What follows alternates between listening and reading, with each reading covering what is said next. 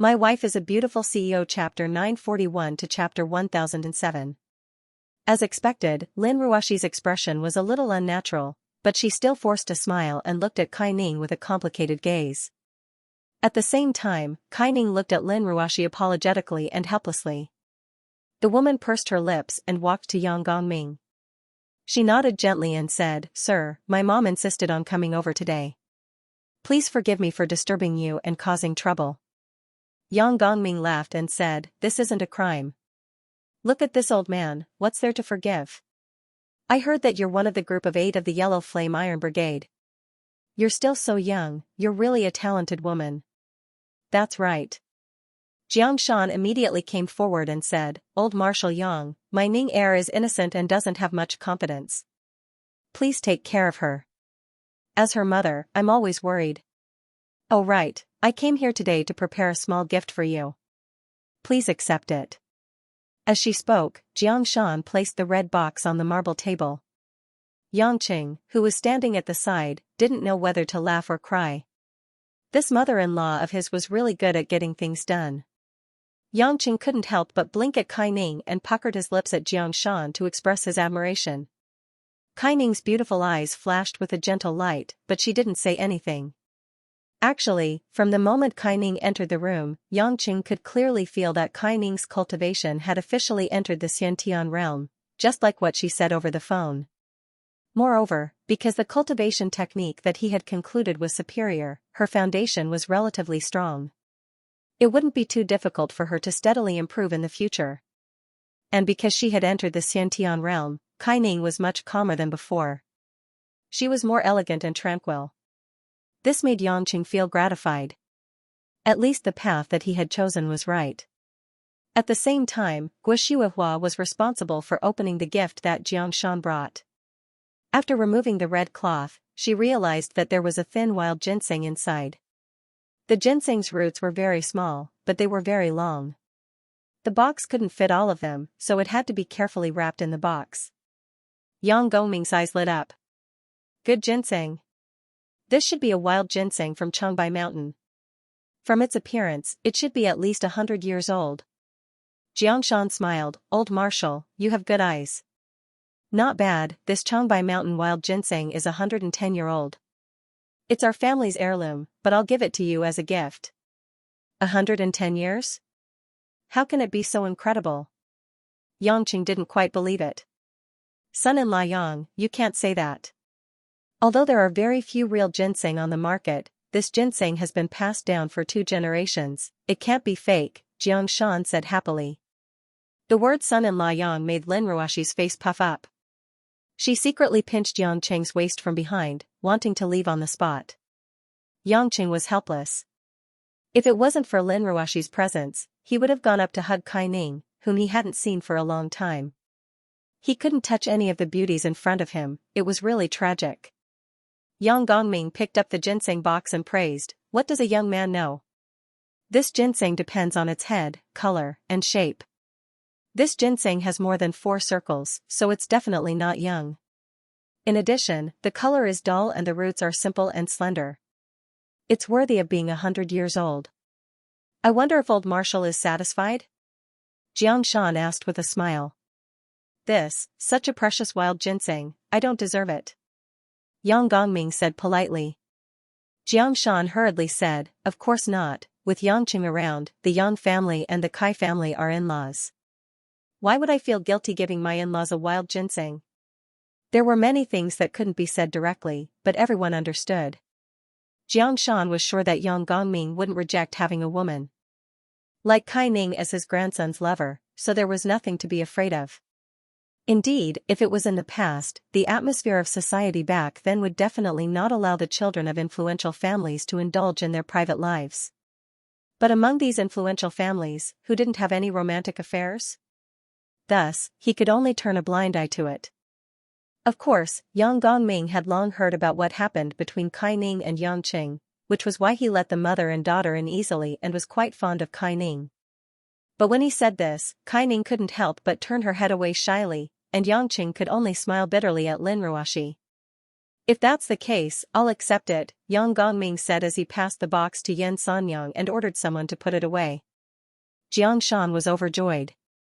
With Yang Gongming accepting it, it meant that Kaining's matter was almost completely settled. Since Kaining was fine, Choi Yun naturally agreed that it was fine.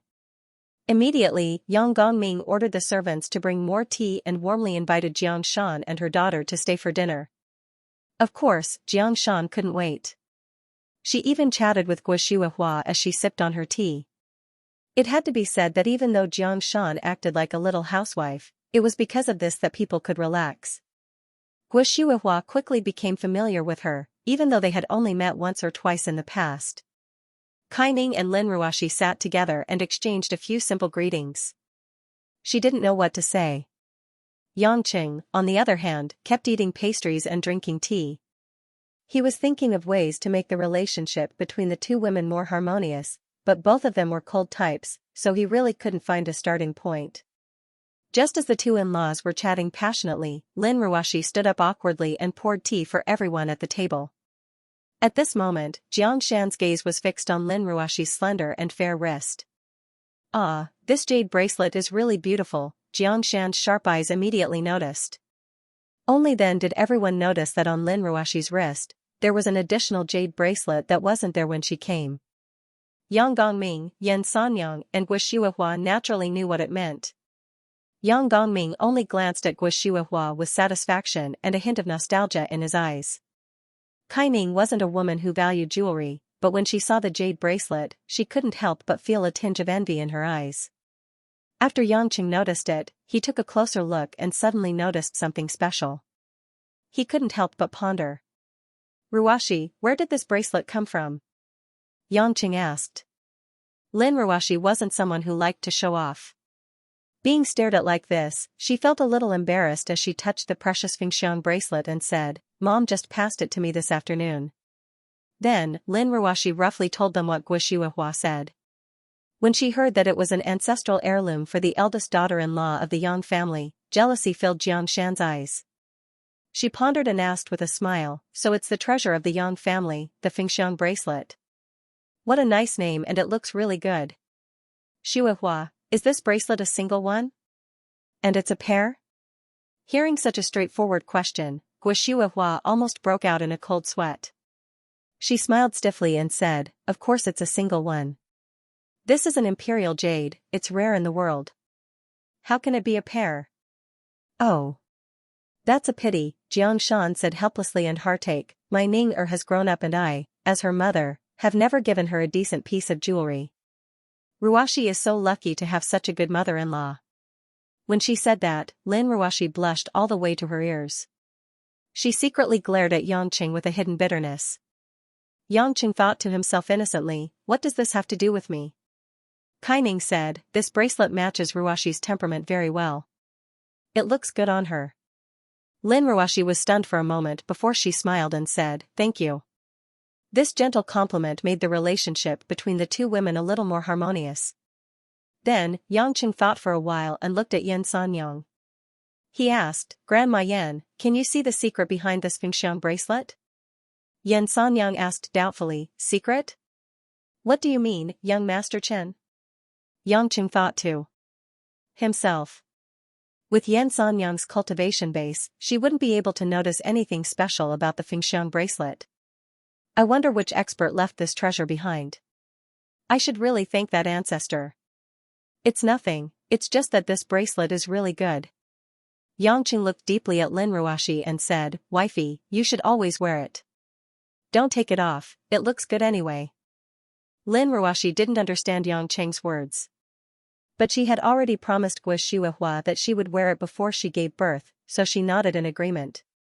At this moment, Jiang Shan interrupted, "Son-in-law Yang, I heard from Ning-er that you and Ruoxi will be holding a wedding in a few days. If you need any help, don't be shy. I know you're not an impartial person, but our Ning-er and Yonyan are very generous. If you need any bridesmaids, they can still participate." Hearing this, Lin Ruoxi's face instantly turned gloomy. "Mom." Kaining quickly called out to her. Yang Qing furrowed his brows and took a sip of tea. He then said slowly, Auntie, if I remember correctly, you chased me out the door when you first met me. You even opened the door to welcome Yongyi to marry Ning when you first met me. If you've forgotten about that part of the past, then let me remind you. Since you're here to deliver the ginseng, I think you should stop before you go too far. Hearing this, Xianxia's words were stuck in her throat. She smiled awkwardly and didn't ask any further. Kaining looked at Yangqing apologetically. Yangqing naturally wouldn't blame her, but he made up his mind to not be too nice to Jiangshan in the future. When this woman opened her mouth, it was really hurtful. Unknowingly, it was night time. After the servants served the dishes, everyone had dinner together in the parlor in the backyard. Yang Gongming seemed to be very satisfied with Kaining. He even made an exception and drank a small glass of wine, clinking glasses with Kaining lightly. Kaining was flattered, but she had grown up in the Tang sect and was strict with herself. She could only accept it with tea instead of wine. Ning, I know that you went to the military court for that little brat from our Yang family. However, this is a matter between you youngsters and your parents are here. As an outsider, it's not appropriate for me to ask too much. But now, since you're sitting at the Yang family's dinner, this old man has to give you a toast. Thank you for your hard work, Yang Gongming said sincerely. Lin Ruoshi had already heard from Yangqing that Kaining was imprisoned and even went to the military court because of Yangqing, so she wasn't too surprised. She just couldn't help but feel upset. But it was Guoshuahua's first time hearing about it. She immediately asked with concern, when did this happen? Why didn't I hear about it from you, Yangqing? Jiangshan finally found an entry point. She immediately wiped her reddened eyes and squeezed some tears out. Shuahua, you don't know, but when Yangqing's son-in-law fought with the Xing family, my Ning heir killed Xing Mao on behalf of Yangqing. When I heard the news, I almost fainted. Guoshuahua was instantly touched. She smiled at Kaining and said, I didn't expect this to happen. As your mother, I have to respect you too. Kaining was rather embarrassed, but she still had to politely clink glasses with Guoshuahua. Ning don't do such silly things in the future. Although my son isn't much, it's impossible for others to hurt him, Guoshuahua consoled. Yangqing and Kaining looked at each other. They recalled the time they met and felt like it was yesterday. Lin Ruoshi listened quietly. A trace of sadness flashed through her eyes, but there was nothing to be jealous of, because it was the truth. Yang Gongming chuckled and asked, Ning I heard that you have a younger sister? Yeah, her name is Choi Yun, but she's still in Zhonghai. She's the chief of the police station, and she's been quite active since young. Kaining pursed her lips and smiled. It was easier to talk about her only biological sister. Yang Gongming nodded in understanding. You and Yonyan are welcome to come to my house next time. This old man is usually very lonely, and you and Yangqing are very familiar with each other, so I would be very happy to see you. The meaning of the old woman's words was clear. She had acknowledged the two sisters. This made Jiangshan's body stiffen with excitement. Guoshuahua was a little helpless. She looked at her daughter-in-law, Lin Ruoshi, who was biting her lower lip, and reached out to touch her hand with pity. Lin Ruoshi looked at her mother-in-law and saw a hint of comfort in Guoshuahua's eyes. In an instant, Lin Ruoshi understood a lot. Being born in a family like this, there was no doubt about the outcome. To Yang Gongming, although he liked Lin Ruoshi as his granddaughter-in-law, it didn't mean that she was the only one. The Yang family was small, so the old woman was naturally happy for her grandson to have more female confidants. After all, Yangqing didn't even have half a child, but he had been married to Lin Ruoshi for almost 2 years. Until the end of the dinner, Yang Gongming asked Kaining many questions about her experiences in martial arts, as well as her diplomatic mission. He seemed to be very interested in Kaining's life experience. Kaining answered him sincerely and respectfully. Kaining replied respectfully and sincerely. She wasn't anxious or impatient. After realizing that Yang Gongming liked her a lot, she didn't feel nervous just because the old man in front of her was one of the most powerful people in China. This kind of situation made Lin Ruoshi sit at the side, and she couldn't help but feel depressed. When the dinner was over, Yang Gongming even asked Yan Sanyang to pack some vegetables that he had personally grown for her. Although the gifts were cheap, the meaning behind them was much more precious than gold and silver. It showed that the old woman had truly accepted the Kai family's daughter. In order to take care of Lin Ruashi's feelings, Yangqing didn't say much during the dinner. When they parted, he only asked Kai Ning to see him in a few days. Kai Ning knew that the two of them were going to have a wedding, but she didn't feel too sour about it. Instead, she wished them well and generously congratulated Lin Ruashi. As the person in charge of monitoring Yangqing, she knew that it wasn't easy for the two of them to get to where they were today. After they left, the entire Yang family mansion quietened down. Under the moonlight, the stars were sparse, and the lights in the mansion were lit up. The night breeze was chilly, and the servants took turns to go on duty in an orderly manner. Under Yan Sanyang's care, Yang Gongming returned to his room to rest. He was old, and after a busy day, he naturally wasn't as energetic as before. On the other hand, Guo Shihuahua brought Yangqing and Lin Ruashi to a relatively new house in the mansion. This house is yours. Although you can sleep in separate rooms in Zhonghai, you can't sleep in the Yang family in Beijing. I don't care what you two are thinking, but if you sleep in separate rooms, Grandpa won't be able to explain it to him. Guo Shihuahua tugged Lin Ruashi's hand and said, if you need anything, just tell the servants. You're the mistress of the Yang family from now on, so don't worry too much. Many of the servants here are the trusted followers of the Yang family for generations. They're all experienced people, so they'll more or less feel like they're half a master. You've just married into the family, so if you're too polite, they'll look down on you. These were naturally Guo Shihuahua's experiences in the past, and she imparted them to her daughter-in-law at the last minute. Lin Ruashi listened obediently and noted them down. After Guo Shihuahua left, only the young couple were left in the hallway. Yangqing noticed that Lin Ruashi's face was covered with a layer of rouge, which was very attractive. Honey, let's go in. Yangqing opened the wooden door and gestured for her to go in. Lin Ruashi raised her head, and her eyes were a little uneasy, but she still nodded. When they entered the house, they realized that although the exterior was antique, the facilities inside were equivalent to a modern luxurious presidential suite. Apart from the bedroom, there was a separate bathroom, a dressing room, and a small bar counter filled with all kinds of domestic and foreign wines. It seemed that Guo Shihuahua had put in a lot of effort to decorate this place.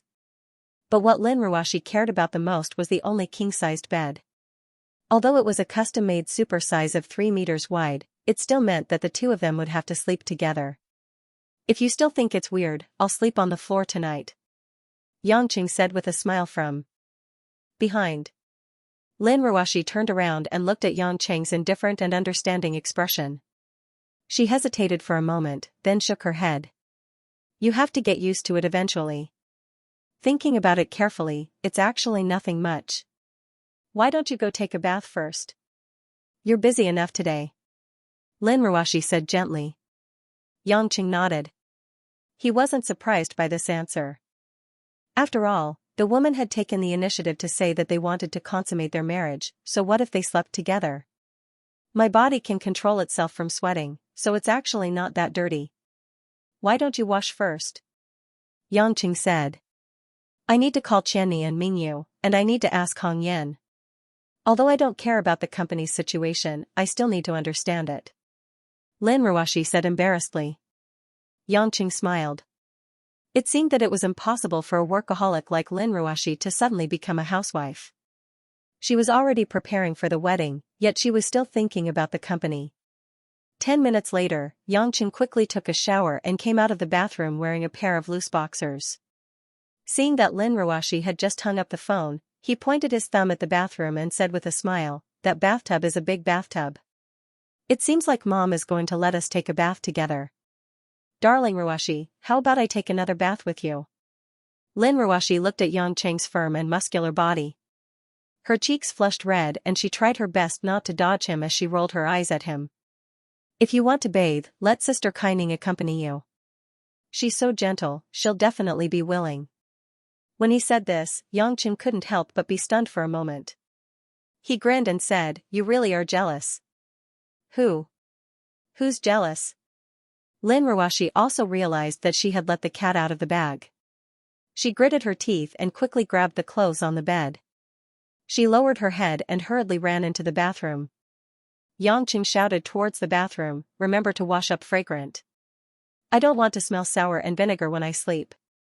The bathroom door was slammed shut with a bang, and the faint sound of a woman's complaints could be heard. Not long after, the sound of water splashing could be heard from the bathroom. After joking around with Lin Ruoxi, Yangqing laid down on the bed, calmed down, and stared at the chandelier hanging on the ceiling. It was the first day he stepped into this real home that he had never been to since he was a child, and so many things happened in one day. He couldn't help but look forward to what his first morning in this house would be like after a night. Almost an hour later, the bathroom door opened. Yangqing naturally turned his head and saw Lin Ruoxi walk out of the door. She had already put on the loose cotton pajamas that she usually wore. The colorful spots made it look a little childish. If he remembered correctly, this was a gift from the old CEO. This kind of nightgown easily covered the woman's tall and plump figure. After her black hair was let down, it hung softly to her perky buttocks. It had been dried with a hairdryer and looked black and glossy. It had to be said that Lin Ruoxi's skin was very white. If she didn't take a shower and wear white pajamas, it wouldn't be so white and translucent. Her long eyelashes blinked as Lin Ruoxi pretended to be calm as she walked to the other side of the bed and slowly sat on the bed. Tilting her head, Lin Ruoxi saw that Yangqing was still staring at her. She quietly said, "What are you looking at? Go to sleep. I thought you would change into sexy lingerie. Why are you wearing this?" Yangqing laughed. "Why do I have to wear this kind of clothes?" Lin Ruoxi said unhappily. Yangqing mischievously said, "Today, Ning Er came. Shouldn't you feel the danger and grab your husband tightly? You don't have a competitive edge wearing this. You bully me again. I don't care about you anymore." Lin Ruoxi angrily pulled the sheet over and covered herself. Then she turned around and lay down with her back facing Yangqing. She began to sleep. Yangqing sensed the woman's irregular breathing and knew that Lin Ruoxi was definitely not calm. Yangqing sighed, feeling a little heartache. After thinking for a moment, he lifted the other corner of the blanket and slowly lay down. Lin Ruoxi only felt a rustling sound behind her. After the quilt shook, a warm and thick body pressed against her back. Subconsciously, the woman curled up her body, her breathing especially hurried, the red glow burning to her sparkling ears. But before Lin Ruoxi could think about it, Yangqing's arm had already slowly but powerfully reached over. It went around her waist and supported Lin Ruoxi's lower abdomen. In this way, the two of them were tightly pressed together under the sheet. Yangqing could smell the faint jasmine fragrance coming from the woman's body and hair. The pleasant scent and the delicate touch on his hand made Yangqing's lower abdomen burn. At first, Lin Ruoxi could still hold on, but suddenly, she felt a strong force starting to rise between her legs. The thick head slid through the gap between her legs and squeezed between her buttocks. Lin Ruoxi couldn't help but let out a nasal sound that even she was ashamed of. It was because when she realized what was pressing against her, she really couldn't continue pretending to be calm. Yangqing chuckled. "Sorry, I didn't mean that. This is just to prove that my male function is normal." Lin Ruoxi bit her thin lips and didn't know what to say. She shut her watery eyes tightly, her eyelashes curved and trembled non-stop. The thing that made her incomparably nervous and embarrassed was still going on. Yangqing's huge and thick head was far more terrifying than Lin Ruoxi had imagined. It was fine that it had squeezed between her buttocks, but it was actually still expanding. Gradually, Lin Ruoxi could feel that her buttocks were being pushed open by that force. At this moment, cotton pajamas were completely useless. The tightly pressed fabric still transmitted a scorching heat. That kind of male hormonal scent made Lin Ruoxi's delicate body unable to resist and soften like water. Lin Ruoxi wanted to move her body away, but she was embarrassed to realize that she actually couldn't exert any strength. Especially when Yangqing's big and broad hand was caressing her lower abdomen, it was like a stabilizing force. It made Lin Ruoxi involuntarily want to stick to the man like this, unwilling to move. In this awkward situation, the two of them were in a stalemate for a long time. Yangqing's bad guy finally realized that his master had no intention of attacking and quietly retreated. Only then did Lin Ruoxi let out a sigh of relief. When she realized all of this, she was already sweating profusely. Darling Ruashi, you don't have to be nervous. I just want to hug you. I promise to do it after the wedding, so I can still endure this. Yangqing leaned close to the woman's ear and smiled. Lin Ruashi's heart was slightly at ease, but at the same time, she was slightly disappointed. She gently asked, "Are you going to keep hugging me like this?" "I want to sleep with you in my arms," Yangqing said. "Why?" "I don't know either. I feel that it's very happy, but I never had the chance to try it. However, I don't want to force it, because I feel that only by letting nature take its course is true happiness." Yangqing chuckled. Lin Ruashi opened her eyes, a trace of gentleness and sweetness surging through them. "I can't sleep." Yangqing replied with an N, "I know, that's why I want to hug you even more. Grandpa, he seems to like Sister Kaining a lot." Lin Ruashi hesitated for a moment, but still said it out loud. "Because Ning'er is a soldier, and she's Huaxia's most loyal soldier. She's very selfless, dutiful, and beautiful. This kind of girl, the old man will definitely like," Yangqing said. "But Grandpa doesn't seem to like me," Lin Ruashi said dejectedly. Yangqing frowned. "Why would you think that?" "I don't know why I have this feeling, but just this afternoon, I was just curious, so I pulled a few more radishes. I feel that Grandpa seems to be very angry with me. I think, if it was Sister Kaining who pulled the radishes, Grandpa wouldn't be so angry," Lin Ruashi said faintly. Yangqing clicked his tongue. "That old man, maybe he's getting old, his brain isn't working well." "You're not allowed to talk about your elders like that," Lin Ruashi corrected. Yangqing smiled. His wife was really a good girl who respected the old and loved the young. He could only say, maybe Grandpa really does care about the vegetables he grew. "Besides, didn't I tell you to forget about it later?" Lin Ruashi replied, but after a while, she said, "But during dinner, he didn't even pay attention to me. He only cared about talking to Sister Kaining." Yangqing sucked in a breath of cold air and said, "Wifey, why don't I run over and help you catch that old man and question him? Why does he dare to be so cold to his granddaughter-in-law?" "You don't talk nonsense, I'm just telling you. Maybe Grandpa wants to make Sister Kaining feel better. After all, you and I are going to have a wedding, but she doesn't," Lin Ruashi hurriedly said. Yangqing said happily, "So that's what you think in your heart. It seems like you're still a little proud?" "No. Of course not." Lin Ruashi hurriedly denied it, but she didn't have enough confidence. Yangqing didn't tease her. He only told some jokes to let Lin Ruashi relax.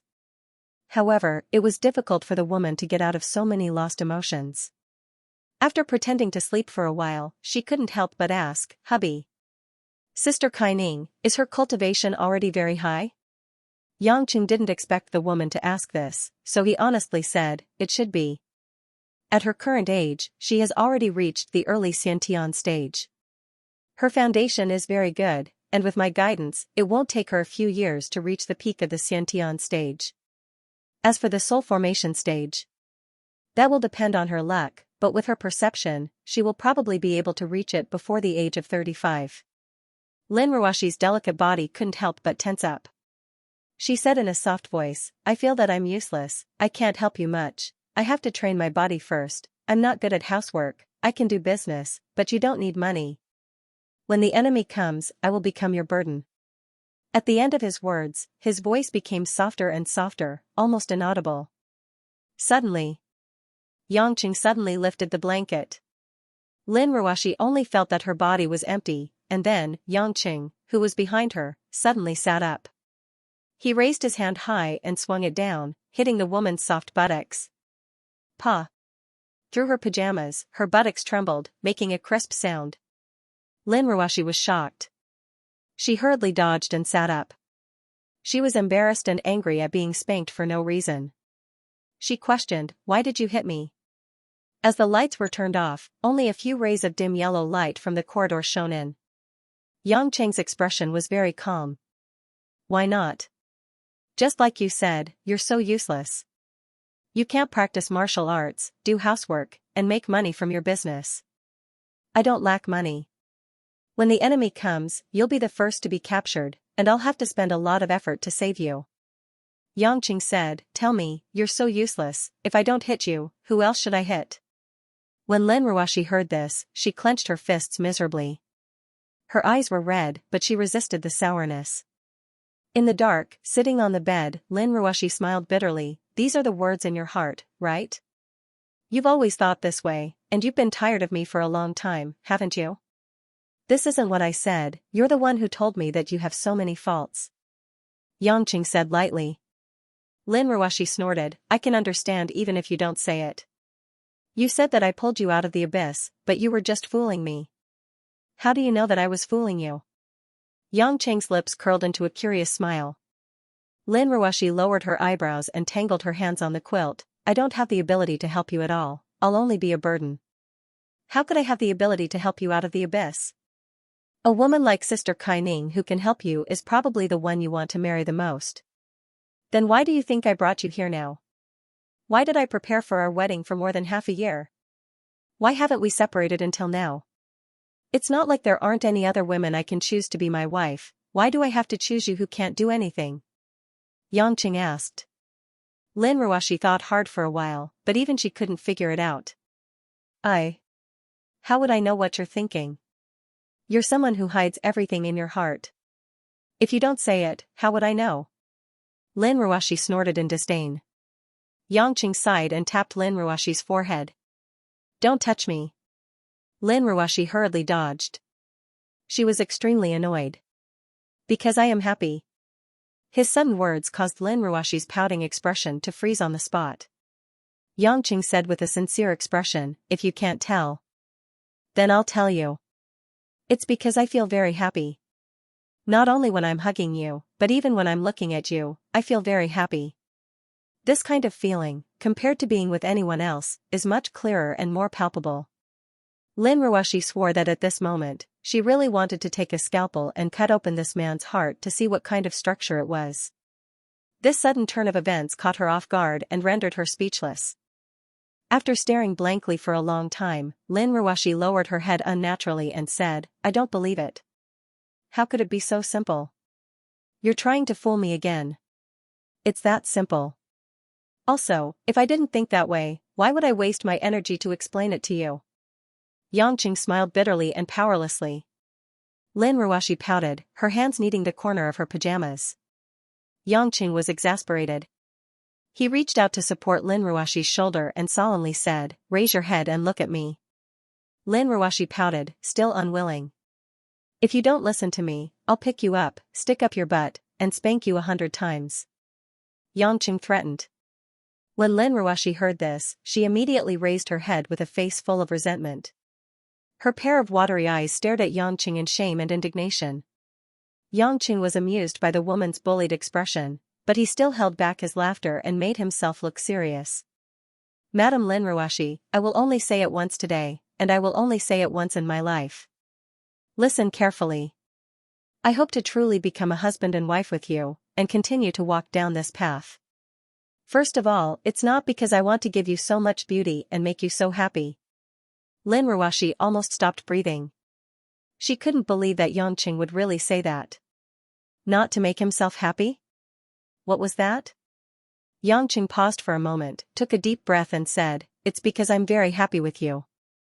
I have to tell you that I'm very selfish. I want to keep you by my side and be with you forever. So, I want to marry you and be my wife. In order to achieve this goal, I will work hard to make you happy, so that your body and your heart can accompany me, and I won't be willing to part with you. At this moment, the air seemed to freeze. Lin Ruoshi looked at Yangqing in a daze, and these words that made people love and hate echoed in her ears.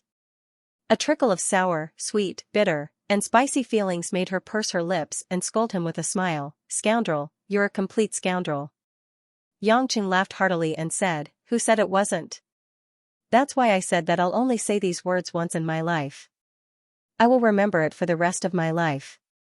Lin Ruoshi glanced at him, I will always remember that you are a selfish husband.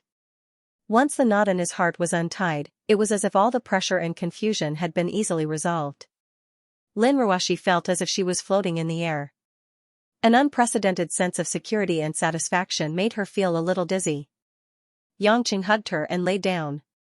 He pulled the blanket over and said, "Can you sleep on Qi now?" "Hmm." The woman answered in a daze, and not long after, she fell asleep soundly. Yangqing waited for the woman to fall asleep before kissing her forehead and closing his eyes.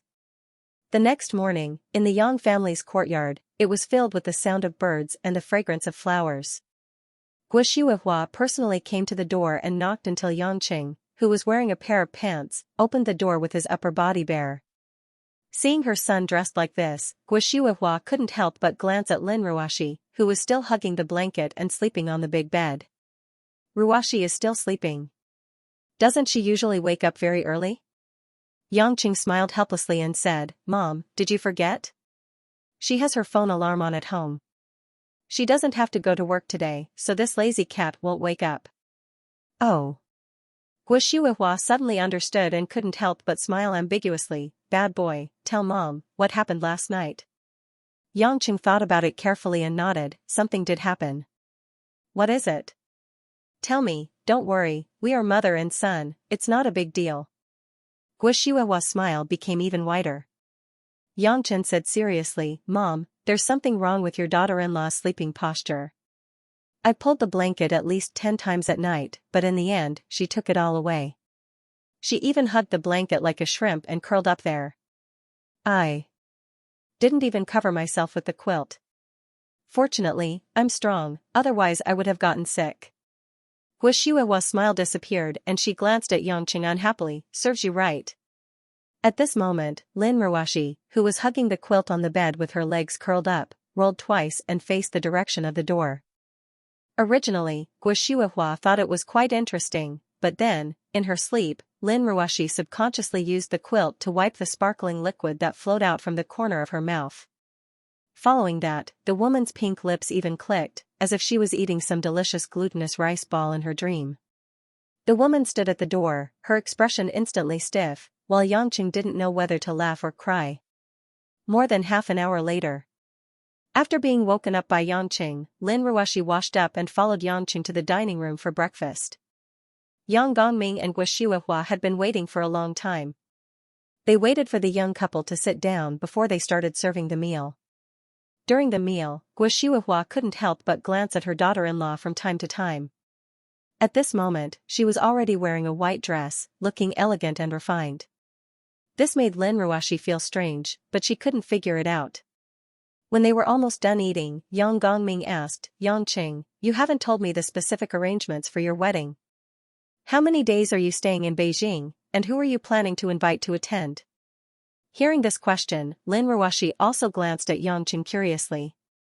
"I plan to bring Ruoxi to play for 2 days, just to familiarize herself with the environment here. As for the people to invite, I don't know many people in the country. In Zhonghai, I will send someone to be responsible for picking up Mother Wang. As for here, old man, if you are willing, then you can go.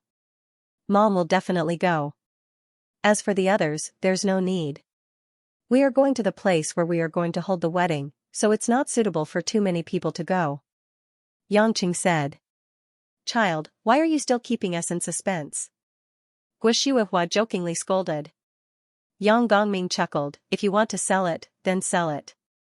If you want to go abroad to get married, then this old man won't go. I'm old, and I don't want to go far. Remember to take some photos, videos, and so on." Yangqing nodded. That wasn't a problem. He didn't need to take it himself anyway. "Oh right," Yang Gongming said again, "since we still have to stay for 2 days, then later, Ruoxi, follow Grandpa to the vegetable garden at the back." Hearing the word vegetable garden, Lin Ruoxi almost choked on the porridge she was drinking. She covered her mouth awkwardly and looked at Yang Gongming in confusion. "Grandpa. What's the matter?" Yang Gongming nodded and said, "Seeing that you're very interested in those fruits and vegetables, I'll tell you about them. Help me do some work, water and fertilize them." "Watering and fertilizing?" Lin Ruoxi was a little baffled. Even if Yang Gongming didn't want to do this kind of thing, there were other servants who could do it. "Do you think it's strange?" Yang Gongming seemed to have seen through the woman's doubts and said, "This is the vegetable garden that I take care of myself. I never let the servants interfere with it. You are the first person other than Sanyang who allows you to take care of my treasures." Hearing this, Lin Ruoshi was in a good mood. Although she still felt strange, she nodded in agreement. Yangqing didn't mind. It just so happened that he could contact Ron, who was preparing the final preparations for the wedding, to confirm the progress and see if there were any changes that needed to be made. After breakfast, Lin Ruoshi followed Yang Gongming to the vegetable garden in the backyard where they stayed for a while yesterday. The morning dew dripped from the leaves of the grass and vegetables and fruits in the courtyard were especially fresh and juicy. Lin Ruoshi didn't dare to touch those vegetables so easily. She followed behind Yang Gongming and came to an old hut beside the vegetable garden. Yang Gongming had already changed into a blue-gray coarse cloth shirt, which was obviously equipment for farm work. Lin Ruoshi didn't have any particularly suitable clothes, so she gave up. When Yang Gongming opened the door of the wooden house, a pungent smell came out from inside. Lin Ruoshi quickly covered her face and held her breath, but she was very surprised at what was inside. Hee, Ruoshi, just stand outside and wait. The smell is strong here, Yang Gongming said and walked in. Lin Ruoshi waited curiously for more than 10 minutes before she saw Yang Gongming carrying a plastic bucket on his back. He was also holding something that looked like a bicycle pump in his hand. They were connected together. Yang Gongming explained with a smile, "You've never seen it before, right? Aren't you curious about these fruits and vegetables and farm work? This is a fertilizer dispenser. It contains a prepared urea that can be used to fertilize those beans and eggplants." Lin Ruoshi nodded in realization. She was eager to try it out. If it wasn't for the fact that this thing looked dirty and had a pungent smell, and that she was wearing a white dress, she would have tried it out. Then, "Grandpa, what should I do?" Lin Ruoshi asked. "When I'm going to fertilize the vegetables later, water them after I'm done with the fertilizer. Don't water them too much, but try to water them evenly." Xianxia came back with a heavy black watering can and passed it to Lin Ruoshi. Lin Ruoshi took it with a smile. She thought that since Xianxia could carry it with one hand, it shouldn't be a problem for her. However, she almost dropped it on the ground when she took it with one hand. Lin Ruoshi quickly picked it up with both hands so that she wouldn't drop the watering can. "Young madam, it's full of water, so it's a little heavy." Xianxia smiled kindly. Lin Ruoshi looked at the kind old lady in shock. Her mind was filled with disbelief. The watering can weighed at least 40 kilograms and it was difficult for her to carry it with both hands. But Xianxia carried it like a goose feather. Lin Ruoshi, who already knew a lot, finally understood that Xianxia wasn't as simple as she looked. But before she could think about it, Yang Gongming had already led her to the eggplants to fertilize them. Lin Ruoshi watched as Yang Gongming carefully fertilized the eggplants. Then, she followed closely and sprinkled water on them evenly. She followed Yang Gongming's instructions and diluted the fertilizer. These eggplants have to be fertilized to grow thicker. But too much nitrogen fertilizer can easily burn the roots. That's why I'm asking you to add some water. Yang Gongming explained some farm work to Lin Ruoshi as he busied himself. Lin Ruoshi listened attentively. She would ask questions from time to time when she didn't understand something. Gradually, the old man and the young man worked in the vegetable garden. It took them more than an hour to finish their work. When Lin Ruoshi put down the watering can and sat on a green stone bench with Yang Gongming to rest, she realized that her dress was soaked in sweat.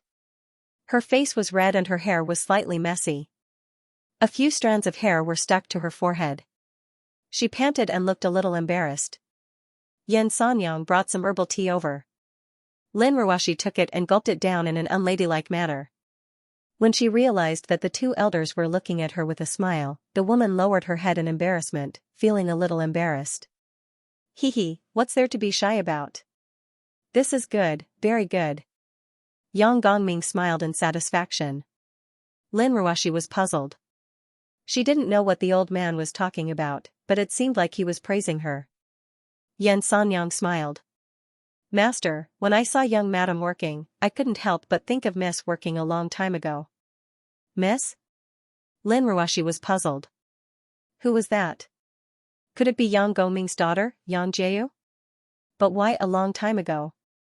Yang Gongming's eyes flashed with nostalgia. When he saw Lin Ruashi's eyes widen in confusion, he explained slowly, "The Miss Sanyang is referring to as my wife. She's also your and Yang Cheng's grandmother who passed away a long time ago." Lin Ruashi finally understood. She was puzzled and asked, "Then why did Grandma Yan call her grandmother Miss?" This time, Yan Sanyang spoke. "Young madam, you may not know this, but I was actually Mrs. Dowry maid. After Miss passed away, I stayed in the Yang family to serve master." Lin Ruashi was stunned. She couldn't believe that Yan Sanyang was just a dowry maid. Her calm demeanor, unfathomable eyes, and her recently discovered hidden strength did not seem like something a maid should have. Lin Ruashi couldn't help but feel curious about the in-laws that she hadn't met yet. What kind of woman was she? How could the maid she left behind be so powerful? "Grandfather, can you tell me what kind of person my grandmother was? She sounds very special." Lin Ruashi couldn't help but ask. Yang Gongming took a sip of his herbal tea and turned to look at the wide vegetable garden. A nostalgic smile spread across his face. "Your grandmother. I don't know where to start, but she passed away not long after Pujuan and Pujuan got married. She was suffering from terminal cancer, and the medical conditions at that time were poor. But now, she might be cured. Your grandmother, she wasn't that beautiful. When she was young, she was no different from any other woman on the street. When she and I married me, we lived in very poor conditions. Although the Yang family was a big family, there were many things that needed to be done in the country. We weren't as business-minded as the Tang family. Your great-grandfather and I were in the army. Our family's income had to be shared with the families of our old subordinates. So, we could barely feed the Yang family. Your grandmother was very kind. Even at that time, she often secretly gave some leftovers to the stray dogs and stray cats that passed by the yard. Because of that, she was scolded by your great-grandfather a few times, but she secretly didn't change. Now that I think about it, I often wonder if she used the money she earned from making clothes to buy food for the stray cats and dogs." Hee. Listening to Yang Gongming talking about the past, Lin Ruashi seemed to have flipped open a yellowed page in front of her eyes. She fell into various thoughts. After Pujuan was born, the living conditions of our family became better. After my father passed away, I took over the position of the head of the family. At the same time, because of my leadership in the Vietnam War, which hastened the end of the war, I was promoted to the rank of marshal. At that time, I was in the limelight in Beijing. Xianxia had 2 marshals in the 20 years since the founding of the country. The Yang family had almost reached a new peak. And after I entered the central government, the strength of the Yang family increased tremendously, just like the other 3 families. Once a person has money and a comfortable life, they will have all kinds of thoughts that they didn't have before. It was also at that time that your grandfather was a little dizzy. Seeing that the other descendants of the other families were accompanied by a few beauties, I couldn't help but touch a few other women outside. Lin Ruashi, who was listening just now, couldn't help blushing when she heard this. She looked at Yang Gongming in disbelief. Yang Gongming smiled nonchalantly. "That's all in the past. Ruashi, you can't be thinking that I've always looked like an old man since I was young, right?" No. Lin Ruashi smiled Xianxia, not knowing what to say. "I'm afraid you're thinking that no wonder Yangqing is such a playboy.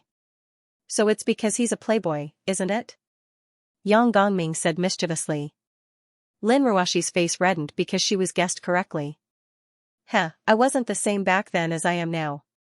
The society was very strict back then, and I violated my principles.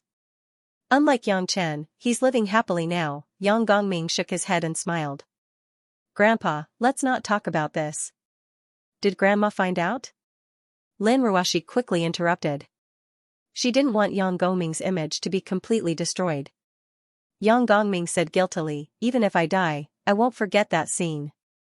I remember that I was in my room, tidying up my clothes and going out to meet a woman. But I lied to your grandma, saying that I had a private meeting that would be very late. Your grandma was very attentive as she helped me tie my necktie. She even asked me if I wanted some soup to sober up. I felt very guilty and asked her, 'Aren't you afraid that I'll cheat on you behind your back? Why don't you feel any sense of danger?' I tried my best to make it sound like a joke, but I felt very guilty. I was so guilty that I regretted saying that. Guess what your grandmother said at that time? Lin Ruoshi shook her head blankly. She felt a little sour in her heart, as if the scene was replaying in front of her eyes. Yan Sanyang, who was standing at the side, was also lost in thought. Her eyes were filled with nostalgia. Yang Gongming took a deep breath and smiled bitterly. At that time, your grandmother smiled at me very gently, as if she didn't notice anything. She said, "No matter what you say, I will believe you." Between a husband and wife, no matter what happens, the most important thing is nothing else but trust. At that time, I stood there like a block of wood, unable to move. I remembered that from the moment I met her, no matter what I said or did, this woman would always look at me with a smile. She never doubted me at all. I remembered that night, after I left home, I asked the driver to stop at a park. I didn't go to see that woman, but I sat on a bench in the park and waited in silence until midnight. I asked the driver to buy a bottle of white wine from a roadside stall and drank 2 mouthfuls before returning home. After that, I cut off all communication. However, I originally wanted her to enjoy the rest of her life, but I didn't expect her to have such a hard life. Her son passed away not long after they got married. At this point, Yang Gongming's face, which was full of wrinkles, finally revealed a deep sadness. Yan Sanyang stepped forward and held his shoulder. "Master, it's been so many years. Madam has such a good heart, I'm sure she's living well in heaven." Yang Gongming nodded. "Yes, I'm already so old. Maybe I can reunite with her in a few more years. Although I didn't teach our son well, at least my grandson didn't let me down. I'm sure my wife won't blame me." Yan Sanyang looked sorrowful. "Master, you're still in good health. Don't say that." "Hee hee." Yang Gongming shook his head and sighed. "Sanyang, if I'm gone, you should give yourself your freedom. My wife and I owe you this life, we can only repay you in the next." "Master." Yan Sanyang couldn't help but cover her face and wipe away her tears. Lin Ruoshi, who had been watching and listening to everything, somehow felt crystal cold water droplets landing on her thighs. She subconsciously touched her eyes, only to find that they were already overflowing. The woman sniffed and quickly wiped away the tear stains on her face. Yang Gongming composed himself and grinned at Lin Ruoshi. "Ruoshi, did you know that this vegetable garden was left behind by your grandmother? When she was around, I always disliked her for doing farm work instead of being the wife of a senior official. But do you know what she said to me?" Lin Ruoshi smiled and shook her head. "What did she say?" "She said that people will lie to you, and people will bite the hand that feeds them. But the land won't. As long as you treat the land well, treat it well, and contribute to it, the land will definitely give you the best results. That's why she likes to work with the land and play with the fruits and vegetables. She doesn't like to attend those hypocritical banquets." Lin Ruoshi listened attentively and grinned. "If I were a man, I wouldn't be like grandfather. You have such a good wife, but you're still looking for another woman." "Oh, you little girl, you're starting to lecture grandfather," Yang Gongming said happily.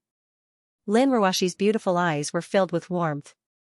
This feeling of satisfaction after a long and intimate talk with her family and elders made her feel that time had passed very quickly. At this moment, Yang Gongming extended his hand to Yan Sanyang. Yan Sanyang understood and took out a palm-sized, purplish-red token from her sleeve and handed it to Yang Gongming. "Here, take it." Yang Gongming shoved the token into Lin Ruoshi's hands. After Lin Ruoshi received it, she looked at it doubtfully, only to realize that it was a token made of rosewood that emitted a fragrant aroma. There were 2 lifelike ferocious beasts carved on both sides of the token with exquisite craftsmanship. "This is..." "It's a qilin," Yang Gongming explained with a smile. "This token is carved from Indian red sandalwood. My father obtained a small piece of wood from an Indian politician and had a skilled craftsman carve it. After my father passed away, I kept it with me. Firstly, I missed him, and secondly, the talisman made from red sandalwood and the qilin totem can ward off evil spirits.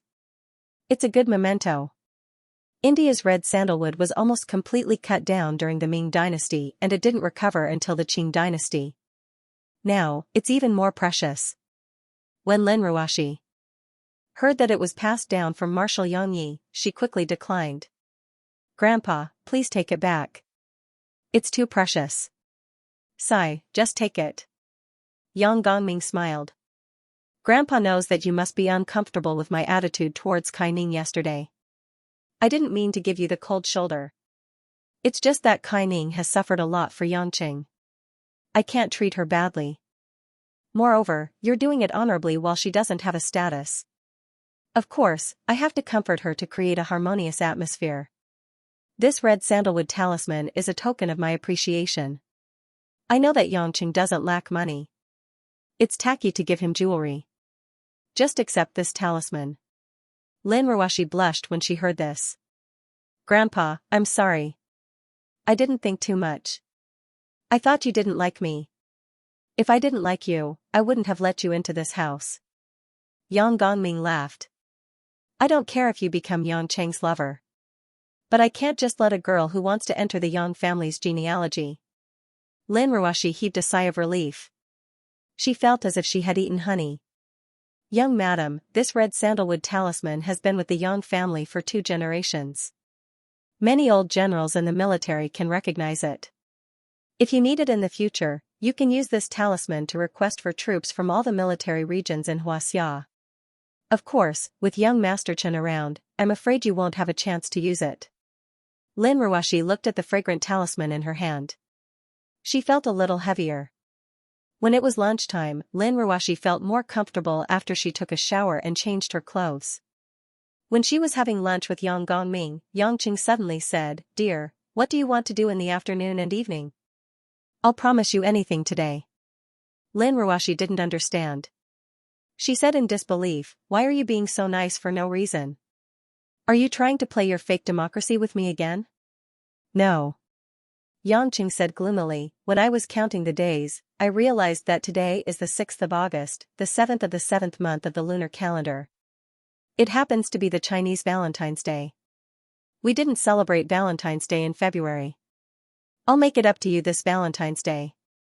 Lin Ruoshi was taken aback. She smiled faintly. Then accompany me to Beijing's business district. I haven't run around Beijing properly before. That's it?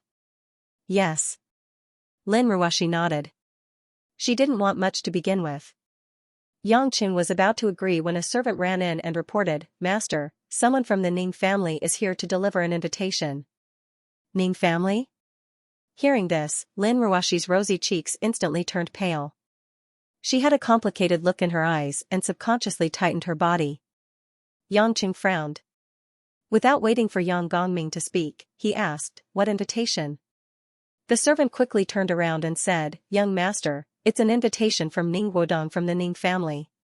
There will be a Chinese Valentine's Day party at the Ning family's autumn villa tonight. The guests are all from the big families in Beijing and the surrounding provinces.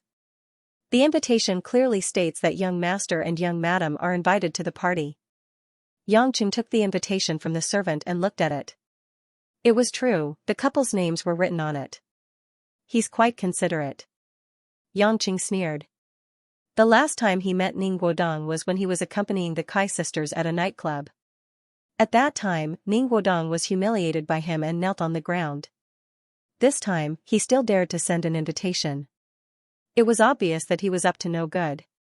Yang Gongming drank the bird's nest specially brewed for him and said unhurriedly, What do you plan to do? Yangqing turned around to look at Lin Ruoshi and said gently, If you don't want to go, then we won't go. No one can do anything to us anyway. Lin Ruoshi clenched her teeth and hesitated for a while. She shook her head and said, No, you should go. Your identity is different now. If you don't go, everyone will think that you're afraid of something. But you. Yangqing was worried that the father and son from the Ning family would hurt the woman again. In fact, as long as they appeared, Lin Ruoshi would definitely be traumatized.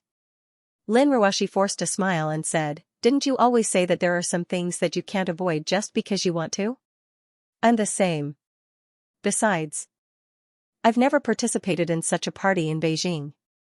Just treat it as me going to broaden my horizons. Besides, with you around, you will protect me too. Yangqing hesitated for a moment before laughing heartily. That's right. I also want to see what they're up to. Let's go meet them. Since he had decided to attend such a grand Chinese Valentine's Day party, there was a lot of preparation work. He was busy fetching the necessary clothes and accessories and figuring out the specific location. Before he knew it, it was already evening. Yangqing did not intend to let the Yang family's driver drive over. Instead, he chose a fiery red McLaren MP4 from the garage, a two-door supercar. This car was a supercar with a carbon fiber cockpit that McLaren had grafted a lot of F1 racing technology to compete with its arch-rival Ferrari. It was a supercar with a pure racing bloodline. The iconic 3.8-liter V8 twin-turbo engine, coupled with the self-developed dual-clutch gearbox, this luxury car only needed 3 seconds to accelerate to 100 km per hour, and its top speed could reach 320 km per hour. When Lin Ruoxi, who was wearing a black off-shoulder chiffon dress, walked to the side of the car, the woman's elegant and refined appearance, coupled with the fiery red supercar, was a visual impact. "Why did you choose this kind of car?" Lin Ruoxi frowned. "Do you want to drive fast again?" Yangqing was indeed itching. One of his greatest joys was racing in places with many cars. Unfortunately, the traffic jam in Beijing might not even give him a chance to drive. "What are you thinking?" "I just think that since we're going, we have to do it in style. Sitting in a car is not exciting, and we can't lose in terms of momentum," Yangqing said with a serious face. Lin Ruoxi couldn't argue with him, so she could only obediently sit in the car. Autumn Villa was a luxury resort of the Ning family in the western suburbs of Beijing. Most of the time, it was a membership-style luxury resort. The two sides of the villa were densely covered with green mountains, and in the middle was a huge man-made lake. The water flowed down from the mountains, and it was extremely beautiful. Because the geographical location was relatively quiet, it occupied a vast area, and there was an exclusive highway on the periphery. The traffic was very convenient. Today, as the young master of the Ning family, Ning Guodong, held a Chinese Valentine's Day banquet. It was nothing more than a routine gathering of high-ranking officials and dignitaries. After all, many of the official matters of the Xianxia people were discussed while eating and drinking. When Yang Chen's engine roared, the dazzling low-floor supercar entered the vision of the people outside the hall, and immediately attracted a lot of different gazes. When Yangqing held Lin Ruoxi's hand and got off the car, they walked towards the stairs leading to the banquet hall. The guests and waiters who passed by couldn't help but glance at Lin Ruoxi with astonished eyes. Yangqing couldn't help but feel a little proud. He moved closer to Lin Ruoxi and whispered in her ear, "Honey, you really made me proud." Lin Ruoxi was nervous. With so many people staring at her, she regretted dressing up. She replied calmly, "It's so weird. I should have worn more." Yangqing then noticed that Lin Ruoxi's snow-white shoulders were exposed to the air. There was also a lot of delicate skin on her chest. Although it wasn't very big, under the lights, the woman was like the most dazzling white jade sculpture.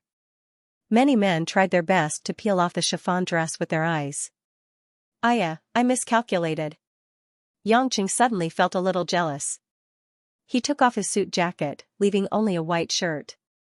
Yangqing then put the jacket on Lin Ruoxi. "Hey, what are you doing?" Lin Ruoxi could only feel her cheeks burning. How could this man put on more clothes for her in public? Seeing that the people around her were looking at her in surprise, Lin Ruoxi wanted to hide in a hole in the ground. Yangqing said seriously, "Just put it on for me. Can't you see that those people are no different from perverts? You're already a married woman, how embarrassing is it to walk in the crowd with so little clothes?" Lin Ruoxi was so angry that she almost laughed. Just now, he said that she gave him face, and now he said that she showed too much. Sometimes, this man was no different from a stingy little boy with candy. "Why don't you say that someone used his hands to take off a girl's clothes?" Lin Ruoxi whispered sarcastically. Yangqing boasted shamelessly, "I know, someone is definitely not me." Lin Ruoxi rolled her eyes cutely, too lazy to talk to this scoundrel. Although she felt that wearing a skirt and a suit was especially shameful, Lin Ruoxi knew that going against Yangqing would cause even more shameful things, so she could only endure it in silence. As soon as he walked into the spacious banquet hall, he saw Ning Guodong, who was dressed in a white suit, with a few young masters from influential families, drinking with each other not far from the entrance. Seeing Yangqing and Lin Ruoxi enter, Ning Guodong immediately walked over with his men. His gaze fell on Lin Ruoxi's strange outfit, and when he saw the woman's face that had captivated him like before, Ning Guodong's eyes couldn't help but burst out with a fire that he had missed for a long time. And this kind of gaze that was filled with passion just happened to cause Lin Ruoxi's heart to ache. Yangqing very naturally wrapped his arm around the woman's slender waist, allowing Lin Ruoxi to relax a little. I really have to warmly welcome the eldest grandson of the Yang family who has been separated for more than 20 years, Mr. Yangqing. As soon as he returned to Beijing, he and his wife accepted my invitation. Ning Guodong said with a calm smile, as if all the previous conflicts didn't exist.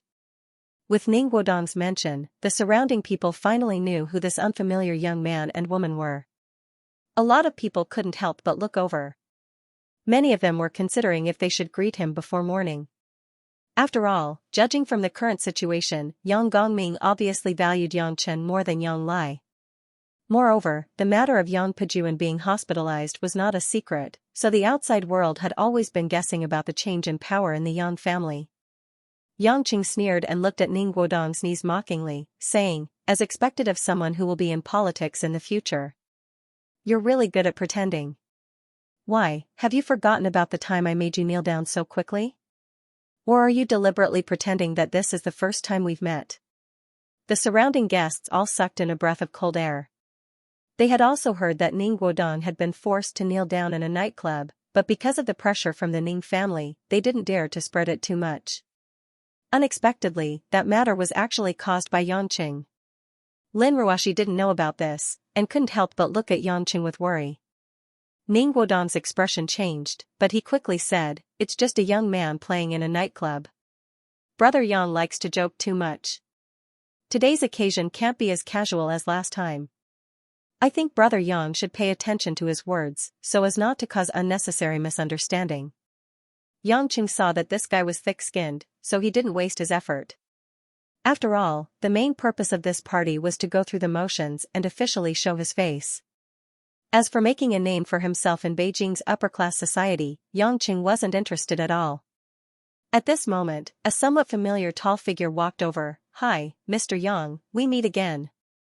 This tall and thin Caucasian man, who spoke English, had an unshaven beard, and was wearing a somewhat crooked suit, appeared to be quite enthusiastic as soon as he walked over. Yangqing pondered for a moment before remembering and saying, You are Weber? I'm so glad that you still remember me. Oh, is this your wife? What a beautiful lady. Weber walked forward, holding a glass of champagne in one hand, looking rather carefree and unrestrained. When he saw Lin Ruoxi, his eyes lit up and he wanted to take Lin Ruoxi's hand and kiss it. However, how could Yangqing let his woman be held by another man and even kissed?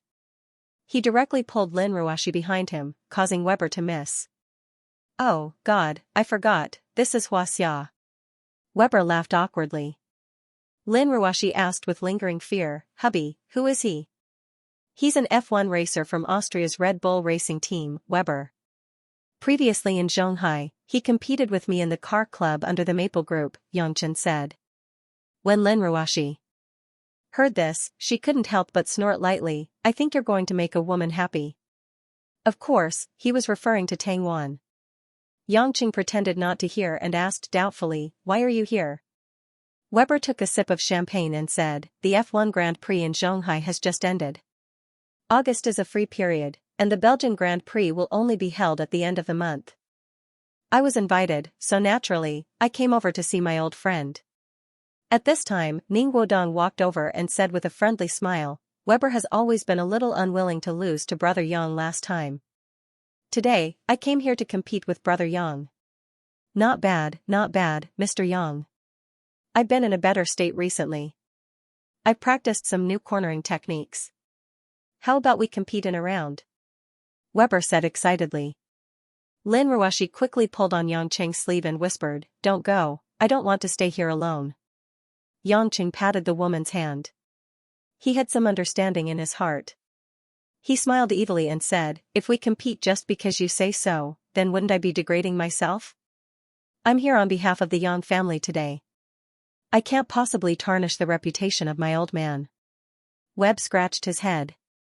Xianxia is really troublesome. Then how do you think we can compete? Unless you have a good name, Yangchen said with a smile. Ning Guodong suddenly thought of something and said, how about this? Weber, didn't you just win the Grand Prix in Shanghai?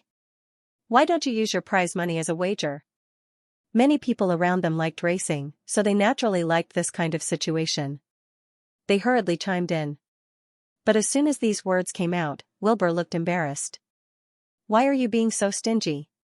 You're someone with an annual income of more than 10 million USD. Do you still care about this little bit of money? Ning Guodong pretended to be dissatisfied. Yangchen burst into laughter, causing the people around him to scratch their heads in confusion. Brother Yang, what are you laughing at? Ning Guodong felt that something was wrong. Yangchen sneered and said, let me explain on behalf of Weber, why is he in a difficult position? In the F1 Grand Prix, there was only a trophy in every branch, no prize money. Their driver's income is annual salary, or other advertising income. Aren't you asking Weber to take out the prize money for the champion of the race to create something out of nothing? In this way, everyone felt rather awkward. Many of them watched F1, but they also wanted to feel rich. After all, F1 was a thrilling event that burned money. But who would study how the drivers were paid in that industry? Weber heaved a sigh of relief. Yangchen had helped him say it, so he didn't have to refute Ning Guodong. Mr. Yang, it seems like you have a good understanding of F1. Weber had a good impression of him. Yangchen shrugged, this is common sense. These words made Ning Guodong lose face. After all, he kept saying that he was Weber's good friend. Lin Ruoshi looked at Yangchen with interest, wondering why he knew so much about these boring things. At this time, Weber said, there's no prize money, but I'm not poor either. How about I bet $100,000 with Mr. Yang? No matter who wins or loses, we will use our wager money, a total of $200,000, to donate to the children in the poor areas of Xianxia. I think $200,000 should be enough to build a primary school. Of course, Yangchen wasn't interested. He turned around and asked Lin Ruoshi, wife, whatever you say. Unexpectedly, Lin Ruoshi's eyes lit up, compete, of course we have to compete. With $200,000, we can build 2 schools in the mountains. Yangchen almost stumbled and fell to the ground, didn't you tell me not to compete just now? I didn't say I was going to help the children. Lin Ruoshi said matter-of-factly. Yangchen gritted his teeth, since you're so rich, why don't you donate it yourself? I'll only have $200,000 after I finish driving, it's just a drizzle. Lin Ruoshi rolled her eyes at him, my money needs to be invested to earn more money to feed more people. You're the one who paid for the gambling, what does it have to do with me? Yangchen let out a long sigh. He finally understood that this woman could distinguish clearly, she could squeeze as much of her husband's money as she could, and she wouldn't pull out a single cent of her own money. Besides, this name is so nice to hear. In order to donate to the children in the poor areas, we'll fight against the foreign racers. Lin Ruoshi shook Yangchen's hand and said, I know you'll be safe, so you can go in peace. When the crowd saw the sweet interaction between the young couple, they were all envious and jealous. Ning Guodong saw that Lin Ruoshi had a completely different expression when facing him and when facing Yangchen. He couldn't help but grit his teeth tightly, and a dark look flashed across his eyes.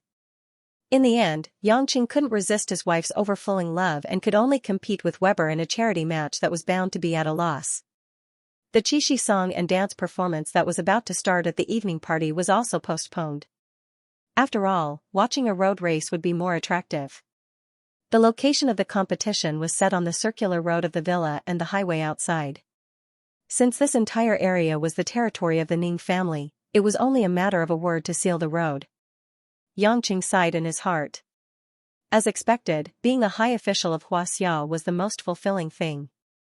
This road was also sealed off just like that, and it directly became private.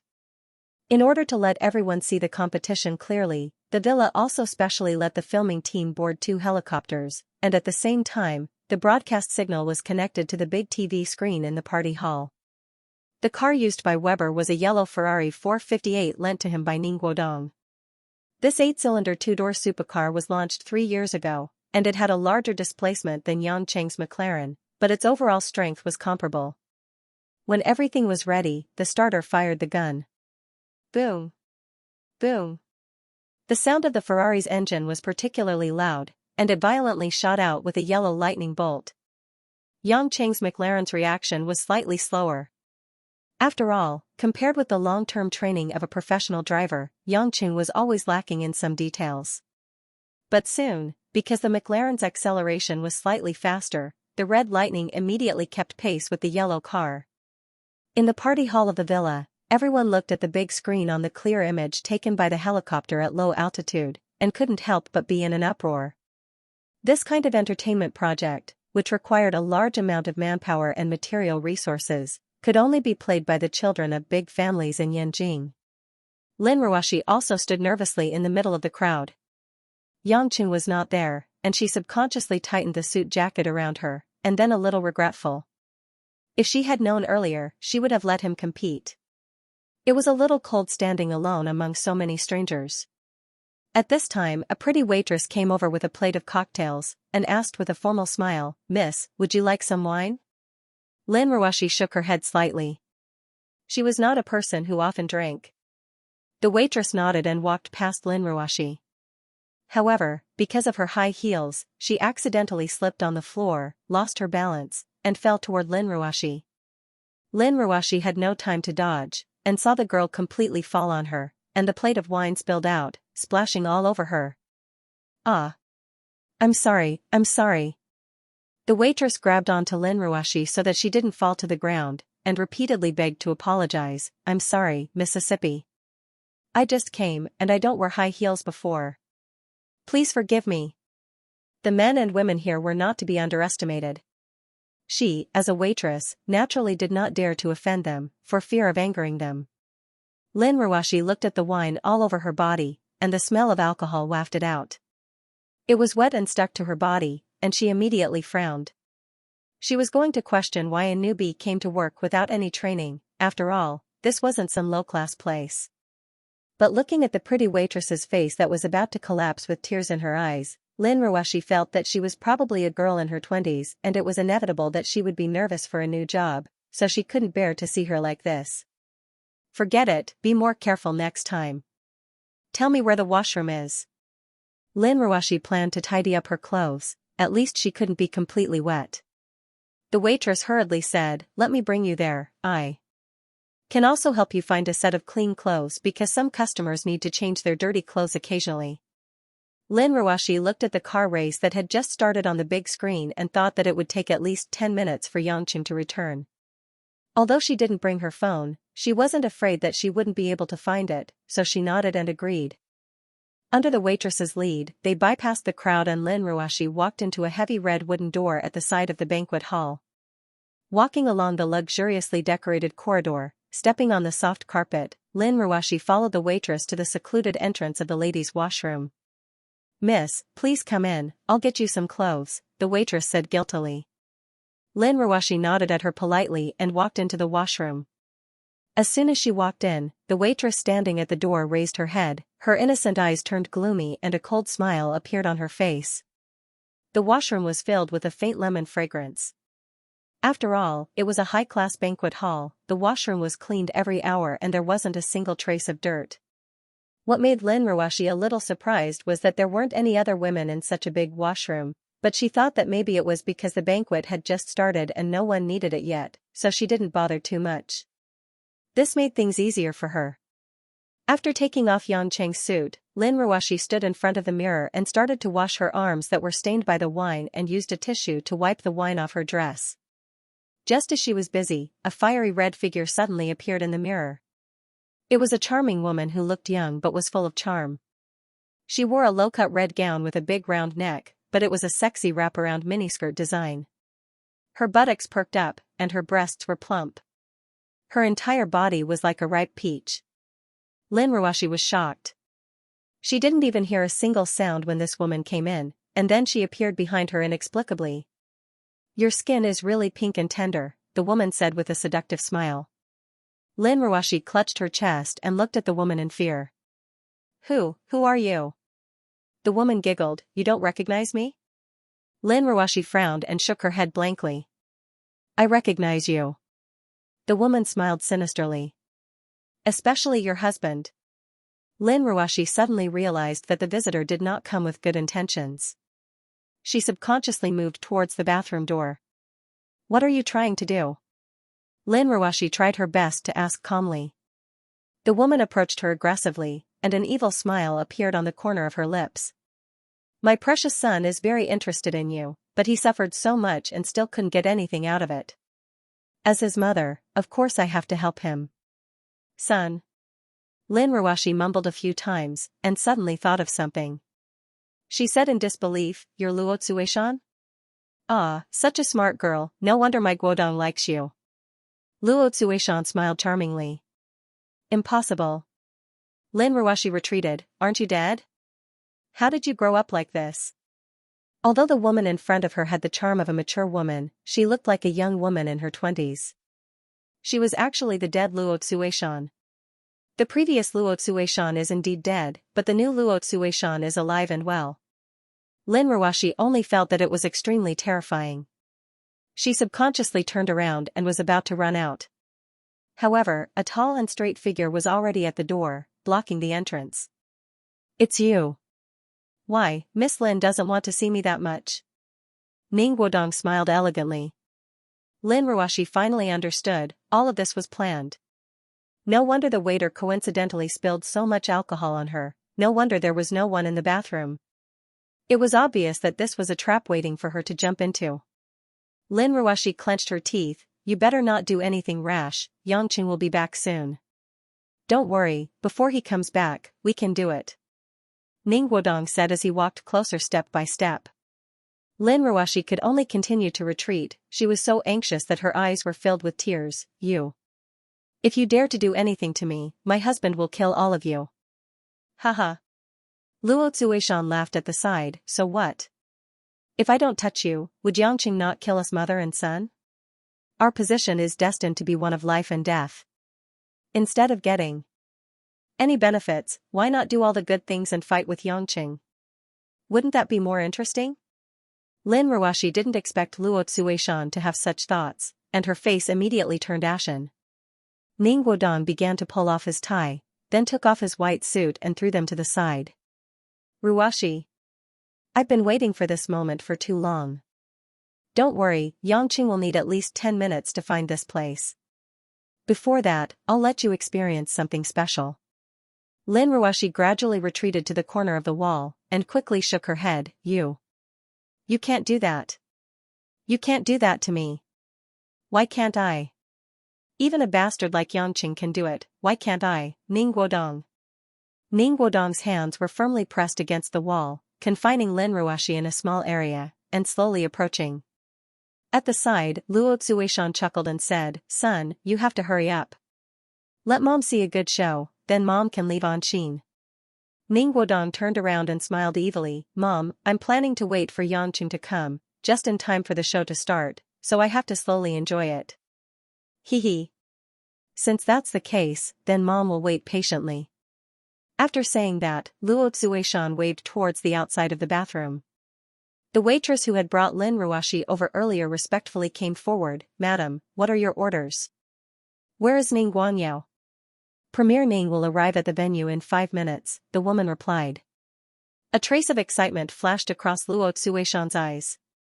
She waved her hand, indicating for the waitress to leave. At this moment, Lin Ruoshi, who was unable to escape from Ning Guodong, had her heart in her throat. Seeing that Ning Guodong's face was getting closer and closer, Lin Ruoshi cried out involuntarily, You can't do this. You're mine. It's mine. Ning Guodong froze for a moment, then squinted his eyes and laughed evilly, It's yours. What? Say it. It's me. Lin Ruoshi's eyes were filled with tears. She looked at the man in front of her whose face was almost distorted, but she couldn't say anything. Luo Tsueshan stood at the door of the bathroom, a sinister look flashed across her eyes, Son, don't worry about him. She just wants to stall for time. Don't believe anything she says. I think so too. Ning Guodong snorted coldly, I know you're very good at playing tricks. Back then, the Su family in Zhonghai and the Xing family in Beijing were all destroyed by you. No matter what you say, I won't believe you. You don't have to worry about my safety. Even if I do have sex with you, with my dad around, Yangqing won't really do anything to me. With that, Ning Guodong kissed Lin Ruoxi's rosy lips. However, Lin Ruoxi shrunk her body in a panic, and Ning Guodong missed his target. Lin Ruoxi crawled out from below. Humph, little bitch, you still want to escape? Luo Tsuishan's red figure flashed, and before Lin Ruoxi could react, she had already grabbed Lin Ruoxi's wrist and dragged her back to the corner of the wall. Ah! Lin Ruoxi could not resist at all. Ning Guodong looked at his mother's valiant speed and skills in disbelief, but very quickly, all of his attention was focused on Lin Ruoxi. Dear Ruoxi, don't be naughty anymore, or else my mother will be rough. Ning Guodong laughed maniacally and was about to pounce on her. No. I'm your sister. In the nick of time, Lin Ruoxi blurted out.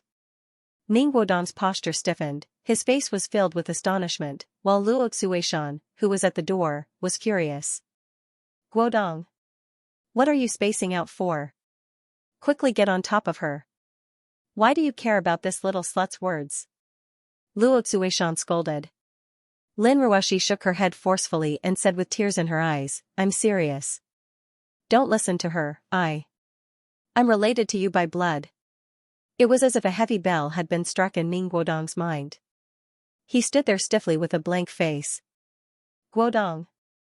Luo Tsuishan scolded, what are you hesitating for? Are you going to wait for Yangqing to come and save her? Ning Guodong suddenly came to his senses. He shook his head and said with a ferocious expression, Slut, you're trying to lie to me. Sister? Haha. When did my mother give birth to a sister for me, why don't I know? Damn it, you're still playing with me like a monkey. As he said that, Ning Guodong no longer cared about anything. His hands forcefully grabbed towards Lin Ruoxi's chest and waist. At the same time that Lin Ruoxi felt a wave of despair, a strong rebellious emotion suddenly burst forth.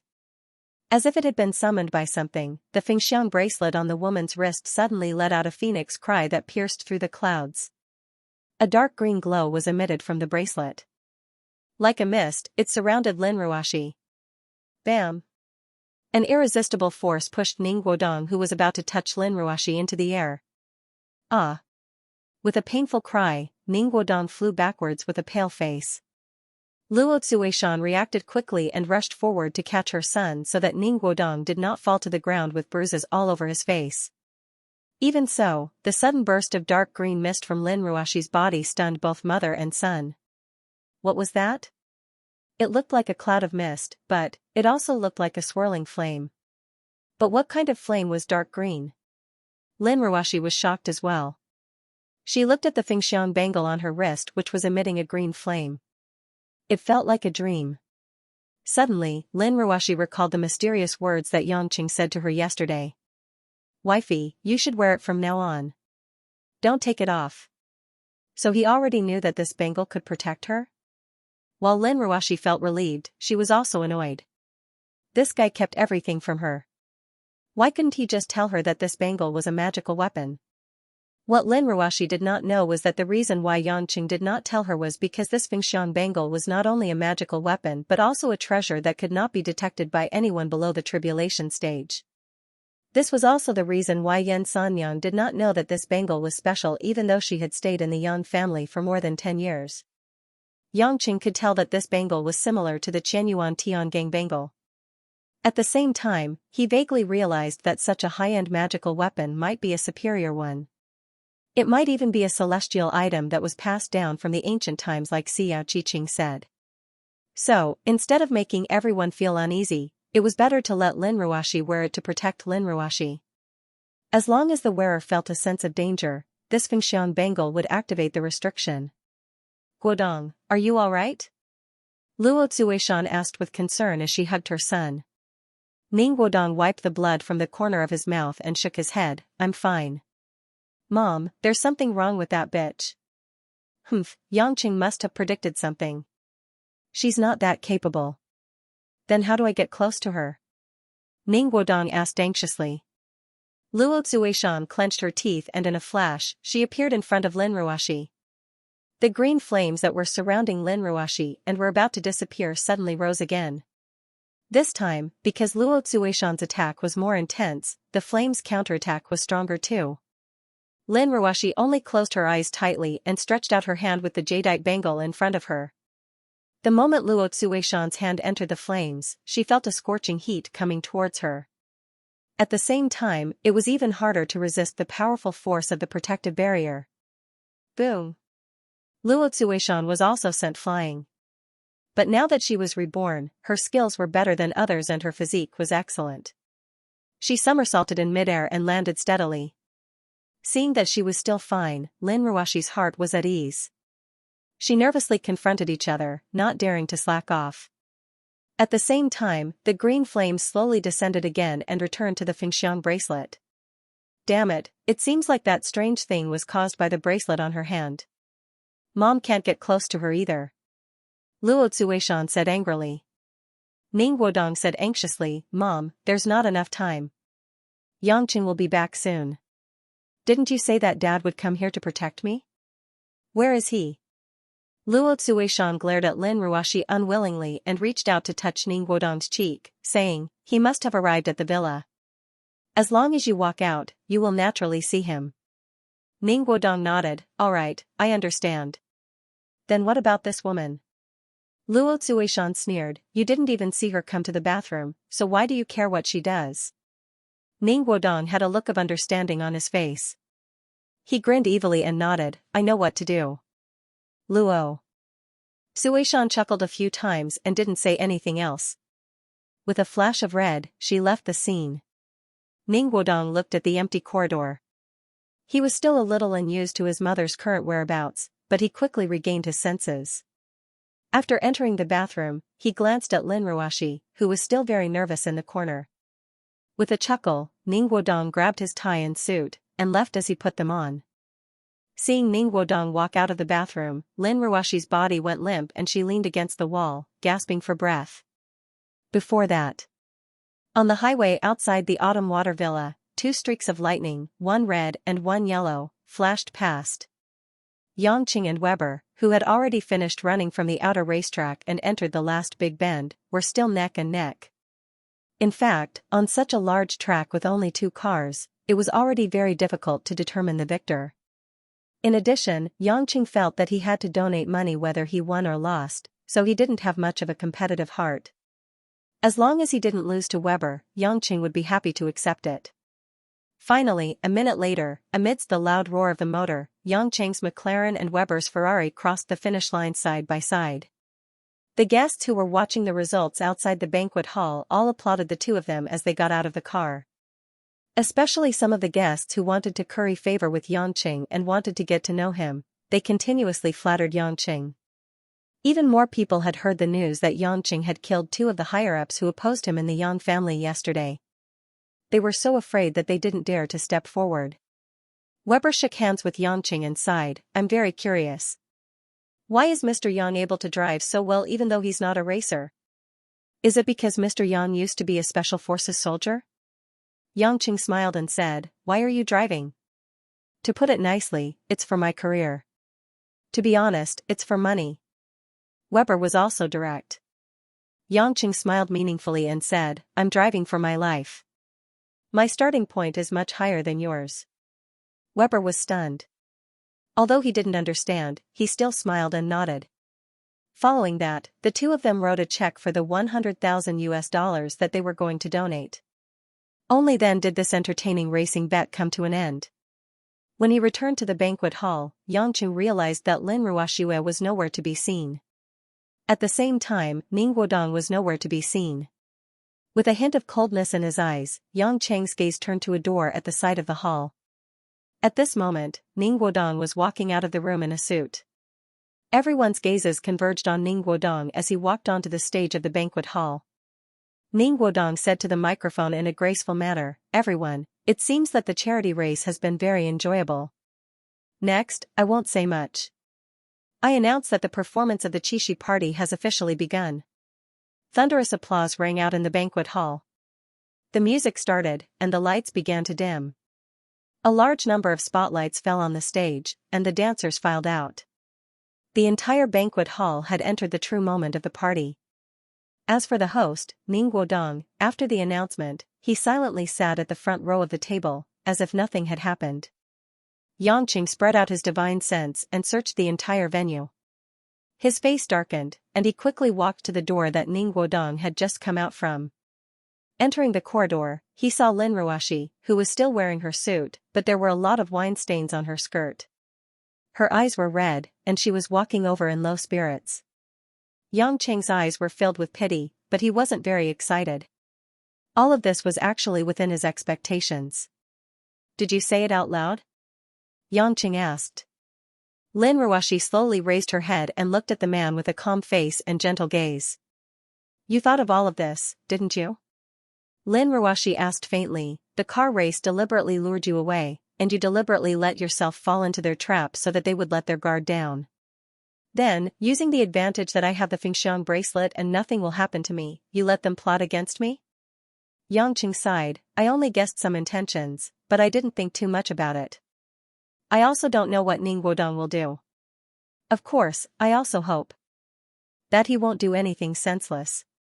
Why didn't you tell me earlier that he might set a trap? Lin Ruoxi asked coldly. Because I know that if you were prepared in advance, with your kindness, you definitely wouldn't have the heart to see that guy's true appearance. Yangqing sighed. I only hope that you can see more people clearly while ensuring your safety. You're so cruel. Lin Ruoxi said in a low voice. That's for your own good. Only when you see this yourself will you be able to cut off those unrealistic thoughts. I don't have any thoughts. Lin Ruoxi turned her head away. Yangqing smiled helplessly. You can't hide it from me. In this world, no one knows you better than me. Although you pretended not to care, you definitely still have some fantasies about the two men from the Ning family. I just want you to understand that Ning Guodong is beyond saving. If you hate him now, I can kill him on the spot. Are you crazy? Kill him here? Then how are you going to live in Xianxia in Beijing in the future?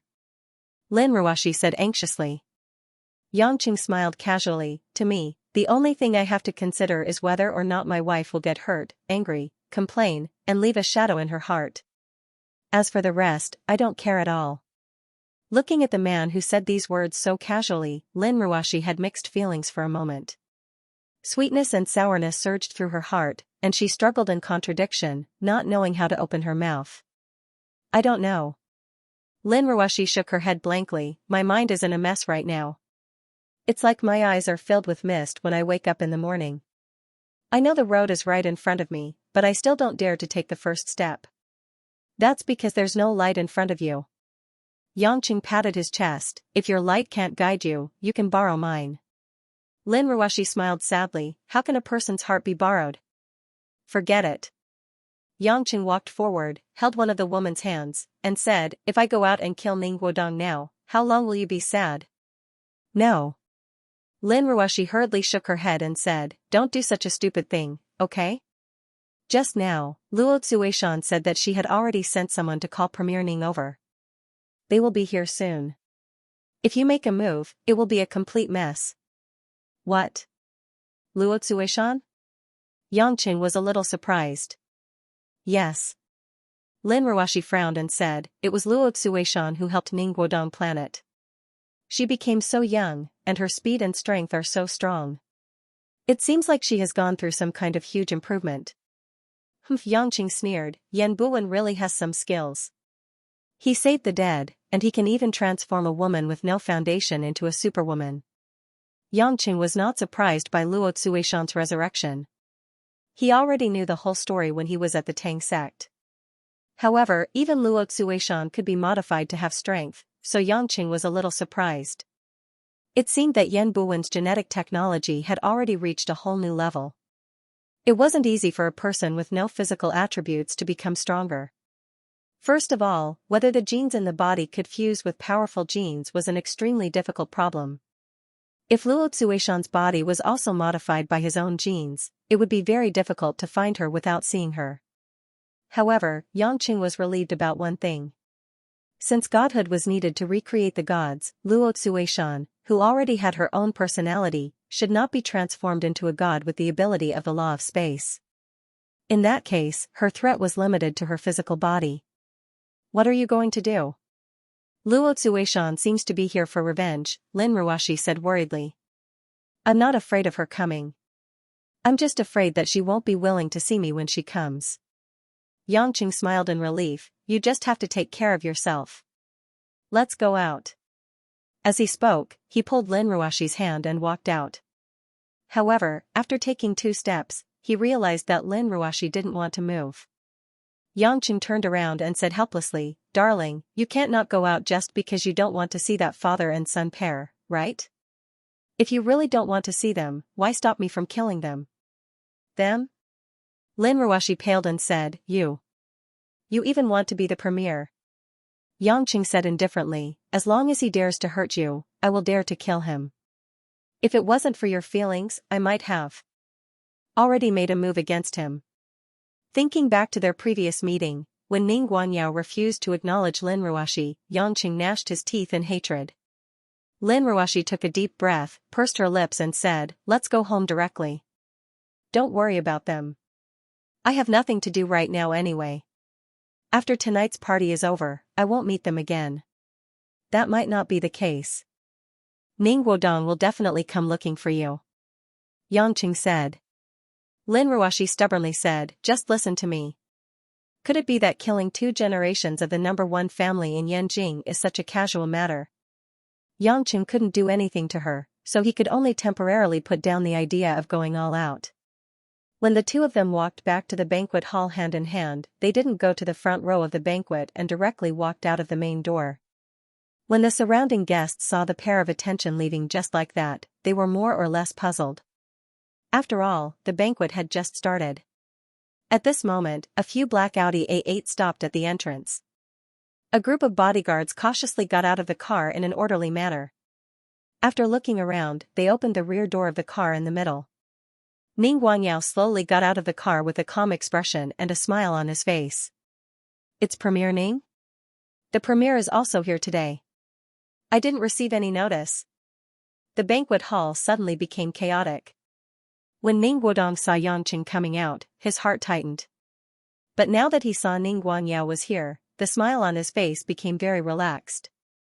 And Lin Ruoshi, who was about to go out, subconsciously trembled. Seeing the middle-aged man gradually walking into the hall and getting closer, her hand involuntarily tightened around Yangqing's. Yangqing turned his head and looked at the woman's complicated emotions. He sighed softly and said, Let's go, just ignore it. Lin Ruoshi nodded in a daze and moved her feet with difficulty. She leaned against Yangqing and continued to walk out of the door. Ning Guanyao, who had just stepped through the door, immediately noticed the 2 people walking opposite him. When he saw Lin Ruoshi, who was wearing a suit jacket and had her head lowered in silence, Ning Guanyao's pupils instantly contracted and his face stiffened. Following that, his eyes revealed some joy and excitement, as well as a trace of guilt. When Yangqing and Lin Ruoshi were about to pass each other, Ning Guanyao couldn't help but say, Rua. Miss Lin. Involuntarily, Lin Ruoshi's footsteps paused. The group of people who had just come up to greet Ning Guanyao all stood there curiously.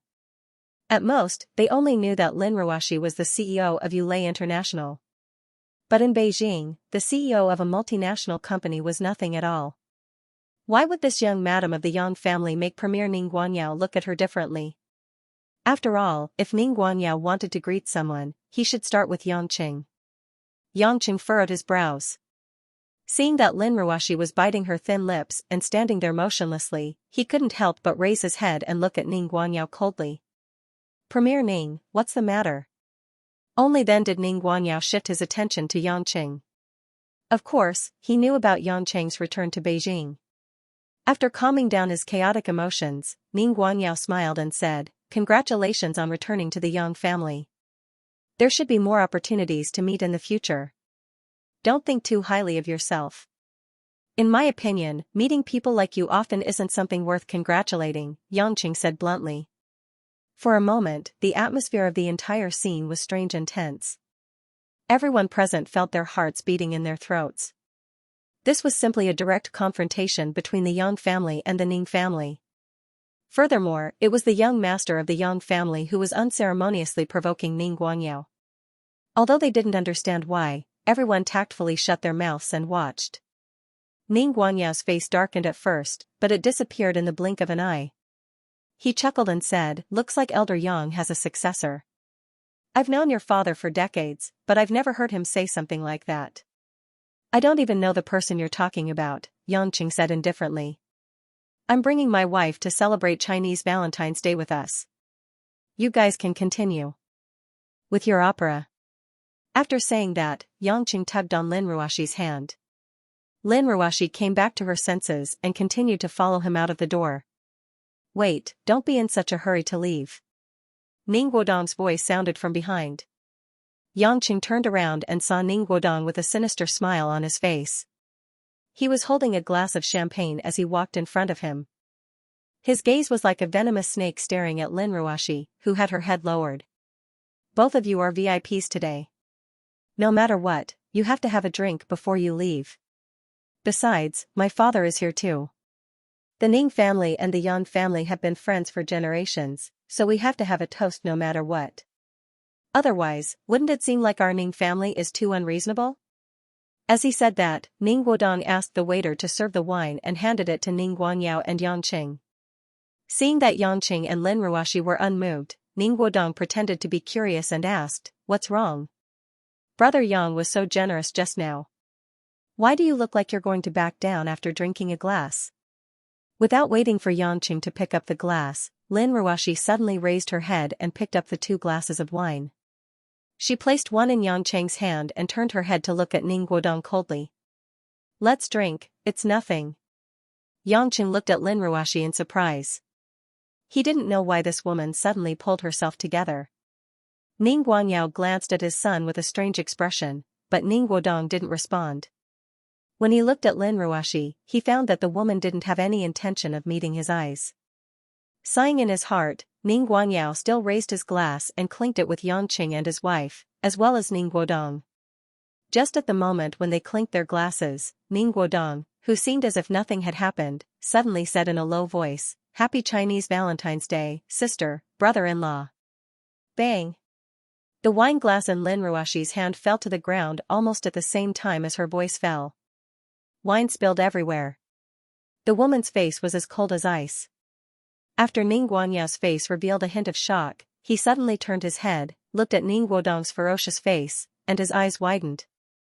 Yangqing could clearly feel Lin Ruoxi's tears dripping to the ground. He directly threw the wine glass away, hugged Lin Ruoxi into his arms, hugged the back of the woman's head, and comforted her, "It's okay, don't cry." But how could a woman who had received such a sudden stimulation endure it? Soon, Yangchen's chest was drenched in sweat. Ning Guanyao questioned, "What did you say?"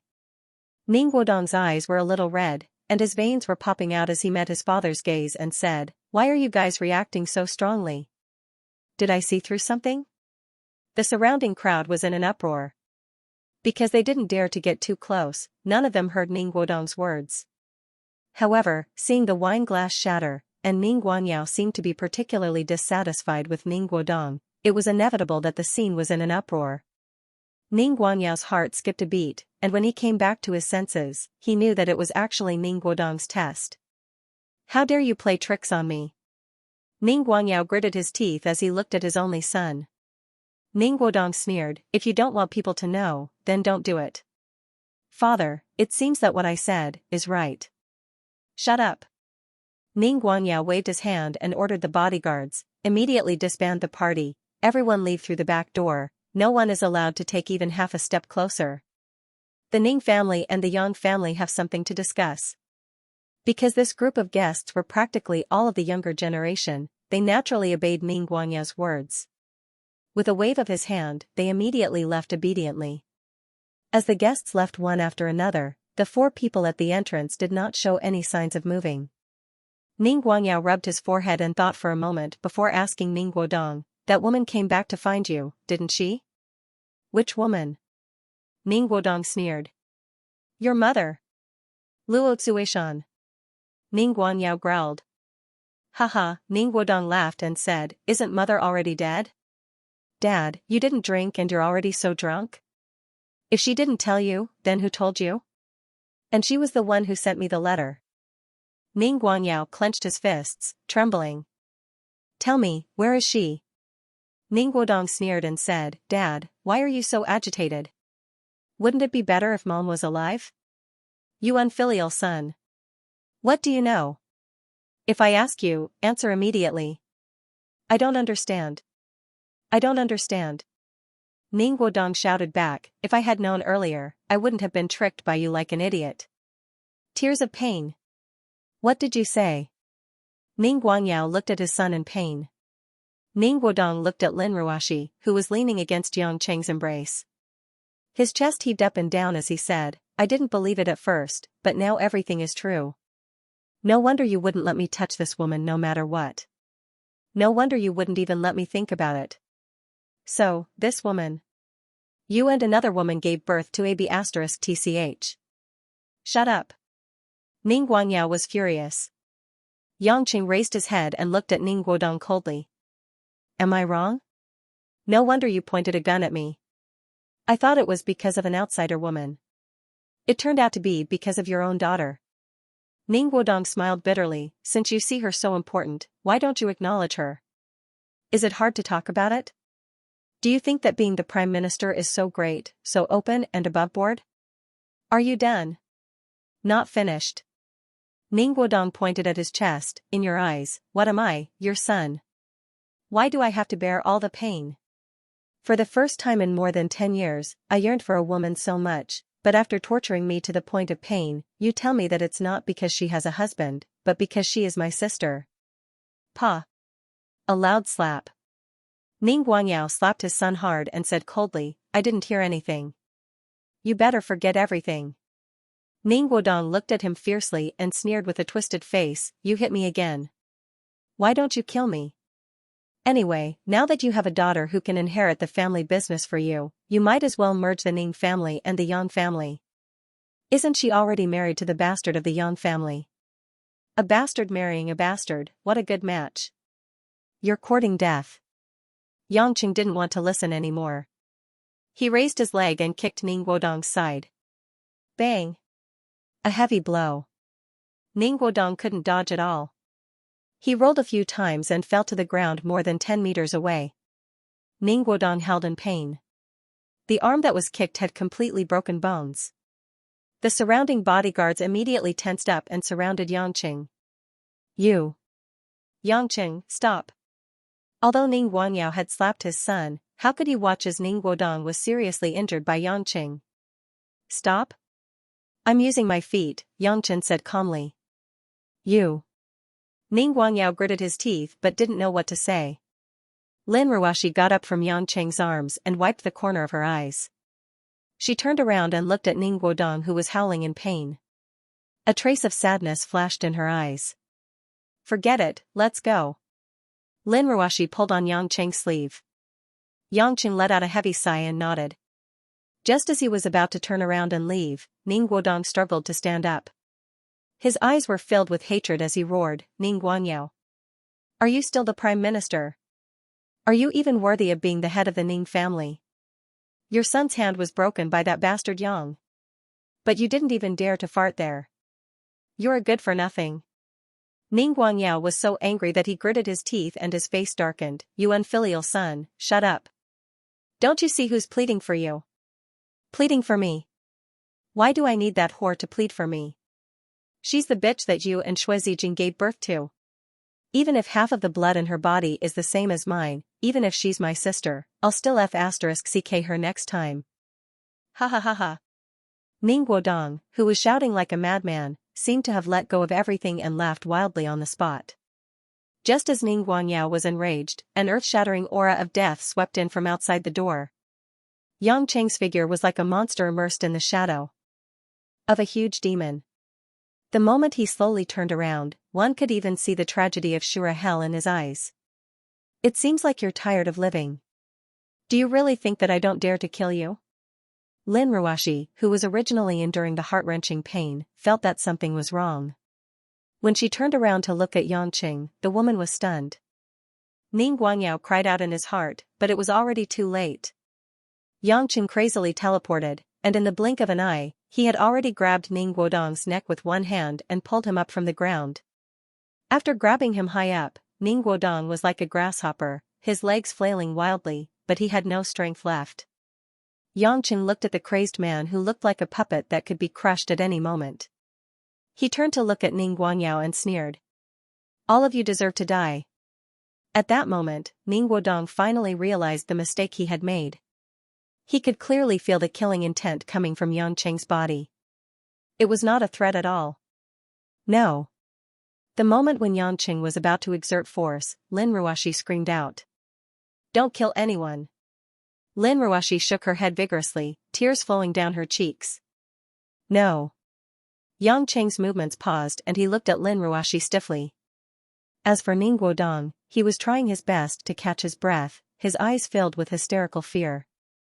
Ning Guanyao's heart was at ease, as if he had grasped a life-saving straw. He turned to Lin Ruoxi and squeezed out a smile. He pleaded. Yes, Ruoxi, please persuade Xianxia. This is for his own good. This unfilial son is just temporarily confused. He is not a threat to you at all. Moreover, Guodong is the only son of our Ning family. Ruoxi, quickly talk to Xianxia. Lin Ruoxi turned her head sadly and looked at Ning Guanyao's anxious face. She smiled sadly. You just called my name. Ning Guangyao was stunned. Suddenly, a strong sense of guilt swept through his heart. Yes, he called Lin Ruoxi's name. Before that, it had always been General Lin who cut it. Miss Lin. In order to save a son who tried to rape his own sister, he called his own daughter's name that he had always been unwilling to admit. It was just a name.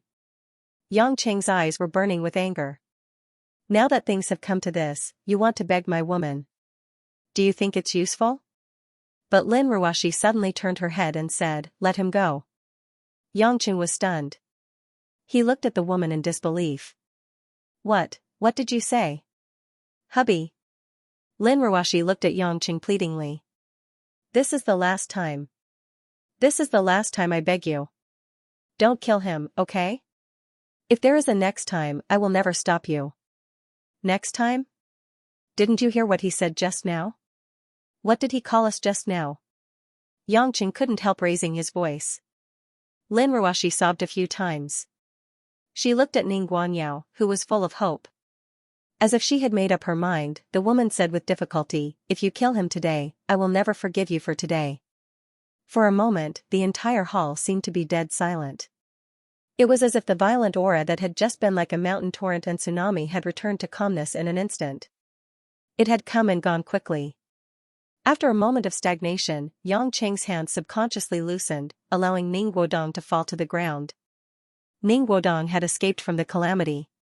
He coughed violently and crawled towards Ning Guangyao in deep fear.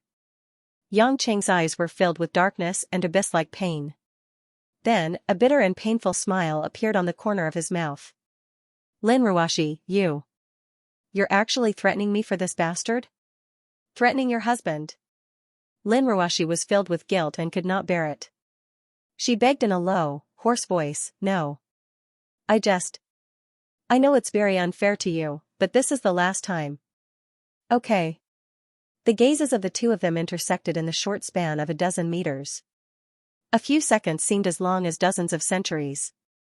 At this moment, countless complicated emotions lingered around the two of them like a nightmare. Xianxia's face revealed a trace of inexplicable vicissitudes of life. All right, I won't kill him. With these words, Ning Guodong, who was crawling on the ground, and Ning Guangyao, who was covered in cold sweat, finally heaved a sigh of relief. As for Lin Ruoxi, she covered her mouth with incomparable guilt and sadness. Her eyes were filled with guilt towards Xianxia. But at this moment, Xianxia's eyes flashed with a hint of viciousness. His figure rushed forward and suddenly kicked at Ning Guodong's crotch. Oh! A heart-wrenching scream resounded throughout the entire hall. Once again, everyone was numb on the spot. Ning Guodong had already fainted from the pain, and a pool of liquid was clearly flowing out of his crotch. Guodong! Ning Guangyao screamed and rushed forward. He picked up Ning Guodong and shook him hard, but Ning Guodong just rolled his eyes and didn't react at all.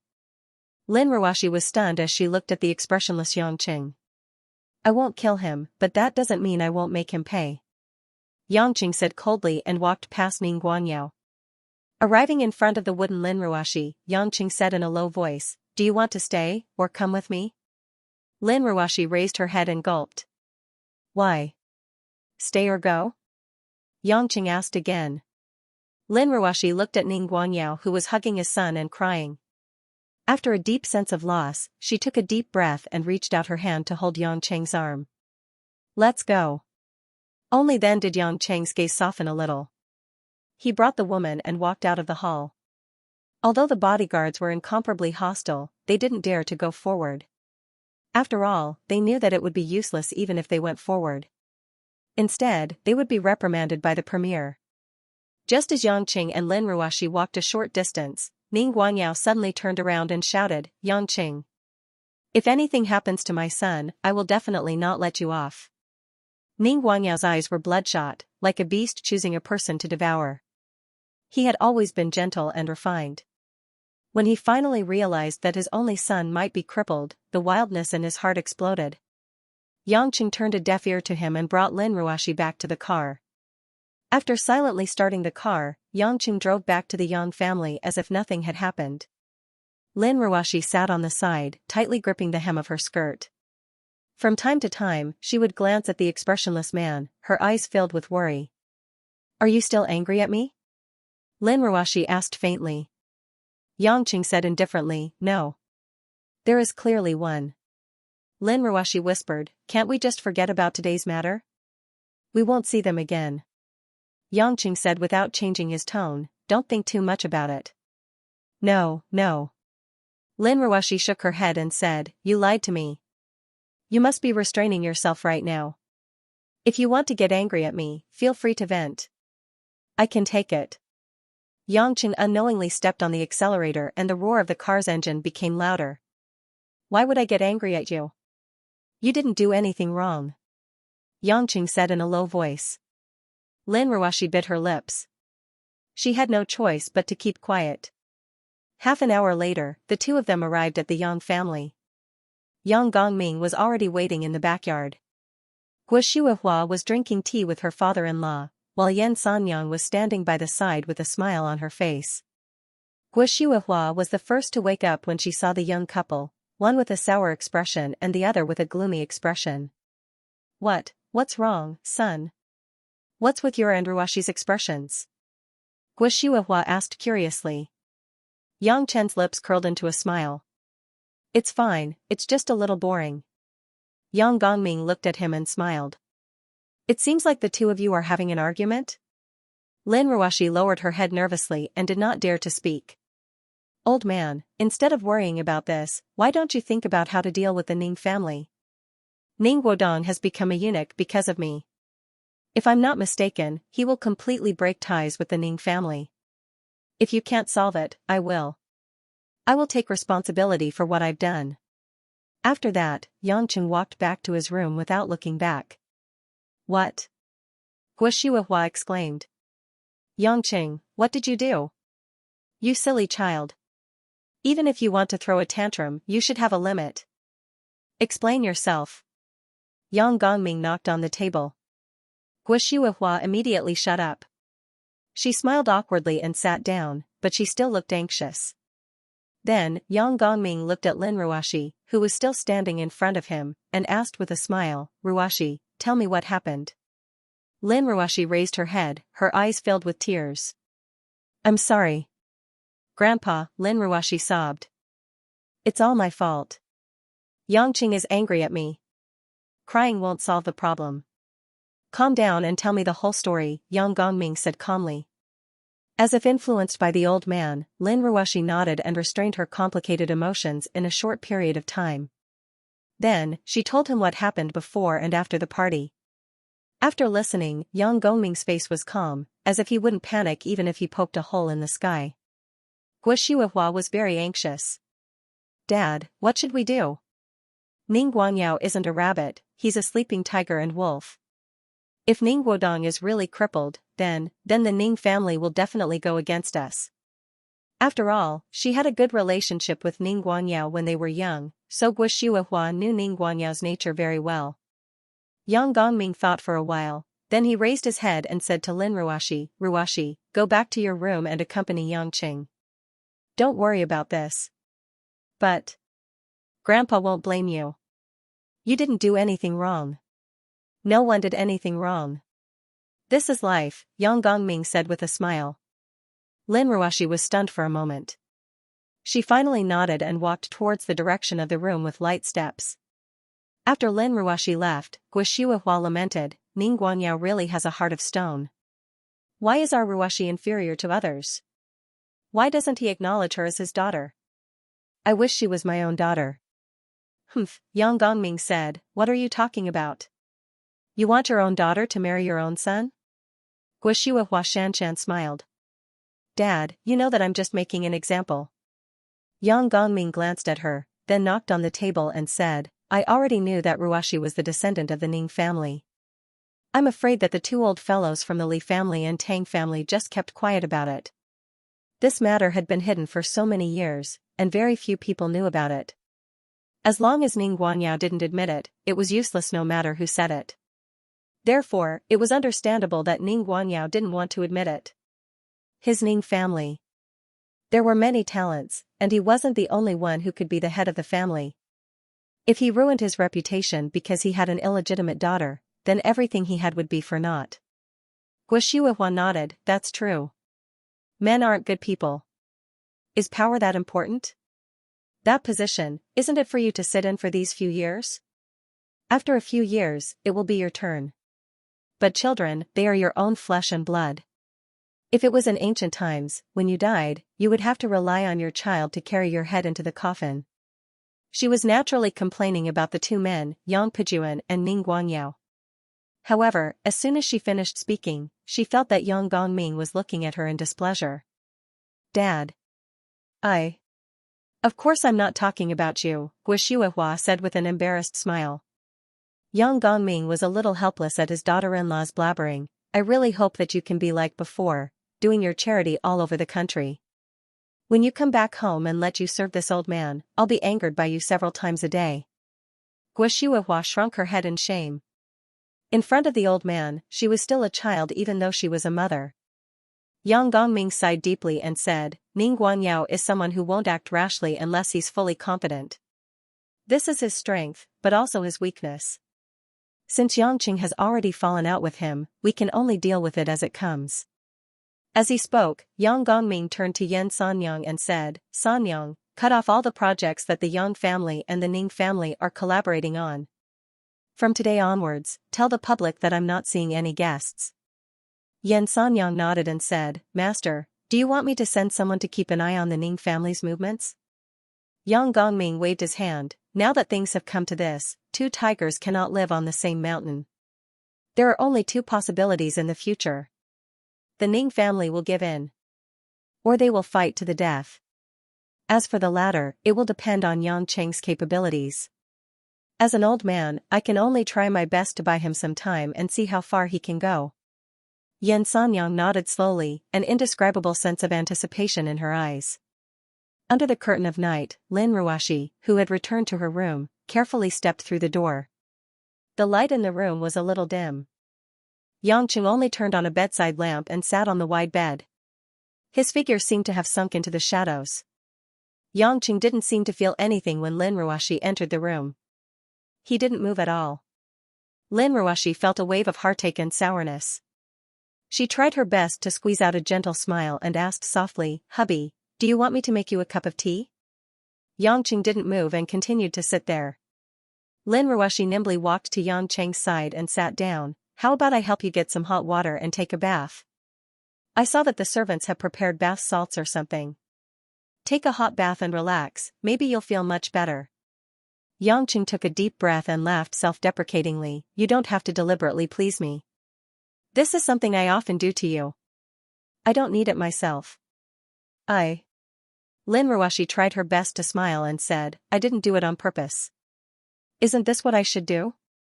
Yangqing suddenly stood up and looked down at the woman, saying, What should you do? In my opinion, what you should do the most is to let me kill Ning Guodong. Lin Ruashi said mournfully, You really are still angry at me. I'm angry at you? No, I'm angry at myself. Yangqing said, I'm angry at myself. Why did I listen to you just now? Last time in your office, I already let Ning Guodong go once, and now, I let him go again because of your words. I know that I'm leaving a future problem for myself, and I know the principle of cutting the weeds and eliminating the roots, but I'm still doing such a stupid thing. I don't even know if I'm a pig's brain or too cheap. I'm the idiot that I should hate and loathe the most. After saying that angrily, Yangqing turned around and walked into the bathroom. Bam! The door was slammed shut. Lin Ruoshi's delicate body couldn't help but tremble, and 2 streams of tears involuntarily rolled down her cheeks. Yangqing, who had entered the bathroom, immediately took off his clothes, took off his body, and turned on the shower head. The water gushed down, crashing against his strong physique. Facing the water, Yangqing opened his mouth and closed his eyes, panting heavily. The anger in his heart couldn't be quelled no matter what. Just as he was feeling pain and annoyance, the door of the bathroom was opened. Lin Ruoshi was wearing a long chiffon dress, her eyes were red, and her face was covered in tears. But the woman just walked into the steamy bathroom with a sullen expression, glaring at the man who was completely naked. Lin Ruofang didn't seem to care about Yangqing's condition at all, nor did she care about Yangqing washing himself under the water. Lin Ruofang didn't seem to care about Yangqing's current situation at all, nor did she care about Yangqing's soft hair.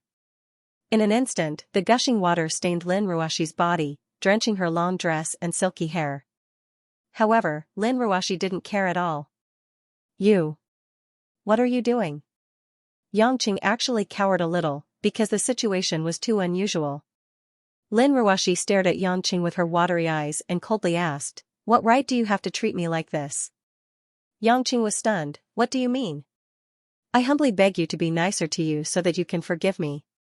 Don't tell me that as a man, you don't even have the heart to accept my apology? Yangqing looked at her with a complicated expression. If you want to say this, can you wait until I finish taking a shower? Now. Lin Ruoshi suddenly said in an incomparably angry voice, You've been flirting with flowers and grass outside, and how many heart-chilling things have you done? Haven't I forgiven you one by one? Why is it that now that I'm begging you to forgive me, you have to treat me so cruelly? Do you think that I owe you from birth? Or do you think that before I was with you, I should have forgiven you more, instead of you being considerate towards me? I'm doing this for you, for our future life.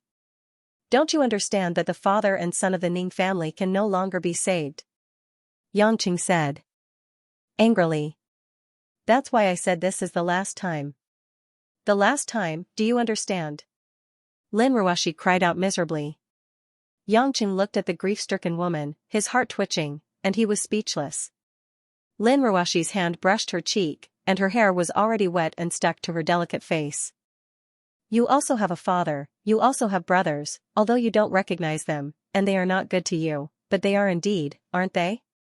Lin Ruoshi choked and said, How many times have you let Yang Lai go? How many times have you let Commander Yang go? If they weren't your brothers, your biological father, would you have given them so many chances?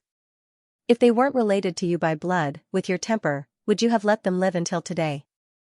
Yangqing stood there in a daze, completely speechless. Lin Ruoshi looked at him, full of resentment, and said, Why is it that now it's my turn, and you want me to resolutely give up all of this? Even if they have many faults, can it be that I only hope for forgiveness this time, and it can't be allowed? Is it so unforgivable? Is it because your blood relatives are your family, and my blood relatives are just strangers to you?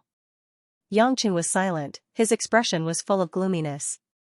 Lin Ruoshi looked at him somewhat dejectedly, and laughed a few times. It seems that I think too highly of myself. Indeed, you have so many women, why do you have to suffer from this at my place? You can only cripple a person, and not kill him, which is already very considerate of me. How can I hope that you will forgive me? Fine, do whatever you want, just pretend that I didn't say anything. Who told me to not have as much ability as you, can only rely on you to protect me. After saying that, Lin Ruoshi turned around and was about to step out of the bathtub. However, because of the water under her feet and the slippery tiles, the woman had just stepped out, and in a moment of carelessness, her body fell down. Ah!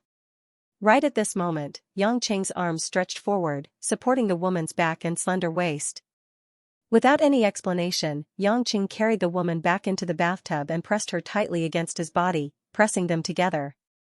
Lin Ruoxi was startled for a moment, and was suddenly pulled into his embrace.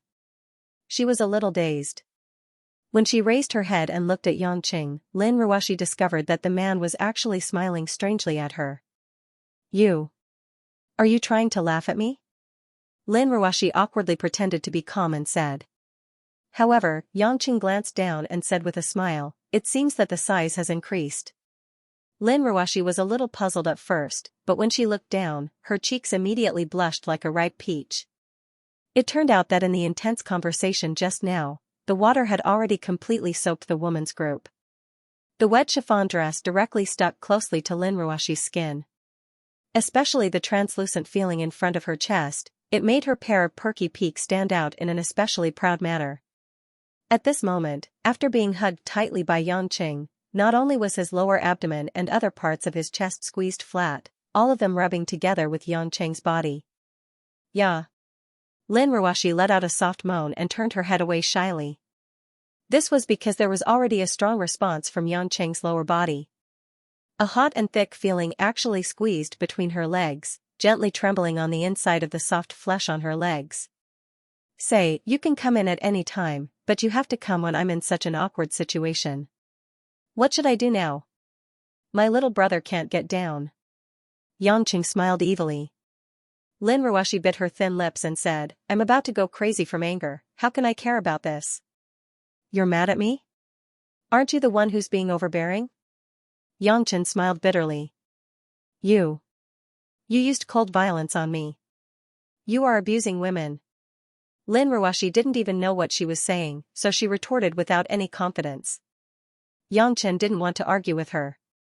This woman would never know how tempting it was to see her wet, faintly discernible naked body with her flushed face.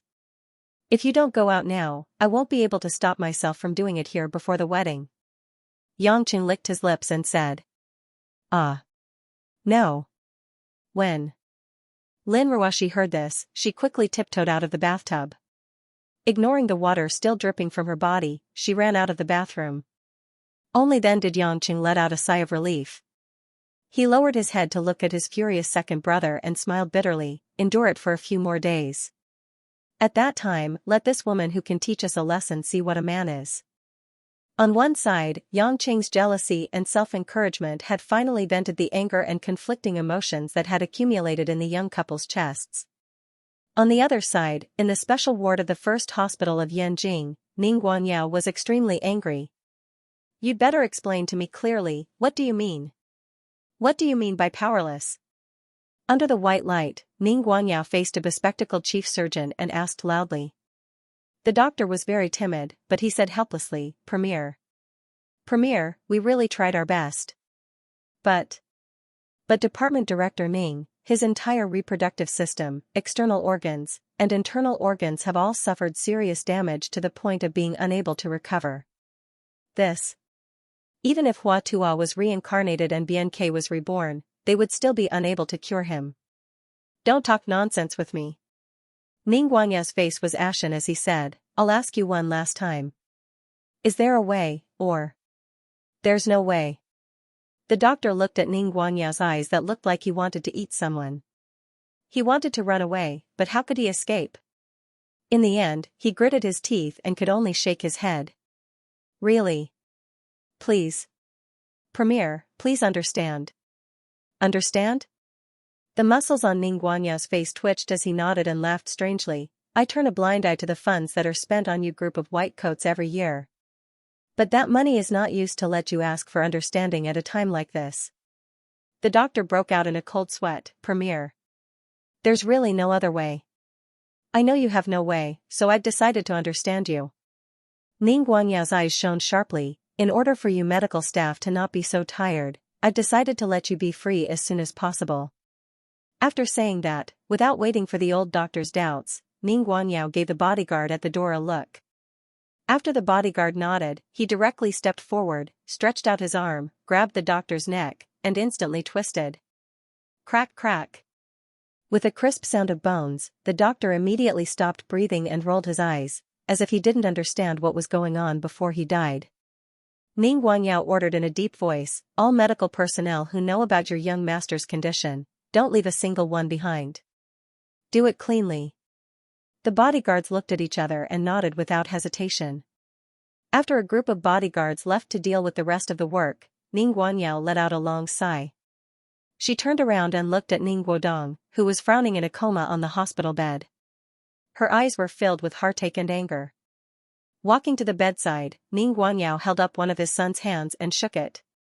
As if he had made up his mind about something, he turned his head and said to the assistant at the door, "Let our medical staff come here to take care of the young master, then prepare the plane." A trace of surprise flashed in the assistant's eyes, but he immediately replied, "Yes." Under the deep night sky, the night in Yanjing was unpredictable and blurry.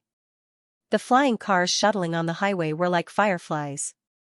In the bedroom of a secluded mansion on the outskirts of Yanjing, the light was dim, and the air was filled with a seductive fragrance. Two figures, a man and a woman, were on a spacious bed, constantly colliding with each other. The voluptuous female body was like an octopus, firmly grabbing onto the man's neck, a pair of round and fair thighs tightly clamped onto the man's waist. The man's figure was relatively thin and weak, but he had a fierce and explosive strength. His entire body was drenched in sweat, making him especially crazy and infatuated as he charged and collided with the woman in his arms. The woman's charming and enchanting mature face gradually flushed with excitement under the continuous high frequency of impact. When a soft moan of ecstasy reverberated through the entire room, the woman's two jade feet, which were still wearing black lace stockings, tightened and stiffened. The man's crotch, on the other hand, trembled for a long time, and his throat emitted a difficult and trembling sound like gears grinding against each other. One of his hands slowly slid down from the woman's back, and he reluctantly grabbed onto the woman's perky buttocks. The greasy feeling made him unable to let go. "Ugh. Little cripple, your skills are getting better and better, so comfortable." Because of the pouring of love, Luo Tsuishan, who looked like a young woman in her 20s, stuck out her tender tongue and licked the man's face. "Call me Wen Tao." Wen Tao unceremoniously bit Luo Tsuishan's red lips. Luo Tsuishan said coquettishly, "No, I'll feel especially intimate when I call you little cripple." Wen Tao grinned evilly. His leg was already healed with the help of the Ning family's powerful financial resources. He was no longer a cripple. However, Luo Tsuishan always called him little cripple. Wen Tao could also understand. This woman, who had now become a complete slut, every time she had sex with him, she would think of the tragic scene of being ganged up on by a few beggars under the bridge in Zhonghai. It was as if that tragic past had instead become the catalyst that stimulated Luo Tsuishan to reach the peak of pleasure. What a bitch. Wen Tao sneered in his heart, but he pretended to be infatuated with Luo Tsuishan. "You're so beautiful, Tsuishan." Wen Tao praised with incomparable sincerity. Luo Tsuishan's entire body melted into Wen Tao's body like water. "All of this is for you. I became like this, I used all my effort to come back here, all for you. Only you are so good to me." Wen Tao held her in his arms. "I'm so useless, how can I talk about being good to you?" "It doesn't matter, as long as you have the heart, it's enough," Luo Tsuishan said with a satisfied expression. Wen Tao caressed the woman's face, and asked casually, "Oh right, did you succeed at the party you went to today?" A trace of displeasure flashed across Luo Tsuishan's eyes.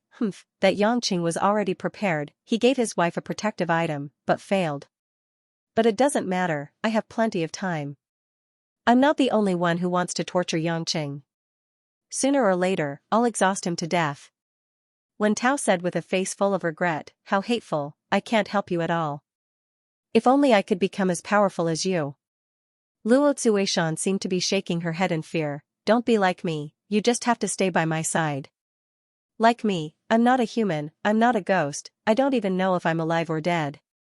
I don't even dare to look at myself in the mirror." Wen Tao was slightly surprised, but his expression quickly calmed down. After thinking for a while, he gritted his teeth and said earnestly, "To me, your enemy is my blood enemy. You're facing a predicament now, I don't want you to fight alone. Tsuishan, tell me, how can I become as powerful as you? Even if I only have half of your abilities, I can still help you better." "You don't stop me." Wen Tao said righteously, "Don't you understand my feelings for you? I was just a little beggar who no one cared about before. If it wasn't for you, I would still be starving under the bridge. I just want to be with you now, take revenge, and then live a good life together. Not only do we want to make Yanqing pay the price, but we also want that cold-blooded demon from the Ning family to die a graveless death. Luo Zuishan looked at Wen Tao's incomparably sincere expression and was moved to tears. You really want to be like me? Luo Zuishan murmured. Wen Tao nodded solemnly. Tell me, who helped you, saved you, and who made you so powerful? No matter how much hardship I have to suffer, I'm willing to do it for you. Luo Zuishan silently looked at the man for a while, wiped away her tears, and said with a charming smile, all right, I'll contact Yan Buwen tomorrow. He definitely has a way to make you reach my current strength in an instant. But you might have to suffer a lot. Yan Buwen? He is the one who helped you? Wen Tao asked suspiciously. Luo Zuishan smiled. There's no reason for me to scare you. I won't hold anything back when it comes to you. Don't worry. Although Yan Buwen escaped after being defeated by Yanqing, that was under his control. He's the most troublesome opponent for Yanqing. Among Yan Buwen's subordinates, I can only be considered the most useless. That's why he let me come back to Beijing and do whatever I want. As long as we're alive, sooner or later, we can borrow Yan Buwen's power to get rid of Yanqing and Ning Guanyao. Then, what about Ning Guodong? Wen Tao asked with a difficult expression. Luo Zuishan sighed and smiled. He was born in my womb. Even though I'm no longer the same Luo Zuishan, I still can't let him go. As long as he's on my side, I won't give up on him. Wen Tao nodded. If your plan fails today, will Ning Guodong be killed by Yanqing? No. Luo Zuishan sneered. Before I came out, I secretly informed Ning Guanyao to go to the party and save Guodong in my name. Ning Guanyao must be scared to death. It would be strange if he didn't go. As long as he goes, Guodong will definitely be fine. Wen Tao asked curiously, why? Could it be that Yanqing is afraid of Ning Guanyao? That's not it. Luo Zuishan sneered. That stinky man thought that I didn't know that Yanqing's wife, Lin Ruoxi, is his biological daughter. That little slut and her mother, Shui Zijing, are almost the same. As long as it involves blood relatives, their hearts will be in a mess and they will be willing to make concessions. Therefore, Ning Guanyao is eager to protect his son. As long as he begs Lin Ruoxi will definitely help Guodong plead with Yanqing. As for Yanqing, he also has a weakness. He might be cold-blooded and heartless to others, but to Lin Ruoxi, he has always owed her a lot. In addition, his feelings for her are not ordinary, so he will definitely let Guodong go. Wen Tao was shocked. What? Lin Ruoxi is Ning Guanyao's daughter. That's right. Luo Zuishan caressed Wen Tao's cheek. What's wrong, little cripple, are you surprised? Wen Tao swallowed his saliva. Then you want Ning Guodong to rape Lin Ruoxi. You want them to be siblings. That's right. Luo Zuishan's eyes were filled with the flames of revenge. I want Ning Guanyao to see with his own eyes that his own children will talk nonsense because of his stupid actions. But if that's the case, Ning Guodong will definitely understand me as a mother, Luo Zuishan said coldly. Besides, he likes Shui Zijing's daughter, so he should be taught a lesson. What's wrong, little cripple? Do you think I did something wrong? Wen Tao hurriedly shook his head and smiled gently. Zuishan, what are you thinking? No matter what you do, I will support you. It's just that I feel very guilty that I can't help you. Luo Zuishan instantly smiled seductively, slid down from Wen Tao's chest, and slowly pounced between the man's legs. She looked up and blinked seductively. Little cripple, let's do it again. Without waiting for Wen Tao to say anything, Luo Zuishan opened her mouth, and the withered bad thing was already in her mouth. The next day, August 8th, it was the beginning of autumn. After spending another day with Yang Gongming and the Yang family, Lin Ruoxi learned a lot about growing vegetables. Because of these things, she didn't talk to Yanqing much, which made Yanqing play games with Yuanyi in his room for half a day. However, just when the woman was in high spirits and was thinking about buying a farm in Zhonghai, Yanqing told her that the plane to pick them up had arrived at the Yanjing International Airport. After being reminded, Lin Ruoxi, who was immersed in farm work, suddenly realized that she wasn't here to do farm work. She was going to get married. The woman was caught off guard and was stunned for a while, which made Yang Gongming and Guo shake their heads and sigh. This daughter-in-law was a little silly sometimes. Fortunately, the plane was also under Yang Cheng's control, so they didn't need to buy a ticket or catch a flight. They could leave at any time, so they weren't in a hurry to pack. It was already afternoon when they finished all the preparations. Guo also set off with them.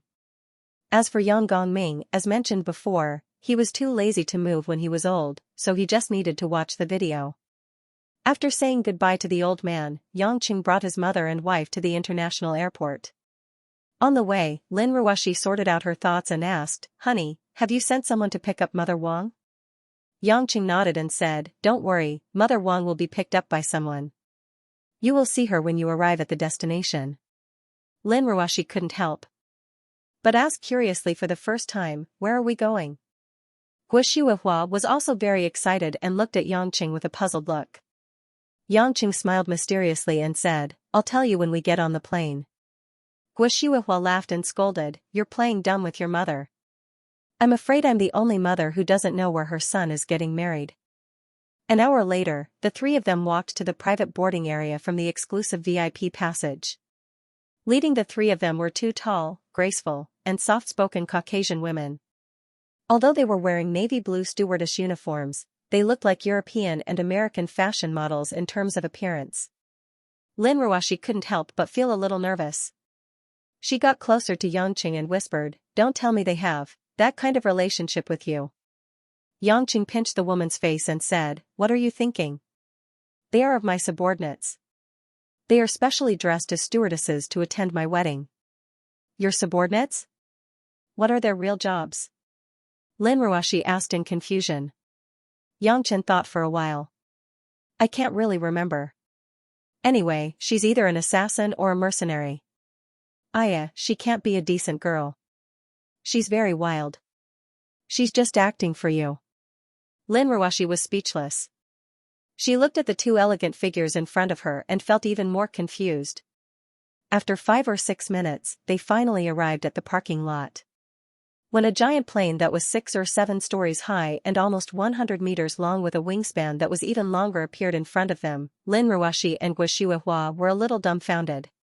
Yang Qing walked to the boarding stairs that were covered with a red carpet. When he turned around and saw that the two women didn't follow him, he smiled and waved. "Honey, Mom, why are you in a daze?" Lin Ruoshi's cold face was in a daze. She opened her mouth in a dramatic manner, revealing an innocent and cute expression. "This is an Airbus A380? Lin Ruoshi was familiar with passenger planes since she was a frequent international traveler. This was the world's largest passenger plane that was rare in Xianxia. She naturally knew about it. As the giant of the sky, the A380 could carry nearly 900 passengers. Without a doubt, this was a terrifying internal space of the plane. Just the fuel storage alone could store 310,000 liters of fuel at one time. But now, this world's largest passenger plane had become a special plane for the three of them? Yang Qing was a little confused and asked, "Yeah, why do you look like this? Or do you think the design of the plane is not good enough?" "Sigh, there is nothing I can do. It is not a wedding car that will look beautiful in 10 minutes. It is more troublesome to decorate the plane. If I put some big red ribbons on the outside of the plane, it will easily cause an accident. If there is an accident, I can save you guys, but the dozens of staff on the plane will have to parachute.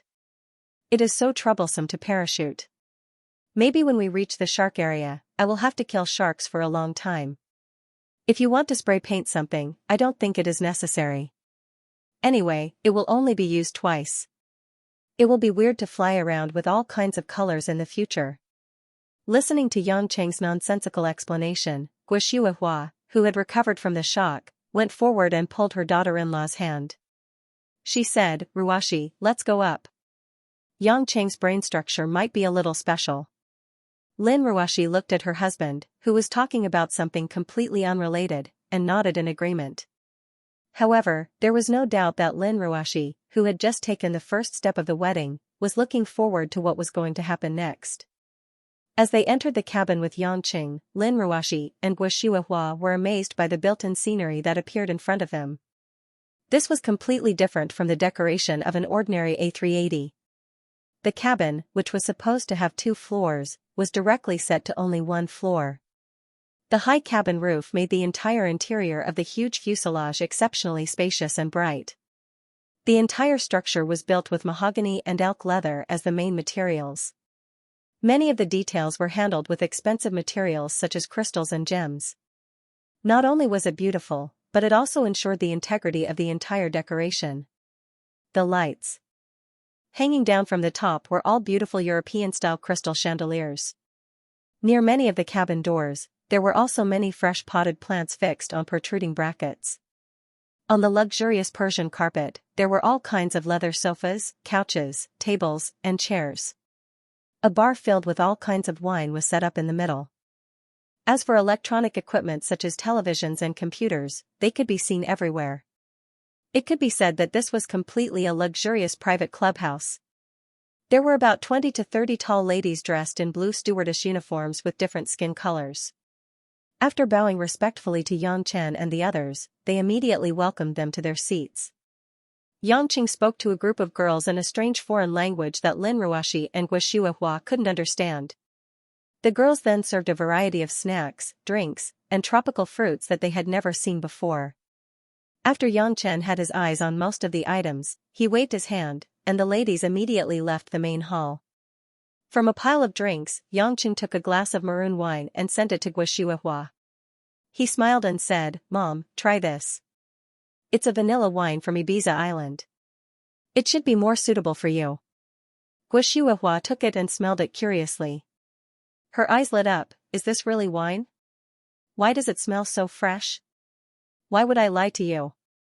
Yang Qing smiled and said, "This wine actually has the effect of medicinal wine. It can relieve fatigue. It's okay to drink more." Guo nodded happily. She took a sip and quickly took a second sip. Lin Ruoxi looked at it for a while and turned to look at Yang Qing. "What should I drink?" Yang Qing said happily, "Drink whatever you want. I used to live off a woman. This time, I will pay the bill." "Who told you this?" Lin Ruoxi pouted. "You recommended something for Mom. I also want you to recommend something." Yang Chen finally understood. Awkwardly, he scratched his head and took out a crystal glass filled with light green wine.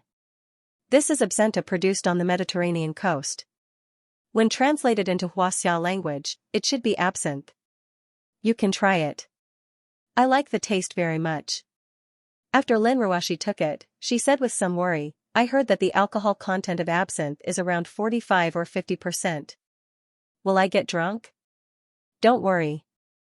This absinthe is different from ordinary ones. The alcohol content is only about 10%.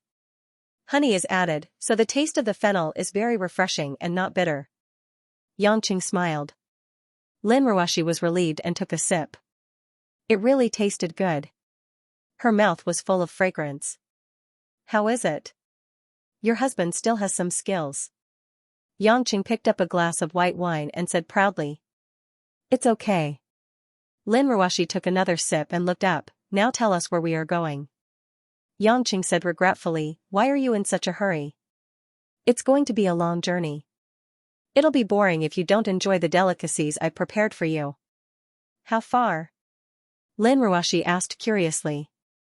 Yang Qing smiled and clapped his hands to call a stewardess into the cabin.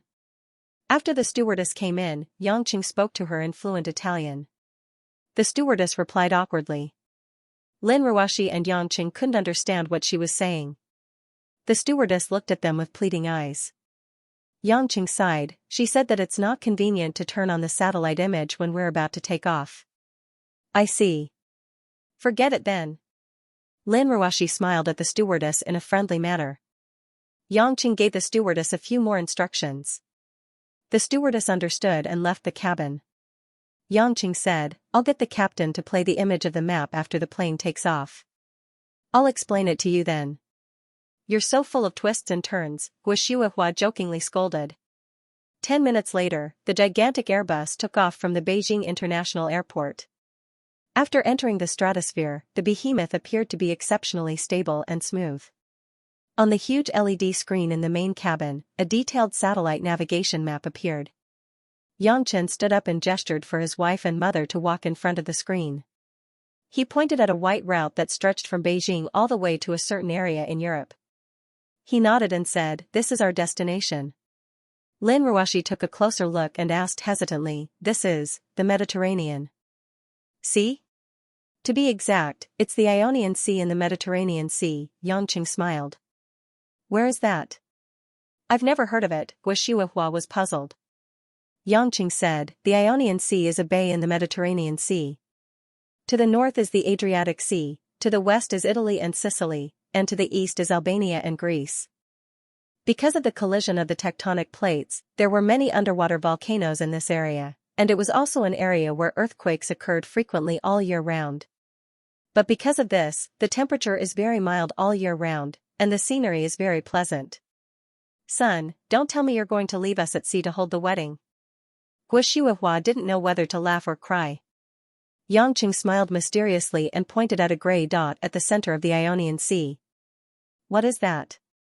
Lin Ruoshi had always wanted to ask. "This is our final destination. It is a place that belongs only to me.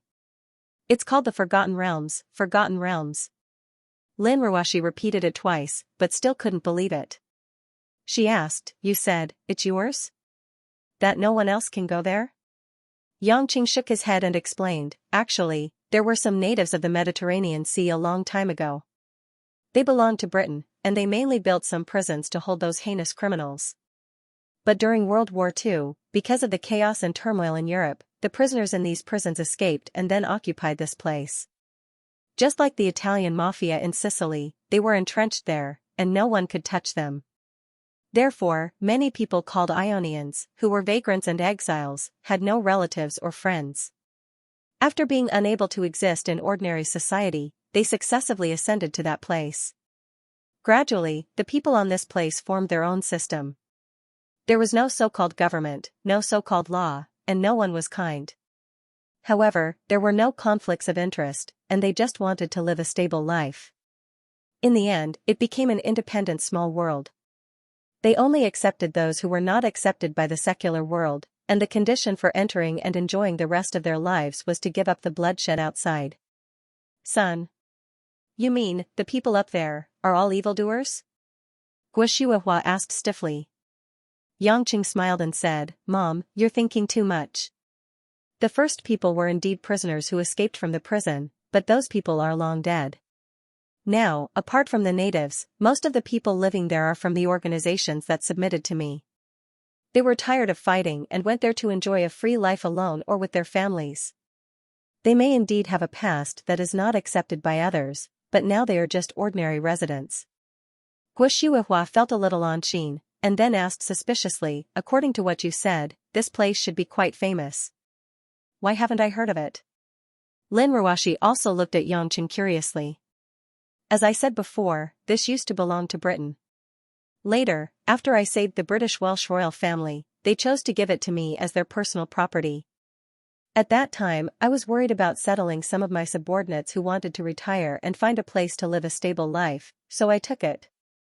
However, in order not to be disturbed by the outside world, I made the satellites of all the countries in the world avoid that area by default, so ordinary satellite images can't see this area. As for people approaching, the satellite radar on the island is very comprehensive. Once it is discovered, there will be patrolling ships to deal with it immediately. Ordinary people won't have the chance to see it at all." "Welsh royal family. You mean Jane's mother, Catherine?" Lin Ruoshi pouted sourly. Yangqing smiled at Xianxia. "That's her, but she goes there occasionally. You should know that my kingdom has very beautiful scenery. When you get there, you will definitely fall in love with it. If you are willing in the future, I don't mind staying there for a long time. Many of my old friends miss me very much. We'll see when the time comes." Lin Ruoshi wrinkled her nose. "I'm not going to live in the place that woman gave me." Yangqing was speechless for a while. How could she be jealous?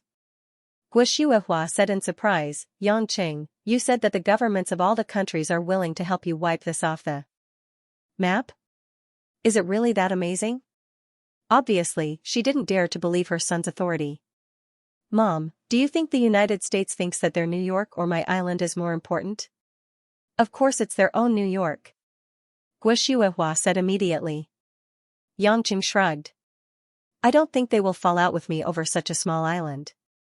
After all, it's easy for them to help me hide the island, but if I destroy their New York, it won't be something that can be rebuilt in a day or two. Guo gulped. Once again, she felt that her son abroad was far beyond her imagination. Lin Ruoshi stared at the small gray dot on the map. Her beautiful eyes were full of splendor. They had just taken off, but she was already looking forward to the scenery. The time on the plane was originally boring, but Yangqing had already thought of this. Hence, he asked his subordinates to collect a large number of Mediterranean-style snacks and drinks. They spent the whole journey eating and drinking. Time slipped away unknowingly, and Lin Ruoshi became more and more nervous. After flying for about 10 hours, Lin Ruoshi suddenly blushed and said shyly, "Hubby, are we really going to get married?" Yangqing was eating a fig produced by the Mediterranean coast. When he heard this topic, he almost spat it out. Even Guo, who was sipping red wine and reading a magazine, almost dropped her presbyopic glasses to the ground. Without waiting for Yangqing to ask, Guo adjusted her presbyopic glasses and said with a bitter smile, "Ruoshi, what nonsense are you talking about?" Lin Ruoshi bit her lips in embarrassment. "I feel a little. It feels like a dream." "Do you need me to pinch you?" Yangqing asked seriously. "You dare?" "I don't dare." Yangqing smiled and said, "Don't tell me you have a bride's fear of marriage. We're already an old couple, it's so embarrassing. Let's forget about it." "Who's an old couple with you?" Lin Ruoshi was so angry that she didn't know what to do. However, the trace of nervousness that felt like a dream was really gone. After chatting noisily for a few hours, the plane finally began to slowly descend. When the plane descended from the clouds and gradually approached the Mediterranean Sea below, Lin Ruoshi and Guo looked out of the window of the plane with long-awaited anticipation. Lin Ruoshi immediately exclaimed in surprise when she saw what it was. "Hubby, why are there so many of them? Is the Forgotten Realms an archipelago?"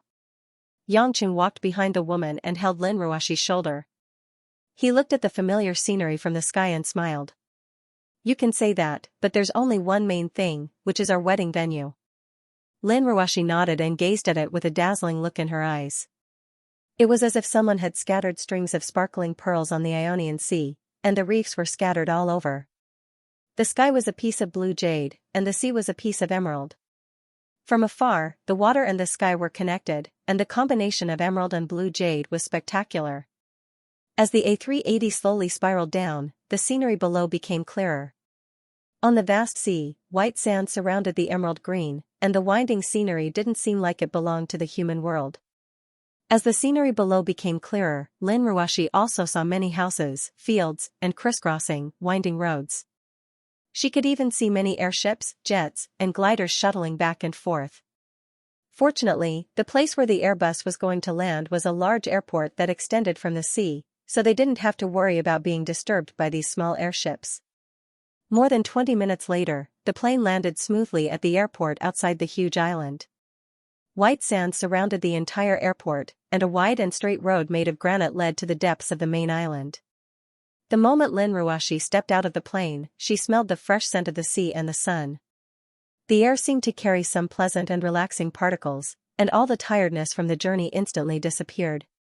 As Guo also stepped out of the cabin, the mother-in-law and daughter-in-law were a little dazed by the magnificent scenery in front of them. "That's a volcano?" Lin Ruoshi saw from afar that in the middle of the island was an active volcano that was emitting faint smoke. Yangqing nodded. "That's right. The geographical environment here is quite turbulent. Although there hasn't been an eruption for more than 100 years, the volcano has always existed. Because of the volcano, the vegetation on the island is especially dense, and the crops planted here can easily produce a large number of fruits." Lin Ruoshi only felt that everything in front of her was full of novelty, but she was also a little deterred by the unfamiliar environment. Under Yangqing's hand, the two slowly got off the plane. On the other hand, Guo was much more at ease. She felt that this territory belonged to her son, so she didn't have to feel restrained. Not far from where the plane landed, a group of men and women dressed in all kinds of clothes came up to greet Xianxia and the others when they saw them. Among them was Mother Wang, who had arrived early. At this time, Mother Wang was wearing a flowered dress that was specially changed for her, which made Mother Wang, who didn't look old, look a bit younger. She also wore a beautiful yellow-red flower on her head, which was especially eye-catching. Mother Wang. Lin Ruoxi hadn't seen the elder who had grown up with her for a few days. She immediately ran up and hugged Mother Wang affectionately. Mother Wang looked at Xianxia and Guo embarrassedly, then said to Lin Ruoxi, "Miss, you're finally here. The people here are very friendly, but I feel weird being alone."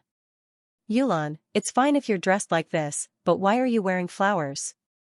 Are you planning to go on a blind date on the island?" Guo joked. Mother Wang looked to the side awkwardly, and saw a handsome old man in a simple checkered suit and trousers. His silver-white hair was meticulously combed. "This was all prepared for me by this Mr. Ran. He said that I had to dress like this to attend the wedding. I thought that I had to cooperate with the young lady's wedding, so I wore it." "Shuihua, don't make fun of me." When Mother Wang mentioned this, Guo and Lin Ruoxi then noticed that the person who led all the welcoming staff was this handsome old man called Ran. The old man looked at least 60 or 70 years old, but his skin was ruddy and he was in high spirits. What was admirable was that his back was straight, and he was modest and generous. His noble and proud attitude made people couldn't help but be in awe. Ran, on the other hand, only looked at Lin Ruoxi kindly for a while before looking at Xianxia with a gaze full of emotions. "Your Majesty Pluto, welcome back to the Forgotten Realms. Ran von Constantine, your loyal butler, has been waiting for a long time," Ran said and bowed humbly. With this action, all the staff present bowed reverently. This scene made Guo and Lin Ruoxi stunned. On the other hand, Xianxia was used to this and smiled casually. "Ran, that's enough. No matter how much you bow to me, I won't give you a raise." Lin Ruoxi wanted to go up and kick this man. The old man was already so old, how could he still be so impolite? Ran smiled with satisfaction. "Your Majesty Pluto, you look happier than before." "I'm very happy." Xianxia went forward and patted the old man's shoulder. Then he introduced him to Lin Ruoxi and the others. "This is the patriarch of the Italian Constantine family, Ran von Constantine. Of course, this is not his full name. His full name is very perverted. His ancestor is Caesar of the ancient Roman Empire. Of course, who knows how many bloodlines there are in his generation, but it's definitely authentic." After Lin Ruoxi silently recited Ran's full name a few times, she felt that it was a little familiar. Then she remembered that he was going to make clothes for Mother Wang. Her eyes lit up. She couldn't help but cover her red lips with her little hand and said, You are the fashion designer, Ran." Ran nodded very gently and said, "Madam Persephone, it's the first time we meet." "Yes, one of my professions is indeed a fashion designer. At the same time, I am also in charge of the clothing for your wedding with your Majesty Pluto. I have already designed your wedding dress for you." When Lin Ruoxi heard the word wedding dress, she was first happy and then shy. Then she said, "I am in the fashion industry, and I have only heard of your name, Master. Because you rarely appear in fashion exhibitions, only produce works, and your works are very rare. I didn't expect to see you today. I have always admired your bohemian-style design." Ran was quite delighted and said, "I am very honored to receive your appreciation." However, Lin Ruoxi immediately thought of another thing. She pouted and said to Xianxia, "I remember, when you first entered the company, the final question of the assessment was Master Ran's bohemian-style gown. No wonder you were the only one who answered correctly. It turns out that you know Master Ran." If Lin Ruoxi hadn't mentioned it, Xianxia had almost forgotten about it. Now that he remembered it, he laughed and said, "Who asked you to choose my personal fashion designer? Most of the clothes I used to wear were made by him. Of course, I know my own style." Lin Ruoxi was annoyed. She only felt that she was cheated by Xianxia. But it was all in the past, and the woman didn't want to delve into it. However, Ran's words made her a little confused. She asked, "Master Ran, just now you said that designer is one of your professions. Do you also design other things?" For Lin Ruashi, who was in this industry, she was certainly very interested in legendary figures in the design world.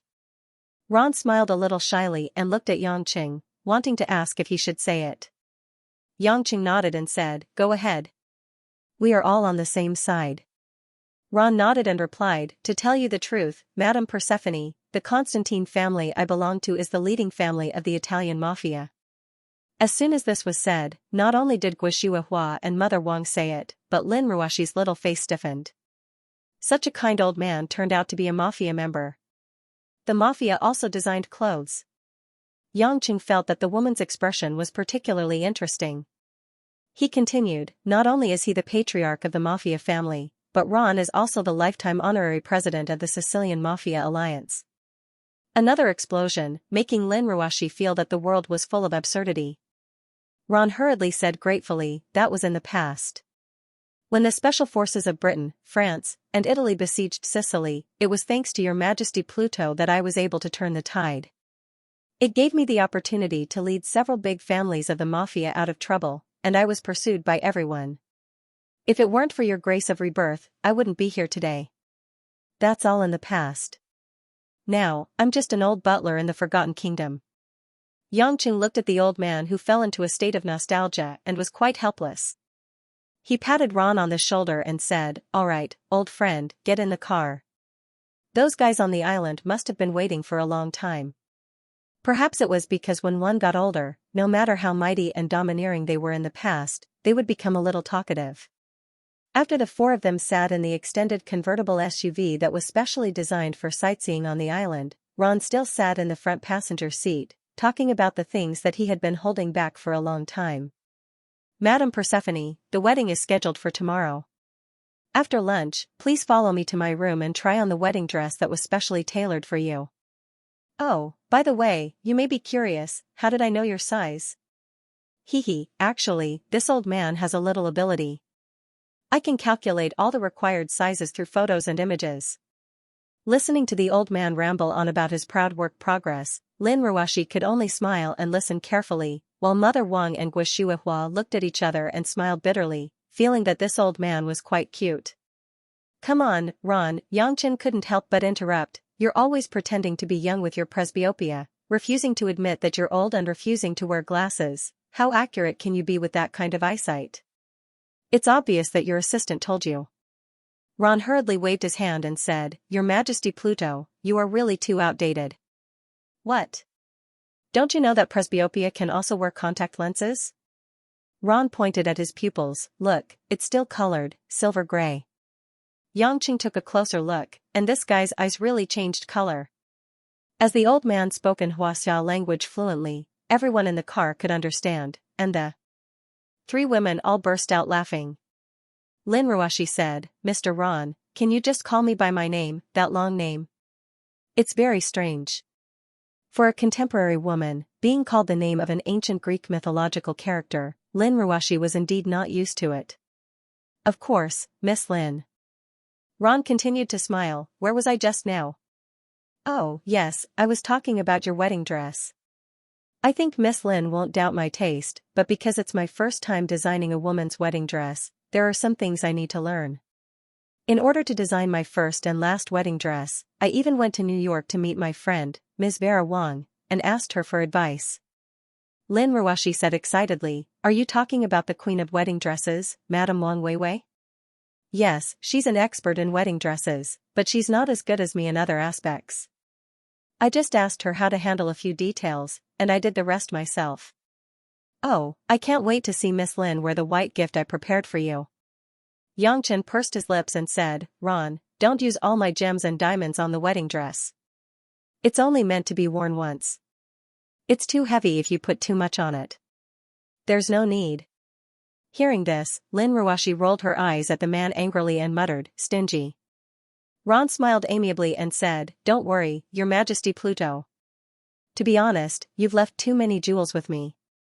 I don't know what to choose, so I might as well not use those. A wedding dress made of pure ecological materials will be more comfortable and in line with the beautiful mood of the wedding." Yangqing nodded in satisfaction and turned to Lin Ruashi. "Why are you rolling your eyes? Diamonds are so tacky. Everyone gets married with that. Didn't I already give you a Patek Philippe's Henry Graves? That's much more valuable than diamonds. That's different. Sparkling things look so pleasing. It's just like how men like sports cars and women like gems. The more the better. Besides, didn't you say you still have a gift for me? Lin Ruoshi reminded. Yangqing smiled and said, My Ruoshi, good girl, you're really getting more and more impolite. Even if I'm not polite, you still have so many women outside. If I'm polite, will there still be a place for me? Lin Ruoshi said without hesitation. Yangqing immediately lost the strength to resist. It seemed that this woman wanted to put all the good things in her pocket. Xianxia smiled and said, There will be. You can only see the gift after the wedding. You're still talking in riddles. Lin Ruoshi pouted and didn't continue to ask. As the car drove into the main island, the scenery of all the islands once again squeezed into everyone's eyes in detail. The top of the active volcano in the center was emitting bursts of smoke. Below the volcano was a dense subtropical jungle. The forest that was like a blue sea was rolling like waves. During this period, the terraced structure should be the vegetable and other planting grounds of the residents. Further down, one could see some tall, colorful, hot air balloon-shaped water towers. At the furthest corners, there were a few relatively steep peaks. Returning to the vicinity, the most eye-catching thing was the beach house with white walls and red roofs built by the seaside. The house wasn't tall, but it was brightly colored, like a world from a Nordic fairy tale. The white and delicate beach extended to the distant sea. Many men, women, and children of different skin colors were sunbathing on the beach, building sand castles, and there were also many people surfing on the sea. Guo Shuihua couldn't help but ask curiously, Mr. Ron, how many people are there on this island? Ron nodded and said, Dear madam, there are about 1,000 natives on the island, and there are more than 2,000 people in the gray crowd seeking protection from His Majesty Pluto. In addition, there are more than 200 children. Those children were born by the residents here. When the children need to enter middle school, they will be sent back to the European continent to live. Are these people all on the island? Not all of them, Ron explained, because the Forgotten Kingdom often has some private and adventurer ships approaching, so we have 500 adults on the island. They are organized into a garrison force, and they use 12 destroyers to patrol the outer sea in shifts. Usually, there are about 2,000 people. Guo Shuihua and Mother Wang listened with great interest. This island was like a self-proclaimed paradise, and it was also a fortress of its own. What was rare was that the scenery here was indeed far better than some famous tourist attractions on islands. As the car entered the dense forest, what appeared in front of them was a winding, flat stone road that began to rise and fall according to the terrain.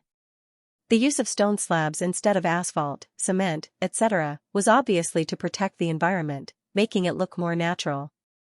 With a slight bump, the off-road vehicle drove into a cluster of houses that were filled with a Mediterranean coastal style. Every house was made of light wooden planks and decorated with all kinds of colorful decorations. Beautiful totems were outlined on the door frames and windows. In the middle was an ancient Roman-style fountain pool, and a group of children were playing hopscotch by the pool, having a lot of fun. And near the chimneys of many houses, there was already smoke curling up, and all kinds of fragrant food seemed to be calling to the people from afar. Many residents outside, seeing Ron coming here with Yangqing and the others, couldn't help but show joy on their faces. They put down their various work such as chopping firewood or drying fish, and ran towards Yangqing and bowed slightly. Your Majesty Pluto, welcome back, said a woman wearing a headscarf with a smile. Congratulations on your wedding, Your Majesty. There were also a few rough-looking but gentle-looking men who kindly gave their blessings. Yangqing also greeted these residents in various languages and asked about their living conditions in the past 2 years. Lin Ruoshi and the others couldn't understand Portuguese, Russian, and German, so they could only ask Ron, Mr. Ron, are these people the Aborigines or outsiders? Ron explained with a smile, Ms. Lin, on the island, the Aborigines live on the west side of their respective territories. This is where the people who have sought refuge with Your Majesty Pluto live. There are a total of 5 villages, and most of the people in this village are the first to know Your Majesty Pluto. Don't underestimate these guys. The woman wearing a headscarf is called Xianxia, the female leader of a terrorist organization that is still wanted worldwide in Russia. And her husband, Sabo, is the former leader of the Iraqi anti-government organization. After escaping the pursuit of the US military, he hid here. Listening to Ron's introduction, Lin Ruashi and the others could only stare blankly, because none of these people sounded good. Yangqing, on the other hand, seemed to be particularly happy after meeting his old acquaintances. All kinds of foreign languages were his mother tongue to him, and he spoke about all kinds of interesting things at the same time. Your Majesty Pluto, you really seem to have changed. You're much more cheerful than before, a middle-aged man with a curly beard said. That must be because I'm getting married, and Your Majesty Pluto has finally grown up, Chappelle, who was wearing a headscarf, said. Everyone laughed, then walked up to Lin Ruashi, nodded sincerely, and greeted her in English. Although everyone's accent was weird, Lin Ruashi could understand them at least. She was a little embarrassed to say a few words of gratitude to these people who seemed to only be seen on the news. Initially, she thought that these people were eccentric and aloof, but after interacting with them for a while, Lin Ruashi realized that they were actually very friendly. They didn't hold back when they chatted, and when they opened up their hearts, they were especially intimate. Even Guo Shuahua and Mother Wang thought that these people were actually quite cute, and they even asked them some curious questions. Just when everyone was enjoying themselves, the door of a brown wooden house with a semicircular roof was suddenly pushed open from the inside. Hey! Hey! Stop fighting! Dear, stop fighting! A skinny blonde man ran out of the house, holding a shiny donut in his hand. Behind the man, a woman with a waist like a bucket and a face like a rubber ball, with wavy chestnut hair, wearing a big apron, ran out of the house with a rolling pin in her hand. Damn it! Wild boar! Where are you running to? The fat woman shouted, and directly threw the rolling pin at the man's back. Ouch! The man was hit directly, and the rolling pin hit the bullseye like a cannonball. The man stumbled and fell, falling right in front of Yangqing and the others. Let's see where you can run to. The woman rushed up and pulled the man up with one hand. She snatched the half-eaten donut from the man's hand and stuffed it into her mouth. The woman chewed on it, and said vaguely, How many times have I told you? Don't sneak a bite while I'm cooking. Are you tired of living? The man cried, Dear, I'm really hungry. Also, can you stop hitting my back in the future? If you hurt my kidney, what will happen to your sexual happiness? Humph. At most, I'll just find a few strong men. That little worm of yours is no longer useful, the woman said straightforwardly. No. The man immediately begged, Dear, on our wedding day, you said that I'm the only one you'll ever love. I swear to God. I didn't say I would only sleep with you. The woman rolled her eyes. So, this pair of enemies was actually a young couple. After looking at them for a while, Yangqing finally recognized them. His mouth twitched as he said, Isabella. Brewster? Only then did the fat woman and the thin man turn their heads. When they saw Yangqing, they both exclaimed. Then, the two of them quickly let go of each other and said with a smile, Your Majesty Pluto, so you've already arrived. Oh, this must be Lady Persephone. Welcome, you're really beautiful, much more beautiful than in the photo. To be honest, the performance of these two people had already frozen the expressions of everyone present. Lin Ruashi nodded and smiled awkwardly, but she didn't know what to say. Yangqing didn't know whether to laugh or cry. What's going on? Isabella, when did you become this figure? And you, Brewster, did you succeed in losing weight? This man and woman were Sauron's daughter and Maekden's grandson. Previously, Yangqing had missed their wedding, but he still knew about it. However, the enchanting little wildcat, Isabella, had become a barrel-waisted woman. As for the real wild boar, the originally fat Brewster had become a thin matchstick. Marriage was indeed a wonderful thing. The two of them had even swapped their figures. Of course, if one was a sensible person, they would know the reason why Brewster had really lost weight. Your Majesty Pluto, you have to uphold justice for me. If Isabella touches another man, I'll go hang myself. Brewster said mournfully. Isabella directly pulled one of his ears and cursed. Stinky man, I haven't even touched you yet, and you're threatening me with death? Why don't you run away from home and fall into the sea to be eaten by sharks? Yangqing patted Brewster's shoulder and said with a smile, "Don't worry, buddy. Your wife is like this now. There shouldn't be any man who would touch her." "Hey. Your Majesty Pluto, you're not giving me any face. You watched me grow up. How can you say such a thing?" "Damn it," Yangqing said angrily, "when did I watch you grow up? Aren't you only 1 year younger than me? That counts." Isabella grabbed her apron and shook her fat waist. She pouted cutely. In Isabella's heart, you're at the level of an uncle. Yangqing's face was about to turn green, but there was nothing he could do. It was only because he and her father, Sauron, were of the same generation. Lin Ruoshi finally couldn't help but giggle. She only felt that this couple was too funny. However, this sweet smile made Yangqing feel pleasing to the eye. He reached out to the woman's waist and said, "Let's go in and see what this little wildcat, oh no, fat wildcat has made." Being hugged like this, and with so many people watching, Lin Ruoshi felt a little shy. However, it was not appropriate to push the man away at this time, so she could only lower her head and follow. This house, which looked like a large farm warehouse, was Ron's residence on this planet. Although it looked very old, the interior decoration was full of rich luxury. On the high walls, there were all kinds of ornaments made of the leather of various beasts. Just the fur of the moon bear alone was extremely precious. There were many shotguns hanging on the wall, and by the stove, there were several large soft sofas made of century-old mahogany and elk skin. The crystal chandelier hung from the high dome, dazzling. At this moment, on the long oval dining table in the center, a one-eyed, red-haired, strong man in a tight blue shirt and a bald fat man in a large flowery shirt were arguing about some topic. In front of each of them was an opened bottle of wine. The wine bottle looked particularly exquisite, black and transparent, like a glass work of art. And these two people were naturally Sauron and Maekdon. Although they had become relatives, the two old guys did not have the slightest intention of getting along peacefully. As soon as he entered the door and saw the two drinking, Ron's old eyes suddenly widened. Oh. No. Ron's silver hair was about to stand on end. With a cry of surprise, Ron rushed forward and grabbed the two opened bottles of wine from the table. "Bastard! You are blood-sucking worms." Ron rubbed his two bottles of wine painfully and cursed, "I shouldn't have let you eat in my house." "No. You must compensate me." Sauron and Maekdon stood up slowly, ignoring the old man, and directly walked around to Yangqing. "Your Majesty Pluto, we have been waiting for a long time. Miss Lin, we meet again. And this is Madam, right?" Sauron greeted in a formal manner. His feelings were sincere, but he did look a little fierce, which made Guo and Mother Wang a little afraid.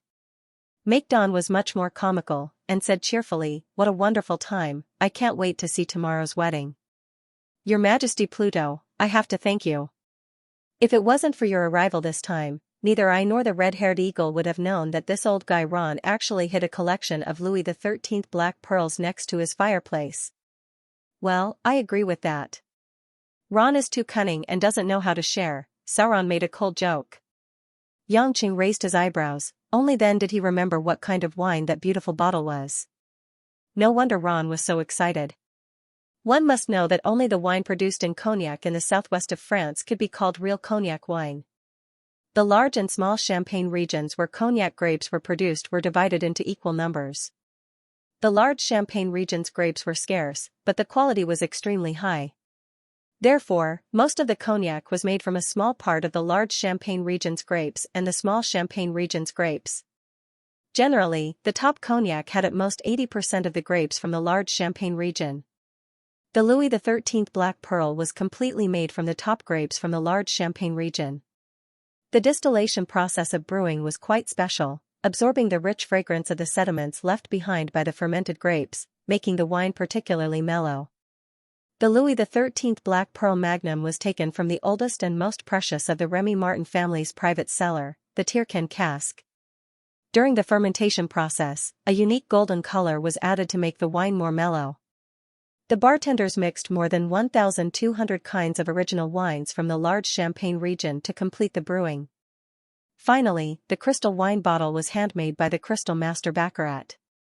The black crystal bottle body was infused with platinum. The bottleneck was carved with 24K pure gold. The light and shadow flashed, rotated, and then reflected with the light, creating an unpredictable optical illusion. Ron's 2 bottles of Louis XIII Black Pearl Magnum were limited to 358 bottles in the world, and each bottle was engraved with a noble number. It could be said that any one of them could be auctioned for more than $100,000, and there was still a price but no market. Ron looked at the 2 bottles of brandy in his hands that had been half drunk. He looked like he was about to cry. It seemed like his soul was about to leave his body. MacDon grinned and rubbed his round belly. He smiled and said, "Ron, you don't have to go so far. Although the Constantine family is a bit rotten, there are still a lot of good wine. This is the wine I plan to keep for a few years when I'm about to die." Old Ron said in tears. Sauron replied stiffly, "If you're going to die, be more straightforward. Don't waste the wine." One-eyed red-haired bird. "This is not your wine. You and this fatty have to pay for it." Ron shouted ungentlemanly. However, how could these 2 fellows pay back? One looked into the distance, and the other scratched his ears and pretended not to. "Here." Xianxia looked at the old man and patted him on the shoulder. He said, "Forget it, let's drink these 2 bottles together today. I remember I have a few bottles of 1811 Eigen Chateau white wine. You help me with logistics, so you must know where to put it. Go and drink it yourself." Ron said gratefully, "Your Majesty Pluto is considerate, but that wine doesn't suit my taste. Can you change it to 2 other Medusa wines from Domaine de Romanconti?" "Old fox. You must be doing this on purpose. 1 Medusa is worth 2 black pearls." MacDon cursed. Xianxia was also quite helpless. These guys were really as good as before. However, he didn't have much of a preference for good wine, so he generously promised to give them to Ron. Following that, as everyone sat down, Isabella, the fat cook, brought out the sumptuous Mediterranean seafood cooking that she had made. As a helper, Brewster obediently poured wine for everyone. During the meal, they chatted with Xianxia, mostly in English, so as not to leave Lin Ruashi and the others out. However, he always felt a little creepy when he heard words like fighter jet models, nuclear warheads, nuclear submarines, and so on. Halfway through the meal, Isabella slammed the table and said, "You old guys, why are you talking about war in front of Miss Lin and Madam? Tomorrow is His Majesty Pluto's wedding. Can't you talk about something interesting?" Towards her father and in-laws, this fat girl did not have the slightest bit of courtesy. Beside him, Broust quickly clapped his hands. "I agree with my dear." MacDon cursed his grandson for being so useless. However, he did not dare to refute Isabella. It was obvious that fat girl had the upper hand over these people. "My dear Bella, don't you think talking about the war will make you hungry?" Solon grinned, which was rare for him. "That's you, old man." Isabella rolled her eyes. As she spoke, she picked up a plate of yellow and white dishes and placed it in front of Guoxiuehua and Mother Wang. "Madams, you can try this. This is called bacalhau brás. It's a Portuguese food. The main ingredient is codfish, fried with eggs and vegetables. It should suit the taste of Easterners," Isabella said with a smile. Guoxiuehua and Mother Wang looked at each other. They really felt that the food here was not to their liking. Although the ingredients were excellent seafood, they really could not resist eating seafood in big mouthfuls. After receiving it with a smile, they thanked Isabella briefly. After all, they did not know much English. Isabella was excited and began to explain the names and ingredients of various dishes to Lin Ruashi, leaving the men at the table aside. Just like that, the meal was quite lively. When it was over, Ron gestured to Lin Ruashi and went to the studio he set up next door. Xianxia was also very curious and wanted to follow them, but he was stopped by Guoxiuehua. "Silly child, you can't look at the wedding dress now. Wait until the wedding tomorrow, then it will be meaningful," Guoxiuehua lectured. Xianxia felt that it might be better to add more mystery, so he endured the itch in his heart and sat in Ron's house, drinking black tea and watching TV. Under Isabella's invitation, Guoxiuehua and Mother Wang took a young man on the island who could translate Chinese to visit the surrounding environment. For them, since this was Yang Cheng's, it was also their own. Of course, they had to understand it well. When the house was quiet, only Yangqing, Maekdan, and Soren were left. Drinking the British Royal black tea, Yangqing suddenly thought of something and asked, "By the way, where are Edward and the others?" Soren said, "Edward went to pick up Catherine and Jane. They should be here tonight." These days, the London Olympics are still at a critical juncture. Catherine needs to attend a lot of occasions, so she is busy, so she can only come later. After the wedding, she has to rush back to attend the closing ceremony of the Olympics, Maekdan explained. Only then did Yangqing remember that he did not pay attention to the Olympics. "Your Majesty Pluto, are you not going to go see her?" Soren hesitated and said, "After all, you are going to get married tomorrow." Yangqing's hand trembled slightly, and a complicated thought flashed in his eyes. His face was a little gloomy. "Yes, I have to go." Yangqing nodded. "Hey, red-haired eagle, why did you mention that?" "I was happy." Maekdan said unhappily. "I'm just reminding you out of goodwill." "I think your Majesty Pluto will think of going too." Soren glanced at him disdainfully. Yangqing told the two of them not to make a fuss and said with a smile, "This is indeed what I should do. After I left here more than 2 years ago, I haven't come back to see her. She might be in another world and hates me. Now that I'm going to get married here, if I don't tell her, I won't be able to rest easy. Very well, let me bury the past today and officially welcome a new life." While the three men were chatting about a rather sad topic, in a small red room next door, it was a different scene.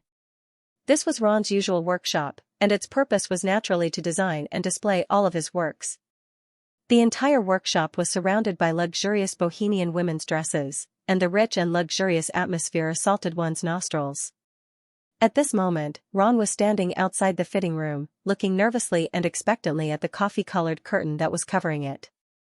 His 2 female assistants were helping Lin Ruoshi put on the wedding dress that had been designed. After more than 10 minutes, the 2 assistants finally walked out and slowly pulled open the curtain. Hiss. When Ron saw the woman who walked out of the fitting room, he couldn't help but suck in a breath of cold air. Then, he swallowed his saliva and drew it cross in front of him, as if he was grateful for God's kindness. Ron, who could not move his gaze away, exclaimed in admiration, "Miss Lin, you will be the most beautiful bride I have seen in most of my life." "Haha, of course, it is also thanks to the wedding dress I designed."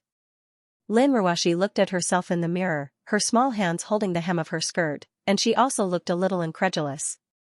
It was as if wearing this wedding dress would make her entire temperament and behavior sublimate from beginning to end. "Thank you, Mr. Ron." Lin Ruoshi smiled and asked, "Does this wedding dress have a name?" "Well, good question." Ron smiled and said, "I named this wedding dress Demeter." Lin Ruoshi wondered, "It sounds familiar. Is this a person's name?" No, this is your mother." Ron smiled kindly and said, "Madame Persephone's mother in mythology is Demeter, the goddess of fertility. I named the wedding dress after Demeter, meaning that this wedding dress will protect you like a mother and lead you to the marriage hall." Lin Ruoshi then came to a realization. She recited it a few times and happily accepted it. At this time, Ron circled around the woman twice and praised, "Now that you look at it, it really looks similar, especially in terms of temperament. After wearing the wedding dress, it is exactly the same." Although Ron said it softly, Lin Ruoshi could still hear it. The happy woman couldn't help but ask, "What looks similar?" Ron was stunned and said awkwardly, "Miss Lin, you should also know that the only woman who has always accompanied His Majesty Pluto in the past is Miss 17. Previously, Sauron, Jane, and Catherine all said that you and Miss 17 are often very similar in temperament and demeanor. Now it seems that I have to agree with them." Hearing this, Lin Ruoshi couldn't help but look gloomy, and she smiled unnaturally and said, "Is that so?" "Unfortunately, I haven't seen her."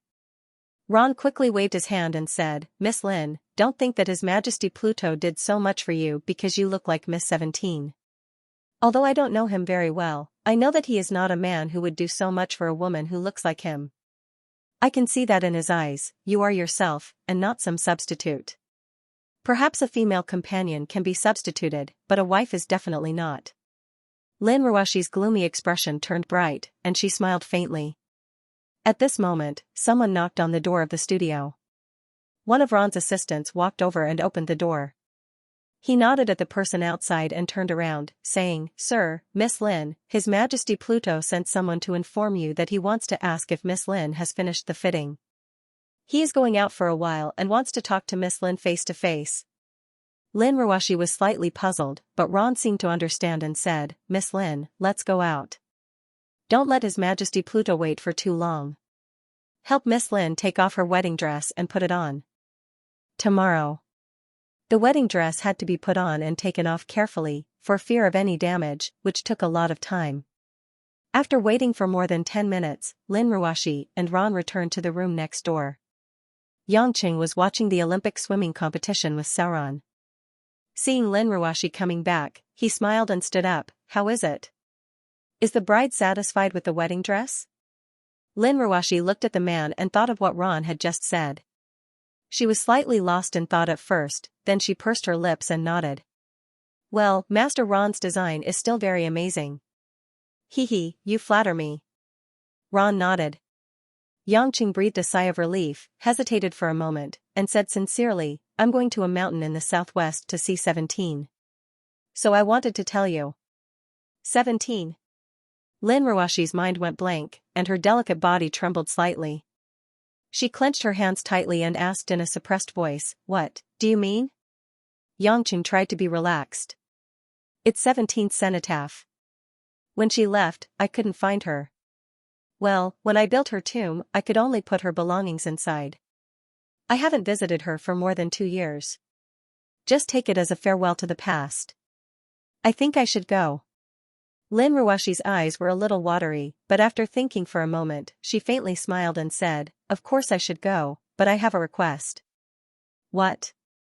"I want to go too." Yangqing was stunned for a long time. He took a deep breath and nodded. "Okay." The wind above was fresh, bringing with it a warm air current. As it passed through her hair and clothes, she felt very comfortable. Yangqing drove a fiery red dune buggy with Lin Ruashi on it. They passed through a small path in the dense jungle, and after a full 10 minutes, they finally arrived at the bottom of a cliff in the southwest. Looking up from the bottom of the mountain, the entire cliff extended up to a large graveyard. The gray and white intertwined, and a winding path climbed up the cliff steeply. The flat turf and the neatly trimmed plants made it obvious that someone had been taking care of the graveyard here on a daily basis. "This is the burial place of some of my old subordinates after they died in battle. The more outstanding the merit, the higher the burial place. However, even if they can be buried here, it's still an affirmation of their lifetime's military achievements. You must think that these guys are funny. Before they died, some of them even asked me if they had killed enough people and if the weapons they blew up were important enough. They had actually regarded being buried here as the goal of their lives. Some of them were still so young, how could they be so stupid?" Yangqing explained to Lin Ruashi. His tone was a little sad, and his eyes were a little red. There were countless memories and deep emotions mixed in, which moved Lin Ruashi. When she first met this man, she noticed that his eyes would reveal incomparable vicissitudes of emotion. Later on, as the two of them became familiar with each other and lived together for a long time, they didn't care too much about it. But at this moment, seeing the tombstones all over the mountain and facing the man's eyes again, Lin Ruashi only felt that she really wanted to hug him like a child and caress his hair. After the car stopped at the foot of the mountain, the two of them began to walk up the path. The mountain wall was a little steep, and it was quite difficult for Lin Ruashi to walk. Especially some stones, after being exposed to the wind and rain, had become smooth. Ah! Lin Ruashi's shoes slipped and she almost lost her footing. Yangqing, who was walking in front, quickly reached out and grabbed the woman's hand. "Be careful, I'll pull you along." Lin Ruashi gasped for breath. Seeing that her hand was being held, she quickly shook it off with all her might. Yangqing was stunned, and said in astonishment, "Ruashi, what's wrong? I just want you to fall if you walk like this. Don't touch me." Lin Ruashi said coldly, "I'll be careful, but you're not allowed to pull me or touch me." Yangqing felt helpless. Although the woman wanted to come over to see him, she was still very dissatisfied with him in her heart, which was why she didn't want him to touch her. However, this couldn't dispel the idea of coming to see. 17, because this was one of the few things in his heart that he insisted on. He couldn't ignore the people who had accompanied him for the past 10 years. The mountain breeze caused Lin Ruashi's skirt to flutter. Her hair gently caressed her cheeks as she faced the gradually fading afternoon sun. After a period of training, Lin Ruashi's physical fitness had also greatly improved. When she reached the top of the mountain, the woman didn't seem to be too tired, but her face was flushed red. On the top of the green grassy mountain, there was only one tombstone, and the surroundings seemed very flat and empty. Obviously, the owner of this tombstone had an absolutely transcendent status. This was a piece of black marble, firmly embedded in the mountain rock. On the marble, only ancient Roman numerals were engraved, 30. This is her tombstone? Although Lin Ruashi was sure, she still asked. N. Xianxia nodded, his expression a little blank. He stood in front of the tombstone, hesitated for a moment, and then slowly sat down. 30. You mean, 13 and 17? Lin Ruashi still remembered that Xianxia's previous codename was 13. Xianxia nodded, and didn't deny it. That means, 13 and 17, added together. Lin Ruashi's voice trembled a little. Xianxia didn't dare to turn his head to look at the woman's expression. He silently nodded and said, I carved this for her, using my fingers, but it's a pity. I carved all the stones, and my hand didn't bleed at all. Otherwise, the red words might look better. Facing Xianxia's cold joke, Lin Ruashi's body tensed up, and she asked, Do you need me to leave for a while? I think you have a lot to say to her. Whatever. Xianxia turned his head and chuckled, It's not something to be shy about. If you want to listen, then listen. Of course, it's also up to you whether you want to listen or not. Lin Ruashi didn't say anything else. She silently stood behind him and stared at the number on the black marble. Xianxia stretched out his hand and gently stroked the tombstone, as if he didn't dare to disturb the sleeping woman, but he was incomparably affectionate. It's been more than 2 years since I came to see you. Would it be lonely to be alone? I know, right now, you must want to stab me in the neck with a dagger. Xianxia laughed self-deprecatingly. Of course, the tombstone wouldn't answer. It was just that the wind and grass on the tombstone made this conversation seem especially lonely. I went back to Xianxia. You said that we should go and see what the country we were originally from was like, so I went back. It's really different from other countries. I set up a stall in the market to sell mutton skewers, and I even rented a dilapidated house that was about to collapse. Although it looked a little shabby, it was much better than the damn place where we trained in Siberia when we were young. I also met a lot of people. They didn't know how to hold a gun, they didn't know how to kill people, and they did things that we didn't understand at all before. Oh right, I also joined a company to work, but you must have guessed that there are a lot of beautiful colleagues in that company. Don't look down on me. Who told you to indulge me so much in the past? It's become a habit. I really can't change my ways. In more than 2 years, I've encountered a lot of things. I don't even know how to tell you everything in a short period of time, but you don't like to talk much, so I think you won't be interested in listening. Xianxia looked at Lin Ruashi behind him and said with a faint smile, You probably want to know who she is, right? Hee, don't pretend that you don't care about anything. Her name is Lin Ruashi, and she's the female lead of my wedding tomorrow. We've been married for more than a year, so before the wedding, I brought her to see you. Xianxia spoke in a voice that was neither loud nor soft. Every word was clearly audible, and every word touched people's hearts. Lin Ruashi naturally nodded at the tombstone when he introduced himself to 17. Xianxia turned his head and continued to look at the tombstone. He laughed self-deprecatingly and said, Don't laugh at me. Speaking of which, you were the one who added fuel to the fire from the beginning for me and her to get to this day with her. This woman foolishly said that she wanted to jump off a building to force me to marry her. It's not like you don't know that I'm one of the few people in the world who would stand by and watch someone die. If it wasn't for this woman's eyes and temperament, which were very similar to yours, I would have turned around and left at that time. I wouldn't care if she died or not. We took many detours, each did many wrong things, and also experienced laughter and pain. Sometimes, I also thought that you were deliberately joking with me. You irresponsibly left first and sent a woman who was very similar to you to my side as if you were fooling a child. But later, I realized that Lin Ruashi wasn't you. I had long regarded her as an independent, my wife.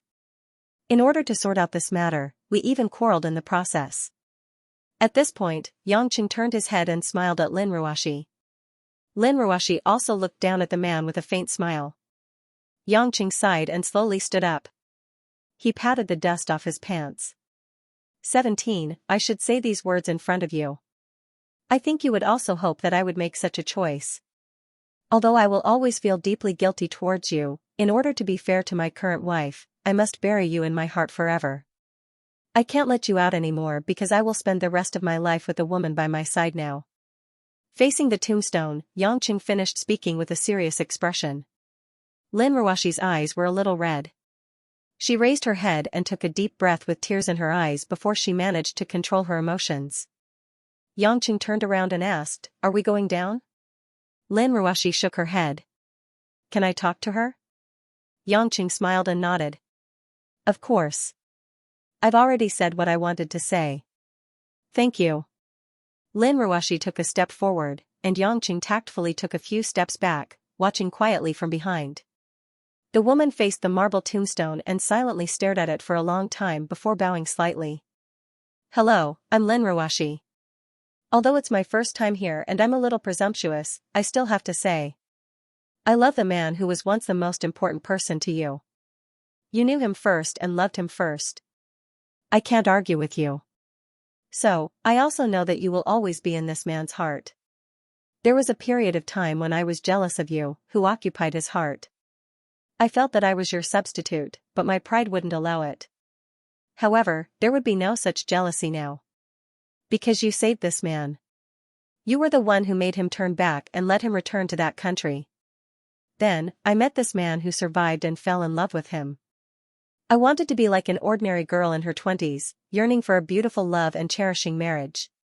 The memory of you being sealed made him feel sorry, so this man wandered around for a long time before Xianxia came here late. He might have felt that a woman like me was too pitiful, so one day, he suddenly said that he wanted to catch me and ask if he could like me. He really isn't much.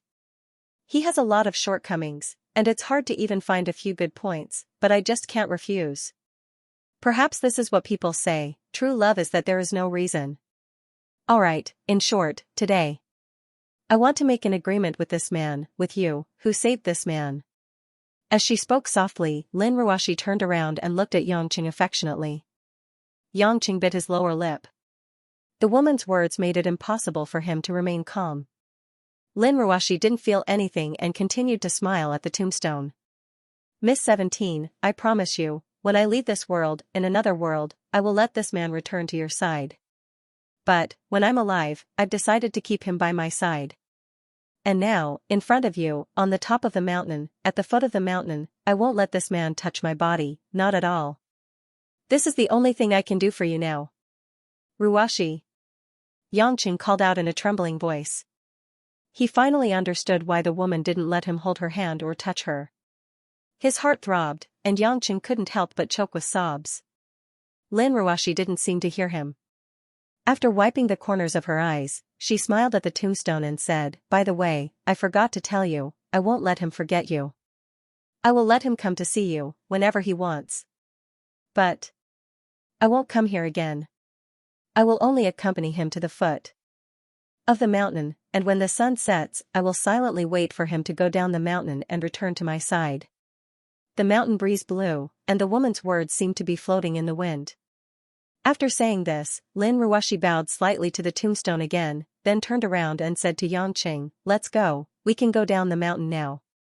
Yangqing let out a deep breath and nodded. Just as he was about to reach out to hold the woman's hand, he thought of Lin Ruashi's words and stiffly withdrew his hand. Lin Ruashi turned a blind eye to it and began to slowly walk down the mountain. At the foot of the cliff, the waves were surging. The sun was setting in the west, and the sunset glow was intoxicating the mountains. When they reached the foot of the mountain, the two of them continued to walk in silence for a while. Just as they were about to arrive at the place where the mountain bike was parked, Yangqing suddenly shouted, "Darling!" He turned around and picked up Lin Ruashi from the ground with both hands. Lin Ruashi exclaimed. She was startled by the sudden princess hug. Yangqing hugged the woman and spun her around a dozen times. He almost made the poor bride faint before putting her down. Without waiting for Lin Ruashi to speak, he kissed her lips 3 times, and even stuck his saliva on them. Pa pa pa. Lin Ruashi wiped her mouth and said angrily, "It's all the fishy smell from lunch." "Are you crazy?" Yangqing laughed out loud, "It's mainly because you're too cute." "Aya, how can my wife be so cute? Did you major in how to be a cute woman in college?" "What nonsense are you talking about? You were fine just now, why are you so improper now?" Lin Ruashi looked at the man with a headache. Yangqing blinked. "What, do you think there's a big difference?" "What do you think?" Lin Ruashi rolled her eyes at him and said angrily, "I thought you were serious just now, why did you suddenly become like this? Also, since you're so affectionate, why do you still maintain a relationship with those women? Don't you feel sorry for me? Tell me the truth, the words said in front of the tombstone are all lies, right? How is that possible? I also have times when I'm serious." Yangqing smiled at Xianxia and said, "Besides, isn't this an old question? Of course I feel sorry for you. Then you. But I can't let them down either." Yangqing grinned and said, "They don't have any status, but they're all willing to follow me. They've even done so much for me.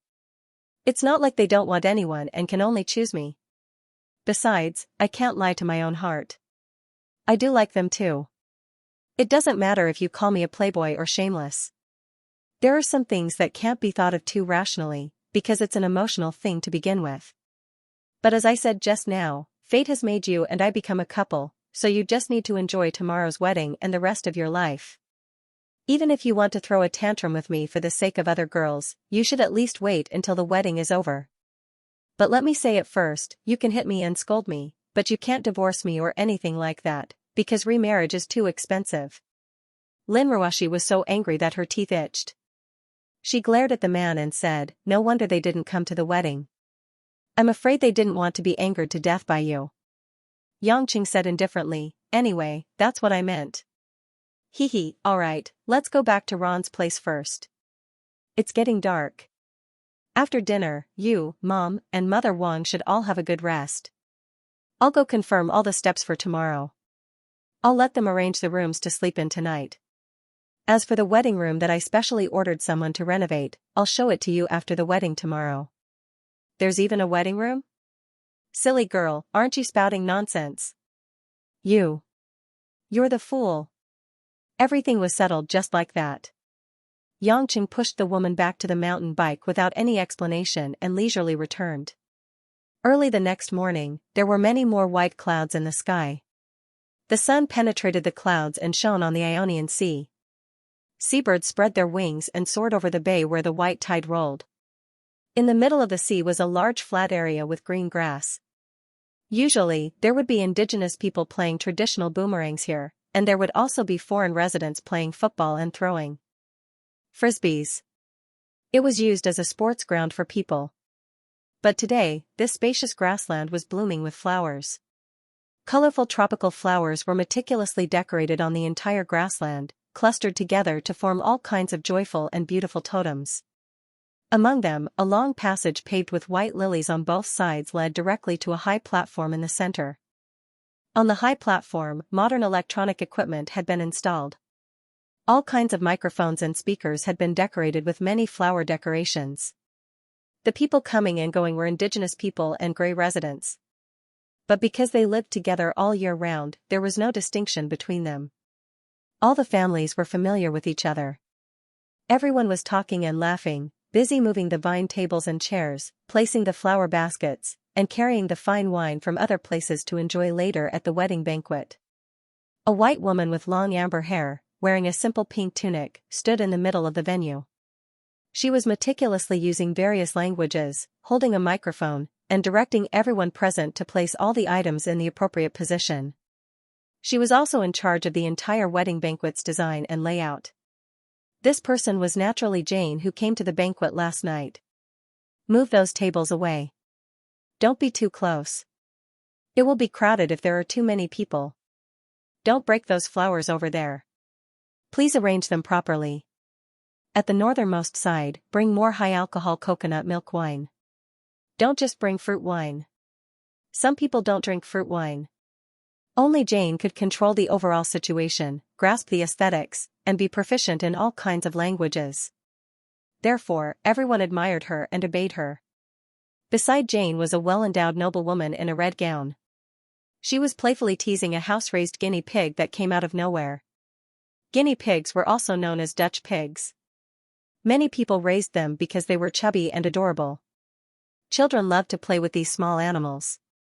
But at this moment, the noblewoman was poking the guinea pig's big belly with her finger and talking to it with childish innocence. "Little fatty, why is your stomach so round? What did you eat this morning?" "What? Didn't you eat? So you inherited it, just like Catherine's breasts and butt. My Jane dragged me here early in the morning. She doesn't know anything about wedding decorations. She's only been married once in her life, and it was a royal wedding. She doesn't need me to design it." Sigh. But I have to listen to little Xianxia. Even if I don't have time for breakfast, I still have to come over. Otherwise, little Xianxia will be angry at me again. Last time, because I introduced a man to little Xianxia almost didn't recognize me as her mother anymore. "Little fatty, don't you think Catherine is very pitiful?" No matter how much Jane wanted to pretend that she didn't hear it, the words of Her Majesty the Queen beside her almost made her go berserk. "Catherine, if you want to eat, go eat by yourself. You clearly wanted to come with me. Don't just stand there and mumble." Jane put down the microphone, wiped the fine beads of sweat on her forehead, and scolded angrily. The guinea pig that was lying on the ground was startled, and it rolled over in an instant. Catherine quickly stood up and smiled shyly. "How can I do that? My little Xianxia hasn't eaten yet." "Of course, Catherine can't eat. How many times have I said it? Don't call me that name." Jane was going crazy. She wasn't afraid of anything logical, but she couldn't stand a woman like her mother who was completely illogical. Catherine pouted shyly. "But I like it. It's so intimate. Can't you see that I'm very busy?" Jane said helplessly, "I'm begging you. I'll call you mother, okay? Go find Cousin Edward now and let him play with you. Don't bother me." Catherine pouted. "What? It's obviously a wedding between the man you like and another woman. Why is little Xianxia spending so much effort to decorate it?" Jane was stunned. She then realized that her mother felt indignant on her behalf. A warm feeling welled up in her heart. Jane felt helpless. This woman was always walking between rationality and insanity. You would never know what she was thinking. No matter how smart she was, she didn't really understand her mother since she was young. "That man is Yanqing." Jane smiled bitterly. "The man who gave us everything. How can he be the same? Moreover, he personally came over last night and asked me to decorate it. How can I reject him?" Catherine suddenly walked up and held her daughter's face. She lowered her head and kissed her forehead. "Baby, do you want mommy to seduce Yanqing when he's in the bridal room?" Jane couldn't help but roll her eyes. Her Majesty the Queen was acting weird again. She reached out and pinched Catherine's plump chest. "Go away. Go change into something more conservative. Although Miss Lin isn't inferior to you, she doesn't have a guest who steals the limelight like you. Little Xianxia, just say it if you want to drink mommy's milk. Why do you have to pinch me? I was wondering why I was full after drinking so little when I was young. Turns out I didn't drink enough." "Shut up. Go away." Jane was so angry that she was about to cry. All right. I'll go." Catherine tugged at her low-cut collar and blew a kiss. Then, she skipped to find her maid to change her clothes. Seeing that the troublesome mother finally left, Jane tapped her temples. She picked up the microphone and continued to direct the operation of the venue. More than an hour later, when it was almost noon, the entire venue was finally decorated according to the layout of a royal wedding. The wedding venue was filled with a graceful and luxurious atmosphere without losing its natural style. If one were to look down from the sky, it would definitely be a beautiful scene. Then, as the master of ceremonies, Ron stood on the high platform and began to announce the official start of the wedding. Since it was Xianxia's wedding, the true owner of this land and the protector of this pure land, all of the 2,000 people on the island were present, except for the guards who had to patrol the area. For a moment, the entire venue was bustling with noise. Sitting at the front of the red carpet surrounded by lilies were Guoshuihua, Sauron, Maekdan, and a group of people who were closest to Yangqing. Catherine changed into an elegant pink dress. It seemed to be matching her daughter's mother-daughter attire, and it was wrapped tightly. Behind Sauron and Maekdan sat the representatives of all the important organizations such as Zero and Sea Eagles. Behind Edward sat the representatives of the financial oligarchs and important nobles who had pledged allegiance to Yangqing. Originally, these people were either filled with valiant killing intent or arrogant and despotic. But now, they were sitting in the wedding hall with a serious expression on their faces.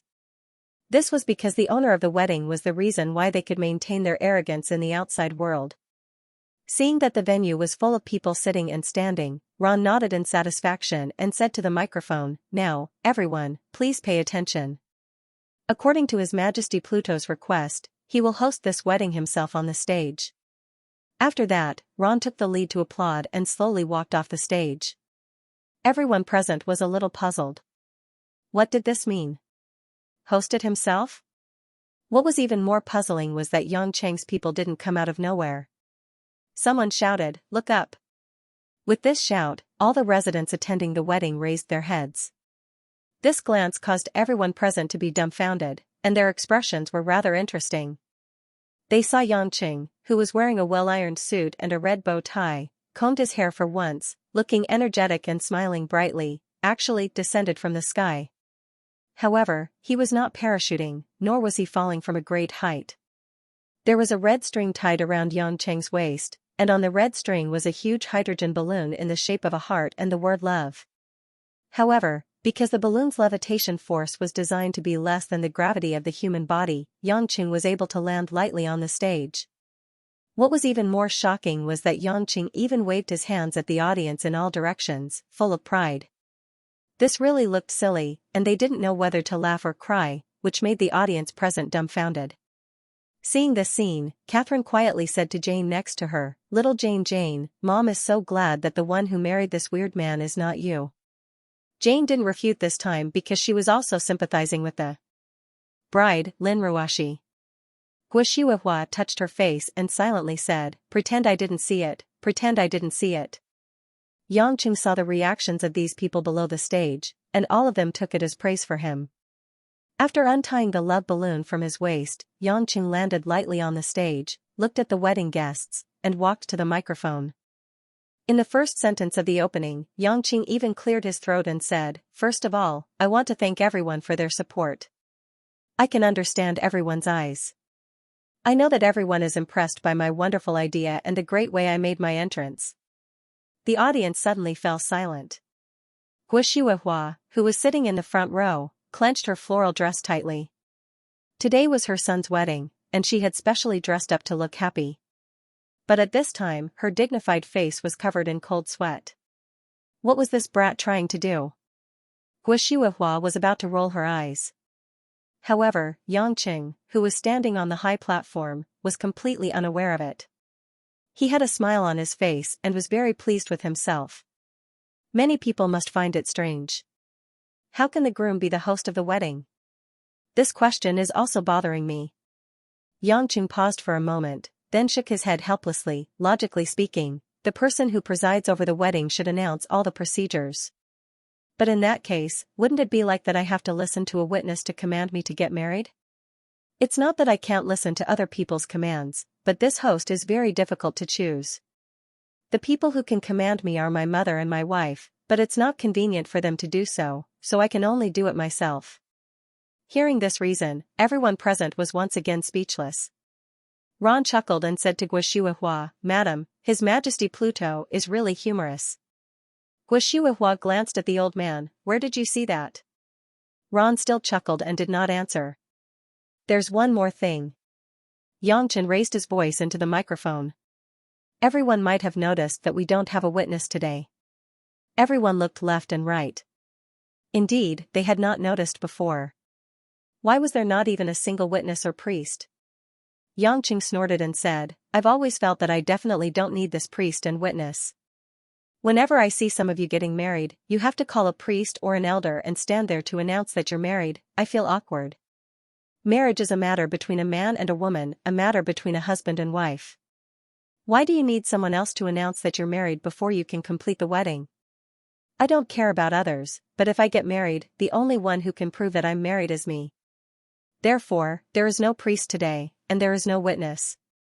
If there is, it would be me, Father Yang.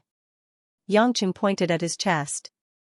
The audience immediately burst into laughter, and Edward and the others who were sitting in front also applauded in amazement. Xianxia grinned and gestured for everyone to be quiet. He then cleared his throat and said, Okay, next, as the groom, witness, and host, I announce the arrival of the bride. As soon as he finished speaking, the dozens of speakers set up around the wedding venue began to play the wedding march. Under the melodious melody, colorful flocks of birds fluttered and soared into the sky from all directions of the jungle.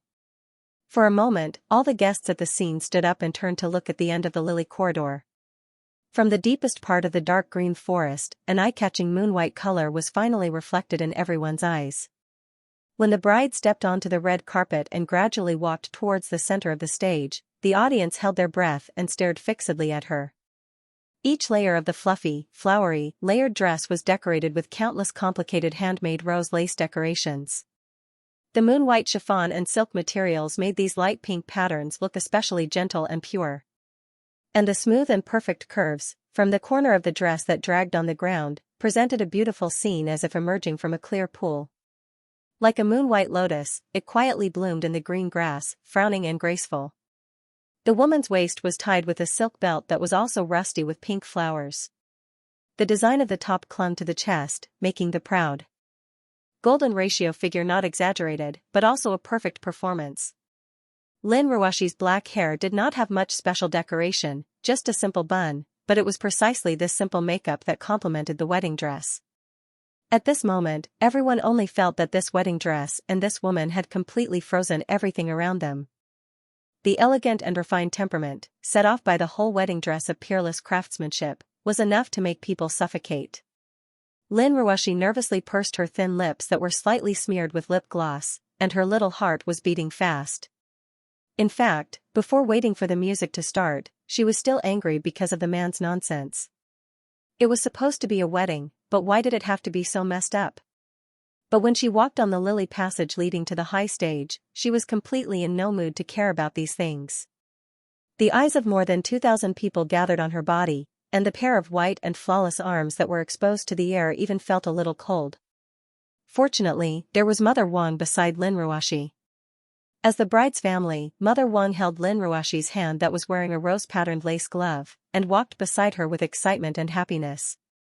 This was also what Xianxia had promised before, to let her personally participate in this wedding. For the current Lin Ruashi, she could hear her own rapid breathing and the beating of her heart. Every step she took was filled with too much bitterness and sweetness, and mixed feelings. Not far away, the man standing there waiting for her. They had clearly lived together for almost 2 years, but why was it that at this moment, they seemed so unfamiliar, yet so intimate?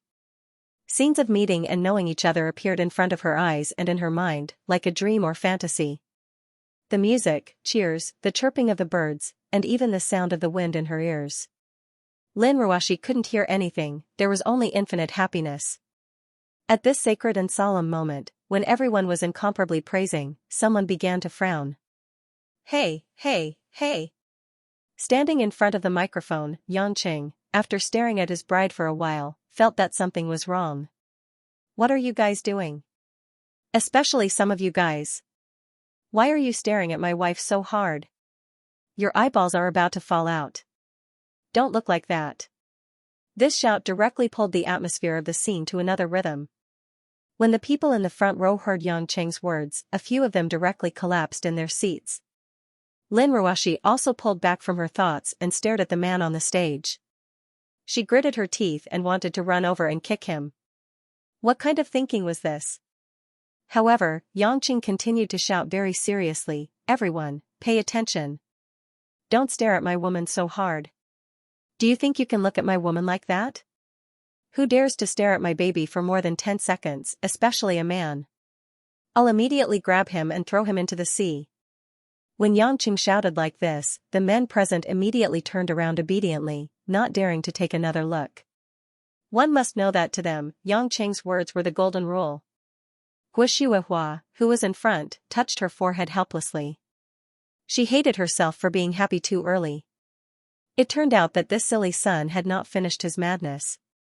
Ron said with a smile, "Madam, don't you think that His Majesty Pluto and Miss Lin are very loving?" Guo Shuihua glanced at him again. "You saw through it again?" Ron was still chuckling. Mother Wang, who was beside Lin Ruoxi, pinched Lin Ruoxi's little hand that was trembling in anger and couldn't help but laugh. "Miss, don't be angry. Isn't son-in-law like this? Sometimes he is a little stingy, but that's because he loves you." "Mother Wang, I want to turn around and leave now," Lin Ruoxi said with a pout. "That won't do." Mother Wang knew that she said it casually and said with a smile, "Didn't you say that you are still waiting for son-in-law's gift? No matter what, you have to take a look." Lin Ruoxi snorted, but this time she did speed up her steps to prevent any strange problems from happening.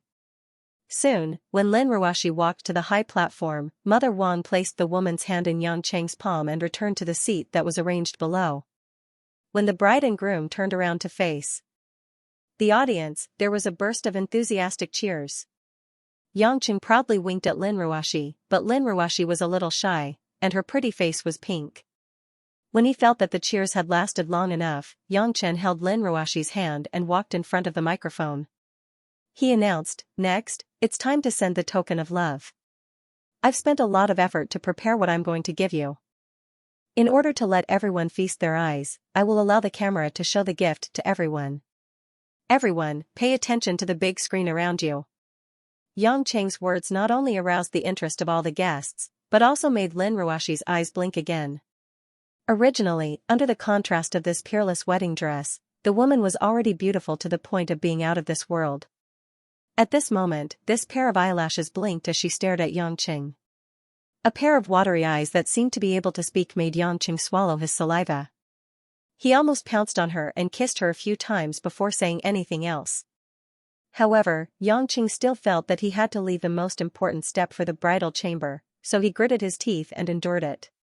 After letting go of Lin Ruoxi's hand, Yangqing walked to the center of the platform and hooked his pinky towards the forest in the distance. Under everyone's curious gaze, there was a small black dot gradually approaching from the top of the forest in the distance. As the small black dot enlarged, everyone finally saw what it was. It was a remote control plane.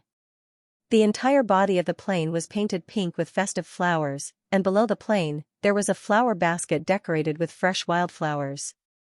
It seemed that the gift was hidden in the flower basket. "This kid, he really has a lot of tricks," Guo Shuihua scolded jokingly. Mother Wang smiled emotionally. "Miss looks like she's looking forward to it. I hope it's a gift she likes. It's been prepared for so long, it's impossible that she won't like it," Guo Shuihua said. Kathleen, on the other hand, squeezed her daughter beside her and said with a smile, "Little Jane, that plane was also designed by you for Yangqing, right? It can fly in a straight line from such a distance of a few hundred meters to the platform. Only you can do it in such a short time." Jane rolled her eyes at her mother. "It's not that difficult, many people can do it. I just happened to be free, so I helped him to the end." After saying that, Jane couldn't help but cover up her yawn elegantly. Obviously, in order to complete some of Yang Cheng's requests, she didn't sleep much the night before. Kathleen couldn't help but pout. "What an enemy. It's not your own wedding, but you're tired first." Jane pretended not to hear and continued to smile. At the same time, the remote-controlled plane that flew over from afar landed in Yang Cheng's hands. After taking down the flower basket, Yangqing took out an exquisite gift box made of mahogany. The big screens around the venue began to track the gift box. Everyone was looking forward to seeing what special gift was inside. Lin Ruoxi was particularly embarrassed. The Patek Philippe pocket watch that Yangqing gave her before was already a priceless treasure. Although she was not short of money, women always liked precious gifts from men. Moreover, Yangqing had spent more than half a year to prepare it. How could it be an ordinary treasure? "It's inside?" Lin Ruoshi looked at the gift box and asked softly.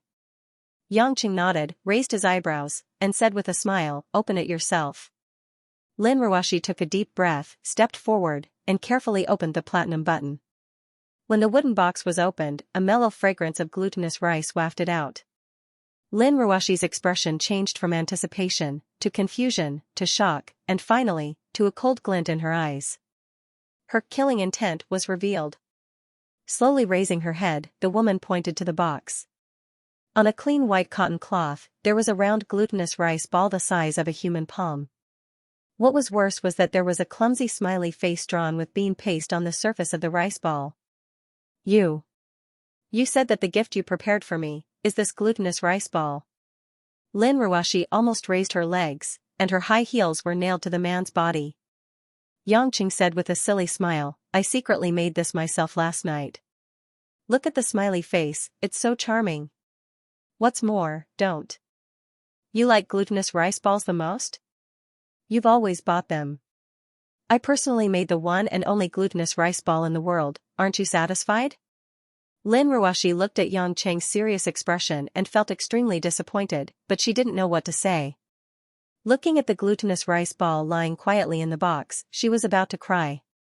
All the guests looked at each other, completely dumbfounded. This lord's wedding gift to the bride was actually a glutinous rice ball. Isn't this too ridiculous? Guo Shihuahua's face also turned green and white. Mother Wang didn't know whether to laugh or cry. She reached out and patted her thigh, telling her not to get agitated. On the high platform, Lin Ruoshi, who was in a daze for a while, suddenly laughed at herself. Heh, that's true. Perhaps there really isn't a more suitable gift than this. Lin Ruoshi reached out to take the wooden box and pouted, "Anyway, I can buy whatever I want with money. On the other hand, this glutinous rice ball is really the only one in the world." "Do you really think so?" Yangqing asked with a mysterious smile. Lin Ruoshi lowered her head, her eyes a little red. "Although I'm a little disappointed, it's still an unforgettable gift, an unforgettable wedding." "Then why are you still crying, wife?" Yangqing reached out and gently pinched Lin Ruoshi's face. Lin Ruoshi finally couldn't help but raise her head and stare at him angrily. "Who told you to give me so much hope? You should have made me a glutinous rice ball. Why did you have to wait so long to hold the wedding? Can't you just do it in Zhonghai?" The entire audience was in an uproar. Why did the two of them seem to be quarreling on the stage? Yangqing pressed his hand down, causing the entire audience to quieten down. Then, he smiled and said, "Are you angry?" "Yes, I'm angry."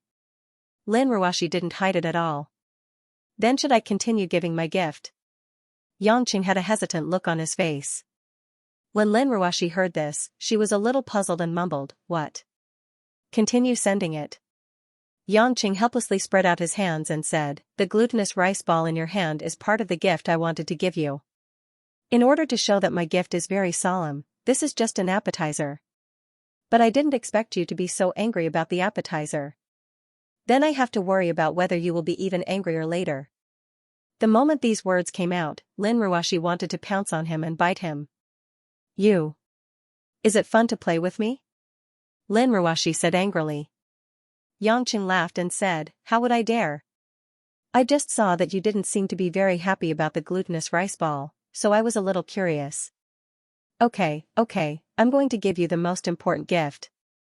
After a series of crazy openings, and a glutinous rice ball as an appetizer, Lin Ruoshi didn't have much confidence in Yang Cheng's so-called main course gift. She was bored and said, "If you drive another plane over, you can play with yourself." Yangqing smiled gently, "This time definitely won't, but in order to receive this gift, I'll have to trouble my beautiful bride to extend your jade hand, palm facing up." Lin Ruoshi didn't know what this guy was trying to do. She pouted her lips unwillingly and stretched out her slender arm. Her palm, which was wearing a lace glove, faced upwards. "That's it?" Lin Ruoshi turned her head and asked Yangqing. Yangqing nodded, "Wait a moment, it'll be fine." Lin Ruoshi was confused, feeling that the man's smile was especially unfathomable. All the guests were confused, and only Ron, who was sitting at the front, had his signature mysterious smile on his face. Just as everyone was at a loss, the scene on the big screen around them was staring at Lin Ruoshi's outstretched palm. After a while, some surprised voices suddenly came from the crowd. Following that, more and more people looked up at the sky and began to exclaim. At the same time, Lin Ruoshi also realized something, slowly raised her head, and looked up at the sky. Rain. It was rain. But it wasn't water droplets, but petals. The sky was filled with crimson petals, like a chaotic red fragrance. When the first petal landed on Lin Ruoshi's outstretched palm, Lin Ruoshi finally understood why Yangqing asked her to stretch out her hand. It was almost hard to blink. Lin Ruoshi grabbed the petal and placed it in front of her eyes. It was actually a rose. It was cool and soft, as if it could break at any time. This was a real, fresh rose petal. Looking at the sky once again, Lin Ruoshi was stunned. What a magnificent and unimaginable scene this was. The entire wedding venue, the entire surrounding forest, the entire sky. The rain of rose petals dyed the entire world the color of rose. The petals fell from the sky, as if it was a blessing from the heavens, and the magnificent colors were intoxicating. All the guests present were shocked by this sudden peerless beauty. No matter if they were men or women, old or young, they couldn't resist such a beautiful dream. Gu Shuihua, Mother Wang, and the others were a little depressed just now, but at this moment, they were moved to tears. Nothing was more exciting than seeing a soul-stirring surprise after a great loss. At this moment, the air was filled with the fragrance of roses, and the rich fragrance of love. Bathed in the rose rain, the bride seemed to have become one with the heaven and earth. Her wedding dress, which was embroidered with rose patterns, seemed to be alive, and was dancing gracefully. A strong arm wrapped around the woman's shoulder and pulled her into his embrace. Lin Ruoshi didn't resist at all, because she felt she had no strength left in her body. She just stared at the crimson sky in a daze. Yangchen let out a deep breath and smiled with mixed emotions. Honey, do you like it?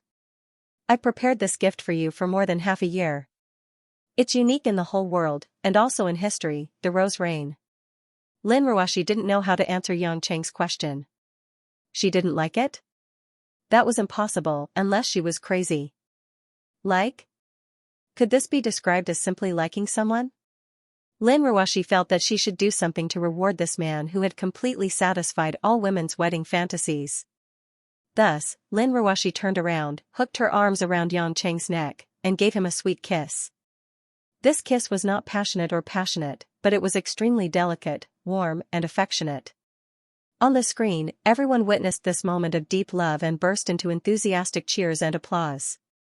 Gu Shuihua and Mother Wang hugged each other, covering their mouths and crying. Sauron and the others stood up and applauded.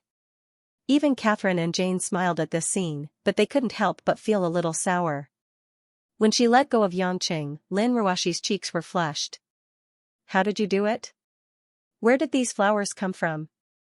Lin Ruoshi couldn't help but ask curiously. Yangqing put his arm around the woman's waist and said, Today is actually a sunny day, but in order to make the weather a little cooler and to make the rain look more natural, in the early hours of the morning, I specially asked someone to use a special synthetic gas to create artificial clouds. Now, above the clouds in the surrounding sea area, there are at least 200 airships that will take turns to take off and use special petal spraying tools to evenly sprinkle rose petals that have been stored for more than half a year over the entire area. The reason why I used the airship is because it's very quiet and won't disturb us, but it's fast and can effectively spread the petals evenly. Stored for more than half a year? Lin Ruoshi was surprised. Then how can the roses be kept for so long? Yangqing smiled and said, I have to thank Jane for this.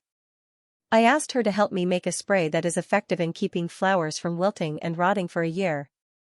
With that thing, I asked Ron to collect roses from all over the world to be preserved until today. You can rest assured that the spray is harmless to the human body. Lin Ruoshi's eyes lit up. How long will this rain of roses last? I told them to wait for exactly 13 hours and 14 minutes, which means that the rain will only stop at night. Before that, we will spend the entire day in the rose rain.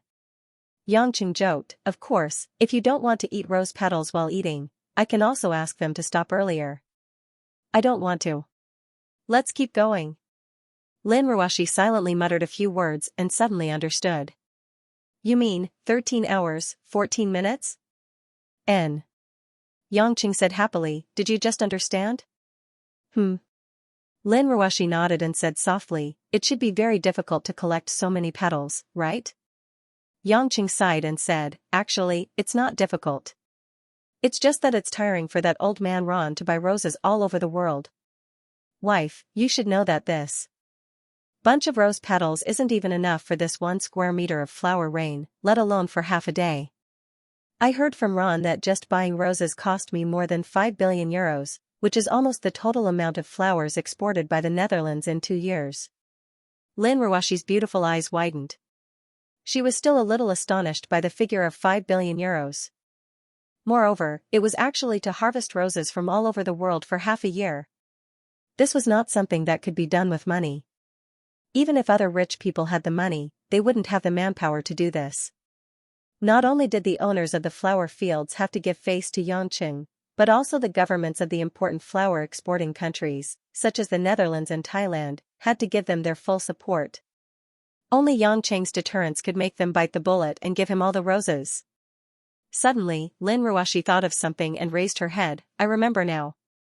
Back at the Yuan family, when Yuan Yi gave Tang Tang roses, everyone was still complaining.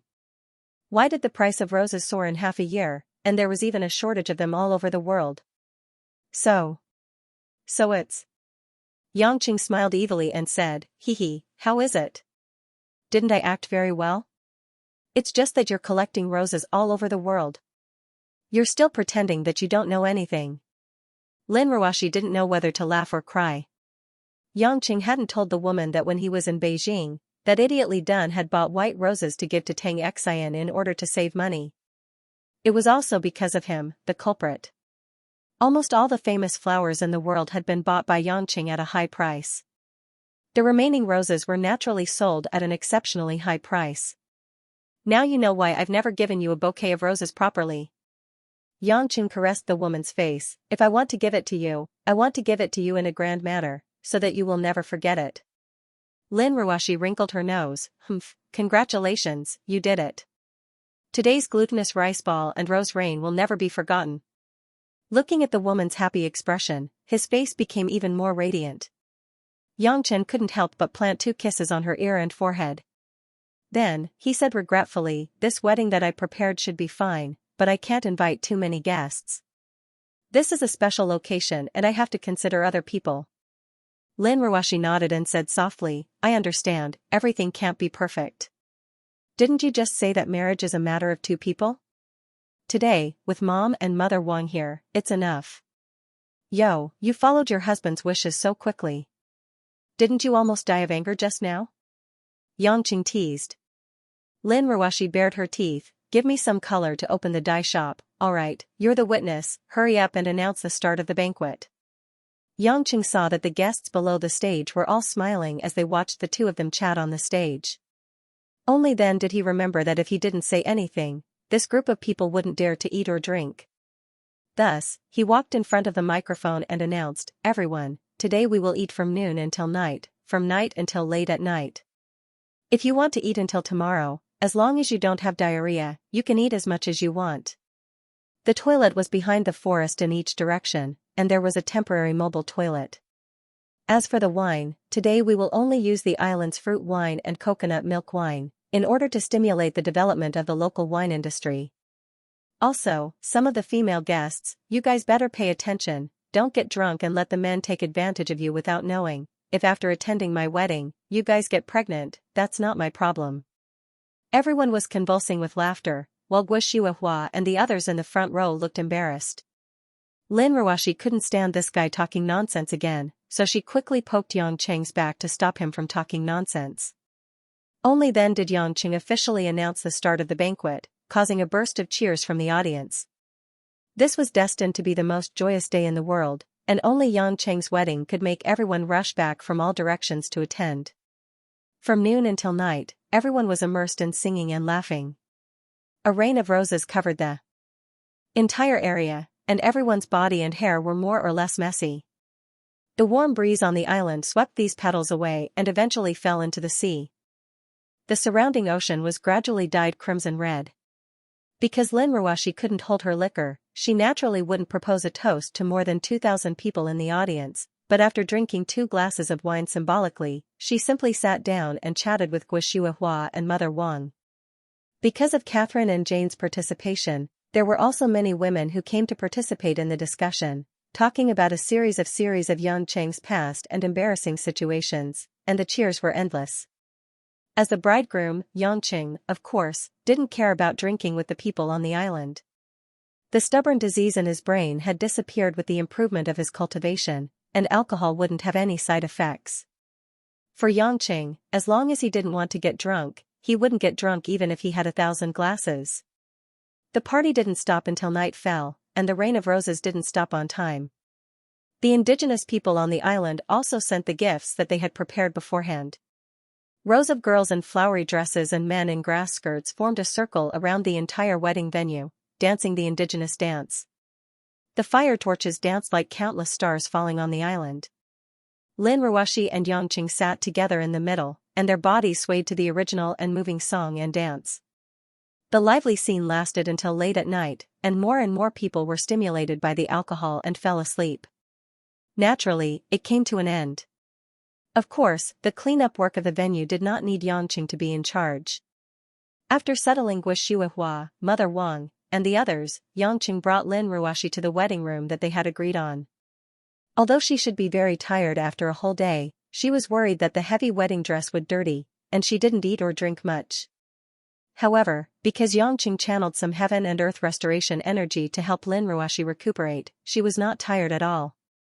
Instead, she was full of energy. The two of them sat on the mountain bike, passed through a small forest, and crossed a white beach. Under the bright galaxy, they felt the salty breeze of the sea. It was a pleasant and quiet feeling. Unknowingly, the car stopped at the bottom of a cliff in the northwest. Lin Ruoshi came back to her senses, and she knew that they had arrived at the wedding room. Lin Ruoshi already knew that Yang Chen's bridal room wouldn't be an ordinary one, but when she followed Yang Chen's finger and saw the bridal room, Lin Ruoshi still opened her mouth cutely, looking a little dazed. The slightly bare rock cliff in front of them was more than 100 meters high. Moreover, there was only a winding staircase leading to the top of the cliff. At the top of this rock mountain, there was a large open and flat area. It was a flat surface cut out of a huge mountain rock. On this wide flat land, a castle that looked especially mysterious and dignified in the night stood silently. It was indeed a castle, just like the European castles seen on TV. It was made of pure large rocks, with tall towers standing around and a huge semicircular dome in the center. Several long colorful flags fluttered in the sea breeze on the top of the tower. Because it was night, it was impossible to see what patterns were on them. The mix of Gothic and Baroque styles made the castle look especially luxurious and majestic. Dear, if this house were to be sold in Zhonghai, it would probably be worth hundreds of millions. Yang Cheng joked. Lin Ruoshi said weakly, how is this a wedding house? Although the castle looks beautiful, it can't really be used as a house. Besides, it's such a big house. Wouldn't it be too extravagant for the two of us to live in? Yang Cheng spread his hands helplessly and said, this castle was originally built for the nobles to hold grand banquets when the British colonized this place. However, before the construction was completed, there was a riot. The foreign forces and the natives quarreled, and in the end, it became an abandoned prototype. After I took over, Ron said that he wanted to complete the castle and rebuild it into a place for me to live. At that time, I thought that since it was already spread out, I might as well build it. In fact, I didn't live for a few days after the construction was completed. Most of the time, I was wandering outside. So, it's not that I want to spend more money on purpose, but the foundation is only so big. I can't deliberately make it look like a misfit. Lin Ruoshi couldn't help but feel amused after listening to so many twists and turns. I don't blame you. Why do you look like you've been wronged? With that, the woman jumped out of the car and looked up at the long steps. She said with some embarrassment, do I have to walk up? Is it inconvenient for me? Because there was no time to change during the day, Lin Ruoshi was still wearing the priceless wedding dress. Yang Cheng walked in front of the woman and squatted down. He turned around and said, of course I'll carry you up. But first, don't think of me as Zhu Beiji. Lin Ruoshi rolled her eyes at him and snorted. How childish. You're the only one who would think that way. However, he did not hesitate in his movements and directly pounced on Yangcheng's back.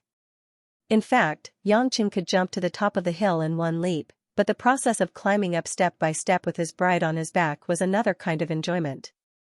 Because Lin Ruoshi's wedding dress was fluffy, the layers of gauze rubbed against his arms, and when he felt the woman's two delicate and plump legs, Yangcheng had an indirect wonderful touch. After slowly swaying to the top of the hill, Yangcheng held Lin Ruoshi's hand and walked to the front of the castle gate. At the edge of the huge round arch door, which was nearly 3 meters high, was a precision electronic lock specially used to detect the iris. It was the first time that Lin Ruoshi had seen such a rare thing. She had seen it on TV and in movies before, but she did not expect to experience it herself this time. Yangcheng explained with a smile, "Only my and Ron's irises can unlock the password here. At the same time, we can record other people's iris information after unlocking it. In the future, you will be the mistress of this place, so you have to record your iris information here." Lin Ruoshi was full of interest. After standing in front of the detector for a while according to Yangcheng's instructions, the English subtitles on the screen indicated that the recording had been completed. "Well, from now on, you can enter and exit this castle at any time." Having said so, Yangcheng pressed a button to turn it on. 2 large round arched doors slowly opened at the same time. And then, a large area of pure white soft lights outside the castle was opened. For a moment, the originally dark and somewhat deserted castle turned into a modern building that shone with light. It was as if an old house that had been silent for hundreds of years was glowing with vitality after the return of its owner. Before Lin Ruoshi could withdraw from the shocking changes in front of her, Yangcheng had already put his arm around the woman's waist and stepped into the main hall. Because Ron had regularly cleaned and maintained the castle before, everything in the castle was as new as ever. Unlike the cold stone structure outside, the interior of the castle was decorated warmly and brightly. As soon as they entered the door, they stepped on the solid teak floor. The living room, which was as spacious as a basketball court, was surrounded by beige warm walls and a large range of tempered laminated glass design, allowing the castle to have a broad view of the magnificent sea view outside. All kinds of modern electronic products were placed everywhere. The furniture was made of a rather classical style of pear wood carvings and leather seats. The visual impact of the two completely different styles was just right. Above the dome were 5 magnificent crystal chandeliers that flickered with brilliant light, illuminating the entire living room. 2 winding red carpeted stairs led one's gaze to the second floor. At both ends were 3 or 4 rooms. After passing through the center, there was also a whole row of doors on both sides. According to the square design of the castle, there should be a corresponding number of rooms on the other side. Since there was an unobstructed view of the sea on all sides, there were no problems with light or scenery in each room. Lin Ruoshi was first attracted by the grand layout in front of her for a while, but later, she felt that something was wrong and asked Yangcheng suspiciously, "How many iris data can the iris detector outside the door collect at most?" Yangcheng didn't think too much about it and replied, "It should be up to 30. "Why? This castle is so big, it should be able to accommodate quite a few people, right?" Lin Ruoshi asked with a smile. Yangcheng proudly said, "Darling Ruoshi, aren't you spouting nonsense? A castle of more than 1,000 square meters is no joke. I can show you around. There are all kinds of gyms, swimming pools, entertainment rooms, and even a library. Above that, there are more than 20 guest rooms, each with its own bathroom, storage room, and everything else." When Lin Ruoshi heard this, she gritted her teeth and coldly snorted, "With so many rooms, it would be a waste if they were all empty." "How can they all be empty?" Yangcheng giggled and said, "Sooner or later, wait. Wait." At this point, Yangcheng suddenly woke up from his stupor. He was stunned for a moment and cursed inwardly. He had underestimated his opponent. Because he wanted to show off to a woman, he had actually exposed the little plan in his heart. Sure enough, at this moment, Lin Ruoshi's eyes were already filled with coldness, and she looked at him with a face full of disappointment. "Speak, what are you waiting for?" Lin Ruoshi sneered, "Are you waiting for me to compromise, so that you can call all the other women to stay here, and then you can be happy?" Sigh. That. Wife, it's not all what you think. Yangcheng rubbed his hands and muttered in his heart, "How could a woman think of this point?" he did indeed have that plan. Otherwise, why would he let Ron decorate all the rooms and wait for guests to arrive? Of course, tonight, he purely wanted to spend a good night here with his real wife. Lin Ruashi walked to the center of the living room and walked around. She asked with interest, "Is that so? Then what are you thinking?" Yangqing smiled foolishly and said, "I want to wait for tomorrow or something. I want our mother and Mother Wan to come up and live with us. That's why I said that they won't all be empty." "So that's how it is." Lin Ruashi mocked, "But there will still be more than 20 empty rooms. Didn't you want Xianxia, Qianni, and Anqing to come here and see your kingdom? Anyway, our wedding is over, and they seem to be very interested. I think you should hurry up and pick them up, and let them stay here. If they don't have enough rooms, why don't I go down the mountain and build a small wooden hut?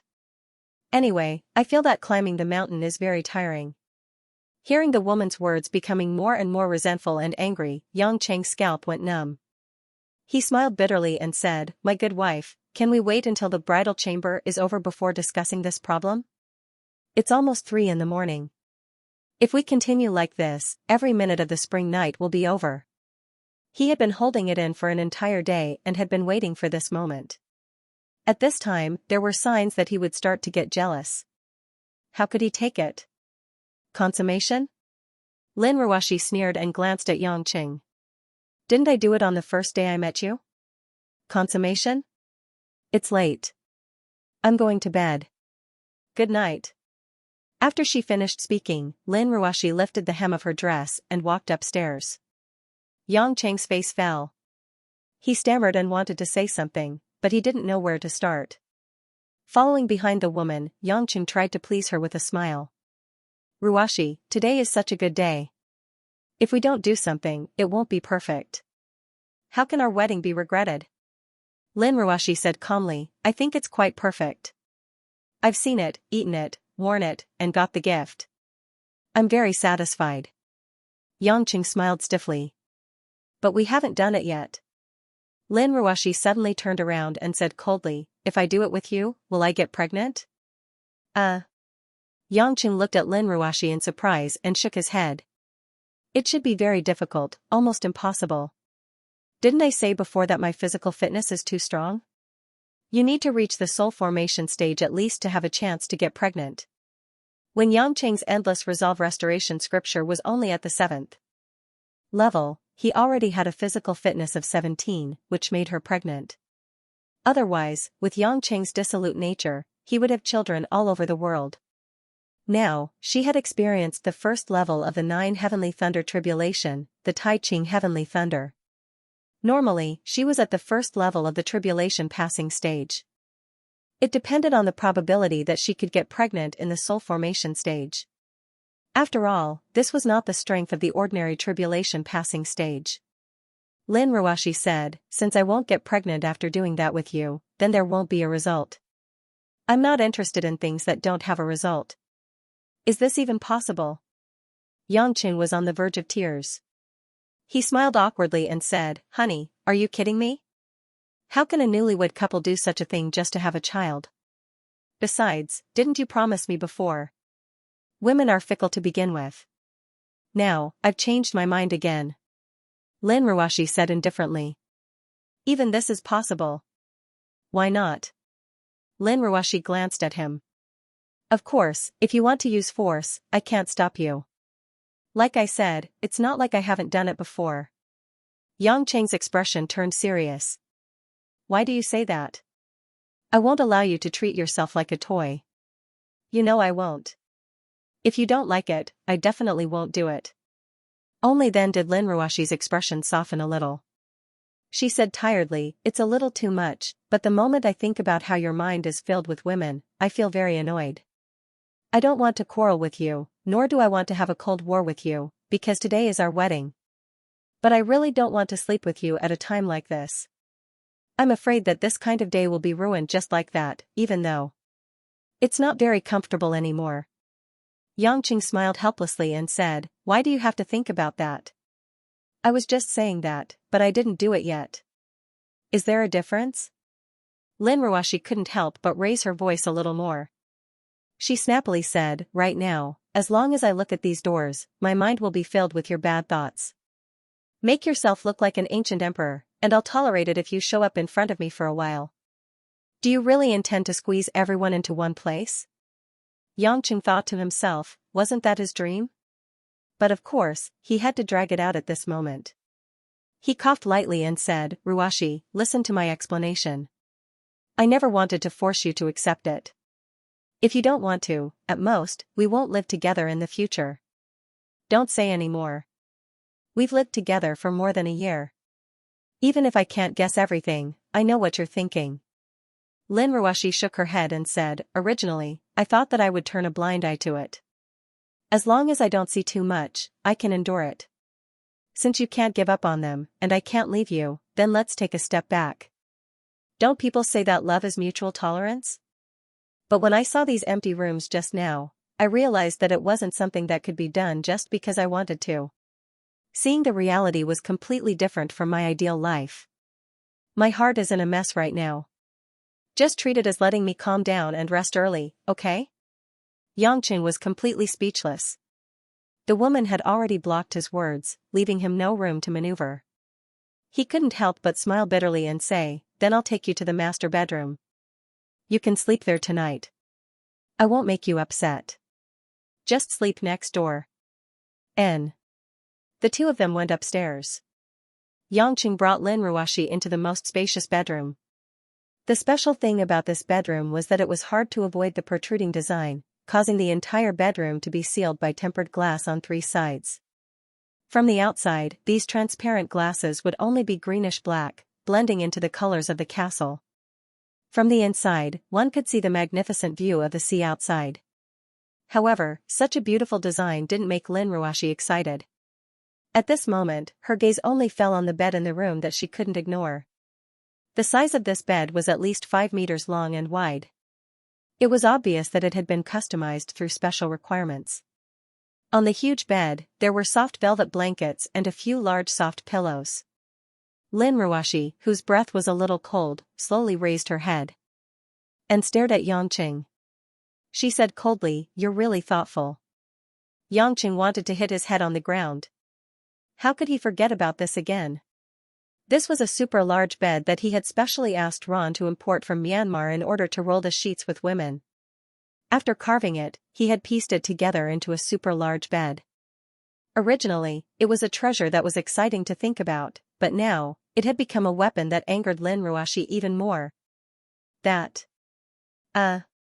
Wife. Ruashi. Baby. Don't go. Yangqing shouted louder and louder, because Lin Ruashi directly turned around and walked out. This was even more infuriating than the 20 or so empty rooms. Because this was an intention that couldn't be any more straightforward. A bed that was more than 5 meters long and wide, how many women could lie in it? Yangqing chased after Lin Ruashi, but Lin Ruashi had no intention of stopping. She walked to the door of a room next door and opened the door. After entering the room, Lin Ruashi turned around and said with a cold face, "Although I'm not a famous lady from a wealthy family, nor am I a royal princess, I'm also a woman with my own dignity. If you think that I can accept my husband having fun with a group of women in a bed, then you're wrong. I love you, but it doesn't mean that I will let myself become shameless because I love you." After saying that, the woman slammed the door with a bang. Yangqing stood in front of the door in a daze, his mind blank. After waiting for more than 10 seconds, his heart was filled with infinite guilt, sadness, and some bitterness. What kind of wedding night was this? Just because there was an empty room that no one lived in and a big bed that no one slept in, I became synonymous with debauchery, corruption, and filth?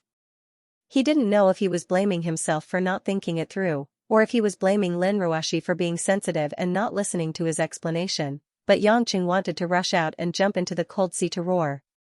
It would have been fine if he had really done those things, but he hadn't successfully committed the crime yet. In his annoyance, Yangqing stood outside the door and began to think about how to calm Lin Ruashi's anger. They couldn't just have a wedding, and they hadn't even had a honeymoon yet, and they were already at odds. After entering the room, the woman, who was still wearing a wedding dress, was panting and her eyes were moist. She also had a headache. Seeing this series of events, it was like pouring cold water on her sweet heart. After the sweetness faded, it was as painful as sprinkling a layer of salt on it. She knew that Xianxia didn't deliberately make her angry, but it was precisely this kind of preparation that made it even more difficult for her to accept. Was he so sure that she was so easy to bully? Was he so easy to convince? Lin Ruoshi seemed to have lost all her strength. Before she could walk to the bed, she sat directly on the soft wool carpet. She hugged her knees, leaned her head on her arms, and sobbed. Xianxia, who was standing outside the door, naturally heard this sound. Although he couldn't think of how to ask for forgiveness, he couldn't choose to escape when a woman needed comfort. Taking a deep breath, Xianxia walked forward and planned to open the door that wasn't locked. Just then, there was a vibration in his pants pocket. His phone hadn't been ringing since he came to the bed, and now it was calling. Xianxia cursed in his heart. Who would be so stupid at this critical moment? After taking it out, Xianxia was confused again. It was Li Dun calling. That kid knew that he was getting married. Could it be that he calculated the time to disturb him? Unfortunately, his wishful thinking was wrong. He really didn't have anything good to do with him. Sighing helplessly, Xianxia picked up the phone and said, "You kid." Before Xianxia could say anything, Li Dun on the other side of the phone shouted and interrupted him. "Mother ********. Old Yang. It's an emergency, come back and save me." Yangchen's heart skipped a beat. Although Li Dun had a big mouth and was good at ******, he knew his limits when it came to serious matters. If it wasn't for the fact that he was in a dire situation, he wouldn't have used such a tone to ask for help. "Where?" Xianxia cut to the chase. "The forest near Tianming Lake in the east of Beijing. F***ck. I'm too busy. Find it yourself." Ah. The phone was hung up, and the last thing he heard was Li Dun's angry roar. Xianxia was so shocked that he almost smashed his phone. What the hell? He wasn't familiar with Beijing and Tianming Lake? How would he know which one was Tianming Lake? But Xianxia knew that Li Dun was running out of time. He glanced at the closed door, and saw that the woman was still sobbing inside. Xianxia gritted his teeth and opened the door. "Ruoshi, I'm going back to Beijing to save Li Dun. I'll apologize to you when I get back." Having said that, Xianxia couldn't be bothered with Lin Ruoshi, who was looking up blankly. He didn't dare to delay any longer and no longer suppressed his cultivation base. His figure disappeared into thin air. Lin Ruoshi thought that Xianxia had come in to comfort her. Even if he couldn't repair their relationship immediately, at least he could let her sleep. But she didn't expect that he would just disappear after opening the door and yelling for help. At that moment, Lin Ruoshi couldn't care less about what Xianxia was doing. She just felt a strong sense of neglect and abandonment. She never thought that their wedding night would end so hastily. Gradually, the woman's eyes turned as cold as ice, emitting a chilling aura. After leaving, Xianxia didn't have time to think about it. Just finding Li Dun was enough to annoy him. With his current cultivation at the tribulation stage, he couldn't teleport.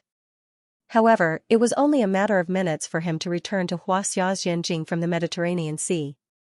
However, as soon as he raised his cultivation to 100%, Xianxia immediately felt that there seemed to be an irresistible force between heaven and earth that was trying to sense him. Although it was not enough for the divine thunder tribulation to descend, it was enough to scare Xianxia. Therefore, Xianxia was forced to suppress his cultivation as much as possible so that he wouldn't lose his life before he could save the others. Ever since he learned about the existence of magic treasures, Xianxia was even more convinced of what Kristen had told him. Tens of thousands of years ago, the cultivators of Huaxia had indeed relied on magic treasures to resist the heavenly tribulations. As for those ancient immortals who were able to overcome 3 stages of lightning tribulations, they definitely possessed peerless treasures. The second stage of the Shangqing Heavenly Thunder trial, without a top-notch magical treasure, he would definitely not be able to withstand it. Although Xianxia was confident in his talent and cultivation, he wasn't blindly confident. He didn't expect to be lucky enough to survive a second time. The endless resolve restoration scripture might be able to save him once, but there was no guarantee that it wouldn't work the second time. As he pondered over these miscellaneous matters, in the blink of an eye, Xianxia was already in the sky above Yanjing. Looking down at the city below the clouds, the houses and the crisscrossing roads seemed small and messy. After looking at the few lakes in the east of the city, Yangqing found one that was the closest to the city and instantly landed. At this time, due to the time zone, it was morning in Yanjing. Especially the suburbs outside the city, it wasn't too crowded, so it was easier to search. Yangqing looked for a hidden spot and spread out his divine sense to search a large area. At the same time, he looked for the signs of Tianming Lake. In his heart, he muttered, "Li Dun, you have to hang in there." Right at that moment. In a forest of metasequoia trees to the east of Tianming Lake, a battle of annihilation that no one could have imagined was taking place. Li Dun's blindfold had already been taken off. His green short-sleeved military uniform was stained red with blood, and there were a few gashes on his body that were badly mangled. But the man's eyes were like a crazed tiger's. He didn't care about the wounds on his body at all. Instead, his eyes were filled with murderous intent. Beside Li Dun, there was a woman shivering, her face covered in dirt and her eyes red and swollen. It was Tang Xian in a yellow dress. Tang Xian's hair was a mess, and she was curled up beside Li Dun. One of her hands was gently caressing her abdomen, and the other was holding her right calf, which was bleeding profusely. Apparently, she was also injured. And on her lower abdomen, there was an obvious bulge. At the same time, there were 5 men around Li Dun and Tang Xian. They were either strong or skinny, and they were all wearing ordinary clothes. But they were all staring at Li Dun and Tang Xian with bloodshot eyes. All 5 of them had wounds on their bodies, but to them, the bleeding wounds were healing very quickly. Moreover, the smell of blood had stimulated their desire to fight. Li Dun clenched his fists. His Xiantian true qi had already gathered in his body. Coupled with his years of experience as a general in the army, he was indeed mighty. But the 5 men did not retreat at all. Almost instantly, the 5 of them surrounded Li Dun and attacked him fiercely. Their reflexes were extremely fast, and their movements were inhuman. They instinctively attacked with their fists and legs. Bam, bam, bam, bam. In a series of collisions, Li Dun's fists and legs were fighting against the 5 men at the same time. Although the Xiantian true qi surrounding Li Dun had a strong explosive force, it was not enough to hit the 5 men hard enough. The 5 men used their physical strength to restrict Li Dun to a small area and launched a series of attacks at him. Their flesh cracked and blood splattered everywhere. Li Dun could have escaped directly. With the strength of his legs, even if he could not win against the 5 men, he could still run away. But Tang Xian was behind him, and he could not run away alone. A rather muscular man swung his tail sideways and kicked Li Dun's abdomen with his legs. The 5 men's physique was comparable to Li Dun's, or even better. If Li Dun did not have Xiantian true qi to protect his body and was proficient in close combat, he would have been beaten to death. But now, his Xiantian true qi was not as strong as before. After such a heavy blow, Li Dun finally could not hold on anymore. Pfft! Li Dun spat out a mouthful of blood and flew backward. He rolled a few times on the ground, kicking up a cloud of dust. Li Dun! Tang Xian, who had been in fear all this time, screamed, and tears flowed down her face. But Li Dun did not have time to care about her. Because 2 of the 5 men were already rushing towards Tang Xian. Li Dun did not have time to catch his breath. He stomped on the ground and shot out like a bullet. Ah! The man's roar was filled with unreconciled rage and ruthless determination.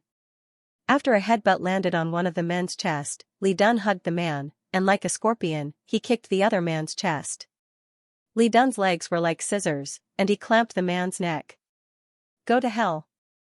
Just as Li Dun was about to break the man's neck, another man swooped down and hit Li Dun with his elbow. Ugh! Li Dun let out a painful groan. That elbow strike landed right on his abdomen. Li Dun spat out another mouthful of blood and bile. He felt that all his organs were tangled together, and it was worse than death.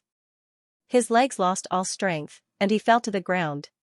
At the same time, the man who was caught earlier suddenly raised his leg and kicked him. Like a kite with a broken string, Li Dun's body was thrown back in a high curve, and he smashed into a yew tree, breaking it in half. Bam! As the tree fell, Li Dun curled up like a shrimp, and kept vomiting blood. Tang Xian's pretty face was pale, but because of her leg injury, she could only crawl and roll to Li Dun. The woman's tears were like a surging tide, but she could not control them. Because of the dust on her face was instantly stained. Li Dun. Li Dun. Li Dun, are you okay? Don't let anything happen to you. Why are you so stupid? I told you not to worry about me. Woo. Li Dun's eyes were wide open, and he grinned at Tang Xian air. Don't be afraid. I will protect you. As he said that, Li Dun summoned another breath of Xiantian true qi, and struggled to get up from the ground. He tightened his muscles, and shielded Tang Xian behind him, as if that was the last thing he had left. Li Dun had used up a large amount of Xiantian true qi, and his Dantian was extremely weak. But the man was like an undefeatable god of war. His eyes were blazing with fire, and he stood proudly against the 5 monster-like humans that were closing in on him. Tang Xian looked at the man in front of her. She was choked with sobs and couldn't speak a single word. Her teary eyes were filled with endless sorrow and regret. However, the 5 men with bloodshot eyes had no intention of restraining themselves. When they were about a dozen meters away from Li Dun, the 5 of them spread out and surrounded him again. They were planning to kill Li Dun one last time. Li Dun was fully focused. Even if the chances of stopping the 5 were slim, he had no intention of giving up. Almost at the same time, the 5 of them dashed toward Li Dun like bolts of lightning. Li Dun lowered his body, gathered a large amount of true qi at the tip of his toes, and swept up like the autumn wind sweeping away the fallen leaves. There was a loud explosion in the air. The 5 of them were thrown back a few meters, and Li Dun was also thrown back a few meters. Relatively speaking, Li Dun had almost lost the strength to lift his legs after being hit by the 5 of them. The 5 men were furious. Without waiting for Li Dun to catch his breath, they all charged at him, ready to kill him. Tang Xian saw Li Dun in front of her, about to be killed by the 5 men. She was so terrified that she couldn't help but scream. But at this moment, an enormous pressure, like that of a deity descending to the mortal world, suddenly fell straight down. Boom! A strong gust of wind swept up, and the dust in the small area was blown away. The 5 men were pushed back by the strong force. After a few meters, they were about to raise their heads to see what was going on, but a man in a white shirt had already appeared in front of Li Dun. Yangqing, who had arrived at the scene, turned around and looked at Li Dun, who was laughing so hard that blood was coming out of his mouth. He frowned and asked, "What happened?" Li Dun didn't have the strength to say a complete sentence. His teeth were red, and he just lay on the ground, laughing like a fool, as if he had lost all his strength. Tang Xian, on the other hand, cried, "Child Yang, save Li Dun. He had suffered many injuries." Woo! Yangqing looked at Tang Xian in surprise, then glanced at the wounded Li Dun and said, "He's fine, it's not a fatal wound. He has a strong foundation, I'll treat him later and he'll recover quickly." While they were talking, the 5 red-eyed men were burning with rage. After roaring like wild beasts, the 5 men rushed towards Yangqing with even more ferocious strength. Yangqing did not dodge. He stood where he was and let the punches and kicks hit his face, chest, and waist. Just as the punches and kicks were about to reach his body, they were entangled by the heaven and earth restoration energy. The 5 men wailed in pain because their arms and legs were actually being pulled out by the heaven and earth power. In the end, their bones were also decomposed. Inch by inch, they were broken into pieces of bone marrow and bone fragments. The cruel scene made Tang Xian's face turn pale. Even Li Dun, who was lying on the ground, rolled his eyes. Yangqing furrowed his brows. With his current heaven and earth restoration energy, it was rare for his body to be able to withstand such a powerful attack. These men did not have any cultivation, but they were able to almost kill Li Dun, who was in the advanced phase of the Xiantian realm, with their physical strength alone. This was not something a normal human could achieve. Suddenly, a thought flashed through his mind. Yangqing thought to himself, "Why do these people's physiques seem to be the same as mine when I have no cultivation? Could it be Yan Buwen's doing again? Just how many human bodies had he used his genes on? Perhaps only his own body, without any cultivation base, could rely on the powerful self-healing ability of the divine light to be engulfed by this kind of power of heaven and earth, and yet not be destroyed. Even so, in less than 10 seconds, the 5 men had been turned into 5 pools of blood by Yangqing, which melted into the fir forest and became fertilizer. Only then did Yangqing turn around and squat down to help Li Dun up. He did not care that he was covered in blood and said, "Control the true qi in your dantian. I will guide your meridians to repair themselves.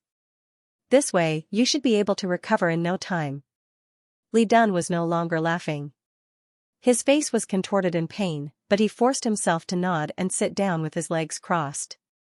Yangqing placed one hand on Li Dun's back and gathered the restoration energy of heaven and earth restoration energy. A special true qi that seemed to be full of vitality flowed into Li Dun's body. Li Dun knew that Yangqing's cultivation was much higher than his and that the impact would be strong. But when Yangqing's heaven and earth restoration energy seeped into his meridians, he almost cried out in shock. What the hell? Old Yang, are you trying to heal me or kill me? What do you mean? Yangqing frowned. Your meridians can take it. Are you afraid of pain? Li Dun wanted to cry but no tears came out. This guy was trying to heal him as long as he didn't die. Li Dun tried his best to control his Tibetan tantric dharma and guide the pure heaven and earth restoration energy that Yangqing channeled into him. As a combat technique, the endless resolve restoration scripture was not that outstanding. All the techniques used to defeat the enemy were figured out by Yangqing himself. But as a healing technique, it was definitely an unparalleled technique. Li Dun could feel that his limbs, bones, and meridians were aching from the overwhelming true qi that was far beyond his imagination. Some parts of his meridians even cracked. But what followed next was an instant recovery. Once the meridians were restored, they became even more resilient than before. At the same time, they gradually expanded. Clenching his teeth and enduring the pain, Li Dun steadied his divine will. The innate true qi in his dantian quickly recovered with the help of the heaven and earth restoration energy. He knew that opportunities like this were few and far between. Not every time Yangqing helped him, he would have a breakthrough. There was a limit to the expansion of one's strength after reaching a certain realm. Before reaching the next realm, overextending one's strength that did not belong to oneself would only cause one's Taoist heart to be influenced by the outside world and lose the possibility of further growth. Throughout the process, Xianxia did not even dare to breathe loudly. She knelt quietly to the side. Seeing that Li Dun's complexion was getting better, Xianxia heaved a sigh of relief. She wiped away the tears on her face and smiled in relief. Although Yangqing was helping Li Dun expand his meridians and sea of qi, it was an easy task for him. So when he was free, he glanced at Xianxia and couldn't help but smile in amusement. But when he saw Xianxia's bulging belly, he was puzzled. The process seemed to take a long time for Li Dun, but in reality, it only lasted for less than 10 minutes. When Yangqing stopped, Li Dun's wounds had already healed. He opened his tiger-like eyes, which shone brightly. There was an unconcealable joy that made Li Dun's face glow. "How are you?" Xianxia couldn't help but ask. Li Dun gave her a silly smile, Xian air, "If you give me a kiss, I'm sure I'll recover immediately." Xian was stunned at first, but then she rolled her eyes and turned her head away. "Seems like you're healed." Li Dun was used to Xianxia's half-hearted exchange, so he turned to Yangqing and said, "Old Yang, thank goodness you came quickly. I was worried that you would be too lazy to save your brother's life during the bridal chamber." Yangqing thought to himself that if it really was a critical moment, he might really need to delay for another 10 minutes. But the problem was that he didn't even have the chance. "This time, you can't just treat me to Lanzhou ramen. This is a great perfection. Although it's mostly because of your good foundation, I did help a lot too." Yangqing patted Li Dun's shoulder, "Not to mention, I also saved you and your lover." "Of course." Li Dun grinned, "Let's not talk about great perfection. You helped me save Xian air, so I'll at least treat you to a bowl of zhajiang noodles." Yangqing wanted nothing more than to kick him in the crotch, but for the sake of the bowl of zhajiang noodles, he endured it. He shook his head helplessly. "All right, what's going on? Who are these people? Why are you here?" This was what Yangqing wanted to know. Clearly, this was not a simple situation. Based on the strength of the 5 assassins, they were definitely sent by someone to kill Li Dun and Tang Xian. Li Dun scratched his head and smiled bitterly. The Tang family thinks that Xianer is the one who poisoned Master Tang and her sister, Tang Wan. Also, Xianer is pregnant, and it's a disgrace to the Tang family. If it weren't for her sister, Tang Wan, Xianer would have been taken to the hospital for an abortion and sent to prison. Tang Wan told me about this in time, so I rushed back from Jiangnan's military base. I wanted to bring Xianer to the villa by Tianming Lake to avoid those people and find out the truth. But I didn't expect to run into these people the moment I got here. Hearing this, Yang Chen asked with a faint smile, "Oh, why are they so sure that Miss Tang Xian is the culprit? And whose child is it in her womb?" Tang Xian bit her lips, and a sad smile appeared on her face. "Child Yang, 2 days ago, the criminal investigation team in charge of investigating the poisoning of the Tang family found the dissolved poison in the pipe of the lamp in my room. Also, I'm responsible for taking care of the family, especially Grandpa's food. Of course they would think that I was the one who poisoned him." Yang Cheng looked enlightened and smiled. "If that's the case, then the evidence is conclusive. If Miss Tang really didn't poison him, then why would the poison be hidden in your room? Also, you haven't explained whose child is it." Tang Xian's face turned paler and paler, but she bit her lips and couldn't say a word. Li Dun couldn't stand it anymore. "Old Yang, what are you doing? My Xianer is so kind, why would she hurt her own family? Besides, what era was it now? Even if she was pregnant with a child, what was the big deal about not mentioning the father? Alright, the most important thing now is to find out who sent these assassins. I will definitely not allow those idiots from the Tang family to take Xianer away." Yang Cheng couldn't help but laugh. "You're quite open-minded, this is the woman you like, the child in her stomach is definitely not yours." "That's enough." Li Dun's face darkened. "If you say that again, I'm going to get mad." Tang Xian looked at Li Dun with tears in her eyes, but she was touched. Yang Cheng shrugged his shoulders. "If one of you is willing to fight and the other is willing to suffer, then I won't get involved, but this matter involves the person who poisoned my woman. I must find that bastard, so you must come back to the Tang family with me. I need to understand everything and confront some people." "With you?" "Correct." "Hee, no problem then," Li Dun said happily, "you can be our bodyguard. I'm worried that once you leave, those monsters will come looking for trouble again." Yang Cheng looked at the thick-skinned guy speechlessly. It seemed like he really couldn't take advantage of this guy. After making the decision, Yang Cheng first helped Tang Xian heal the flesh wound on her leg. This kind of small matter was naturally done in a moment. After that, the 3 of them returned to the Li family's private mansion by Tianming Lake and got into Li Dun's Hummer to head to the Tang family's mansion. On the way, Yang Cheng thought about the details of the incident until now. Suddenly, his phone vibrated again. Yang Cheng took a look and saw that it was a call from Ron. At this time, it should be dawn in the Mediterranean Sea. "What's wrong, Ron?" "Your Majesty Pluto," Ron said with some difficulty. "Miss Lin, she said she wants to return to Zhonghai immediately." "This?" Yang Cheng was stunned, then felt a deep sense of guilt. Speaking of which, their wedding night was really a mess. The difference between day and night was like heaven and earth. "Is Ruwashi next to you? Let me talk to her." Ron smiled bitterly. Miss Lin said there's nothing to say. Yang Cheng was helpless. This woman's stubbornness was really something that even 9 bulls couldn't pull back. But what he had to deal with now was very likely to involve the unstable factor Yan Buan. It was not something that could be delayed. Then try your best to satisfy her. If she wants to return to Zhonghai, arrange a plane. As for my mom and mother Wang, don't disturb them. If they wake up and want to return to Huaxia, then we'll arrange for them." Yang Cheng couldn't do much. He could only continue to let the Sea Eagles continue to protect them secretly, in case something happened in Beijing and Zhonghai. After receiving the order, although Ron was puzzled, he did as he was told. After hanging up, Li Dun, who was next to him, laughed gloatingly. "Looks like you don't have a good life with so many women. It's all because of you. You couldn't have come out earlier or later. You almost died at this time," Yang Chen cursed. Li Dun said disdainfully, come on, if your wife doesn't want to talk to you, it's definitely not because of me. Yangqing snorted, losing his confidence. After a while, Li Dun asked with a straight face, what do you think of those 5 monsters? Most likely it has something to do with Yan Buan. That physique is probably the result of biochemical modification using my genes, Yangqing said frankly. Tang Xian, who was sitting in the back, trembled when she heard the name Yan Buan.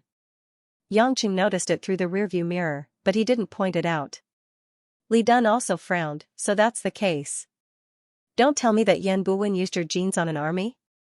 If they all have the same physique as you, then it's going to be a big problem. Don't worry about that. Yangqing said, although he succeeded, not every test subject can withstand this kind of genetic modification. Most likely the success rate is very low, otherwise there would be more than 5 this time. Li Dun was confused, but isn't Yan Buan not in Beijing? Could it be that he's hiding in a place that we didn't expect? Although Yan Buan and the Yan family are gone, it doesn't mean that there aren't Yan Buan's minions or accomplices in Beijing. In fact, Yan Buan might not be the mastermind behind all this. At least I don't think that Yan Buan could have done all of this alone. Yangqing narrowed his eyes. Li Dun said, I don't care what Yan Buan is up to, but I won't let anyone hurt Xian Air, even if it costs me my life. Yangqing glanced at the woman who was staring at Li Dun in a daze. He sighed and muttered in his heart, keep your life. I can see that you're about to succeed. Don't fail at the last moment. Half an hour later, the car arrived at the Tang family's gate.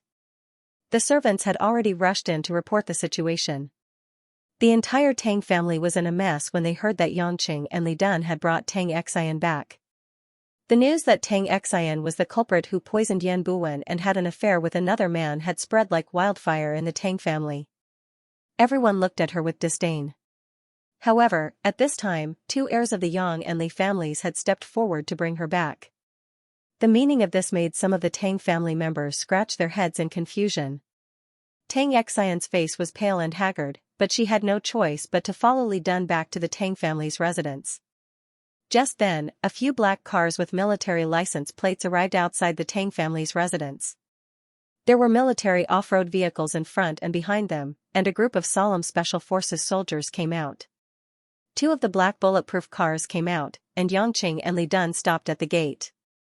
Li Moshen, dressed in formal attire, his gray hair combed neatly, and his only son, Li Dun's father, Li Yunpeng, got out of the car together. In another car, Kai Yunqing, dressed in a military uniform, walked out with Mo Feng, one of the group of 8, and his daughter, Kai Ning. Obviously, these 2 groups of people had discussed this beforehand. Li Dun felt a little awkward when he saw his grandfather and father, because he had returned to Yanjing on his own. Li Moshen walked up and reprimanded him, "Humph, useless brat. How dare you break the military rules for a woman? Hee hee. Old man, she's not an ordinary woman after all. She's going to be your future granddaughter-in-law," Li Dun boasted. Tang Xian's face blushed when she heard this. She wanted to explain herself, but she didn't dare to. Yangqing winked at Kai Ning and said to Kai Yunqing, "We've been waiting for so long. It seems like we've finally gotten something?" Kai Yunqing was as amiable as ever. As a general, his temperament should be more like a scholarly general's. "The plan we set up earlier according to what you said is finally working. Although it's a bit late, at least we got a definite result." Most of the people around him didn't understand what he meant, except for Li Moshen. Yangqing's eyes lit up. "Is it what I thought?" "Almost. Since that's the case, let's go in." Yangqing didn't ask any more questions and waved at the crowd. At this moment, Mo Feng, who was standing beside Kai Yunqing, said unhappily, "Vice Premier Li is here, how can you take the lead?" Yangqing glanced at the tall and skinny man in black, thought carefully, and said, "You're Xing Xinlin's cousin? I remember meeting you once in Zhonghai. So you're still here? Even if you're from the Yang family, you should respect the elders and the juniors." Mo Feng's face turned red. Back then, Yangqing killed Xing Xinlin without giving him any face, and the Xing family had already fallen apart.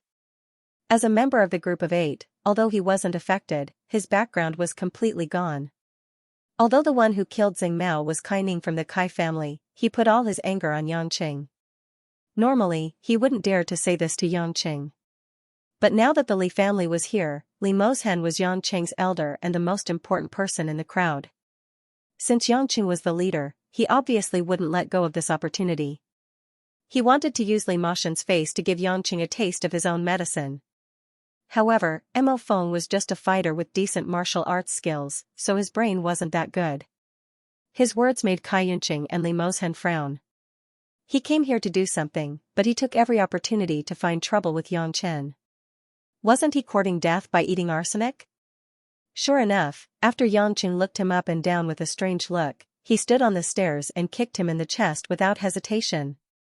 Yang Cheng's speed was naturally not something Mo Feng, who was an ordinary member of the group of 8, could imagine. With a muffled bang sound, Mo Feng's body was like a black cannonball that flew more than 10 meters into the air before crashing into a large locust tree in front of the courtyard. Everyone sucked in a breath of cold air. This young master really hit when he wanted to. He didn't even give them time to react. Cai Yunqing frowned and shook his head. He ordered 2 guards to take Mo Feng to be treated. Yangqing still had a sense of propriety. He had only shaken that fellow to the point of bleeding internally, but not to the extent of losing his life. After all, he had to give his father-in-law some face. I hate it when people say that I'm using my identity as a member of the Yang family to do this and that. It looks like I'll have to advertise on Yanjing TV in the future, and the line will be, "The Yang family is mine, but I'm not necessarily a member of the Yang family." Bored to death, Yangqing curled his lips and turned around to continue walking into the Tang residence. The servants at the entrance of the Tang residence subconsciously moved away and even forgot to greet him. Cai Yunqing couldn't help but look at the indifferent Kai Ning beside him and asked, "Ning Er, what's so good about this man? I really don't understand what you see in him." Sigh. Kai Ning pursed her lips and smiled. "Dad, you're not a woman." Cai Yunqing was taken aback and shook his head helplessly. He brought his men into the Tang residence. The Tang residence was naturally prepared for the arrival of the group of people. When they entered the pavilion outside the Tang residence, the core members of the Tang family were already standing around. Other than those who were overseas, almost all of them had rushed back to the Tang residence to discuss the matter of Tang Xian being the culprit. Because Tang Zhichen was not feeling well, he was sitting in a wheelchair. The person pushing him out was none other than Tang Wan, who had rushed back from Zhonghai. The woman looked a little worried. Although she was still as beautiful as ever, she looked a little haggard. Seeing that Yangqing was followed by the 2 groups of people from the Li family and the Kai family, as well as Tang Xian, Tang Wan immediately looked at Yangqing inquiringly. Tang Zhichen and Li Mozhen were naturally familiar with each other. As soon as they met, they exchanged a few pleasantries. Then, he greeted Cai Yunqing, who was not very familiar with him. "I wonder what brings you all to the Tang residence so early in the morning?" Tang Zhichen asked calmly. Li Mozhen said heartily, "Old man Tang, I am here today as a member of the Security Bureau to investigate the poisoning case of the Tang family. After a thorough investigation, we have made some progress. It just so happens that General Kai is also involved in the investigation, so I came along. We had a discussion with Yang Cheng, who was involved in the case, and we have arranged a tracking plan. So, we came to the Tang residence to reveal the truth of the poisoning case," Cai Yunqing said. Hearing this, the Tang family members immediately turned to look at Tang Xian, who was standing beside Li Dun. "Humph," a middle-aged man from the Tang family said disdainfully, "what's there to say? We found the poison in Tang Xian's room. Besides, Tang Xian is usually the one who poisoned the victims. She must be the culprit. That little bitch is pregnant with someone else's child. She must be in cahoots with some evil force." Someone else added. Being scolded by the Tang family members, Tang Xian's eyes reddened. She shook her head and said, "It's not me. It's really not me." However, her excuses were ignored. Clearly, the crowd had heard Tang Xian deny it too many times. Tang Xian looked at her biological father standing behind Tang Zhichen with a pitiful look on her face. But the third lord looked like he was in pain. He sighed and turned his head away, unable to bear to see his daughter's face. This blow made Tang Xian's face even paler. Tang Wan said solemnly, "All of you, quiet down. How can you be so sure that Xianxia was the one who poisoned the victims? Did you see her do it? Since the masters of the Li family and Kai family are here to solve the case, you can wait for our guest to finish. Hearing Tang Wan defending her, Tang Xian pouted and almost cried. In fact, if Tang Wan had not informed Li Dun to return to Beijing, Tang Xian would have been locked up in jail and tortured. Li Dun was furious to see a group of people bullying Tang Xian. But his father, Li Yunpeng, pulled him back and glared at him. Li Dun could only swallow his anger. Yangqing, didn't you go abroad to have a wedding with your wife? Why are you here? Tang Zhichen asked with a smile. Yangqing glanced at the Tang family members and said, I didn't want to be here either. But Li Dun and Tang Xian were almost killed at Tianming Lake. If I didn't come back, wouldn't the culprit be happy? What? Killed? Everyone was shocked. Even Li Moshan and Kai Yunqing had just found out about it. What happened? Li Dun, tell us what happened, Li Moshan ordered. Li Dun was finally serious at this moment. He hurriedly told Yang Chen about how he was chased by 5 monsters that appeared out of nowhere at Tianming Lake. As for how Yang Chen suddenly came back, he just brushed it off. After all, he didn't know how to explain it. Humph, Li Moshan sneered a few times. The old man's face revealed a hint of ruthlessness. My Li clan has only 1 son in 3 generations. He's the only descendant in the family, but he was almost killed by 5 monsters of unknown origin. It seems like I made the right decision to come here today. Anyone who is suspected of doing this must pay the price. Li Dun flattered him, that's right. Old man. Look at me. I haven't even gotten married or had children. How sad would it be if I died in the woods? I didn't ask you to talk nonsense. Li Yunpeng scolded. Li Dun grumbled and shrank to the side, but he still stayed close to Tang Xian. Right now, everyone is pointing their fingers at Miss Tang Xian. Yet, someone is trying to assassinate the 2 of you at such a critical juncture. There must be a lot of secrets behind this and they don't want outsiders to know about it. Kai Yunqing smiled. I think there's more to this. Everyone, please calm down. Don't sentence Miss Tang Xian to death. Why don't you listen to our findings? Tang Huang, who was standing beside Tang Zhichen, had been silent all this while. Finally, he spoke in a serious tone, General Kai, why don't you be frank? Have you found out who poisoned Tang Xian?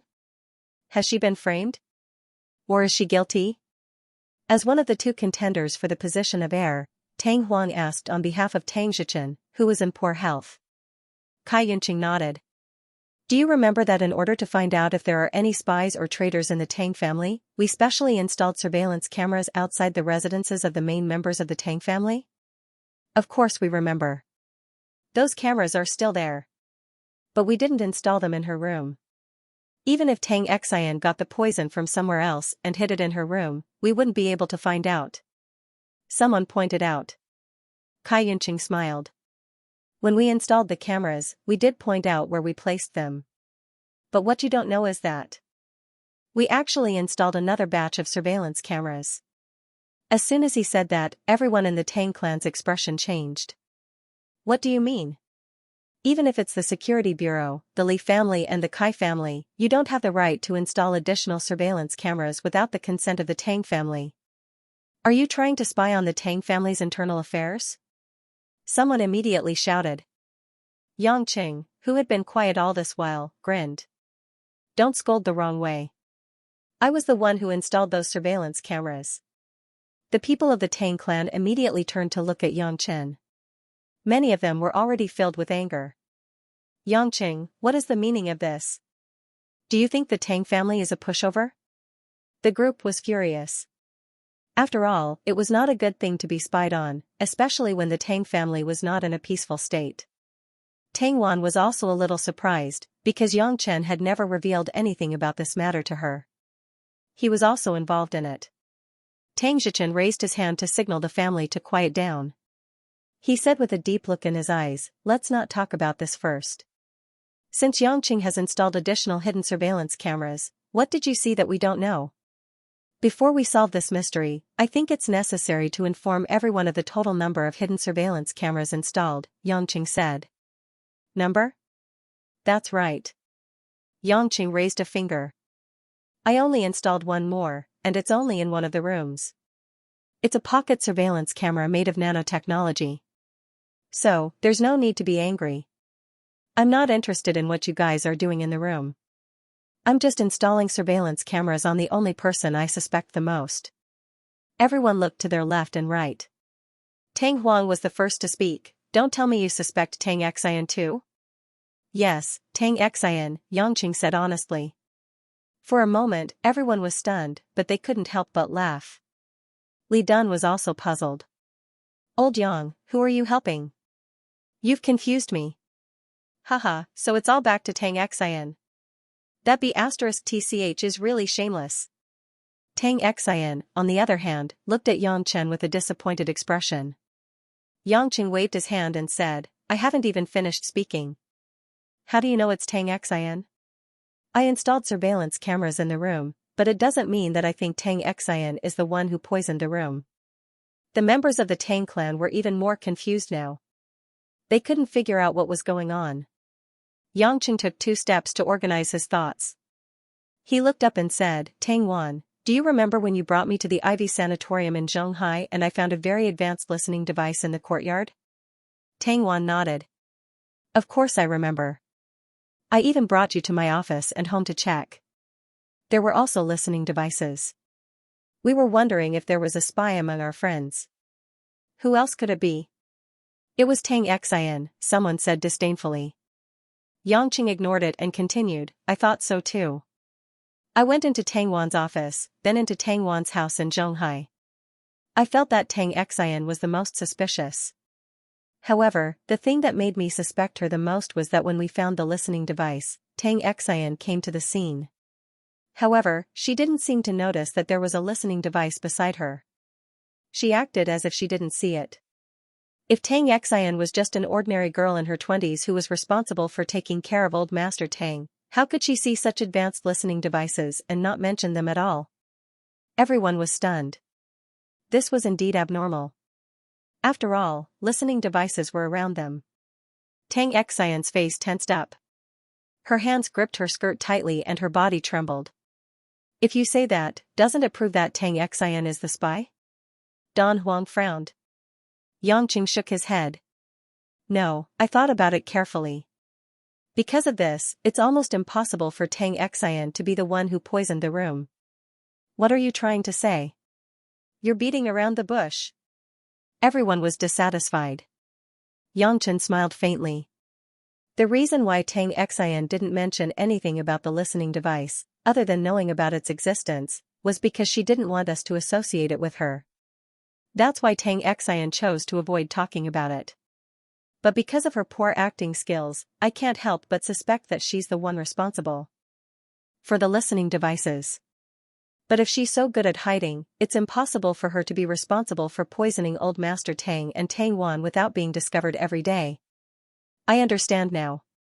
Tang Wan's eyes lit up. She smiled. It's because Xian Air isn't a professional spy that she can't be the one who poisoned the room.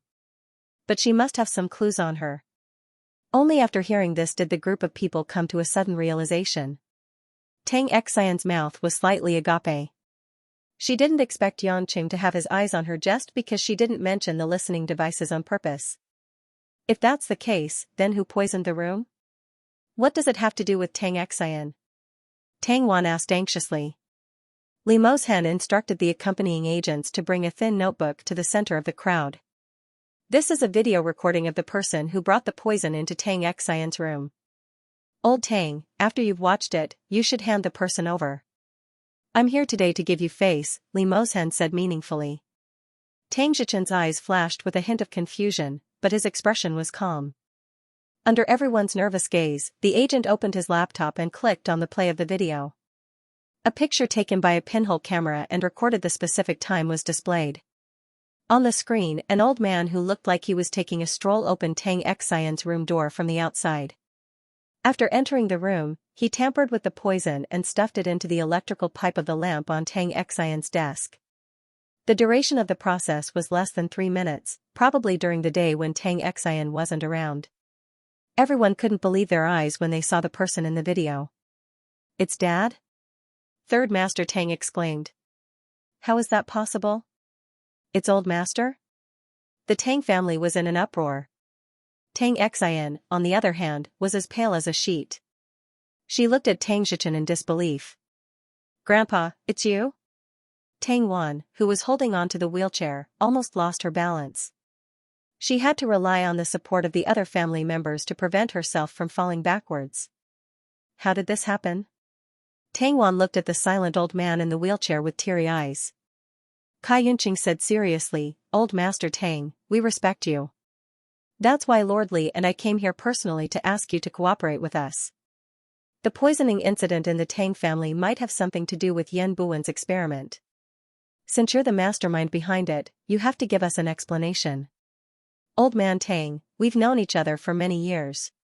You're much older than me, but the older you get, the more muddle-headed you become." Li Mozhen sighed and shook his head. Tang Zhichen, who had been looking down the whole time, suddenly burst into laughter. In the end, his laughter grew louder and louder until it turned into laughter. In an instant, he seemed to have become a few years younger. His originally gloomy face had a tinge of red. Tang Zhichen's eyes glinted as he stood up from his wheelchair. He didn't look like a sickly old man who wasn't feeling well at all. "I didn't expect this." Tang Zhichen stood with his hands behind his back. He turned to look at Yangqing and said, "I can't believe an old man like me would be tricked by a young man who's a generation younger than me." "Good, the younger generation will surpass the older. I thought you were just a martial artist, but I didn't expect you to be so meticulous." Yangqing ignored Tang Zhichen and walked to the center of the Tang family to stand beside Tang Wan. He gently hugged Tang Wan and comforted the woman's uncontrollable pain. Most of the people in the Tang clan were secretly aware of the relationship between the two. In such a large clan, it wasn't unusual to have lovers, so not many people paid attention to such an action. Instead, they felt that Yang Chen was rather considerate. After being hugged by Tang Zhichen, Tang Wan couldn't help but cry on Yang Cheng's shoulder. Seeing Tang Zhichen get up so energetically, she knew that Tang Zhichen had lied to the whole family. In other words, all the effort she had put in for the old man might have been a lie. There was no pain worse than being betrayed by a loved one. Tang Zhichen frowned when he saw Tang Wan crying. "Stop crying. What a scandal. If you want to achieve great things, it's nothing to be wronged. Xiao Wan, do you think I'm not your grandfather just because I lied to you?" Tang Huang, who was standing at the side, said in a trembling voice after a moment of shock and struggle, "Grandfather, how can you do this? What are you doing?" Tang Zhichen snorted. "What am I doing? Don't tell me that what Grandpa does is for you little ones to suffer losses. Everything I'm doing is for the Tang family's 100-year plan. Old man Tang, it seems like you're not going to give in." Li Moshen's tone deepened. The agents behind him quickly surrounded Tang Xian. Tang Xian subconsciously grabbed Li Dun's sleeve and asked while sobbing, "Grandfather, why do you have to hurt Xian Air? Is it for Xian Air's good?" Tang Zhichen turned his head and said indifferently, "Since we want to achieve great things, there must be sacrifices. You have no other purpose in the Tang family other than serving the family. Now that you've helped me and Yan Buwen to achieve what we have today, you should feel honored even if you die." "Yan Buwen?" Everyone was shocked. It really has something to do with Yan Buwen. Kai Yunqing looked at the stunned Tang Xian and said, "Tang Xian and Yan Buwen have some connections. We've already found some clues. However, we didn't expect that Tang Xian was just a cover. The real mastermind was you, the master of the Tang family. It's too late. Although what I'm about to do isn't perfect, it's not far from it. I don't care even if you want to take me away now. Plus, you might not be able to do it," Tang Zhichen sneered. Yangqing let go of Tang Wan and walked to Tang Zhichen. He smiled and said, "I admit that you're very meticulous. Although I want to kill you for what you've done, I have to admire your courage. When I first saw you, you were indeed poisoned and mentally deranged. I've confirmed this, and so has Jane. Naturally, it's not fake. This is also why I couldn't suspect you. I didn't expect you to become mentally deranged in order to get my blood." "Oh, you guessed it?" The wrinkles on Tang Zhichen's face smoothed out a little. Kai Yunqing and the others who knew what was going on were shocked. Yangqing, you're saying that Yan Buwen was the one who provided your genes for the biochemical experiments? Yangqing nodded. I was puzzled at the beginning. There weren't many people who could hurt me, and if my blood wasn't preserved well, it would lose its effectiveness in a short period of time. It was almost impossible to get my blood.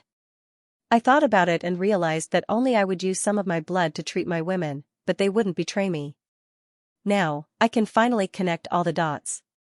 You must have listened to Yan Buwen and planned to use Tang Wan and me to find an opportunity to poison yourself. After a few months, your condition gradually worsened. When the time is right, when you haven't completely lost your mind, but when your mind is indeed unstable, you can pretend to be a fool and come to Zhonghai, hoping that I can use my blood and inner force to help you expel the poison.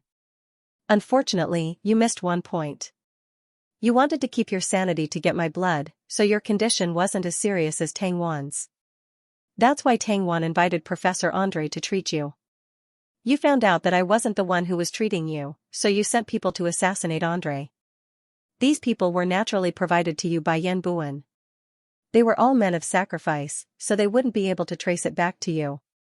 After Andre died, you finally saw me, but I didn't dare to treat your illness at will, so I asked Jane to do it. You originally planned to kill Jane like you killed Andre, but you didn't expect that I would arrange the Grunin masters of Yamada sect to protect her, so you didn't succeed. Tang Zhichen clapped his hands and said, You're right. I didn't expect that you would ask Princess Jane to come to Zhonghai to treat me. She had a special identity, so it was impossible for her to assassinate her again and again.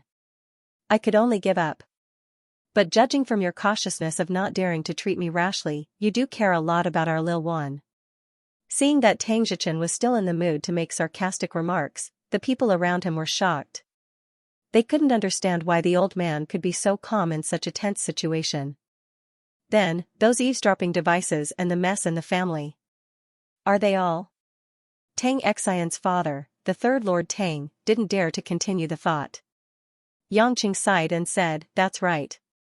Be it the eavesdropping devices, the assassins, or the mess in the family, it's all a cover-up, just like Tang Xian. I remember that Tang Wan told me that the outside world hoped that she and Tang Huang would fight to the death when old man Tang was sick. But now it seems that this is just everyone's speculation. At the very least, when I met Tang Huang, I didn't think that he was an unreasonable person. Even if the two of them fought for the inheritance of the Tang family, they wouldn't really make the Tang family suffer. So, at that time, I vaguely felt that it wasn't that simple. But I didn't expect that it was all just a facade. So you're saying that I was poisoned just to get more blood from you? Tang Wan had already calmed down. Her eyes were red as she asked. Yangqing looked at the woman with a pained expression and nodded. That's right. Because he learned his lesson, the poison that the old man secretly gave you was enough to kill you within 2 to 3 days. This was also so that I wouldn't have time to ask Jane to come to Yanjin to detoxify the poison. My blood can resist all kinds of poisons, so I naturally used a lot of it to achieve my goal of treating you. If I remember correctly, when I cured you, the first thing you did was to do a blood test. In such a short period of time, the cells I left in your blood wouldn't have disappeared. As long as they are preserved properly, they can naturally be extracted and used in experiments. I remember now. Tang Xian suddenly covered her mouth. I was beside Grandpa at that time, and he was the one who took the initiative to do a blood test. Humph. You don't know what's good for you, and you still have the mood to accuse Grandpa? Tang Zhichen sneered. Xian, even though you weren't the one who poisoned me, Grandpa knows about your relationship with Yan Buwen. I believe that the Li family, Kai family, and Yangqing all knew about it. Do you think that just because Grandpa was the one who poisoned you, you'll be fine? Tang Xian's face instantly fell. Her thin lips trembled, and she couldn't say a word. Oh right, since we're at this point, Grandpa might as well tell you something else, Tang Zhichen said slowly. The reason why I sent people to kill you today is because you already have Yan Buwen's child in your womb. That's Yan Buwen's child? The Tang family members were in an uproar, especially third elder Tang. He was so shocked that he wanted to go forward and slap Tang Xian. Tang Xian, on the other hand, held her stomach, and her body tensed up. Yan Buwen should have told you that he doesn't want that child. And because of that child, your existence is no longer beneficial to us. That's why I wanted to use this opportunity to send you to prison. If you were lucky, you could still live after the child was aborted. But unfortunately, Xiaowan sent Li Dun to take you away. That way, it would save us a lot of trouble. Now that we've brought so many people here. I was planning to keep up the act, but now that I've exposed you, I might as well end this quickly. Grandpa! Tang Wan screamed. How can you say that about Xian Air? She's been taking care of you all these years. She's your granddaughter. What are you doing this for? Tang Zhichen's expression turned serious. Why? Of course it's for the Tang family to become the #1 family in Xianxia. It's for my dead son, and for your father to avenge him. My father? Tang Wan was taken aback, somewhat at a loss. Yang Qing frowned. He recalled that Tang Zhichen had mentioned that Tang Wan's father was Tang Luan, the eldest son whom Tang Zhichen doted on the most. But because of his mental illness, he killed Tang Wan's mother and committed suicide. Could there be more to it? Tang Zhichen's face was filled with pain. My Luan was still so young. If it wasn't for those sanctimonious so-called guardians of Huaxia, he wouldn't have died so young. Yang Cheng's heart skipped a beat. You're talking about Han Meng? Tang Zhichen glanced at him. I don't have to say so much. Since I've been exposed, there's no turning back. Today, it's either you or me who dies. You're overthinking it. Even if your son died a horrible death, you have no reason to shirk your responsibility, Li Mozhen said. Ha ha ha ha. Tang Zhichen laughed. What's the point of saying so much? Everything has already happened. Yang Qing, you should have seen 5 finished products when you saved Li Dun. There are more than 5 biosoldiers that have been genetically modified by you. Those are just a few of the ones that Yan Buwen sent to me. These killing machines only know how to follow orders. If they were in a normal battle, it would be no laughing matter. That's not necessarily true. Since you're in contact with Yan Buwen, as long as we can find Yan Buwen's whereabouts from you, we'll be able to eliminate the source of the problem, Yang Qing said. As soon as he finished speaking, a sarcastic laughter came from the sky above the Tang family. A man in a dirty white coat, with disheveled hair and a face full of stubble, slowly descended in front of them as if he was riding an invisible elevator. There's no need to look. I've been waiting for a long time. Yan Buwen's eyes were filled with bloodlust. The smile on his face was exaggerated. Yan Buwen's sudden appearance not only caused everyone to subconsciously take a few steps back, but even Yang Qing was caught off guard. He only noticed Yan Buwen's presence when he appeared in the air. What kind of enhancement did he give himself with the God Stone? How could he hide his aura so perfectly? Yan Buwen, you're finally out. I thought you were going to be a coward for the rest of your life. You have to give us an explanation for all the things you've done. Kai Yunqing waved his hand, and all the special forces from the Yellow Flame Iron Brigade surrounded him. Yan Buwen sneered, Yellow Flame Iron Brigade? Are you kidding me? Do you think you can fight me with just the likes of you? Don't you think it's suicide? Fighting and dying have nothing to do with each other. Yang Chen looked at Kai Yunqing's righteous expression and smiled helplessly. Alright, father-in-law, just accept it. His strength is no longer within the realm of a human. There's no need for him to die. These soldiers have their families too. You have to think about them. Li Mozhen was amused. You still have the time to think about other people's families? Yang Qing sighed, I think I understand now. Before we came, old man Tang must have talked to this lunatic. We're the ones being ambushed, not the other way around. Congratulations, you're right. Yan Buwen laughed and snapped his fingers. All of a sudden, a large group of expressionless burly men appeared from all around the Tang residence, behind the walls of the houses and courtyards. There were more than 30 of them, and more than 10 of them were carrying shiny silver weapons that looked like rocket launchers, but had no warheads. They looked more like handheld cannons. They were all dressed in the Tang residence's servants' uniforms. They had obviously been lying in ambush, waiting for an opportunity. Damn it. Don't tell me these guys are made from old Yang's genes as well. Li Dun complained. However, Yangqing did not pay attention to these people. Instead, he felt an immense pressure from the dozen or so cannons that were scattered in various directions. Vice Premier Li, General Kai, you don't seem to be afraid. Do you think everything will be fine because Yangqing is here? Yan Buwen smiled mockingly and said, before you die, I'll let you die knowing that today, all of you will follow Yangqing to your deaths. Because my purpose for coming here today is to kill him on the spot. You said you wanted to kill me last time, but didn't you run away by yourself in the end? Yangqing chuckled.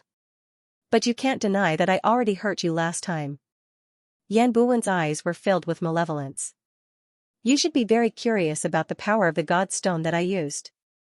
It can actually hurt you. Don't worry, I've already controlled this power in the palm of my hand. Later, I will use 10 times, or even 100 times more destructive power than last time to completely turn you into ashes. Yangqing glanced at the silver cannons and said, you can't be thinking that this bunch of scrap metal can hit me, right? No, of course I'm not stupid enough to hit you. After saying that, Yan Buwen snapped his fingers again. They could only see a strong man standing on the balcony of the second floor furthest away.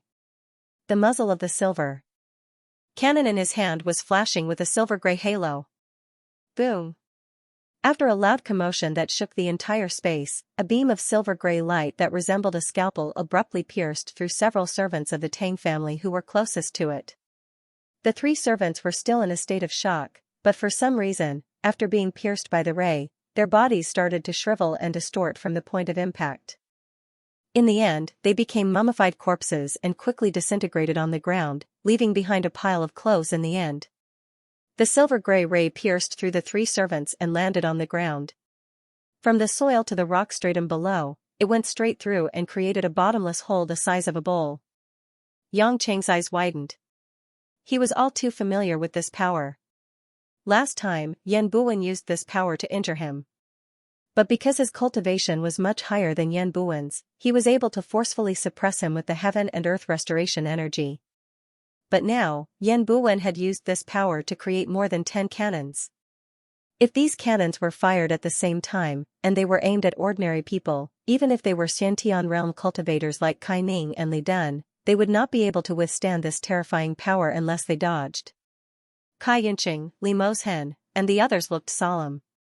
They had also miscalculated. They did not expect Yan Buwen to appear at this time and set up such an ambush. Tang Zhichen said angrily, Yan Buwen, if you want to test your research, don't use my people. There are so many enemies here, can't you see? That's enough, old man. It's just that the 3 unlucky bastards are closer, Yan Buwen said nonchalantly. He then turned to Yangqing and said, what do you think? Isn't my masterpiece beautiful? Especially the process of penetrating a person and disintegrating them into nothingness. I'm so fascinated by it. Madman. Tang Wan looked at the 3 servants' costumes that had lost their owners and couldn't help but curse, you're just a crazy pervert. Yan Buwen frowned.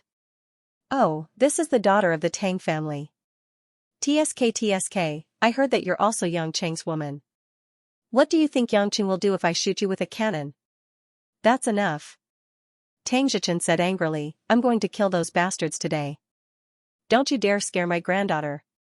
Tang Wan saw that Tang Zhichen was protecting her and said, Grandpa, if you want to protect us, why are you working with this lunatic? Tang Zhichen snorted, I'm only keeping those who are useful to the Tang family alive. It's not a big deal if some of them die. Alright, I'm getting impatient. Yan Buwen glanced at the people present and grinned when he saw Kai Ning. Isn't this the daughter of the Kai family? Interesting. As soon as he finished speaking, the silver cannons around Kai Ning formed a cross formation and shone brightly. Yangqing was shocked. Ning watch out. At the same time, Kai Ning leaped high up from where she was standing, and in that instant, 4 silver-gray pillars of light pierced through her position. 2 of them happened to hit 2 of the agents brought by Kai Yunqing. Like the 3 servants, they shriveled up and disappeared without a trace. Ha ha ha ha. I forgot that Miss Kai is good at martial arts. How about we switch to Miss Kai's father this time? It was as if all the strong men around him were under Yan Buwen's control. For more strong men raised their cannons and were ready to shoot at Kai Yunqing. Yangqing knew that Kai Yunqing was definitely going to die. Just as he was about to rush over and save Kai Yunqing, he suddenly felt a powerful true core energy descending from the sky. When the 4 silver beams of light were shot at Kai Yunqing from the muzzles, a bronze, rotating, gigantic shield that was covered in weird runes and glittering with a dazzling golden light suddenly appeared in front of Kai Yunqing. Clang! After the 4 light beams shook on the shield's halo weakened abruptly. However, it still managed to block this fatal attack. Kai Yunqing's face turned pale. No matter how fearless he was, it was impossible for him not to be scared when he saw the deadly light beams coming at him. Seeing the huge bronze shield, he broke out in a cold sweat and heaved a sigh of relief. He looked at Yangqing curiously, thinking that it was Yangqing who had saved him. However, Yangqing spread out his hands, indicating that it was someone else. While the others were wondering who had saved Kai Yunqing, Yangqing looked at the sky in a certain direction. A loud voice could be heard from afar. "You are a disgraceful person who will bring disaster to the country and the people. Disciple of the Yan family, I will kill you today, you evil demon." A burly monk wearing a black kasaya with silver patterns and a string of black agate Buddhist beads around his neck landed steadily in the center of the arena like a black light beam. The monk's face was red and dignified, and his beard was shiny black. Under his thick eyebrows, his eyes were bright like a tiger's. If it weren't for the monk's robe, he would have looked like a great general in ancient times. While the crowd was horrified, they were also puzzled, wondering where this person came from. After the monk landed, he waved his hand, and the huge bronze shield that looked like a shadow turned into a light beam and flew into the monk's hand. However, when it condensed, it was a bronze shield that was only the size of a basin. It was hard to tell which era it was made from because of the vigorous patterns on it, but its ancient aura was daunting. Kai Yunqing, Li Mo's hen, and the others had guessed where this person came from. A messenger from Hongmeng? Kai Yunqing had taken over Lin Jigua as the general of the Yellow Flame Iron Brigade after Ling Shuzi valued him. However, Ling Shuzi had almost finished his term back then, so the Hongmeng messenger who was sent out for inspection didn't know about it. Yangqing sighed in his heart. This monk's cultivation was actually at the late divine transformation stage, which was much higher than Yan Sanyang's. Furthermore, he didn't know what material his shield was made of, but from the way it was displayed, it seemed to be a powerful defensive treasure. When Ling Shuzi was still around, Yangqing's cultivation base was not high enough to see through his realm. Therefore, he couldn't tell who was stronger between the two messengers. Yan Buwen's face was filled with excitement. The people from Hongmeng finally couldn't take it anymore? "I knew you would show up, but I didn't expect you to be so weak. You're the only one here?" The black-robed monk put his palms together. Ba. This calamity has shaken the foundation of Huaxia.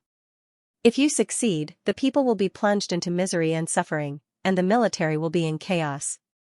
Today, as the messenger of Hongmeng, I will enforce justice on behalf of the heavens. Evil son of the Yan family, take my demon slayer staff. The monk didn't waste time. Ignoring the doubts of the crowd, he focused on his job and fought whoever came. His kasaya fluttered in the wind, and a staff that was more than a foot long with black and gold patterns flew out of his sleeve and landed in the monk's hand. The monk leaped up, and the demon slayer staff grew with the wind.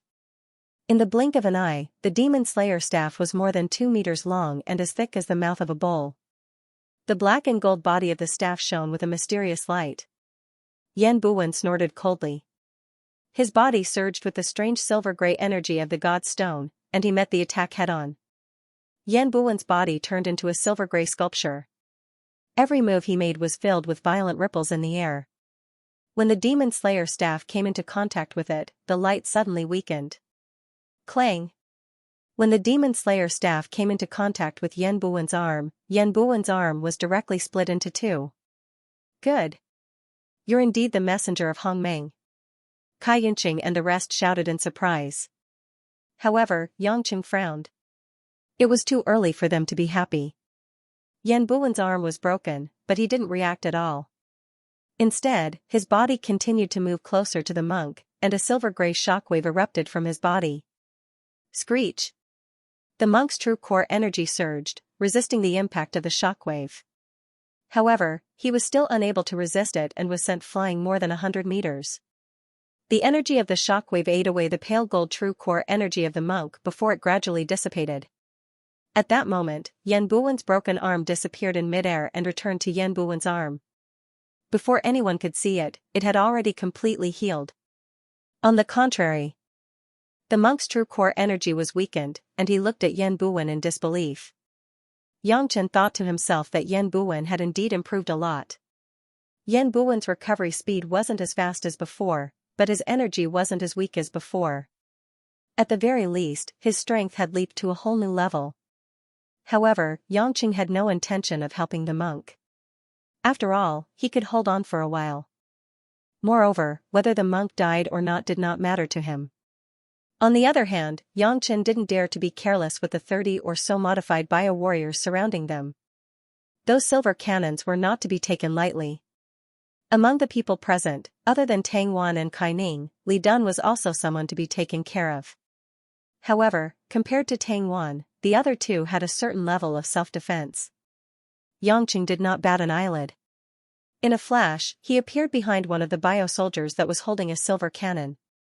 A wave of heaven and earth restoration force instantly slammed into the soldier's head. This time, after the sound of flesh tearing, the soldier was minced into a pile of minced meat, starting from the head. This was also because the body's genes were taken from Yangcheng's body. Otherwise, it would have been a pile of minced meat. Even so, such a bloody and brutal way of killing made many of the women present vomit. Kai Yinqing and Li Moshan looked at each other. They knew that if they stayed any longer, they would only be a burden to Yangcheng and the monk. Immediately, they ordered everyone to retreat from the Tang residence. However, Yan Buwen, who was facing the monk in the sky, seemed to have predicted their thoughts. Just as a few special forces soldiers were about to flee the scene, 2 silver beams were fired from the cannons. Damn it! Kai Yinqing cursed. He was trapped inside and couldn't get out. Tang Zhichen looked on coldly. Don't waste your energy. None of you will be able to escape today. Once the Li family is gone, the Yang family and the Ning family will be next. So what if the envoy from Hongmeng is here? We are going to destroy the whole of Hongmeng. How arrogant! How arrogant! The monk in the black kasaya was furious. He raised his demon slayer staff and swung it horizontally. Heavenly note Dermic wheel. As soon as he finished speaking, a circle of golden talismans was released from the demon slayer staff. The circle of light grew bigger and bigger until it was more than 10 feet wide. For a moment, it was as if hundreds of monks were chanting Buddha's name. The direction of the circle of light was Tang Zhichen, who was on the ground. Hee, this little bit of true yuan. The envoy from Hongmeng is only SOSO. Yan Buwen punched out, and a silver ripple shook the Dermic wheel. Bang! With a loud explosion, the Dermic wheel was devoured by the silver energy. How? How is this possible? The monk was shocked. What kind of evil energy is this? How can it disintegrate true yuan? Yangcheng, who was on the ground, frowned. He moved again and appeared in front of Yan Buwen. With the monk's ability, there was no hope. Oh, you want to come? That doesn't seem appropriate. Yan Buwen smiled mysteriously. Yangcheng was shocked. Not good. As expected, the men on the ground with the silver cannons were already aiming at Tang Wan and Kai Ning. Dodge! Yangcheng shouted. He wanted Kai Ning to dodge. He had to trust Kai Ning's speed and save Tang Wan himself. A few more silver-gray beams of light pierced through, and a few more careless servants of the Tang family collapsed and disappeared. Tang Wan only felt her body move rapidly, and in the blink of an eye, she was already beside Li Dun and Tang Xian. Kai Ning, on the other hand, managed to dodge with her superb qinggong. You're fast enough. But no matter how fast you are, they won't be able to escape. Unless you can take them all away in an instant. As soon as Yan Buwen finished speaking, the silver cannons flashed again. This time, they were aimed at Li Moshen, Kai Yinqing, and the others. If they were fired, they would all be killed. Oh no, we're too close. Kai Yinqing was annoyed. He didn't pay attention to the instructions on the spot. Yan Buwen smirked. It's too late. Fire! Yangqing was out of ideas. He did have a Qianyuan Tiangang bracelet, a mid to low tier artifact that could be used for defense. However, at such a crucial moment, he did not dare to be careless since he was not familiar with using magical treasures. He channeled 100% of his heaven and earth restoration force to create a giant barrier that covered the entire area. Boom! More than a dozen silver light beams hit the invisible shield and exploded into a silver light screen. Yangqing felt a strong surge of qi and blood. He almost lost control of the shield and broke it into pieces. Fortunately, Yangqing had been through a lot since he was a child. In the eyes of others, it was as if his heart and lungs were being torn apart, so he could endure it. Yangqing's strong mental strength was not something an ordinary person could compare to. After withstanding the wave of attacks, he did not look too good. However, with the recovery effect of the endless resolve restoration scripture, he immediately adjusted his condition and replenished enough heaven and earth restoration force from the spiritual qi in his body. The shock made Tang Wan and Kai Ning's hearts jump to their throats. They ran to Yangqing's side anxiously. "Are you okay?" the two women asked at the same time. After saying that, they realized that they were in the same position. They could not help but blush in embarrassment. Although they knew each other's existence, they did not have a close relationship. Yangqing took a deep breath and said with an evil smile, "Take care of yourselves at a time like this. After I kill them, you just have to serve me well." "You're still joking." Tang Wan could not help but laugh. This man seemed to be fearless no matter what kind of situation he was in. In fact, that was indeed the case. Although Yan Buwen's methods and strength were so high that he could threaten Yangqing, Yangqing had grown up in battles since he was a child. Perhaps getting married might be a little tricky, but when it came to fighting, he would be dreaming if he claimed to be the second brother and the first brother. In this short moment of respite, Yangqing suddenly found a crucial point that he could use to win. So that's how it is. As Yangqing calmed down, a bold idea popped up in his mind. "All of you stand here and don't move. It's best if you stick close to each other. If you don't want to die, don't ask questions. Otherwise, don't blame me for not warning you if you die." As soon as Yangqing's voice fell, his silhouette flashed again. The moment he appeared, he landed beside the two bio-warriors. One of them was holding a silver cannon, while the other kicked Yangqing as soon as he saw him. Yangqing didn't dodge. He grabbed the leg that was coming at him and two bursts of heaven and earth energy rolled out, crushing the two bio-warriors into pieces. In the sky, the monk wielded the demon's staff and fought continuously with Yan Buen. However, Yan Buen seemed to be, and the monk was unable to use it. All sorts of attacks formed by true Yuan force were nullified by Yan Buwen's attacks. They were of no use at all. On the ground, Yan Buen continued to control the other warriors to attack the Li family and Kai Yunqing. Other than the dozen people holding the cannon, the rest of the warriors rushed forward like hungry wolves. Their bloodthirsty red eyes were filled with wild, inhumane savagery. "Protect the director. Protect the general." The agents held 50 caliber automatic rifles and fired wildly at the group of people.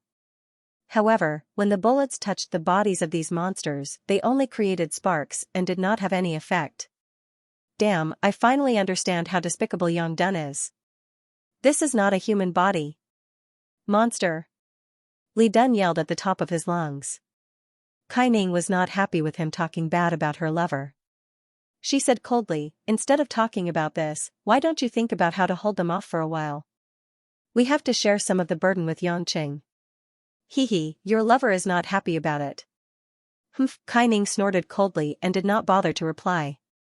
The woman aimed at the two approaching biohumans and used her qinggong to leap into the air. She gathered her Xiantian true qi and threw out pear blossom needles with her skyflower rain technique. The needles surrounded the two of them like a net. Although the two biohumans had strong bodies, they were just Yangqing's physical body. They did not have any cultivation to protect them. When the pear blossom needles pierced into their eyes, black blood instantly gushed out. After being blinded, they lost the ability to continue fighting. They could only fight wildly in the surroundings. On the other side, Li Dun, whose cultivation had reached the Xiantian full cycle, was much more ferocious. He had already taken off his blindfold. His fists were filled with the dense Xiantian true qi of the Tibetan Tantra. He collided with the warriors that were close to him. Explosions could be heard everywhere. Previously, he was almost killed by the 5 biohumans because he needed to protect Tang Xian. But now, Tang Xian had Yangqing to protect her. He could fight these guys without any worries. Soon, the heads of the 2 biohumans were smashed. Brain juice flowed out and they died on the spot. After a while, the remaining 10 men with silver cannons fired another fatal beam at the group of people.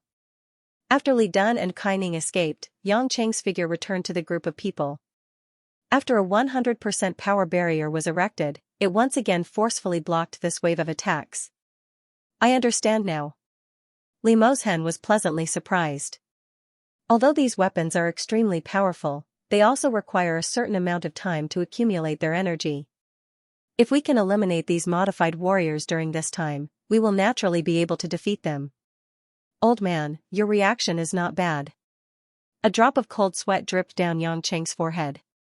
It was not easy to block the attacks. Yan Buwen, who was still in midair, laughed out loud after he forced the monk to retreat. So what if you found out? These antimatter energy cannons are just test products that I imitated from the energy in the God's Stone. Even though there are only a dozen of them, they are enough for you to use all your strength to defend against them. If I were to use the purest antimatter energy from the God's Stone, you would be no match for me, Yan Buwen said arrogantly. Antimatter energy? Yangqing was stunned. Yan Buwen laughed coldly. Idiot, you occupied the God's Stone for so long and even received the divine light. So you don't know the essence of the God's Stone? This is the purest antimatter crystal in the universe. It is independent of the space that stabilizes matter. Be it your true yuan or Xiantian true qi, none of the energy in the entire space can compete with the antimatter energy in the God's Stone. As long as I have the God's Stone, I am a god that transcends the laws of space. I am invincible. All of you must die. Yang Cheng's expression did not change, but his heart was in turmoil. This Yan Buwen really did have the capital to be proud. The God's Stone was not new. It probably had at least tens of thousands of years of history. In the process, no one had been able to use the God's Stone so thoroughly and study it so deeply. He, Yan Buwen, was able to discover the essence of the God's Stone and use the antimatter energy to such an abnormal degree. It was really terrifying. However, Yangqing did not know that Yan Buwen did not completely rely on himself to understand the essence of the God's Stone. If it was not for Athena's tens of thousands of years of thinking and some basic results, no matter how talented Yan Buwen was, it would be difficult for him to analyze the God's Stone to such an extent without any foundation. Of course, Yan Buwen would not say everything. In his opinion, after the conspiracy with Tang Zhichen was completed, it would be the death of everyone present, including Yangqing. Shameless brat, don't be so arrogant. The monk, whose black robe was tattered, was burning with anger. He raised his demon slayer staff and charged at Yan Buwen. Formless heavenly sound, indestructible. Azure Dharma body. The true core force condensed from the pure Buddhist mental cultivation method transformed into a huge Azure Dharma form. It had 8 arms and a ghost head, and its screams were accompanied by Buddhist Sanskrit. This time, it was obvious that the monk had reached the end of his patience. As the messenger of Hongmeng, he was supposed to decide the outcome of the battle, but now he had become a useless person. As the demon slayer staff shone brightly, the Azure Dharma form roared and shrouded Yan Buwen, who was standing in the air. For a moment, it was as if a golden sun had suddenly exploded in the sky. The sound of clanging and the sound of air turbulence tearing was accompanied by gusts of strong wind. The ordinary people on the ground could not open their eyes. 2. Silver-gray flames danced in Yan Buwen's eyes. His white robe fluttered in the wind, and a silver-gray antimatter energy light ball had quietly formed from his heart. The Azure Dharma form was a Dharma body doppelganger that was almost taboo in the Buddhist sections. After all, Azures were a race of hell, and it was not conducive to the cultivation of the Buddhist sects. However, in order to kill Yan Buwen, the monk could not care too much. He used his cultivation at the final stage of the incarnation stage to completely devour Yan Buwen. When the Azure Dharma form completely enveloped Yan Buwen, the monk was overjoyed. The Demon Slayer staff shone with a golden light and struck at Yan Buwen's head. However, just when the monk thought that Yan Buwen could not withstand it, the light ball in Yan Buwen's heart suddenly exploded with a dazzling brilliance. The silver-gray light was like countless fine steel wires. After penetrating the Azura Dharma form, it ate away at it and completely disintegrated the Azura Dharma form. And because the monk was too close, his body was also hit. Pu-pu-pu-pu. Several penetrating sounds rang out, and blood suddenly scattered in the air. The big monk looked at the motionless Yan Buwen in disbelief. He did not expect that the antimatter energy could be raised to such a level. He actually did not use his full strength all this time. Seriously injured, the big monk could only put away the Demon Slayer staff and release the bronze shield, forming a huge shield shadow to protect himself, so that he could rest for a while. He took out an unknown pill from his sleeve and immediately swallowed it. The big monk obviously needed to heal and stabilize the true qi in his dantian. Yangqing, who was watching from the ground, was also a little shocked. He did not dare say that he could withstand the power that Yan Buwen had just displayed. Could it be?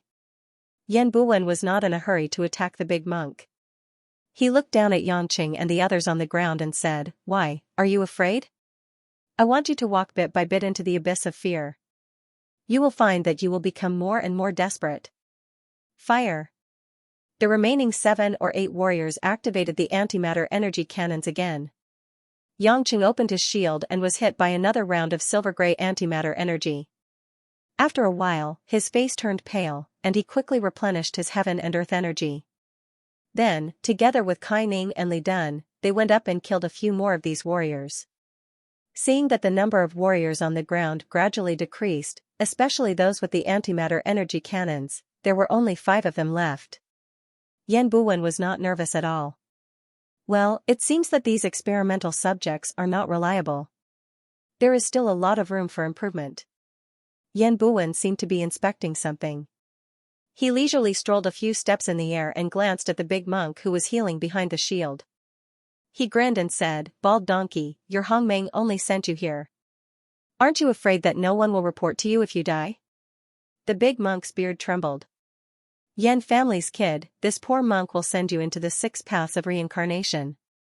Having said that, as if unable to control his anger, the monk silently chanted a Buddhist incantation and summoned the Demon Slayer staff.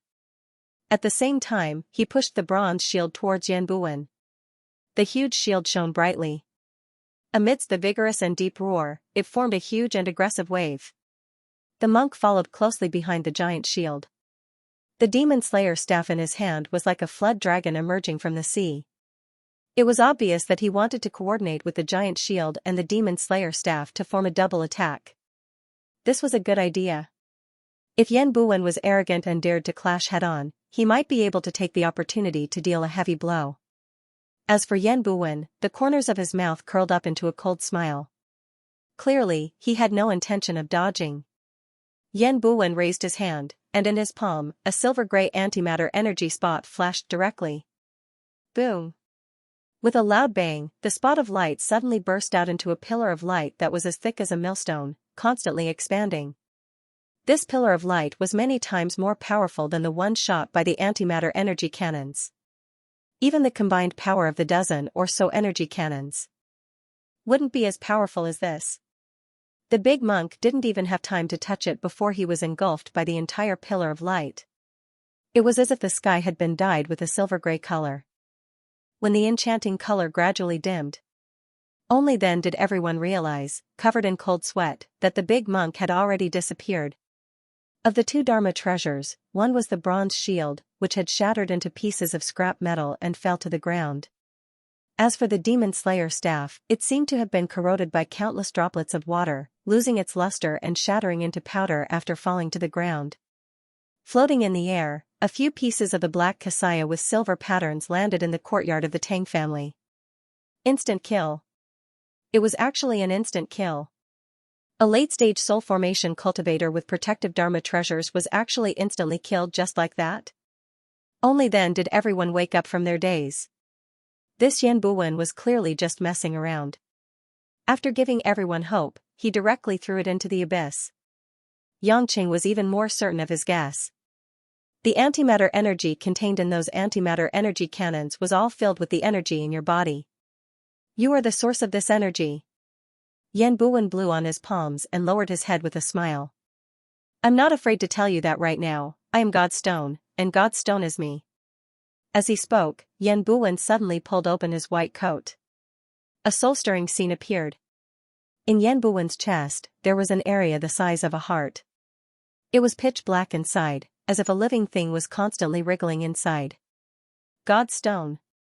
Yangqing immediately recognized what that object was. You fused God's stone into your body. Could there be a more terrifying mad scientist than this? Using his own heart and replacing it with God's stone. Ha ha ha ha. What, are you afraid? Yan Buwen laughed wildly. The current me has completely matched the energy frequency of the God Stone. The God Stone is constantly transmitting the purest antimatter energy to me. I have become the brain of the God Stone. It is no longer a mere dead object that can only be used by you bunch of mediocre people for some deification experiment. Only I, Yan Buwen, am worthy of such a great masterpiece of the universe. After saying that, Yan Buwen suddenly raised his hand. A silver-gray pillar of light suddenly exploded towards the area where Yangqing and the others were. Yangqing reacted almost instantly and opened his shield. The remaining 5 cannon-wielding warriors also activated their antimatter cannons. Rumble. This time, the shield formed by the power of heaven and earth trembled especially violently. The antimatter energy that Yan Buwen casually released was even more powerful than the previous dozen cannons. Yangqing could not help but feel his meridians tremble violently. He only felt that his internal organs were overturned, and a trace of blood seeped out of the corner of his mouth. Old Yang. Yangqing. Li Dun, Tang Wan, Kai Ning, and the others all shouted in shock. In their eyes, Yangqing, who was almost invincible, actually suffered internal injuries. After withstanding the first wave, Yangqing immediately activated the Endless Resolve Restoration scripture to quickly heal his internal injuries. He grinned reluctantly, it's nothing, just a small injury. Humph, Yan Buwen laughed, my antimatter energy is endless. A small injury? Wait until I hit you a few dozen more times, let's see if you still have a small injury. As he said that, he raised his hand again, not giving Yangqing any chance to breathe. No. Don't ask, don't hit. Suddenly, Tang Xian, who had been hiding in the crowd, rushed out. Her face was pale with fear, but Tang Xian mustered up all her courage and begged Yan Buwen, don't ask, please stop. Don't make things worse. As she said that, Tang Xian pressed her lower abdomen, look, here is your child. Are you so heartless that you won't even let your own child go? Bitch. Tang Xian. What are you doing?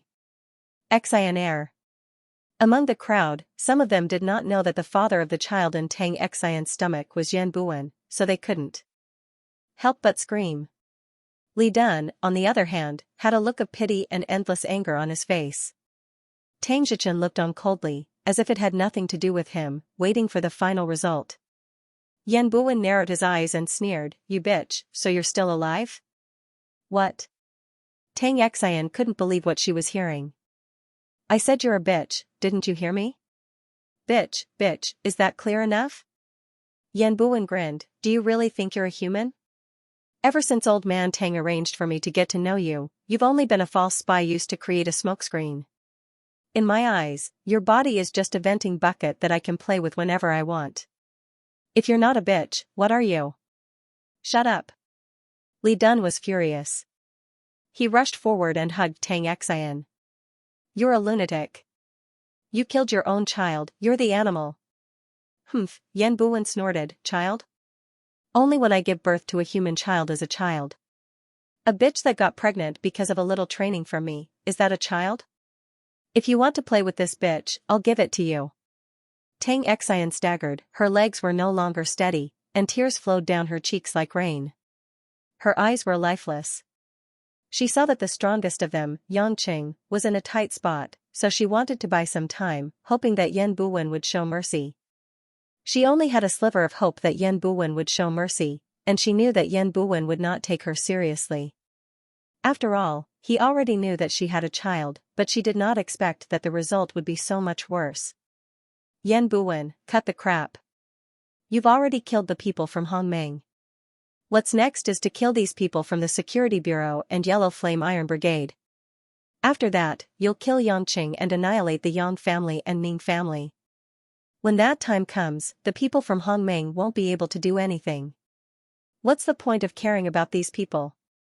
Tang Zhichen said slowly. You. Tang Zhichen, you're dreaming. Li Mozhen shouted angrily. Tang Zhichen snorted and ignored him. He turned his head and looked at Tang Wan, who had a look of despair on her face, and said, Little Wan, you're still a useful person to the Tang family. If you come back to grandfather, I can guarantee that you won't die. I'll let you continue to manage the business in the south. Tang Wan shook her head stiffly, but her eyes were shining with determination. You poisoned your own granddaughter just to steal the blood of my beloved man. You're not my grandfather. You don't deserve to be my daughter's great-grandfather. Even if Yan Buwen kills me today, I won't recognize you as my ghost. Haha. Yan Buwen laughed. Old man Tang, it seems that your granddaughter doesn't care about you. Since you've done a good job in the logistics department for me, I'll let her die a painless death. Tang Zhichen's eyes were cold. It doesn't matter if she doesn't want to return to the Tang family. After all, she's just a woman. Once she has a man, her heart doesn't belong to this family anymore. As he spoke, Tang Zhichen turned to Tang Huang and the rest of the Tang family members and said, If any of you are dissatisfied with my actions, feel free to step forward. I don't need those cowardly idiots in the future Tang family. With this shout, the group of people from the Tang family fell silent. Even Tang Huang closed his eyes and lowered his head. Although they were afraid, they could see the situation clearly. Now, even Yangqing was struggling, and Yan Buwen had the upper hand. If he did not follow behind Tang Zhichen, he might die immediately. Besides, if the Tang family really destroyed the Yang family, the Li family, and the Ning family, what benefits would they get as the #1 family in Huaxia? That was unimaginable. Some of them felt desolate and had to endure the humiliation for the greater good. Some of them were secretly excited and had their own ulterior motives. Seeing that no one was against him, Tang Zhichen smiled meaningfully. He looked at Yan Buwen and said, All right, let's do it. Those who deserve to die today will all die. You don't have to tell me. Yan Buwen raised his hand again and shot another thick antimatter energy beam at the people on the ground. Just as Yangqing was about to activate his protective shield, he realized that something was wrong. Li Dun. As Tang Xian had rushed out to protect them, Li Dun and Tang Xian were a little far away. In order to protect the Li and Kai family, Yangqing had already activated his protective shield to the limit. If he expanded it any further, he might not be able to withstand it. At this moment, he could only watch as the two of them were exposed. Li Dun also realized the situation, but he immediately realized that Yan Buwen's light beam would not hit them directly. Only one of the 5 small light beams would collide with them. In that split second, Li Dun gathered all his Xiantian true qi and hugged Tang Xian as tightly as he could. Even so, the speed of the antimatter energy cannon was still much faster than his speed. Rip. Li Dun's clothes on his back were torn apart, and a trace of antimatter energy scraped through his muscles. Arg. Li Dun's eyes widened, and he let out an uncontrollable cry of pain. The cruelty of having one's body eaten away was not something an ordinary person could imagine. Fortunately, Li Dun's cultivation had reached Xiantian full circle. Although it was not as strong as true inner force, his innate qi could slightly suppress the antimatter energy. The huge wound on his back that was expanding continuously started to be controlled by his innate qi, but it was bloody and terrifying. Dun air. Li Mozhen and the rest shouted.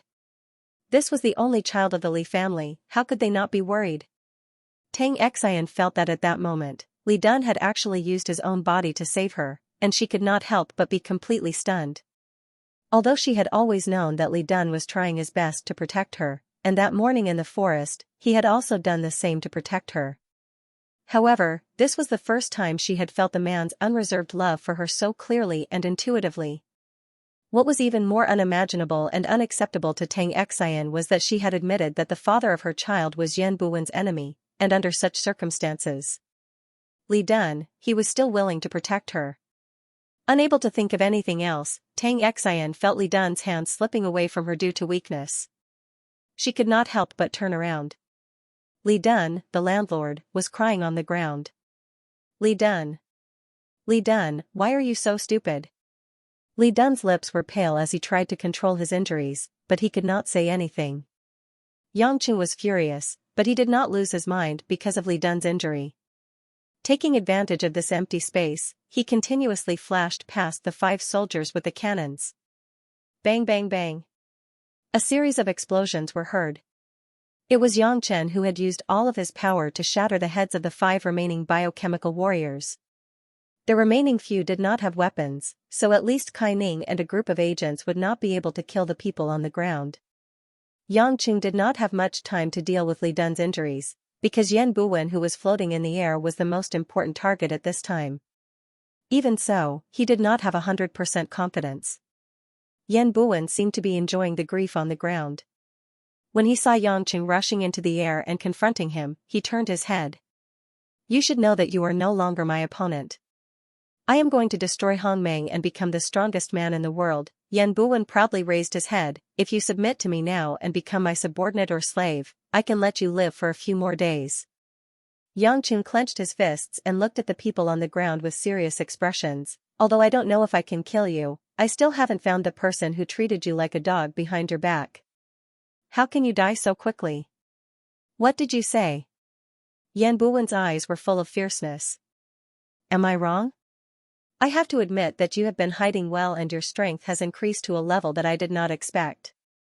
But before that, if it wasn't for the person who stole the divine artifact and the god stone helping you, I'm afraid you wouldn't have survived until today. Even though I don't know who that person is, in his eyes, you're definitely just a slave. That person is the one I'm looking for, Yang Chen sneered. Yan Buwen trembled in anger. What do you know? I don't want to waste my time with you. Today, I will prove that I am much stronger than you. I will tear you into pieces. Turn you into ashes. Once you are dead, I will send your women to the dirtiest places and let countless men play with them. Otherwise, I will never be able to vent the hatred in my heart. After he finished speaking, a silver-gray antimatter energy flashed in Yan Buwen's chest. Yang Qing did not dare to underestimate his opponent. The heaven and earth restoration force formed a powerful vortex around him, ready to resist the incoming energy at any time. At the same time, because he had completely released his cultivation, a monstrous wave of pressure enveloped him. The clouds in the sky began to move irregularly, and the wind began to howl. The space around Yangqing began to vibrate unstably. Kai Ning, who was on the ground, used her hidden weapons to blind the eyes of the soldiers, and the pressure on her was greatly reduced. However, no one had any thoughts of escaping because it was too late. If they went to a crowded place, it would be a disaster for the innocent people. It could be said that the outcome of the battle between the two in the sky would depend on whether the two in the sky would win or lose. Just as everyone was tensing up, Yan Buwen made his move first. Yan Buwen was burning with anger. This time, not only did light appear in his chest, but also in his hands. Go to hell. 3 beams of antimatter energy shot towards Kai Ning and Tang Wan on the ground. Despicable. Yang Qing had expected this. If this guy really attacked him, he could still dodge, but if he attacked the people on the ground, especially his women, he could only take the 3 beams of light head-on. Almost at the same time, Yang Qing's figure appeared above everyone. The heaven and earth restoration force twisted into a vortex-like shield and collided with the 3 beams of light. In an instant, the entire sky was filled with blinding silver dust. The antimatter energy was like a torrential downpour, splashing around a void shield and turning into little raindrops. This seemingly gorgeous scene was incomparably fatal. Yang Qing felt as if all the bones in his body were about to shatter. His blood and qi were surging like countless streams and torrents, constantly attacking all the pain nerves in his body. This feeling was more painful than death, and Yang Qing couldn't help but let out a muffled groan. He couldn't help but spit out a mouthful of blood, which smelled fishy. Yang Qing. Even though everyone on the ground was watching, their hearts had already sunk to the bottom. Tang Wan and Kai Ning couldn't help but tear their eyes and bite their lips. It was already quite difficult to defend against the combined attack of the antimatter energy cannons. Now that Yan Buwen had suddenly increased his antimatter energy by more than 3 times, it wasn't as simple as just stacking it up. Every time a limit was reached, the more likely it was to bring about a complete collapse. It was like a bridge that was loaded to its highest point. Any further and it would collapse if an ant were to step on it. Although Yangcheng's heaven and earth restoration force could be quickly replenished, Yan Buwen's antimatter energy was also the purest unstable energy in the universe. Moreover, with the help of an absolutely pure crystal like the God Stone, the recovery rate could be said to be endless. The Endless Resolve Restoration scripture didn't have any special cultivation technique that could make the heaven and earth restoration force extremely powerful. All the techniques that Yangqing used were all comprehended by himself. It was easy to deal with ordinary cultivators above the soul-forming stage, but against cultivators at the tribulation passing stage who had magical treasures and spells, it might not be able to gain much of an advantage. The Yan Buwen in front of him seemed to have completely controlled the God Stone. After merging with him, all the antimatter energy was used to carry out pure destruction and annihilation. It was not something that a half-baked cultivator like Yangqing could resist. If it weren't for the fact that the heaven and earth restoration energy was much stronger than ordinary ethereal force and could be quickly replenished, Yangqing would have been killed. Yangqing barely managed to stabilize his body. His face was pale as he floated down to the ground, gasping for breath as he tried to repair his body and recover the power of heaven and earth. What's wrong? You can't take it anymore? Didn't you say the outcome was unknown? Don't you think you're very powerful? Yan Buwen's face was twisted as if he was teasing a reptile. Yangqing clenched his teeth, the anger in his heart surging and roaring, but there was no good way to deal with this guy. Although antimatter energy was not something that he understood, as far as he knew, it was the most primitive energy in the universe. It was just like how there must be a cathode when there was a positive pole. For the universe to be stable, for space to be stable, there must be a stabilizing force. And antimatter energy was precisely the thing that made space unstable. In other words, purely in theory, the energy in a conventional stable space was weak to antimatter energy, unless it could be an absolutely pure and stable power. However, what kind of force was absolutely stable and pure enough to fight against antimatter energy? Yangqing was sure that there was such a thing, just like how poison must have an antidote, but how would he know what it was? Before Yangqing could think further, the silver-gray ball of light in Yan Buwen's chest once again erupted with a light beam that was twice as thick as before. A huge ball of light gradually condensed in both of his hands, as if he was trying to suppress the antimatter energy into a huge ball. Yangqing did not have time to think, he could only take it head-on. At that moment, he could run away, but the woman on the ground would not have the chance to dodge. The heaven and earth restoration energy that had just barely recovered formed a huge void shield that was even thicker than before, and it collided with the deathly light beam. Bang! Bang! Yangqing felt like his bones were about to fall apart, and the corners of his eyes were starting to bleed. Even with his insane body, he could not withstand such continuous damage. If this went on, it was only a matter of time before he lost. Kai Ning, who had just finished off a few bio-soldiers on the ground, finally showed a rare hint of excitement on her cold face when she saw this. Yangqing, don't just defend without attacking. He's only acting so recklessly because you're only protecting us. Li Mozhen, Kai Yunqing and the others were embarrassed. If it wasn't for the fact that they couldn't escape and couldn't fight, they wouldn't have ended up in such a useless state. They even dragged Yangqing down. Yangqing smiled bitterly in his heart. If he were to attack, he might not even be able to defeat Yan Buwen. If Yan Buwen shot 2 of those light beams, even if Kai Ning could dodge them, what about Tang Wan? What about the injured Li Dun? Li Dun, whose face was as pale as a sheet, was trembling with anger. He leaned against Tang Xian's chest, but he glared at the smug Yan Buwen who was smirking in the sky. I can't believe I'm dragging Ol Yang down. For someone as arrogant as him, ever since he met Yangqing, it was understandable that he was no match for Yangqing. After all, they had different experiences. But Yan Buwen, who was purely relying on scientific research, was able to treat him like an ant. This made him feel terrible. Tears streamed down Tang Xian's cheeks. She looked at the man in her arms, who had changed from a cheeky smile to a solemn but haggard look. She suddenly realized that she did not care about how Yan Buwen treated her.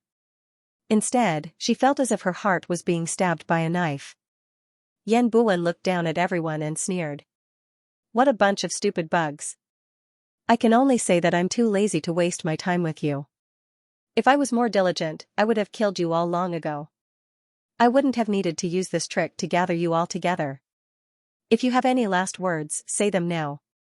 Of course, I won't help you fulfill them. Other than making you die faster. After that, Yan Buwen's hands formed two huge balls of antimatter energy that looked like hot air balloons. The balls of antimatter energy were flowing with silver-gray light spots. They looked like intertwining lightning bolts as they smashed down. This kind of explosion was even more explosive than the light beam. Yangqing had not figured out how to win by surprise. He could only try his best to defend against this wave of attacks. Otherwise, the ground would be turned into a crater, not to mention the people. On the ground. Even the people on Tang Zhichen's side, who had already run far away, ran even further away in horror. Yangqing had used up all of his cultivation, even more than when he fought against Yan Buwen. Although the sky was filled with rolling clouds and the wind was howling, there was no sign of thunder. Yangqing wished that he could have a 9 heavenly lightning tribulation. Maybe he could have killed Yan Buwen with it. Then, he would have to leave it to fate. However, the heavenly tribulation that he had been carefully guarding against seemed to be far away from him. Yangqing knew that with his current cultivation, he was afraid that there was still a long way to go before he could go through the second heavenly tribulation. It was probably unrealistic to think that he could improve his cultivation during the battle. But if he used the heaven and earth energy to defend himself, it might not be enough to deal with this attack. Gritting his teeth, Yangqing took out the Qianyuan Tiangang bracelet that he had obtained from the shabby Taoist from the parallel space. This bracelet was a defensive magic treasure. According to Xiao Qi, it should be of the middle or lower grade. It should be of a higher grade than the big monk's bronze shield. Although he was not very good at using magic treasures, Yangqing still planned to use all of them. This series of thoughts happened in the time it takes for a spark to fly off a flint. When the two huge balls of antimatter energy were about to hit him, the Qianyuan Tiangang bracelet on Yangqing's hand was also activated by the special ethereal force of the heaven and earth energy, and it emitted a platinum light. A relatively small platinum light screen appeared above everyone.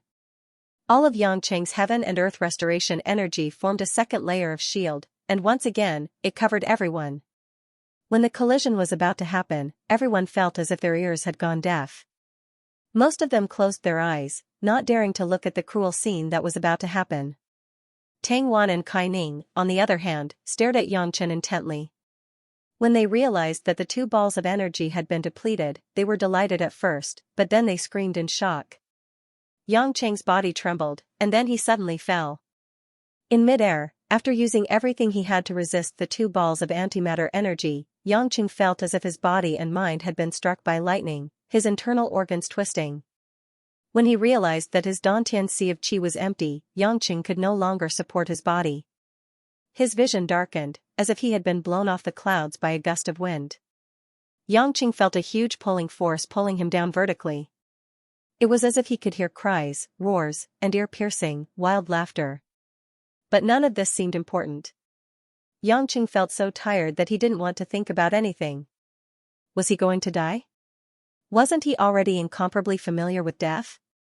He had been hovering between life and death, perhaps this time he was really going to die. He always felt that there were a lot of things he couldn't let go of, but in this case, there was no way to persist. Yangqing thought so, and gradually, his thoughts stagnated at that moment, and everything fell into darkness. He didn't know how, but a period of time passed. Yangqing felt as if he had lost his entire body, leaving only a trace of his thoughts, drifting in the darkness of nothingness. Vaguely, there seemed to be a voice calling out to him from the depths of the darkness. "Useless boy, you're just going to admit defeat like this?" A vague but clear voice passed into Yangqing's divine sense. What he could feel was a kind of vicissitude, simple, and unruly aura. Yangqing wanted to ask who the owner of this voice was, but he found that he couldn't speak, couldn't even open his eyes, and couldn't even understand whether he was alive or dead. The world is vast, and all things are intelligent. The body cultivates the power of heaven and earth, and should show the power of heaven and earth, but it ignores the essentials and uses that clumsy trick. What is law? What is artifact?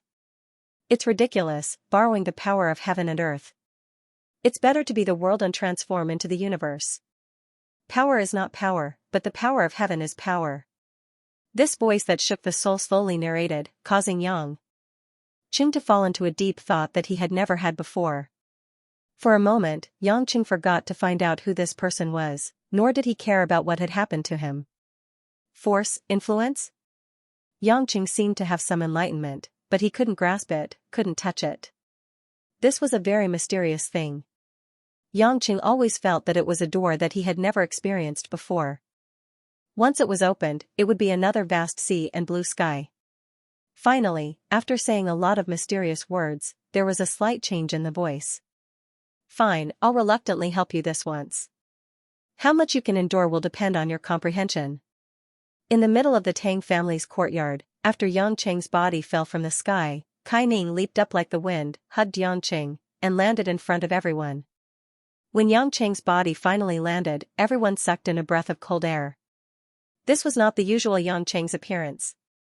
The corners of his eyes, nostrils, mouth, and even the sides of his ears were bleeding. His body also seemed to have been cut by 1,000 knives. There were wounds everywhere, and scarlet blood soaked all of his clothes. This was a bloody man. Tang Wan had already lost the strength to cry. She covered her red lips and knelt on the ground in shame, as if everything was over. Kai Ning gritted her teeth. Her clear eyes seemed to want to pierce through Yan Buwen's heart as she stared at the man who was laughing maniacally in the sky. Li Mozhan and Kai Yunqing were also barely standing. Li Mozhan had to rely on his son Li Yunping's support to not fall. Yang Qing had actually been defeated. And he had been beaten so miserably. To them, this was simply a bolt out of the blue. The Hongming envoy was almost instantly killed, and Yang Qing was also beaten to the point where he had no strength to resist. Could it be that Huaxia was really going to change? From afar, Tang Zhichen saw this scene, and a hint of fanaticism flashed in his eyes. It was as if the plan that he had painstakingly planned for many years was finally going to succeed. After Yan Buwen finished laughing, he blew on his fingers and said, "What Pluto? He can't even withstand a single blow. A true powerhouse will not have any weaknesses. He can simply grab 2 women and they won't be able to fight back. He doesn't even have the right to fight me face to face. You're shameless. You don't even dare to fight Yang Qing face to face, so you use us to threaten him. You're not a man at all." Tang Wan screamed in pain. Even with her strong mental fortitude, facing Yang Qing's current state, she was on the verge of breaking down. Yan Buwen looked at her disdainfully. "You're ignorant. If you were willing to follow that old man just now, I could have spared your life. But now, I'm not in the mood to watch you continue to cry." After saying that, Yan Buwen raised his hand, and a ball of silver-gray antimatter energy began to condense again. Obviously, he planned to give everyone the final blow. At this moment, Yang Qing, who was being held by Kai Ning, suddenly moved. Only to see Yang Qing, who was lifeless a moment ago, after a slight tremble, he sat up on his own. Then, slightly swaying, he still stood up and raised his head. When Yang Qing opened his eyes, his gaze was a little dull, but if one looked closely, they would see a strange gaze that didn't belong to Yang Qing at all. "Oh? You can still stand up? Interesting." Yan Buwen grinned, "I can kill you a few more times. This will also make me feel better." After saying that, Yan Buwen waved his hand down.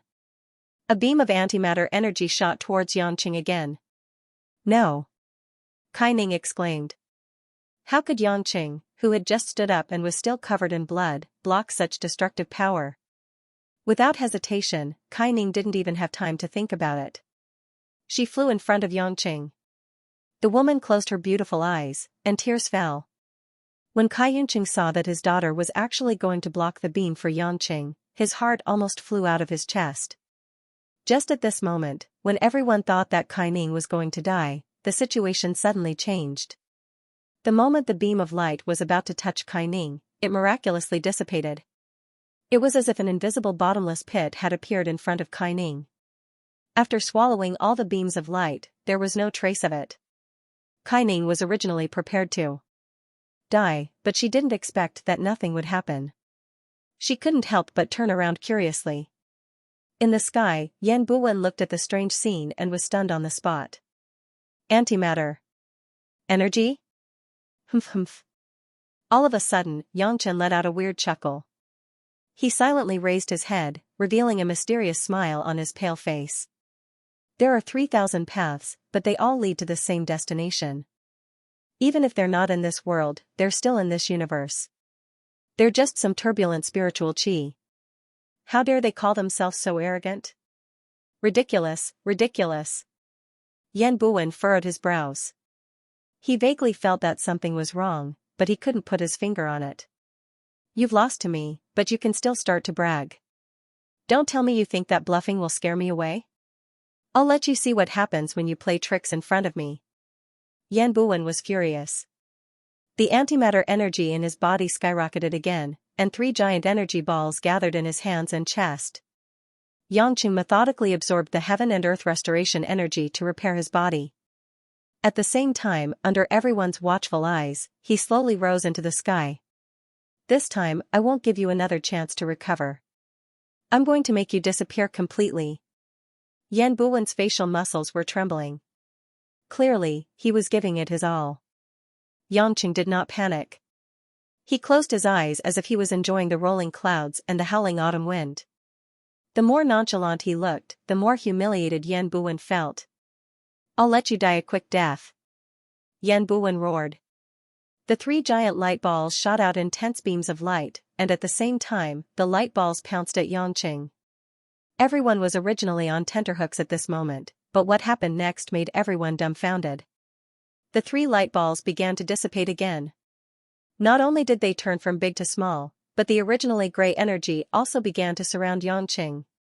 When the silver-gray antimatter energy formed again around Yangchen, it had gradually turned into a trace of blue-purple energy. Vaguely, there was actually lightning flashing. Everything in the world originates from the same source. How does your antimatter energy feel when it turns into this purple lightning dragon? Yangchen seemed to be amused. All the thick electric currents surrounding him suddenly turned around. After they swept up high, they twisted into a thick electric pillar, and then made a sharp downward turn. Boom!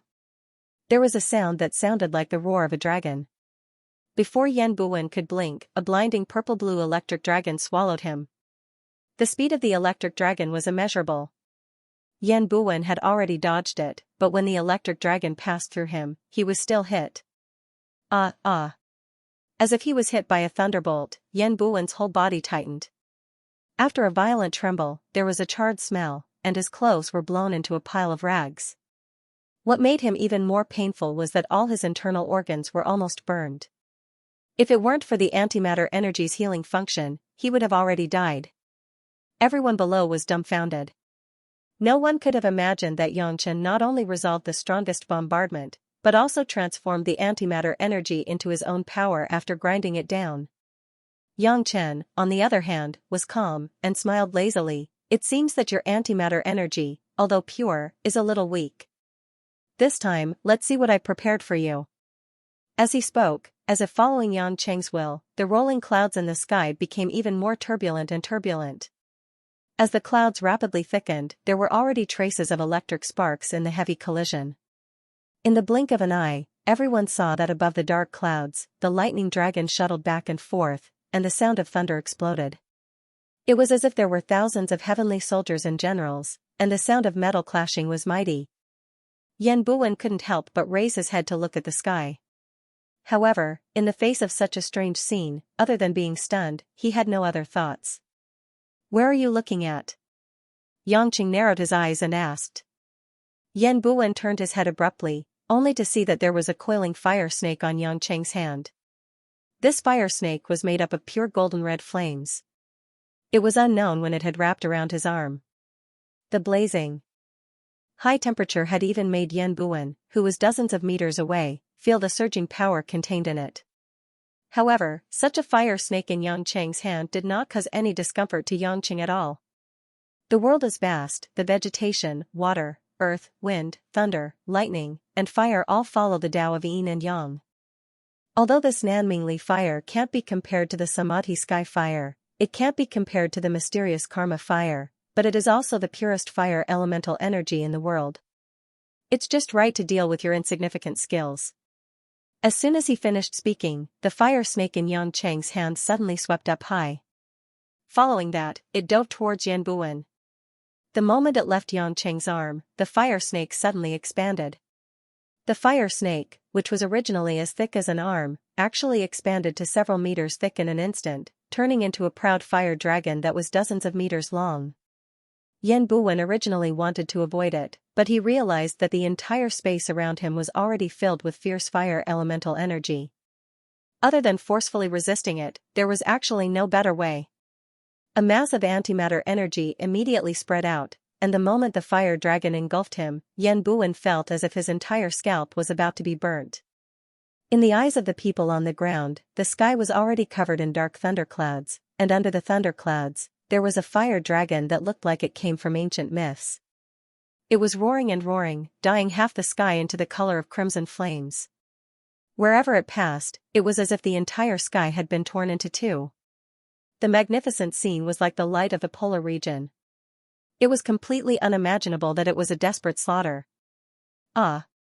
Amidst the screams, Yan Buwen discovered in disbelief that although his antimatter energy could offset and disperse the fire elemental energy, the fire elemental energy carried by the fire dragon seemed to be endless. Between heaven and earth, the power of heaven and earth is endless. How can a grain of light like you compare to it? Yan Buwen's body seemed to be constantly floating in the vast ocean, and from time to time, he would be engulfed by the scorching waves of fire. If it was not for his extremely strong self-recovery ability, Yan Buwen believed that he would have been completely burned to ashes. Don't be complacent. I will never lose. Yan Buwen roared, and the god stone in his heart began to erupt with more antimatter energy, and the silver light expanded again. Dying struggle. After Yang Cheng said disdainfully, he waved his big hand toward the sky and suddenly grabbed it. Rumble. Everyone on the ground subconsciously covered their ears in horror.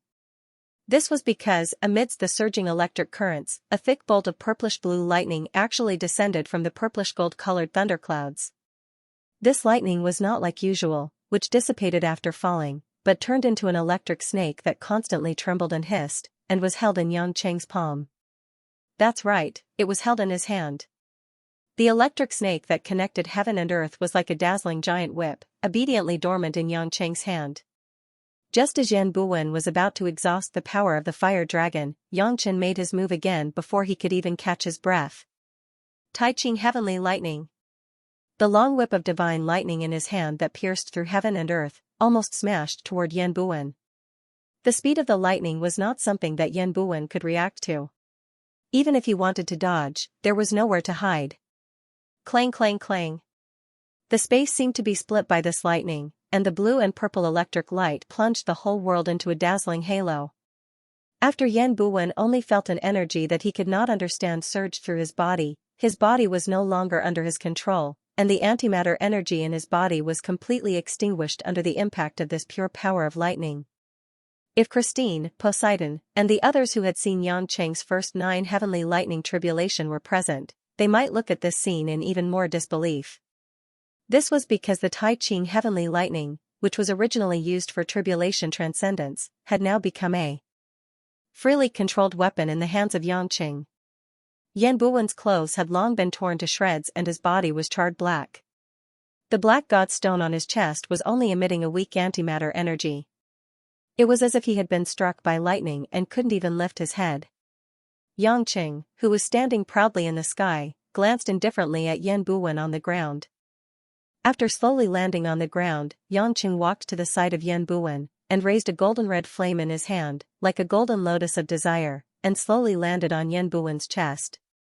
This is the Samadhi heavenly fire, which is far beyond what you can do. The rise and fall of fate, all because of this small black stone. Today, this ill-fated fate will be broken. Yan Buwen's eyes widened, and he stared at Yang Cheng, but he did not have the strength to resist at all. In the midst of everyone's horror, they saw that the golden flame gradually burned the god's stone, emitting waves of black gas, and the god's stone squirmed and shrank unwillingly. When the god's stone in his chest was completely burned, Yan Buwen's eyes became empty, lifeless, and gradually turned gray. This body, which seemed indestructible all this time, evaporated in the golden flames in an instant. It was as if there had never been such a crazy life in this world. It wasn't until 10 seconds later that the people from the Li family and the Kai family let out joyous cheers. Kai Ning and Tang Wan also cried tears of joy. Tang Xian hugged the pale-faced Li Dun in her arms, and they both smiled as if they had just escaped death. This short battle, which lasted less than 2 hours, caused too many people to experience countless joys and sorrows. They thought about it hundreds of times, and it seemed as long as several centuries. And Yan Buwen's existence, to them, had been a thorn in their side for a long time. Today, they were finally free. Tang Wan and Kai Ning looked at each other, and they both smiled happily. Although they did not know each other before this experience, which was equivalent to a narrow escape from death, allowed them to get to know each other a lot. The scene of Tang Wan resolutely choosing to be with Yanqing, and the scene of Kai Ning standing up to block the light beam for Yanqing, were seen by both of them. Perhaps, emotionally, they both wished that the other did not exist, and that one less person was one less person. But without a doubt, at this moment, the two of them had enough respect and admiration for each other. Just as the two of them were about to walk up to check on Yanqing, they saw that the legs of Yanqing, who was standing just a moment ago, suddenly went limp. Yanqing! The two women's cries immediately made everyone look at Yanqing, and they were freed from their joy. Yanqing fell heavily to the ground, as if he had lost all his strength, and there was no reaction. After Kai Ning picked him up, she realized that Yanqing had not fainted, but his face was a little blank, and his eyes seemed to be in a trance. At the same time that they breathed a sigh of relief, the two women were curious about his expression. Could it be that Yan Buwen's complete annihilation was not something to be happy about? What's wrong with you? Why do you have such an expression? Are you feeling uncomfortable? Tang Wan asked with concern. Yanqing looked up at the vast sky in a daze. The rolling thunderclouds from before had dissipated, and the howling wind from before had not the slightest ripple. There were only traces of devastation on the ground, and one could see the tragic battle from before. As the world, power. Yanqing murmured. What? The two women did not understand. Yanqing took a deep breath and didn't answer. He said bitterly, "What an irresponsible fellow. If you're going to teach me, you should teach me more clearly. How long do I have to think about this?" Listening to Yanqing talking to himself, the two women were particularly confused. Yanqing suddenly recovered and saw Kai Ning hugging him and leaning on the woman's chest. He could not help but turn his head and smile, using his face to squeeze the woman's chest. Kai Ning's pair of peaks weren't particularly majestic, but they were quite exquisite and soft, just like two balls of tofu. Yanqing let out an awe in enjoyment. "Ninger, you smell so good here." Kai Ning was caught off guard and her face flushed red. She frantically pushed the shameless man away and scolded, "You're obviously fine, why are you pretending? Hey, Ninger, it wasn't easy for us to escape from death. We have to be happy, don't be shy." Yanqing turned around and said with a smile, Come, let's kiss." "Oh, right, Xiaowan is here too. Let's kiss together." As he spoke, Yanqing opened his arms and was about to embrace the two women. This dramatic turn of events left Li Mo's hen, Kai Yunqing, and the others dumbfounded. This guy had just gone through such a fierce battle, and now he was busy flirting with women? Tang Wan was a little embarrassed to be called Xiaowan. After all, no matter how young she looked, she was still more than 10 years older than Yanqing. How could she stand it? She quickly pushed Yanqing away and said angrily, "What are you calling me? Call me by my name." Yanqing scratched his head, "You didn't call me wrong. Don't we all call you that in bed?" You shut up." Tang Wan was about to go crazy. Seeing Kai Ning looking at her strangely, she couldn't help but want her to faint. Kai Yunqing couldn't bear to listen anymore. He coughed twice and walked forward. "Yanqing, let's not talk about that for now. The Tang clan's matter isn't over yet. Yangchen got up from the ground and patted the dust off his clothes. What else could it be? Yan Buwen is finally dead. As for the rest, it doesn't matter if they're still alive or not. You guys can do whatever you want. Yangchen had his own considerations as well. Tang Zhichen was Tang Wan's grandfather after all. Even if the old man was indeed out of his mind, he didn't have much time left to live. It didn't really matter if Yangchen killed him or not. On the other hand, if Yangchen were to say anything, Tang Wan would definitely feel conflicted. Li Mozhen and Kai Yunqing looked at each other and thought that this guy was quite cunning. On the other hand, the members of the Tang family stood further away from Tang Zhichen when they saw the situation had changed. They all wanted to distance themselves from Tang Zhichen. Tang Zhichen seemed to have aged a few years in an instant. He staggered back to his wheelchair and stared blankly into space. Li Mozhen gestured to the agents of the security bureau and they immediately surrounded Tang Zhichen. "Grandpa," Tang Wan murmured. Tears welled up in her eyes, but she couldn't say anything. Tang Zhichen looked up with a gloomy face and said, "Don't look at me with pity. Victory and defeat have been common since ancient times. I've lived enough of my life.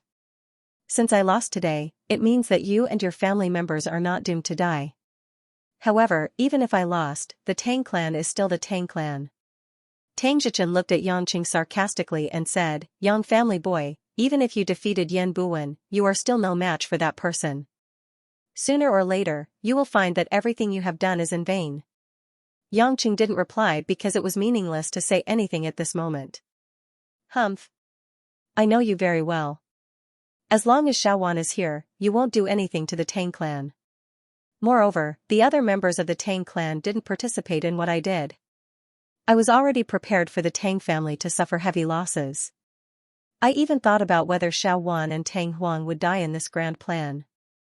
That was why I sent Tang Ju from my sect to Russia.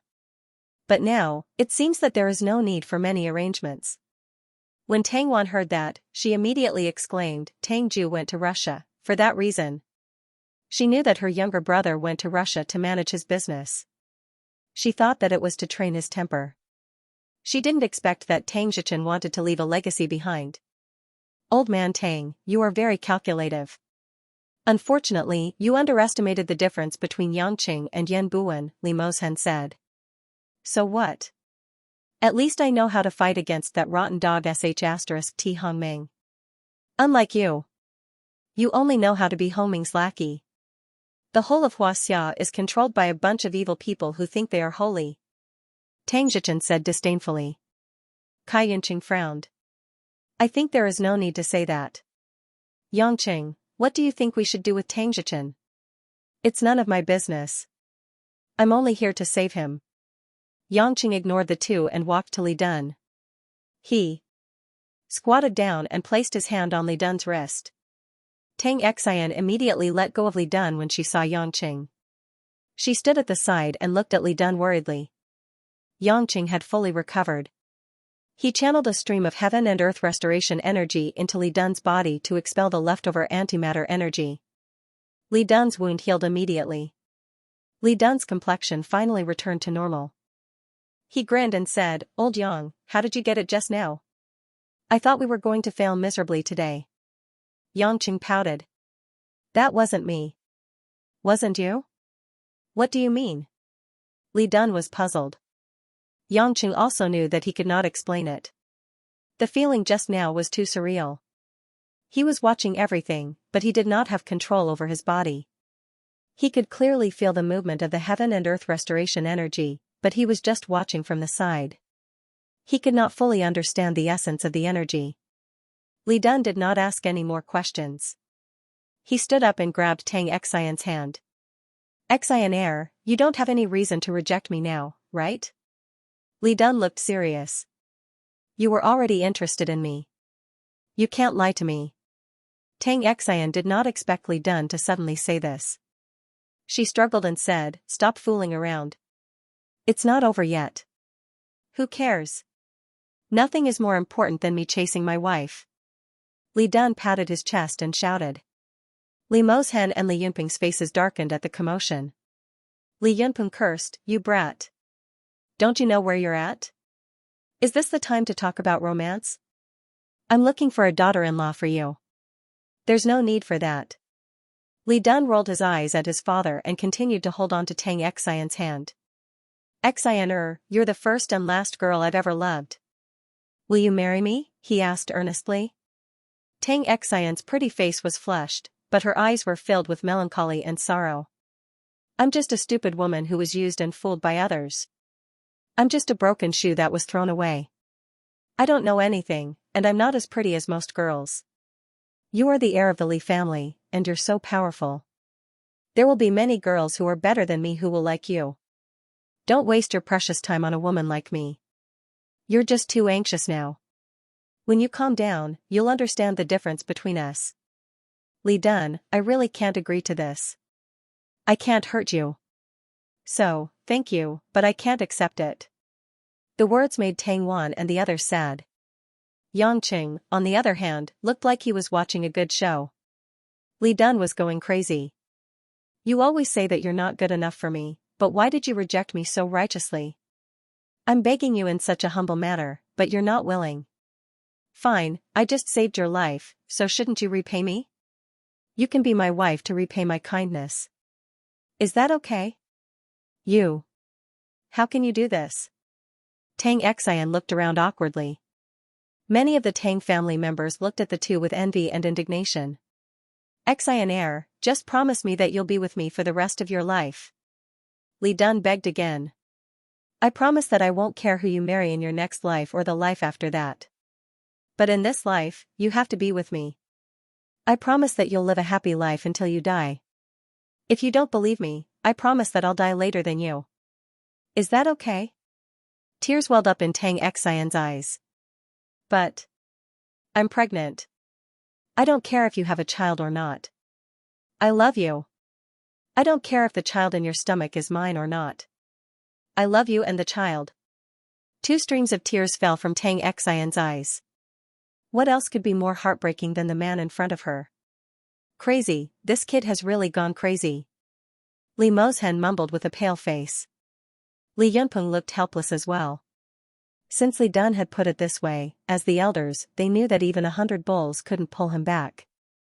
Many of the Tang family members were in disbelief. Tang Xian actually made Li Dun say something like that. After all, if the child in Tang Xian's stomach really was Yan Buwen's, then the Li family would be raising a child of the Yan family. Seeing that Tang Xian still didn't answer, Li Dun shouted angrily, if you don't say yes, I'm going to lose all my face. How am I supposed to live in the future? I've been chasing a woman for half a year and I still can't get her. I'll just die, forget about it. With that, Li Dun raised his palm and was about to slap himself on the head. No. Tang Xian quickly grabbed Li Dun's arm and looked at the childlike Li Dun pitifully. If you die, who will buy me ice cream in the future? Li Dun froze for a moment before his expression turned into one of ecstasy. Haha. Xian, you agree? Looking at the shy woman, Li Dun did not hesitate to hug Tang Xian tightly, as if he was not going to let go. When the gloomy clouds shrouding Yanjing City gradually dissipated, a completely different scene could be seen in the extreme north. Under the Arctic ice cap, the temperature was dozens of degrees below zero, turning this area into a forbidden zone for life. Of course, some special life forms were naturally an exception. In the huge metal laboratory covered by a layer of silvery white ice, apart from the large screens flashing with various complex patterns, there were thick cylinders. Inside the transparent cylinders made of special tempered glass, there was a large amount of special nutrient fluid, and inside it was a biochemical modified human body that was not wearing a single piece of clothing. At this time, inside one of the cylinders, a man with long hair hanging loosely over his shoulders, suddenly made a special movement. This man, he opened his eyes. It was as if countless programs had been activated in that instant. Hysterical rage and hatred flashed through the man's eyes. After clenching his fists tightly and trembling fiercely in the nutrient fluid for a while, the man reached out and pressed a special button inside the cylinder. When the button was pressed, the nutrient fluid inside the cylindrical tempered glass cylinder was automatically and rapidly extracted, drying out the inside. After half a minute, the man opened the cylinder and walked out from inside. The man's body seemed to be very weak, and he staggered out of the cylinder and almost staggered to a platform in the laboratory. In the center of the platform, under a white shield, there was a thumb-sized black crystal that was emitting a silvery gray luster. A fanatical smile appeared on the man's face, and he muttered to himself, "Yanqing, do you think you can kill me? I, Yan Buwen, never do things without a backup plan. As long as there is a part of the Godstone left, I will kill you sooner or later." Yan Buwen, who had activated a new body, felt a little uncomfortable after saying these two sentences. He covered his forehead and weakly slid to the ground, gasping for breath. At this time, a metal door of the laboratory moved with a screech, and the figures of a woman and two men walked in from the outside. The woman was dressed in an orange-red lace dress, sexy and flirtatious, and full of charm. Of the two men, one was dressed in a military uniform, and the other was wearing striped clothes that looked like a patient's uniform. But what they all had in common was that the three of them were not afraid of the terrifyingly low temperature in the North Pole. Yan Buwen raised his head and frowned when he saw the three of them coming in. "Why are you still here? Didn't I tell you to go back to Xianxia?" These three people were impressively Luo Tsuishan, Yang Lai, and Wen Tao. Yang Lai smiled. "It's meaningless whether we go back or not, so we might as well wait here for you to come back. But I just received news from Yan Jing that you were killed by that bastard. We made a bet. How could a person like you not leave a way out? Sure enough, you're still alive." Humph, a trace of disdain flashed in Yan Buwen's eyes. "Why, do you want me to die?" "Of course not," Luo Tsuishan chuckled, walked forward, and helped the naked Yan Buwen up, letting him sit on a metal chair. "If it wasn't for you, we would have died a long time ago. We were still hoping that you could lead us to kill all the bastards in Beijing. You can only rely on me, a bunch of useless things. Without me, you can only sit and wait for death, or never see the light again," Yan Buwen sneered. Wen Tao walked forward timidly and asked carefully, "Young Master Yan, how did you come back to life? I'm very curious, can you tell me about it? It's really amazing." Yan Buwen stared at Wen Tao arrogantly. "It seems that although your body has reached the physical fitness of Yang Lai and Luo Tsuishan, your beggar's heart will always be like this. You can even beg so humbly when asking a question. Humph, you're born to be a slave." Wen Tao shrunk his head and lowered it even more. "There's no harm in telling you, it's just that you might not understand," Yan Buwen said proudly. "I just cloned a complete body of my own and copied all the information in my brain onto the brain biochip. At the same time, I synchronized the data and set up a password lock. If my number one body has no life activity, this body's chip will be activated. This way, after I die, another me with all my previous memories will come back to life. I'm afraid that this bunch of idiots in this world won't be able to understand this in the next 200 years. Just listen." Yan Buwen was very pleased with himself. After all, he was the only one who could master such a super biochemical technology. As long as he could find a base that wasn't discovered, he could theoretically resurrect indefinitely. The only thing that made him depressed was that Tang Zhichen from the Tang family had always been his source of supplies. After this, the Tang family would no longer be his ATM, and he would have to find a new pig to slaughter. Wen Tao looked at Yan Buwen with admiration. "So it works like this. Young Master Yan is indeed a world-shaking genius." "Ha ha ha ha." Yan Buwen laughed maniacally. "You're really good at bootlicking, but I like to hear it." Wen Tao shook his head seriously. No, I'm serious." I guess it's true then." Yan Buwen smiled happily. Yang Lai and Luo Tsuishan looked at each other inexplicably, and a strange smile appeared on their faces, as if they were mocking something. A trace of confusion appeared between Wen Tao's eyebrows. He asked again, "Young Master Yan, are you feeling unwell? Why do you look uncomfortable?" Yan Buwen heard this and immediately said through gritted teeth, "I'm fine. It's just that I've just activated this body, and there are many functions that haven't been activated yet. When I integrate this God stone into my body, I'll be able to immediately return to my previous state. The next time I go to Yanjing, it will be the day all of them die." Wen Tao looked at the God stone under the cover and asked in a low voice, "So this is the God stone? What, you don't think so?" Yan Buwen glanced at him. "Although it's only a small piece separated from the mother's body, I naturally have a way to strengthen its power. Antimatter energy can be expanded through its own absorption, so it's useless to tell you more. Wen Tao nodded blankly, young Master Yen, I'll go find some clothes for you. Yan Buwen looked at his naked body. Although he didn't mind, he still nodded. Hee hee. When Luo Tsuishan saw Wen Tao running to get his clothes, she couldn't help but laugh and say, don't ask, this little cripple seems to admire you a lot. For a bitch like you to take a fancy to such a guy, I'm afraid that sooner or later, you'll eat him until not even his bones are left. Yan Buwen said disdainfully. Luo Tsuishan snorted and walked forward. She slowly hooked one hand around Yan Buwen's neck, while the other hand followed the firm chest muscles of Yan Buwen's new body and extended downwards.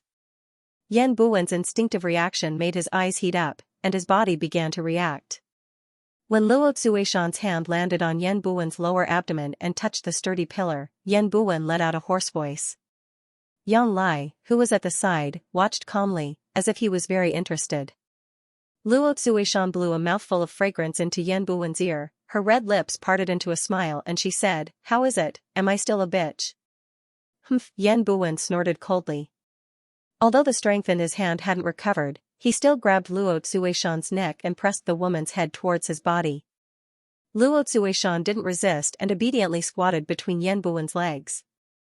After rolling her eyes at him coquettishly, she opened her mouth and sucked on that swollen thing. Yan Buwen's throat once again let out a moan of enjoyment. He couldn't help but raise his head and enjoy the service of the vixen between his legs. At this moment, Wen Tao, who was holding a white coat, walked in.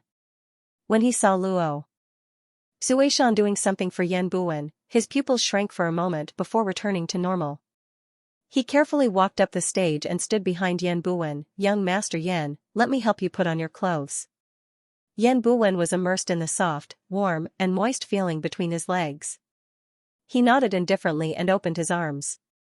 At this moment, Luo Tsuishan, who was swallowing half of the thick thing, had a sharp glint in her eyes. Suddenly, Luo Tsuishan bit down hard. Ah! The moment Yan Buwen felt his root break, he felt as if a wild beast had been shot through the heart. But before he could push Luo Tsuishan away, Wen Tao, who was behind him, had already taken out a sharp alloy dagger from his white coat and swiftly slashed across Yan Buwen's throat. Yan Buwen didn't even have time to react before his head fell to the ground. At this moment, Luo Tsuishan stood up. Her face was covered in blood and she was still biting on that half of the root.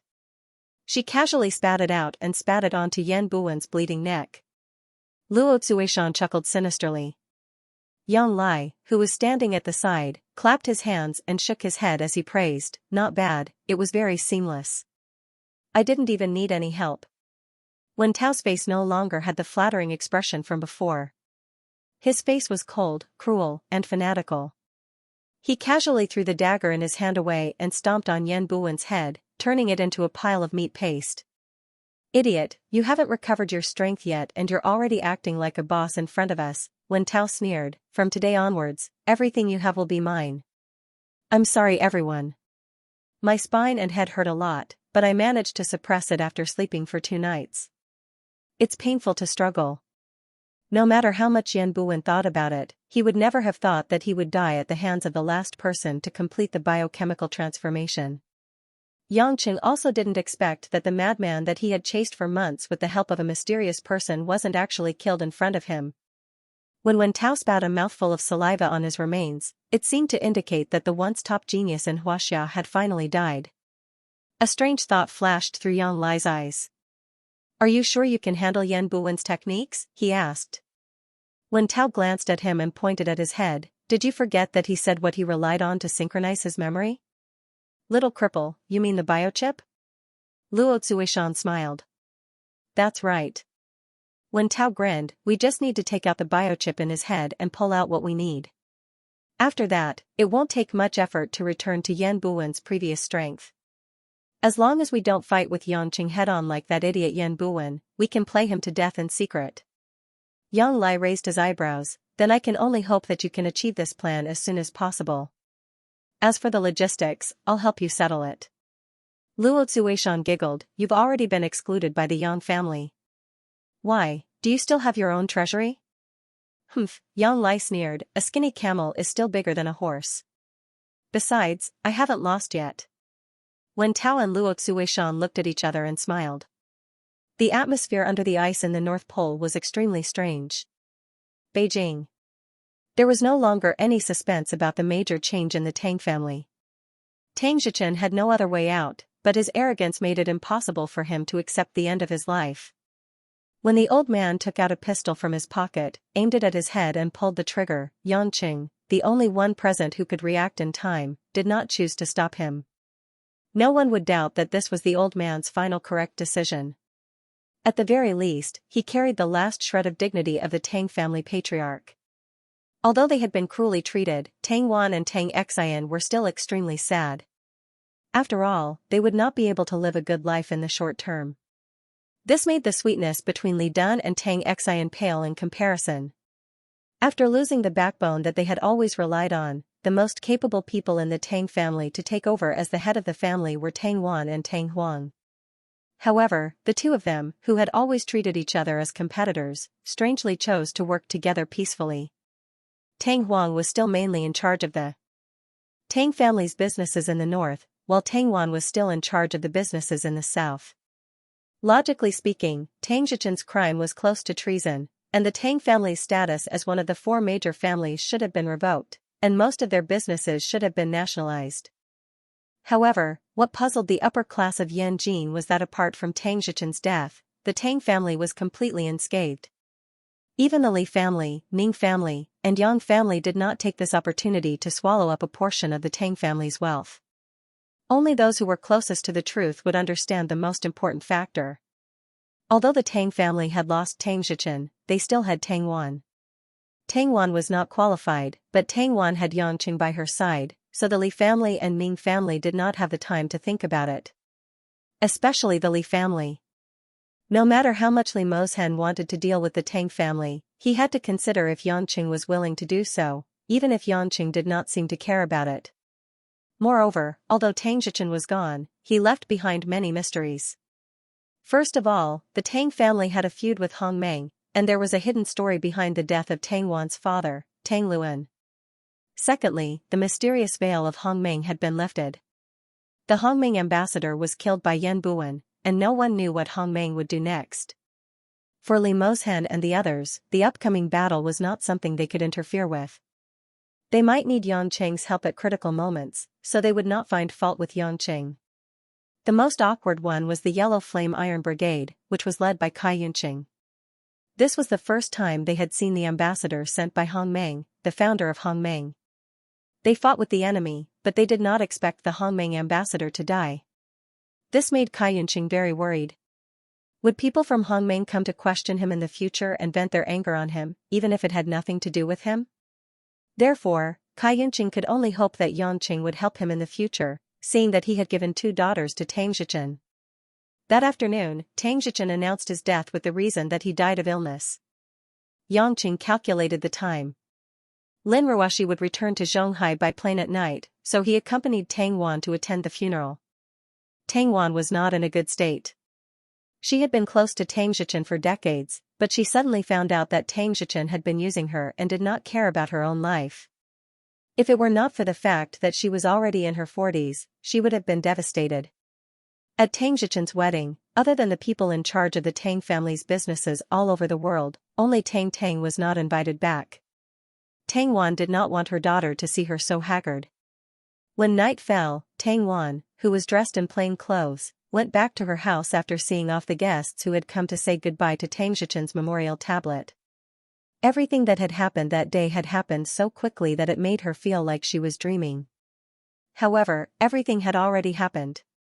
From tomorrow on, the Tang family would not be one of the 4 dominant families, but a family that relied on the support of the Yang family. When Tang Wan entered the house, she realized that Yang Chen was sitting in the living room talking on the phone. She recalled that if it wasn't for this man who risked his life to turn the tide today, she would have been dead by now. Tang Wan felt a little nostalgic, and her gaze towards Yang Chen became gentler.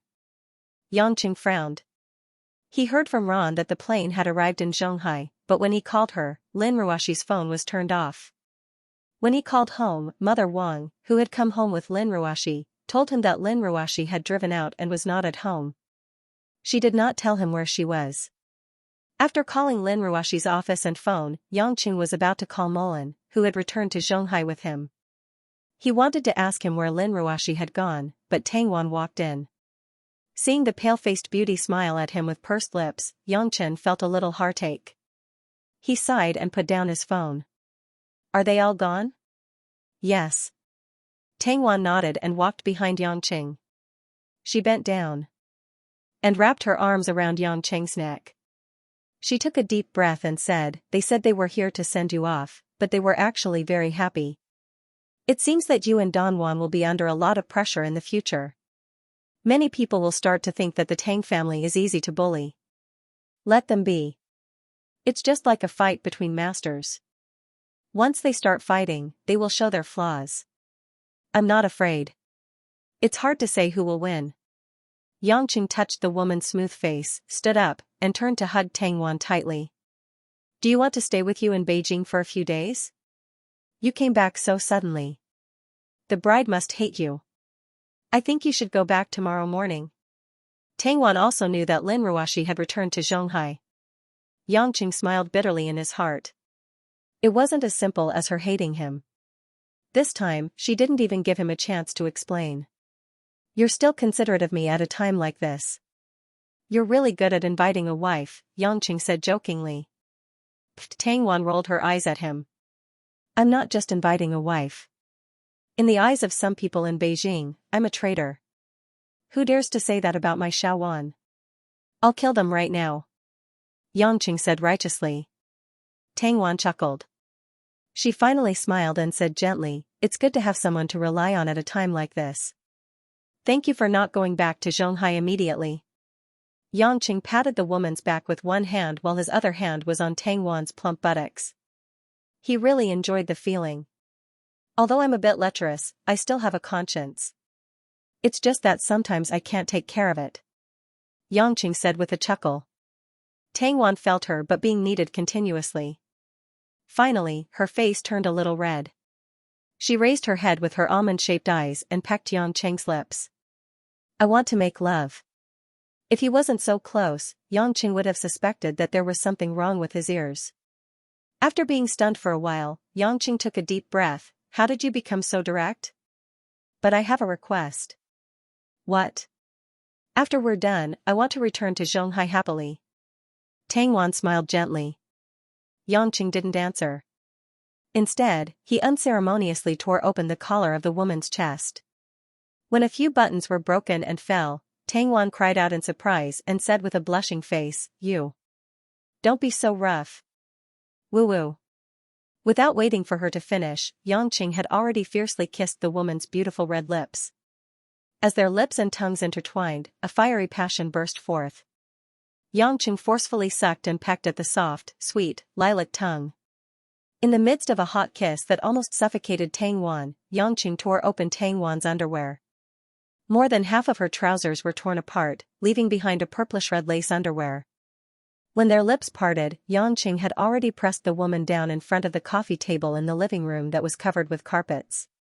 Letting the woman lie on the coffee table, Yangqing pressed his entire body down from behind, panting and spitting out hot air. If you weren't so rough, how would you be happy to return to Zhonghai tomorrow?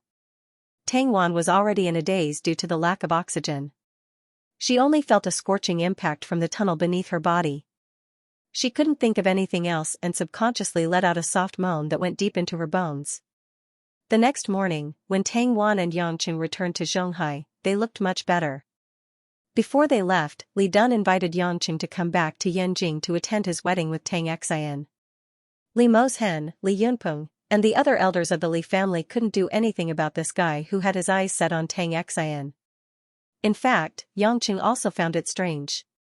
The baby in Tang Xian's belly was Yan Buwen's, but the Li family didn't seem to ask for an abortion. As a wealthy family, they were willing to allow the first child of their only descendant to be an outsider. This was indeed strange. Lin Ruoxi's phone still couldn't get through, so Yangqing had to ask Molan where Lin Ruoxi went after returning to Zhonghai. The reply he got was that Lin Ruoxi stayed in the office for the whole night. Yangqing felt a little aggrieved. It was clearly the woman who didn't pick up his call on purpose. This was something that he couldn't accommodate. Li Dun. was about to die, he couldn't just leave her in the lurch just to comfort her. It was fine if she didn't understand him, but she should at least listen to his explanation. It wouldn't be too late to blame her after finding out the truth. On the way back to Zhonghai, Tang Wan noticed Yang Cheng's absent-mindedness. She wanted to say something, but it was a matter between husband and wife. She would only complicate things if she interfered, so she didn't ask. They took the same car back to Shijiao Villas.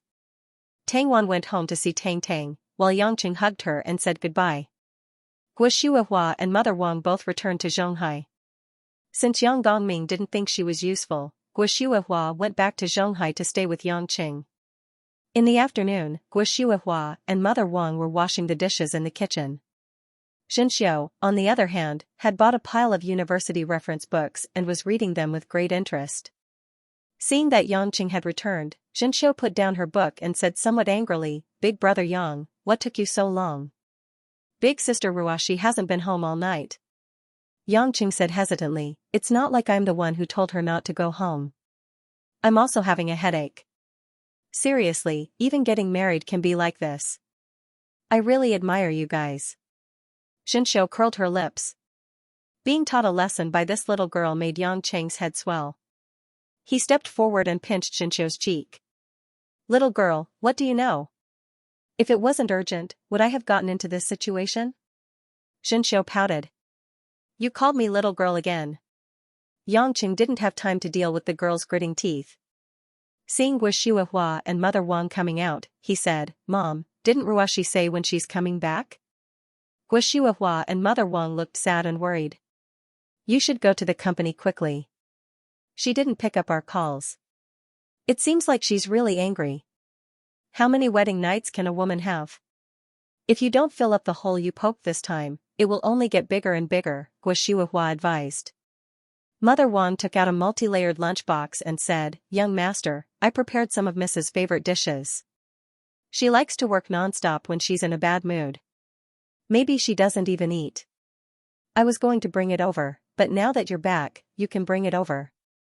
Explain it to Miss, there's no obstacle that can't be overcome." Yang Cheng didn't have much to say.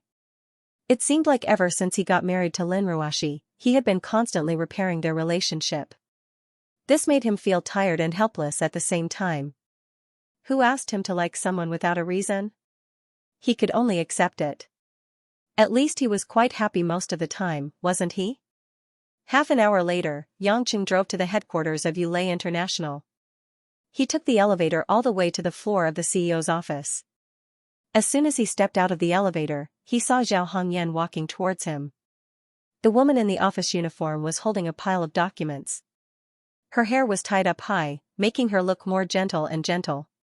It seemed like she had gone through a lot of changes and was walking towards the most charming stage of a woman. Seeing Yang Cheng here, Zhao Hongyan was a little surprised. Her expression became a little strange, as if there was something she couldn't say. She smiled stiffly and said, "Why are you back so late? General Lin seems to have spent the night in the company. He doesn't seem to be in a good mood." "I had no choice. I came back as soon as possible." Yang Cheng smiled bitterly and pointed towards the office. "Is Ruashi inside?" Zhao Hongyan pursed her lips and hesitated for a moment. "She is, but there's a guest." "Guest?" Yang Cheng was puzzled. He had just returned from the Mediterranean Sea and there was already a guest visiting? If it was to discuss business, Lin Ruashi wouldn't have to do it herself. After all, she wasn't good at socializing. Seeing Zhao Hongyan's awkward expression, Yang Cheng couldn't help but frown. "What kind of guest is it? Do I know him?" Zhao Hongyan sighed. "Actually, I'm not sure if you know him or not, but I have a feeling that you won't like to see him. He seems to be an old acquaintance of General Lin, a man with the surname Li. He has been here for almost an hour." Yang Cheng suddenly thought of something. His expression couldn't help but turn gloomy. He nodded and said, "I understand. Thank you. You can go now." Zhao Hongyan still wanted to say something, but seeing Yang Cheng's ugly expression, she sighed and silently walked back to her office. Standing in the hallway, Yang Cheng took a deep breath. There was a hint of sharpness in his eyes. He slowly walked to the office door and knocked. After a while, Lin Ruashi's voice came from the room. Come in. Xianxia opened the door and slowly walked into the room. Inside the spacious office, Lin Ruashi wasn't sitting behind her desk as usual. Instead, she was sitting on the sofa in the corner. She looked a little haggard, her features exceptionally cold and elegant. When she saw that it was Xianxia, her limpid eyes were filled with all sorts of complicated emotions.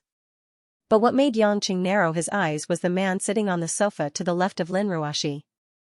Li Jianhe was dressed in a well-ironed black suit, looking as elegant as ever. Seeing that it was Xianxia, Li Jianhe immediately got up with a smile and bowed politely. It's Mr. Yang. It's nice to meet you again. Xianxia didn't reply. He walked in front of the two and placed the lunch box on the table.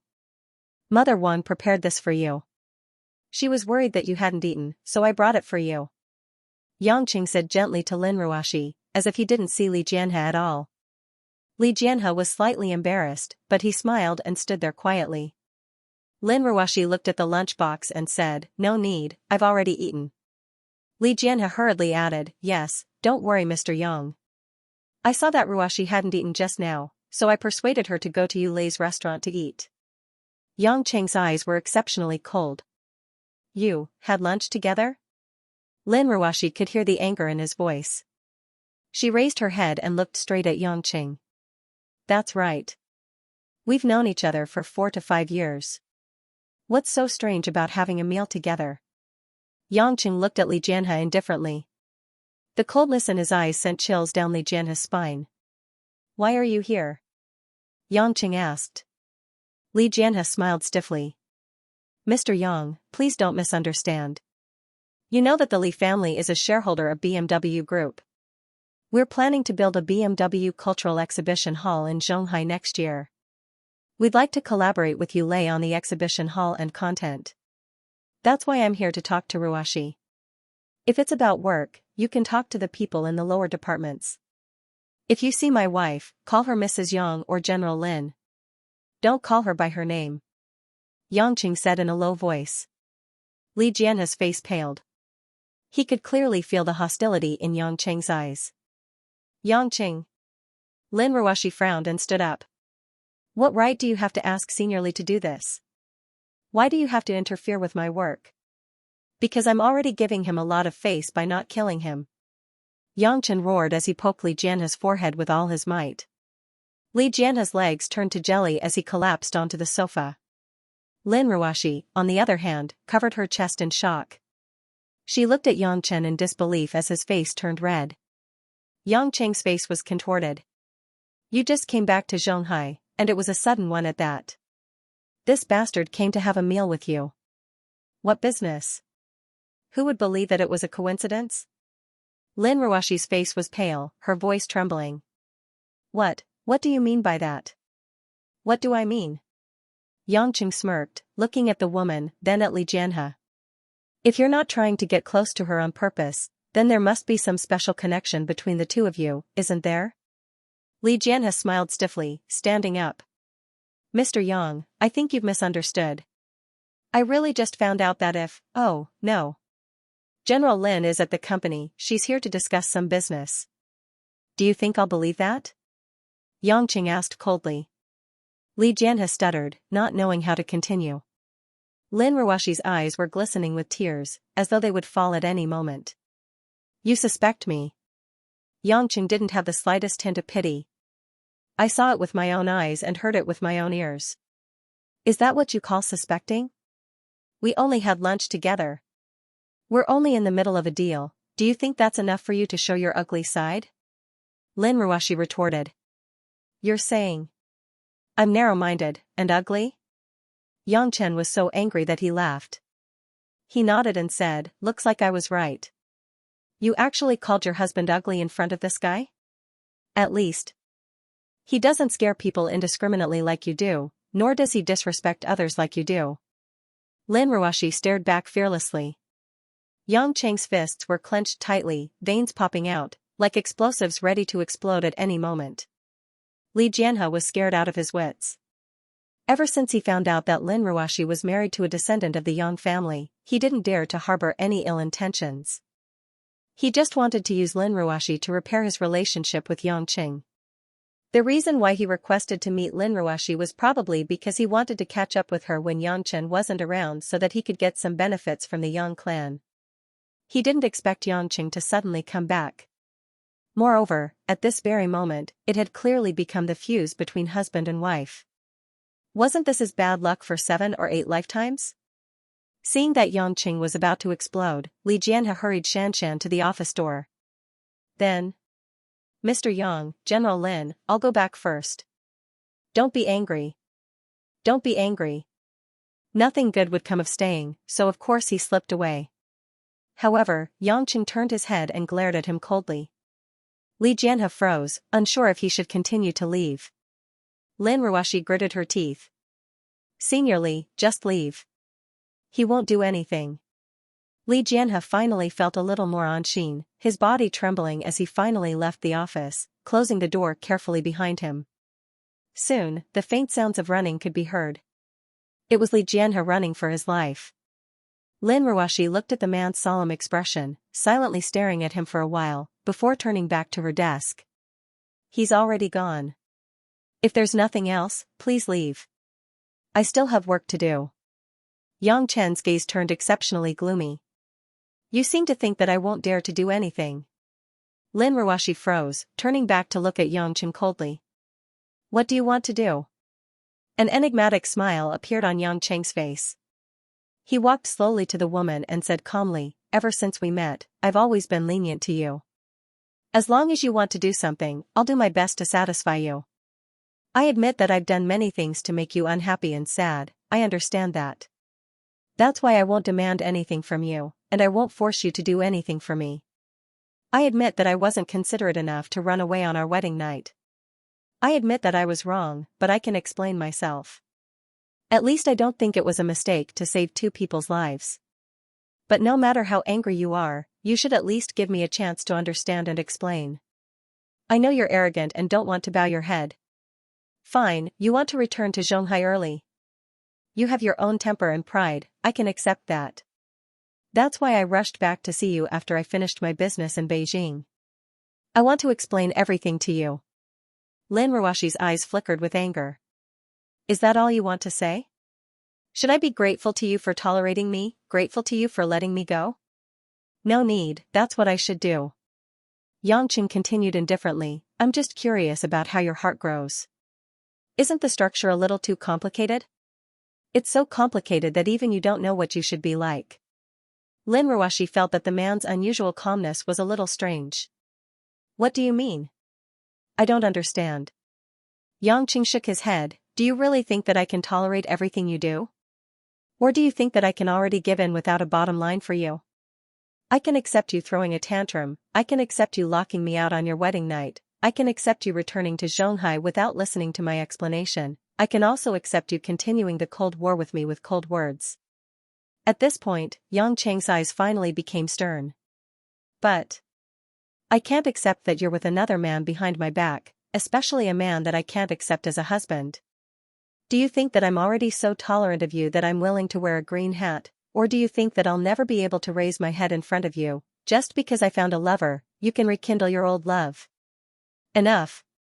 Lin Ruoxi was so angry that her face turned red. Tears filled her eyes and her delicate body trembled. I won't allow you to say that about me. Haha. Why not?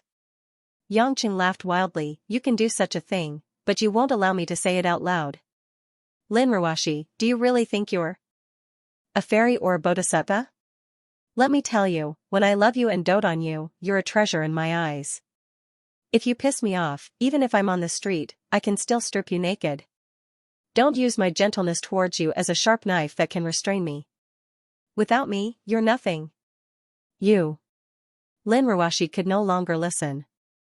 Endless grievances and sadness mixed with pain and anger made the woman instinctively raise her hand, wanting to slap Yang Cheng's face. But how could Yang Qing let a woman hit him? After directly grabbing Lin Ruoxi's wrist, Yang Qing sneered, hit me? Do you really think you can hit me? If I don't want you to touch me, don't talk about hitting me, you can't even touch my hair. You bastard, I hate you. Lin Ruoshi finally couldn't help but break down and cry. The sound of sobbing made the woman look like a helpless girl, and tears of despair kept falling. But Yangqing no longer had the slightest bit of pity. Instead, he was especially excited, and his eyes emitted a fanatical fire.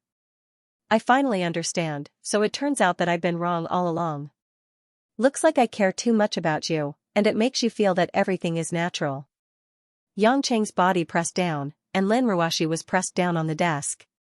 Lin Ruoshi's waist was abnormally soft.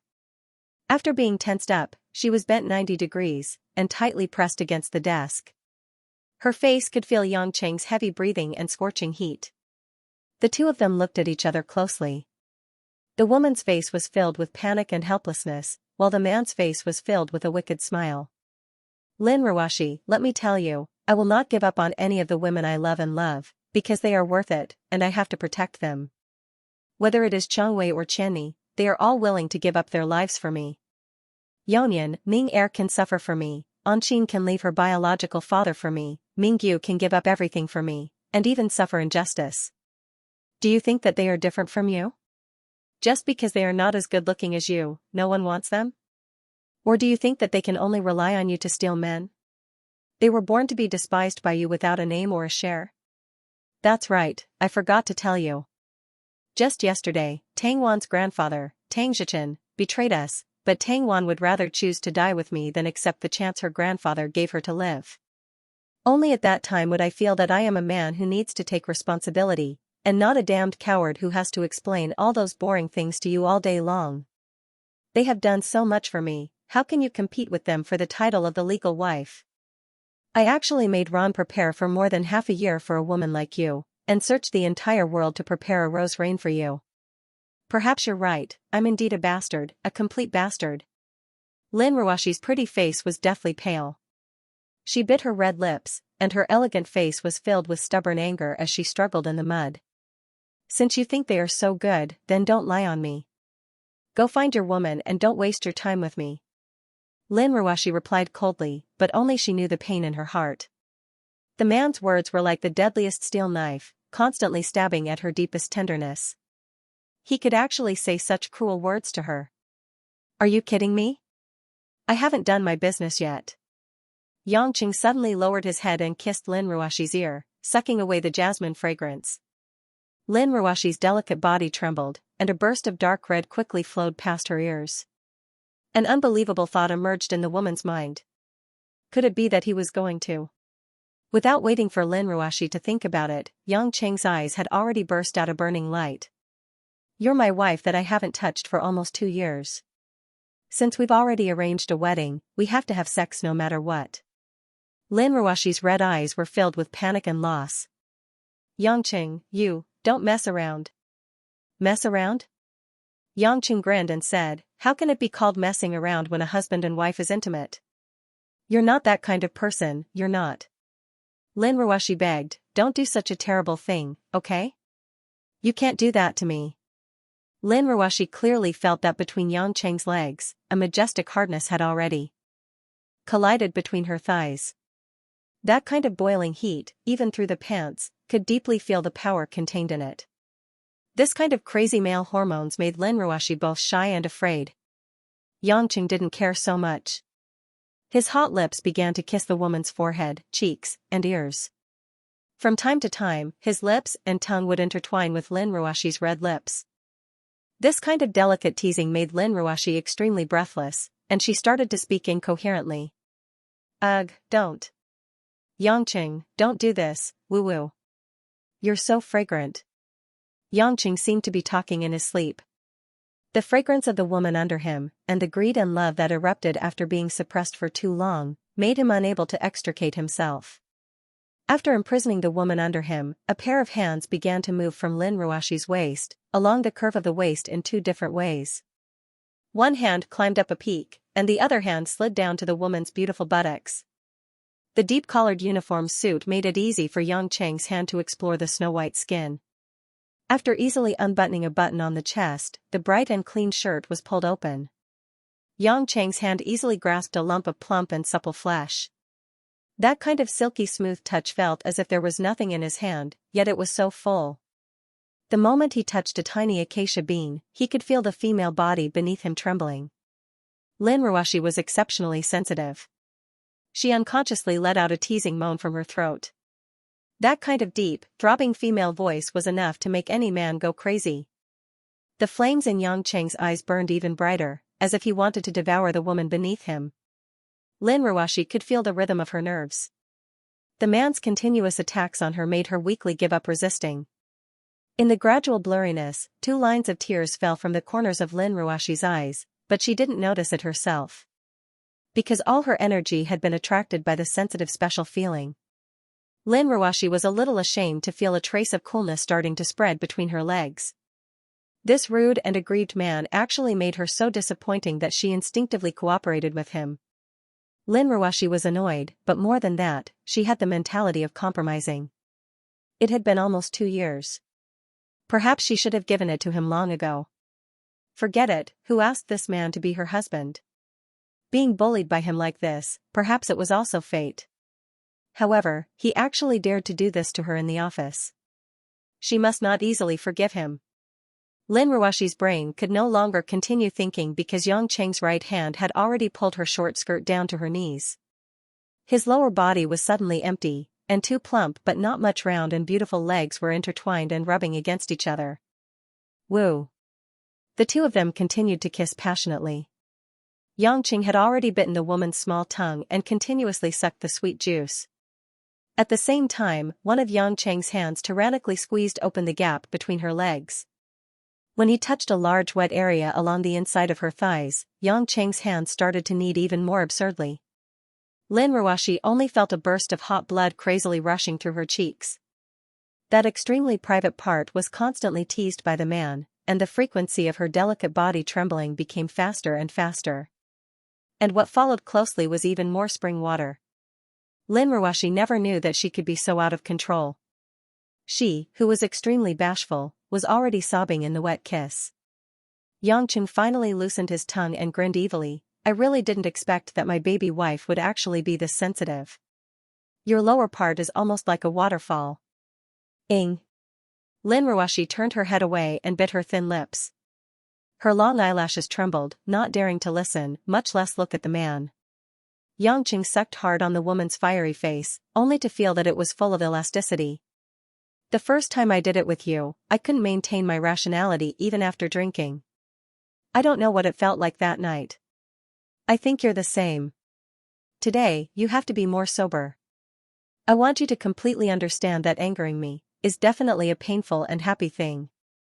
Lin Ruoshi couldn't understand what he meant, because the current situation had directly short-circuited her brain. Xianxia's hand had unknowingly pulled the shirt in front of her chest open. The black thin lace edge, the sexy deep bra, was also directly pulled down. A pair of snow-white jade-like breasts that had been tied up swayed. The glaring whiteness made Xianxia deeply intoxicated. Perhaps it was because of her clothes and position, the woman hid her fullness extremely well. If he didn't feel it at such a close distance, he definitely wouldn't have received such a strong impact. Xianxia gently covered it with one hand, but he was unable to grasp it completely. Involuntarily, Xianxia buried his face deep into the red beans after gently fiddling with them. He took a deep breath of the fragrant woman's fragrance, and the crowded softness made Xianxia's face unable to help but rub it. Lin Ruoshi panted. Her entire body was as soft as a pool of soft water. Her entire body was covered in red and pink, and her eyes seemed to ripple. All the coldness and anger from before, under the man's constant manipulation, turned into a flirtatious and seductive state. Perhaps the love in her heart for men made her unable to resist such intimate contact. Lin Ruoshi unconsciously began to fall into everything. Xianxia paced back and forth in front of the beautiful scenery for a long time, and finally tore off the woman's completely wet underwear. The limp Lin Ruoshi was unable to cooperate at all. After the man separated her slender and soft thighs, a pair of underwear fell onto the red high heels, but she couldn't care less. In the blink of an eye, the woman's upper body was only covered with a loose jacket and shirt, and her lower body was empty. All the beautiful scenery of the peach garden, and the patter of water stains, could be seen at a glance. After Xianxia untied the restraints on his lower body, he released the long spear that could no longer be controlled. Holding on to Lin Ruashi's slender waist, Yangqing threw himself onto the woman's body. Lin Ruashi's back was tightly pressed against the spacious office table. The coldness of her lower body and the heat of the man on top of her made her feel even more stimulated. The air was filled with the familiar yet indulgent scent of the two of them. Yangqing's dragon horn began to rub between Lin Ruashi's legs. The smooth liquid made Lin Ruashi feel the man's terrifying size even more closely. Lin Ruashi couldn't help but suck in a breath of cold air. There was a trace of fear in her blurry eyes. The woman used a soft, pleading tone and murmured, "Hubby. I'm scared." Yangqing breathed heavily. The beauty's perfect body below him was already driving him crazy. If it wasn't for that moment of brewing his emotions, he would have already wreaked havoc.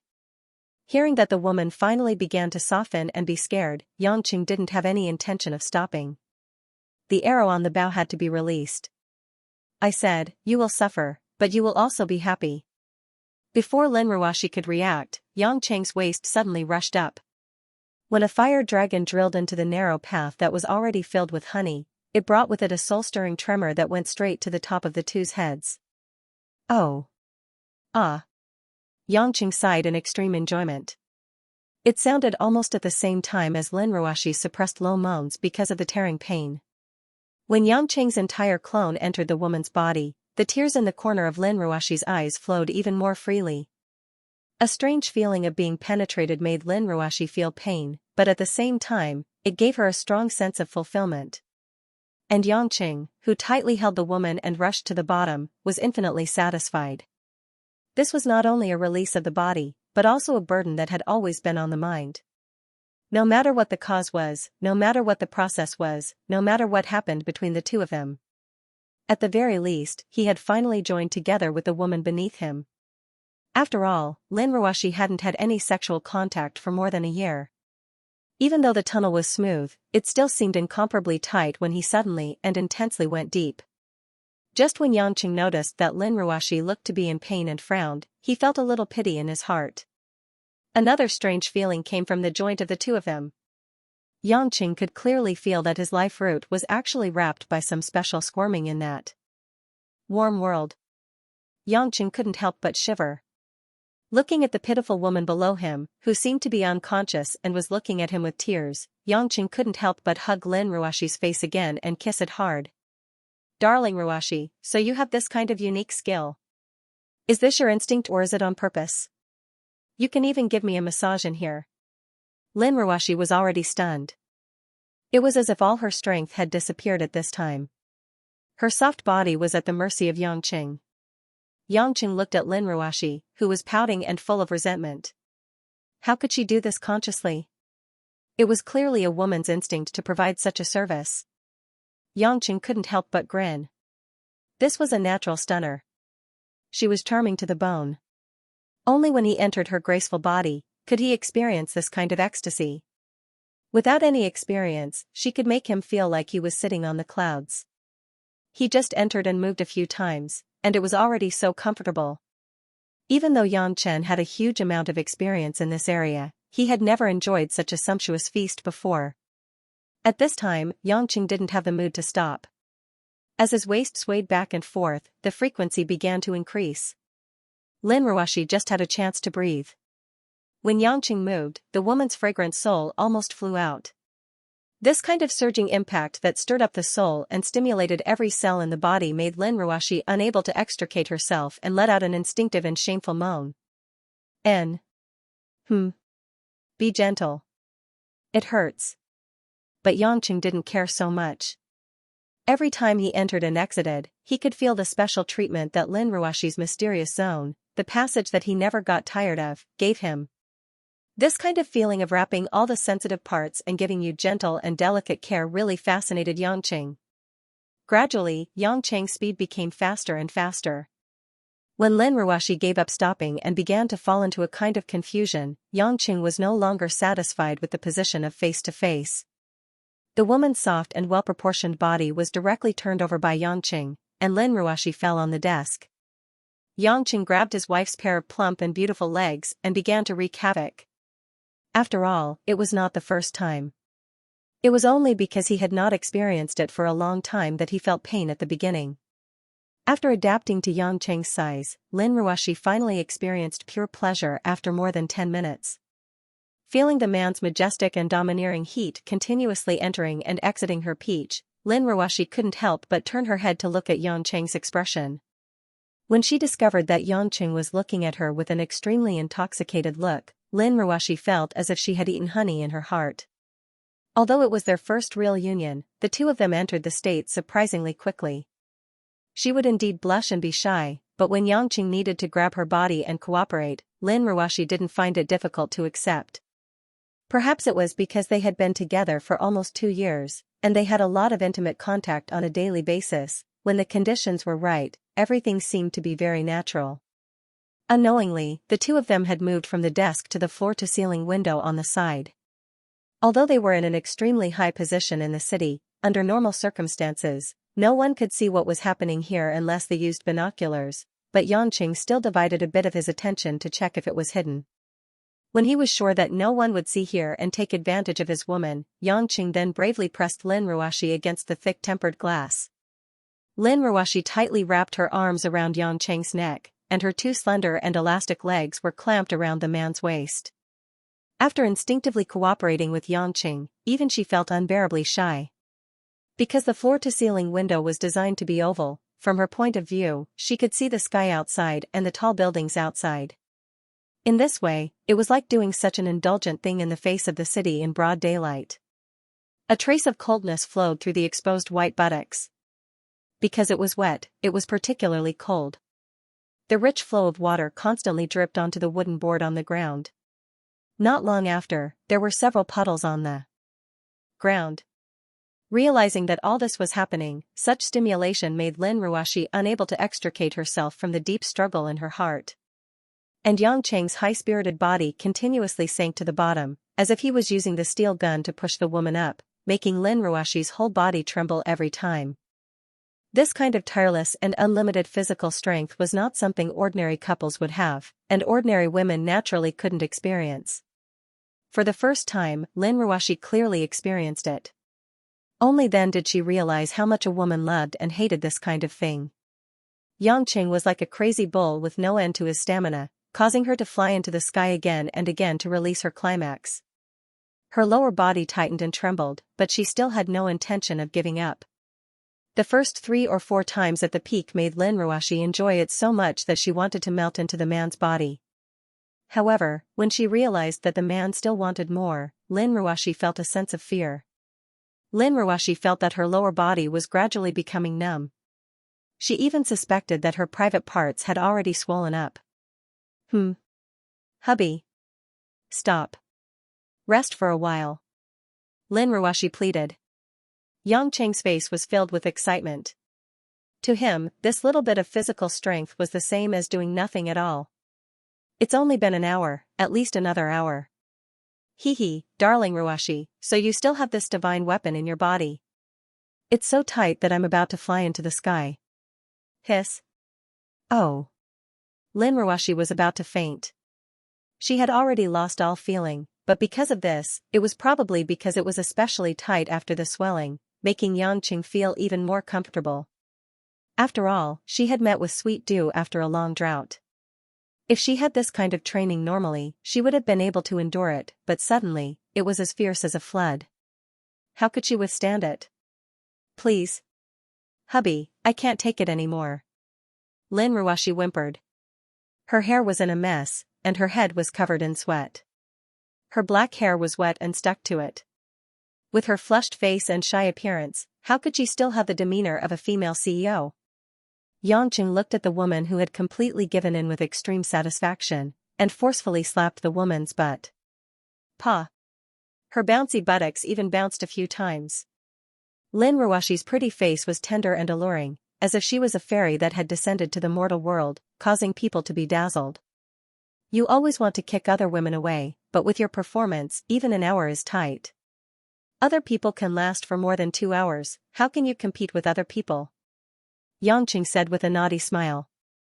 Lin Ruoxi pouted, as if she had become a pink bun. How can you mention other women at this time? Pa. Yangqing slapped the other half of the woman's butt, causing Lin Ruoxi to cry out in alarm. How impudent, who do I need to ask for your permission? This is the truth, I've been working until now, and I haven't even completed my first shot, and you already say that you can't do it. With your current state, you still hope to have children in the future? Lin Ruoxi felt wronged, thinking that this was not her problem. Yangqing grinned as he placed Lin Ruoxi on the desk and pinched the woman's face. However, Ruoxi baby, you are still very outstanding. At least you make me feel more comfortable than other women. Yangqing laughed. In the future, listen to your husband obediently, don't challenge my temper. You are my woman, so you are not allowed to see the man I hate. I am such an unreasonable person, you can call me overbearing or shameless, but you are my woman, so you have to listen to me. If you don't agree, that's fine, but no one can save you. In the end, you will be the one begging for mercy from me. Don't look at me so pitifully, who told those idiots to not be able to beat me? Lin Ruoxi wanted to cry, but no tears came out. This man was no longer thick-skinned, he had no intention of being shameless. You are a tyrant. That doesn't matter, as long as you are willing, you can call me whatever you want. Anyway, I have thought it through today, I will endure you, you are my wife, even if I suppress you, you are still my wife, and instead of me living a sullen life, I might as well let others suffer. Yangqing pinched Lin Ruoxi's chin and pecked her tender red lips. Lin Ruoxi was already like an obedient Barbie doll. After giving everything to the man, she did not have any thoughts of refusing. My bride, rest for a while. Let's continue for another hour. At least let me finish one shot. Yangqing blinked. Lin Ruoxi was already powerless to resist. She pouted and said, I don't feel anything there anymore. It must be swollen. This pitiful look was clearly telling Yangqing to let her go. However, how could Yangqing do as the woman wished? He smiled indifferently and said, that's a small matter. Have you forgotten that I'm the best at healing wounds? Come, let me touch you. I'll help you reduce the swelling inside and outside. Lin Ruoxi opened her watery eyes wide. Without waiting for her to stop him, Yangqing's hand had already firmly grabbed onto the sacred ground. Lin Ruoxi's entire body quivered, and she completely fell onto Yangqing's body. Her legs straightened, and she began to tremble. Being teased by a man's hand on her most private part, Lin Ruoxi once again lost everything. After Yangqing eliminated all the discomfort of the woman, what followed was naturally a new round of waves. The entire office was filled with a thick sense of spring. After more than an hour, Yangqing's boiling essence was injected into a peaceful place. Lin Ruoxi was already on the verge of collapse as she squinted her beautiful eyes. Her delicate body trembled as she fell into a deep sleep. Only then did Yangqing reveal a gentle smile in satisfaction. He held the woman in his arms and gently kissed his wife's forehead. Perhaps it was because she hadn't had a good rest for the past 2 days, coupled with the intense exercise, Lin Ruoxi had been lying on the soft leather sofa in her office, sleeping until the evening. Zhao Hongyan came to look for her once, but Yangqing told her he was sleeping. She didn't think much of it, leaving the documents she needed to deal with on Lin Ruoxi's desk before leaving quietly. Lin Ruoxi's clothes had already been put back on. When she woke up, she looked around in a daze, but when she saw Yangqing sitting on her chair using her computer, she suddenly remembered what had happened. The woman blushed at the thought of her debauchery in the afternoon, cursing herself for being so embarrassing. What was going on? Lin Ruoxi didn't think that it was a bad thing, regardless of whether it was done out of her own free will or willingly. After all, she had taken the initiative to sleep with him before, but after Yangqing insisted on a wedding, the process was a little complicated, but it was still in the planning stage. The man's method and location did drive her crazy, but when she thought about it carefully, it was inconsiderate to have dinner alone with Li Jianhe right after their wedding. Who asked her husband to be a big bad guy full of violent factors? Sitting on the sofa for a while, seeing Yangqing staring at the computer screen without looking at her, Lin Ruoxi couldn't help but be curious about what the man was doing. Putting on her shoes, she slowly walked to Yangqing's side. When she saw the image on the computer screen, Lin Ruoxi was immediately furious. Who told you to use my computer to play games? Lin Ruoxi said angrily. At that moment, Xianxia was using her office computer to play a competitive battle game. Because of his computer-precise skills, coupled with his meticulous control, the hero Xianxia controlled was especially flirtatious. Amidst the dazzling collisions of skills, Xianxia continuously beheaded players. The 5 players on the other side were already cursing loudly, thinking that Xianxia was using cheats. However, Xianxia ignored them and continued to kill. Hearing Lin Ruoshi's voice, Xianxia glanced at her and then immediately returned to his game excitedly. "What are you making a fuss about? You usually just work and read some documents. Why did you have to buy such a high-end computer? I can only use it to play games." Xianxia chuckled, "That brat Yuanyi is quite sensible, knowing to recommend a new game to me." Lin Ruoshi gritted her teeth, turned around, and turned off the power button on the floor. "Hey!" Xianxia shouted, but it was too late. The computer had already been turned off. Xianxia suddenly looked depressed and said, "Honey, what are you doing?" "I'm considered to have skipped the competition midway. I'll have my points deducted and I'll have a bad record." "You're so competitive in a game. You don't even feel anything when you kill people and break the law." Lin Ruoshi coldly snorted. "How can this be the same? Playing games is related to a man's dignity. If I'm like this, they'll think that I'm afraid of running away." Xianxia said seriously. "Do you want to open a game company for you? You can make your own games and play by yourself." Xianxia did seem to be interested. "This suggestion is not bad, I can consider it." Lin Ruoshi's face was still red. Seeing that Xianxia didn't seem to have any intention of mentioning what happened just now, she finally couldn't help but ask in a low voice, "Don't you have anything to say to me?" Xianxia was at a loss. "What do I want to say to you?" "You." "Oh." Xianxia slapped his forehead and looked out the window. It was already dark and full of bright lights. "Yes, it's late. You should be hungry. Let's go eat dinner. I called Mother Wang, we'll eat out tonight." Lin Ruoshi felt a little disappointed and a little anxious at the same time. She pretended to be calm and said, "Are you laughing at me in your heart?" "Laughing at me? Why?" Xianxia showed a trace of surprise. Lin Ruoshi pursed her thin lips. "Do you think I'm very—" "What?" Xianxia asked. "It's—" Lin Ruoshi took a deep breath and said, "You think I'm very slutty. I didn't want to let you before, but it became like that again." Her voice became softer and softer, and the woman's face was so red that it could drip juice. She shyly lowered her head, and her hair covered her face. Xianxia was slightly stunned, and then smiled embarrassedly, a little. Lin Ruoshi suddenly looked up, and couldn't care less about being shy. "Don't talk about me like that. It's all your fault. Do you know how scary you were just now? How could I resist?" Xianxia hurriedly stopped the woman's words, and said with a bitter smile, "I'm not done yet. Although someone was a little bold just now, as a husband, I like it very much. And it's not something that immoral. You're happy, I'm happy, and it's also perfectly justifiable. Is it worth it?" When Lin Ruoshi heard that, she thought that it was right. It was only the first time she did something that a husband and wife would do, so there was nothing to be ashamed of. Perhaps those vixens were 100 times more flirtatious. Lin Ruoshi thought sourly, and didn't feel so ashamed anymore. Xianxia tried to hold back his laughter. Actually, he had already expected that Lin Ruoshi would definitely be embarrassed about what happened just now with her thin skin. Pretending to be especially casual like this, the woman wouldn't be too embarrassed, and she would be able to walk out of it quickly. "If there's no problem, let's go eat." Xianxia reluctantly looked at the computer that was turned off, and wondered if he should get a high-end computer at home. Lin Ruoshi untied the knot in her heart, and calmly smiled, and touched her hair. "My hair is messy, wait for a moment." Because she basically didn't need to put on makeup, she only needed to tidy up a little before she could go out. After letting go of her waterfall-like long hair, she simply tied it up. This seemingly ordinary action, for some reason, at this moment, it was done with a bit more gentleness and beauty than usual. Xianxia was slightly dazed, only feeling that at this moment, the languid charm that the woman emitted was so breathtaking.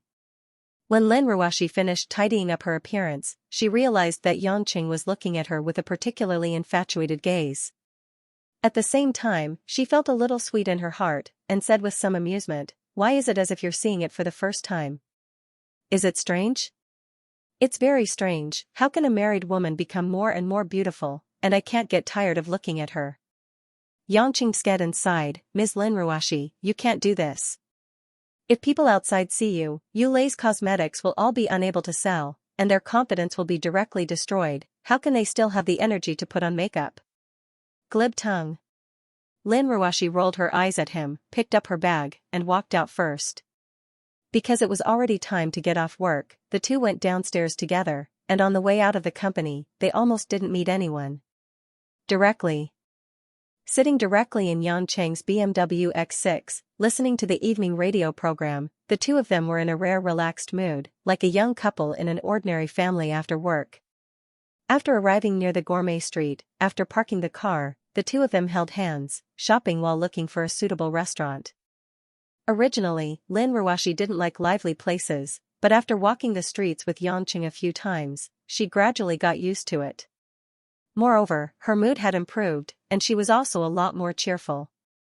After receiving the nourishment of love dew, the woman walking on the street had fused her original elegant and refined appearance with her current bright and gentle appearance, making her exceptionally resplendent and moving. Countless gazes swept over the two of them. If it wasn't for the fact that Lin Ruashi was used to being the center of attention in the crowd, it would have been difficult for her to even walk. When passing by a dumpling restaurant, Xianxia stopped and suddenly asked, "Ruashi, is the dumpling doll I gave you still there?" Lin Ruashi immediately nodded a little awkwardly, "Yes." "Oh, I thought that when you were angry at me, you would vent your anger on the doll I gave you." "It seems like I'm too narrow-minded," Xianxia said embarrassedly. Lin Ruashi thought to herself, "I didn't really vent my anger, I just let that doll be kicked by me every day." Of course, Lin Ruashi wouldn't say it out loud. At the same time, she started to plan in her heart.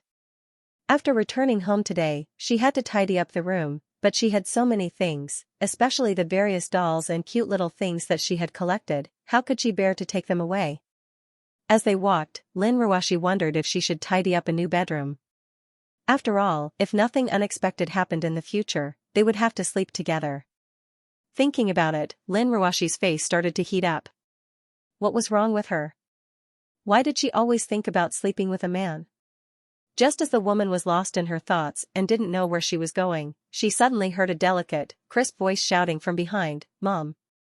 Lin Ruashi's delicate body trembled, all of her thoughts stopped for a short period of time, and then a burst of joy suddenly surged. She hurriedly turned around and looked at the little girl in the blue dress who was running over happily. "Lon Lon." Xianxia only felt that Lin Ruashi suddenly took her hand away from his palm. When he turned around, the woman had already bent down, opened her arms, and hugged a familiar and cute little girl. "Mom." Lon Lon called out again in a childish voice. The girl was wearing a blue dress as usual, but the difference was that as the temperature dropped, the girl was wearing white cotton socks and red leather shoes. Her black hair was loose, setting off her snow-white skin. Her big black eyes were filled with happiness after seeing Lin Ruashi. After Lin Ruashi picked up the girl, she very naturally kissed the girl on the cheek, only to smell the sweet smell of a child's milk. "Lon Lon, why are you here? Mommy misses you so much." Lin Ruashi had always been worried about Lon Lon, who was taken away by that grandfather, but she had no way of finding her. She didn't expect the girl to magically appear in front of her. Lon Lon hugged Lin Ruashi's neck and pouted. It was grandfather who asked Lon Lon and the nanny to come here, so that Lon Lon could find her mother. "Your grandfather?" Lin Ruashi was stunned. Didn't that strange middle-aged man not allow her to adopt Lon Lon? The nanny, Min Wan, who followed them, was panting, as if catching up to Lon Lon was a very strenuous task. What made the passers-by look at was that Min Wan was also helping to carry a large travel bag. No one knew what was inside, but it was indeed eye-catching to carry such a bag on the street. Seeing Lin Ruashi and Xianxia, Min Wan smiled a little embarrassedly. "Miss Lin, we meet again. Master suddenly said that he was going out for a period of time, and he didn't know when he would be back. Before he left, he brought me and Lon Lon here, and said that you guys would stay here, and let Lon Lon stay by your side for this period of time. I brought my and Lon Lan's clothes with me." She pointed at her big bag as she spoke. Lin Ruoshi became more and more curious what was going on. As for Yangqing, who had been watching this scene, he finally couldn't help but say, "Ruoshi darling, you've never been pregnant, what kind of mother are you?" Lin Ruoshi's face turned red, and she glanced left and right to confirm that no passersby nearby heard, then said, "What nonsense are you talking about? I like Lan Lan, so what's wrong with Lan Lan calling me mother? She's a pitiful child, so do you have any sympathy for her?" "I do have sympathy, but if this child calls you mother, then wouldn't I be her father?" Yangqing said in a dilemma, "This child is like a small cannonball, strange, I'm worried that trouble will follow." Previously, in order to test her, Yangqing had seen Lanlan's terrifying explosive power. Although the girl was indeed very obedient to Lin Ruoshi, what kind of background did such a magical girl have? This made Yangqing very worried. But when Lin Ruoshi heard that Lan Lan would be handed over to her, she was already extremely happy. How could she care so much? She lightly snorted and said, "Even if there's trouble, isn't there still you? If you can't even protect your own wife and daughter, then that's too shameful." "What a joke. How could I, wait? That's not right. You're my wife, but I didn't say that this child is my daughter." Yangqing grabbed his hair, "I'm clean as ice and clean as jade, I keep my chastity like jade. Don't slander me." Lin Ruoshi rolled her eyes, not wanting to pay attention to this rascal. "Bad uncle, you're shameless."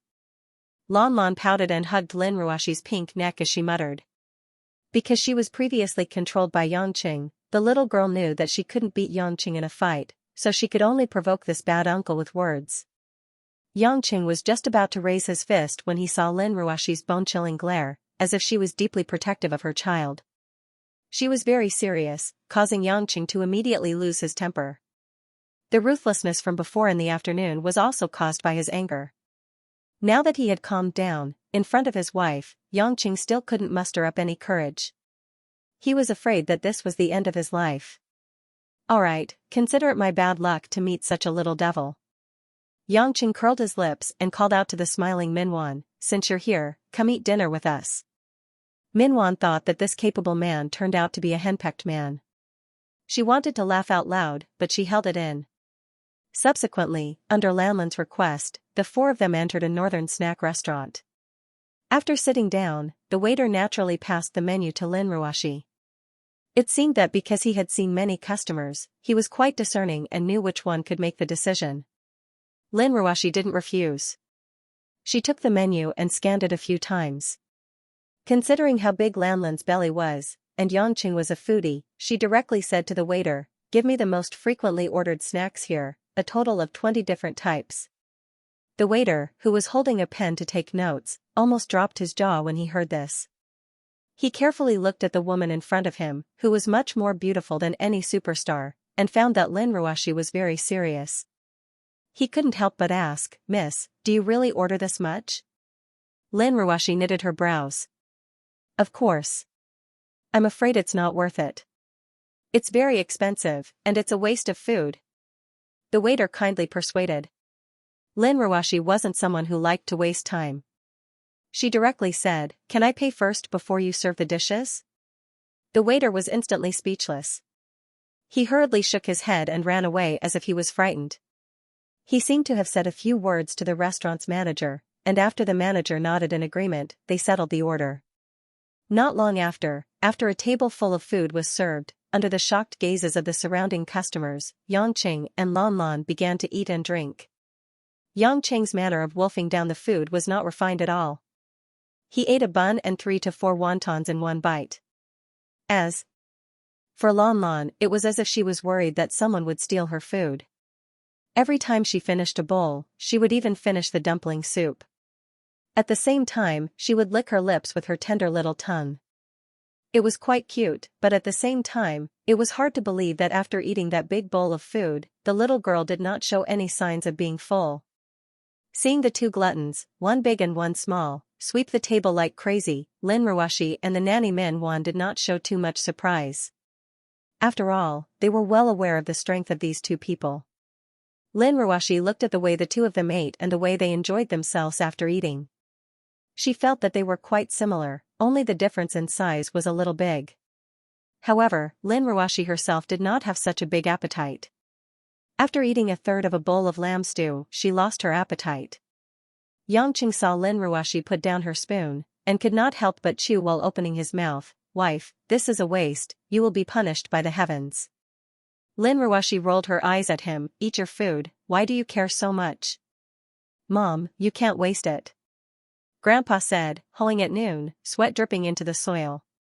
Lon Lon even quoted an ancient poem to persuade her. Lin Ruoxi blushed a little. How could she be taught a lesson by her little daughter? She looked at the stew and mutton in the bowl with a troubled expression, but Mom really can't eat anymore. Say it earlier. I'll eat it. Xianxia happily took Lin Ruoxi's bowl and finished the rest of the stew in a few scoops.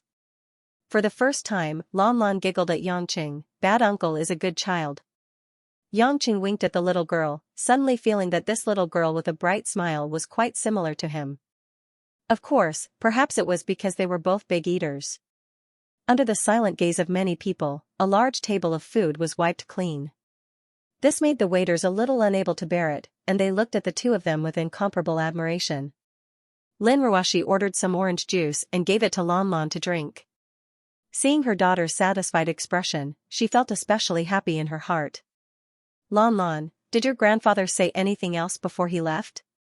Lin Ruoxi was afraid that the man would come back and take Lon Lon away, so she had to ask. Lon Lon tilted her head and thought for a while, but still shook her head. Grandpa just let Lon Lon be with Mom. A strange look flashed across Xianxia's eyes, and he asked, Ruoxi, have you seen Lanlin's grandfather? Lin Ruoxi nodded and repeated the previous time, when Lanlin's grandfather suddenly appeared and took Lon Lon away. At that time, he said that if I want to adopt Lon Lon, I must separate from you and divorce you. Now, he suddenly sent Lon Lon over. I really don't understand. Lin Ruoxi frowned. Minwan, who was at the side, saw that both husband and wife were full of doubts, and couldn't help but whisper with a smile, Mr. Yang, Miss Lin, actually. Master told me to say something. Lin Ruoxi gently said, Minwan, if you have anything to say, just say it. Don't be so reserved. Minwan smiled gratefully. She thought to herself that such a rich family could treat a little nanny from a mountain village so peacefully. The old master had indeed chosen the right person. When the master left, he was in a hurry, but he said that if he didn't come back within a month, then Lon Lon would be completely raised by the two of you. In the future, he would no longer ask about Lanlin's matters, and Lon Lon would truly be Miss Lin's daughter. Really? Lin Ruoxi's face lit up, but then she asked with a strange expression, could it be that Lanlin's grandfather went to do something dangerous? Minwan shook her head helplessly, I don't know about that. I can't ask too much about the master's matters. Xianxia looked at Lin Ruoxi's excited face and couldn't help but smile bitterly in his heart. It seemed that this woman was worried that Lanlin's grandfather would not come back. However, it was hard for Xianxia to understand why Lin Ruoxi valued this little girl so much and treated her as her own. Even if he liked children's personalities, this was too much. Lon Lon, on the other hand, was drinking her orange juice and listening to the adults talking. She didn't interrupt and kept sucking on the juice with her cheeks puffed up. She finished the big glass in no time and didn't care about anything else. Lin Ruoxi touched her daughter's soft hair and felt that the more she looked at this pink and jade-carved child, the cuter she felt. She couldn't help but pinch Lanlin's little face, while Lon Lon smiled sweetly at her mother. Just as Lin Ruoxi was about to ask Lon Lon if she wanted to continue drinking and eating, the phone on the table rang. Lin Ruoxi picked it up, looked at the number, and said to Xianxia, it's from home. Xianxia nodded, why did you pick up the phone and report to me? Lin Ruoxi blushed and wondered why she told Xianxia, as if she was worried that the man would misunderstand. Hello, Mom, what's wrong? Lin Ruoxi picked up the phone. Ruoxi, you should be with Xianxia. Yes, we just finished dinner. Mom, I have something to do. Aya, don't talk about it. Hurry up and come back with Xianxia. Hui Lin is back, and Director Yu Shua is here too. They have something to discuss with you. Gua Shuahua said happily. It didn't sound like a bad thing, so Lin Ruoxi agreed and told Xianxia about it. Hui Lin is back? Is her tour over? Xianxia asked. Lin Ruoxi thought for a while and said, I think so. I remember that her tour in Japan and the US was cancelled because of the public opinion in China. Xianxia nodded in realization. He occasionally saw the news, and there were indeed a lot of reports about the maritime disputes between Japan and the US and China. At the heart of the storm, it was indeed not suitable for Huilin, who was the hot little queen of China, to hold a concert in those two places.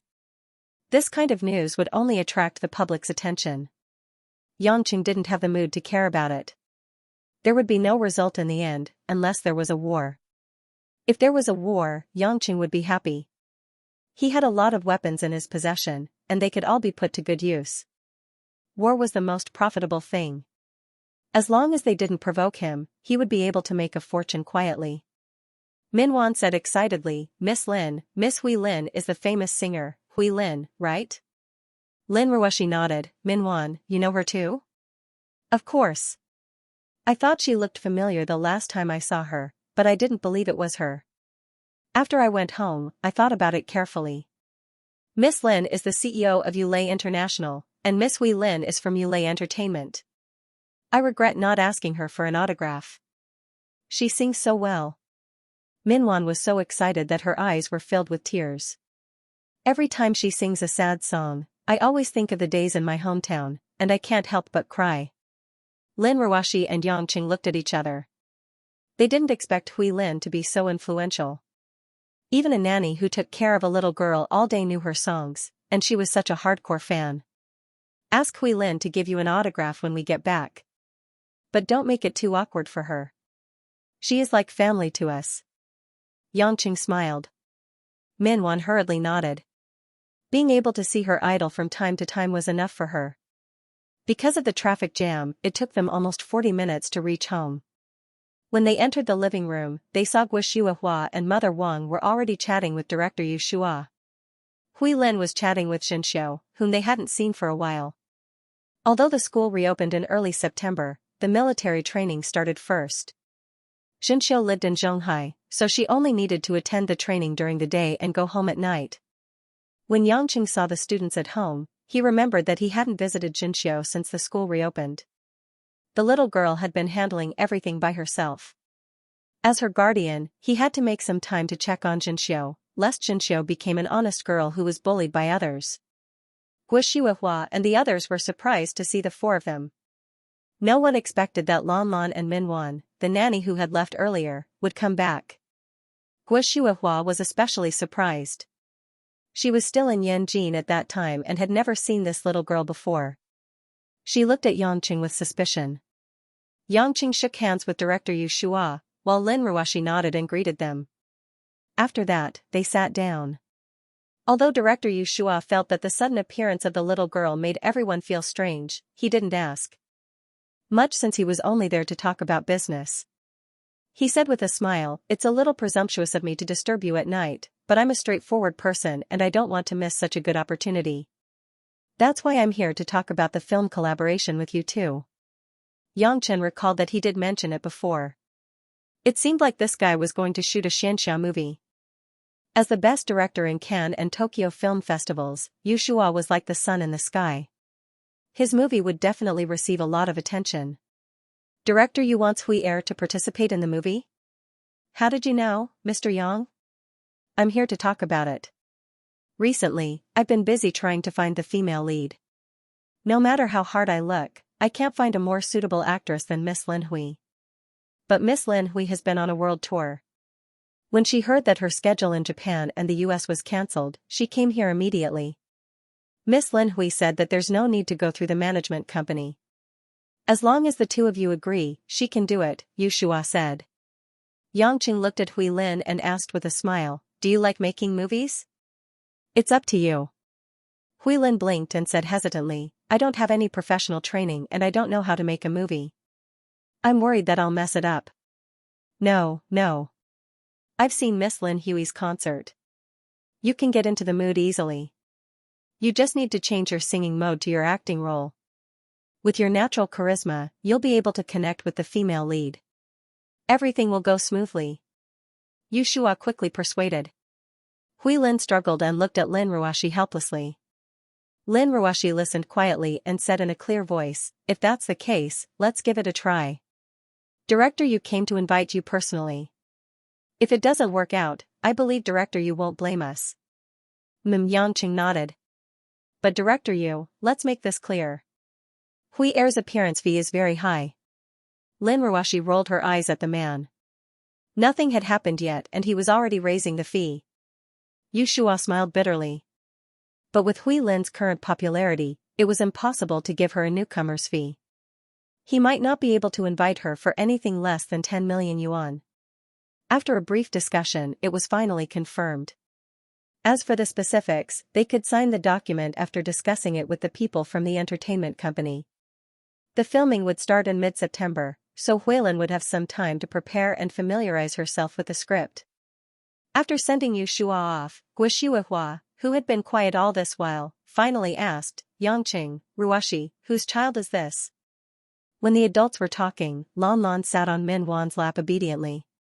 The little girl who had eaten her fill rubbed her belly and dozed off obediently. Mother Wang and the rest smiled and explained, Shuihua, this child is Lan Lan. You didn't know her because you weren't here. She's Miss Adopted Daughter. Adopted daughter? Guishuihua's mouth was so wide open that an egg could fit in it. After listening to Wang Ma's recount of the incident, Guishuihua was a little upset and said, Ruoshi, this isn't a good idea. You're still so young, married for less than 2 years, and you haven't even had a child. If you adopt a 4 or 5-year-old child, people will gossip about you. Lin Ruoshi took Lan Lan from Min Wan's arms and looked at her daughter lovingly. It's okay. I don't care about those things. I will treat Lan Lan as my own daughter. I feel that we are congenial. As a mother, Guishuihua could easily tell that Lin Ruoshi loved this girl to death. The radiance in her eyes was a strong maternal love. Guishuihua looked at Yangqing helplessly. Son, what do you think? Yangqing smiled understandingly. Mom, I know you are worried about Ruoshi being badmouthed behind her back. But I have to be honest with you. Based on the current progress, it will take at least 10 years for us to have a child. You want to be a grandmother. Don't tell me you want to delay it for so long. 10 years? Guishuihua screamed. She was speechless like a statue.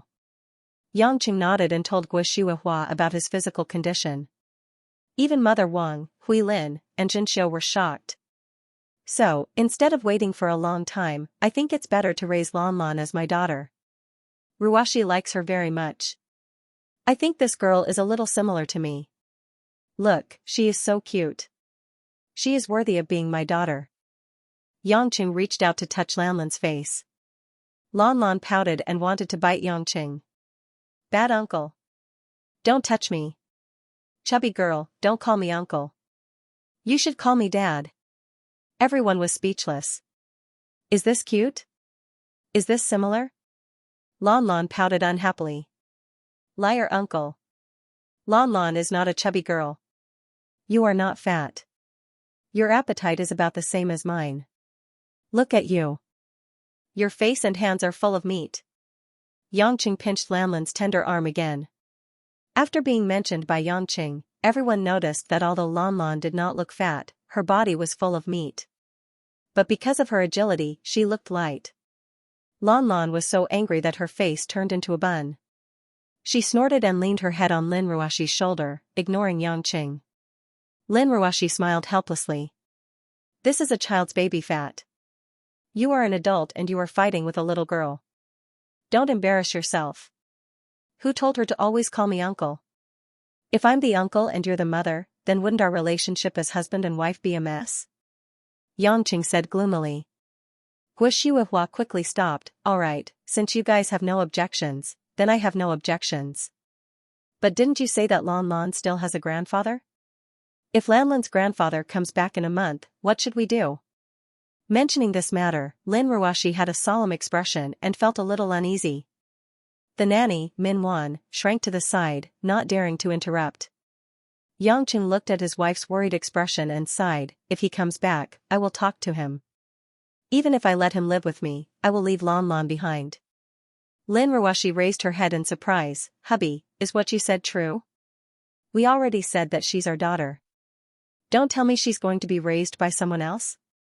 Yangqing, on the other hand, had other thoughts in his heart. That Lanlin's grandfather was clearly someone with an extraordinary cultivation, so he was very curious about his background. Since Yangqing had already said so, no one had any other thoughts. When encountering such an uncontrollable matter, it was up to Yangqing to make the final decision. Afterwards, Guo asked Minwan a few more things about Lanlan and also learned about Minwan's past. With her experience, she quickly became friendly with Minwan and Lanlan. When it was almost late at night, it was time to arrange for Minwan and Lanlan's sleep. Because the mansion that Lin Ruoxi bought was huge, there were quite a few empty guest rooms, so there was naturally no need to worry about space. The key was how to sleep. Lin Ruoxi immediately thought of the matter between herself and Yangqing, and her face was a little hot as she secretly glanced at Yangqing. Coincidentally, Yangqing was also looking at her with a bashful face. Lanlan wants to sleep with mommy. Without waiting for Yangqing to speak, Lanlan had already cried out. Lin Ruoxi was startled for a moment, but then she heaved a sigh of relief. She smiled and picked up Lanlan, then Lanlan must be obedient and sleep on time. Hey! Little fat girl, what are you fighting with me for? That's my wife, go sleep with your Auntie Minwan. Yangqing was not going to let it go, and immediately stood up to fight. Lanlan hugged Lin Ruoxi tightly. No, without mommy, Lanlan won't sleep.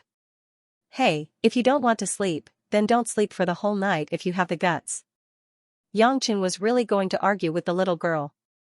Minwan showed a helpless expression and whispered, Mr. Yang, please be merciful and let Lanlan sleep with Miss Lin. This child is different from others. She can really not sleep for a few days. If she doesn't sleep, all of us won't be able to live in peace. Ah? Yangqing was stunned, not understanding the situation. Lanlan pouted her little mouth arrogantly, that's right, that's right. Lin Ruoxi looked at the stunned man with amusement, and told him about how Lanlan's energy was different from ordinary children.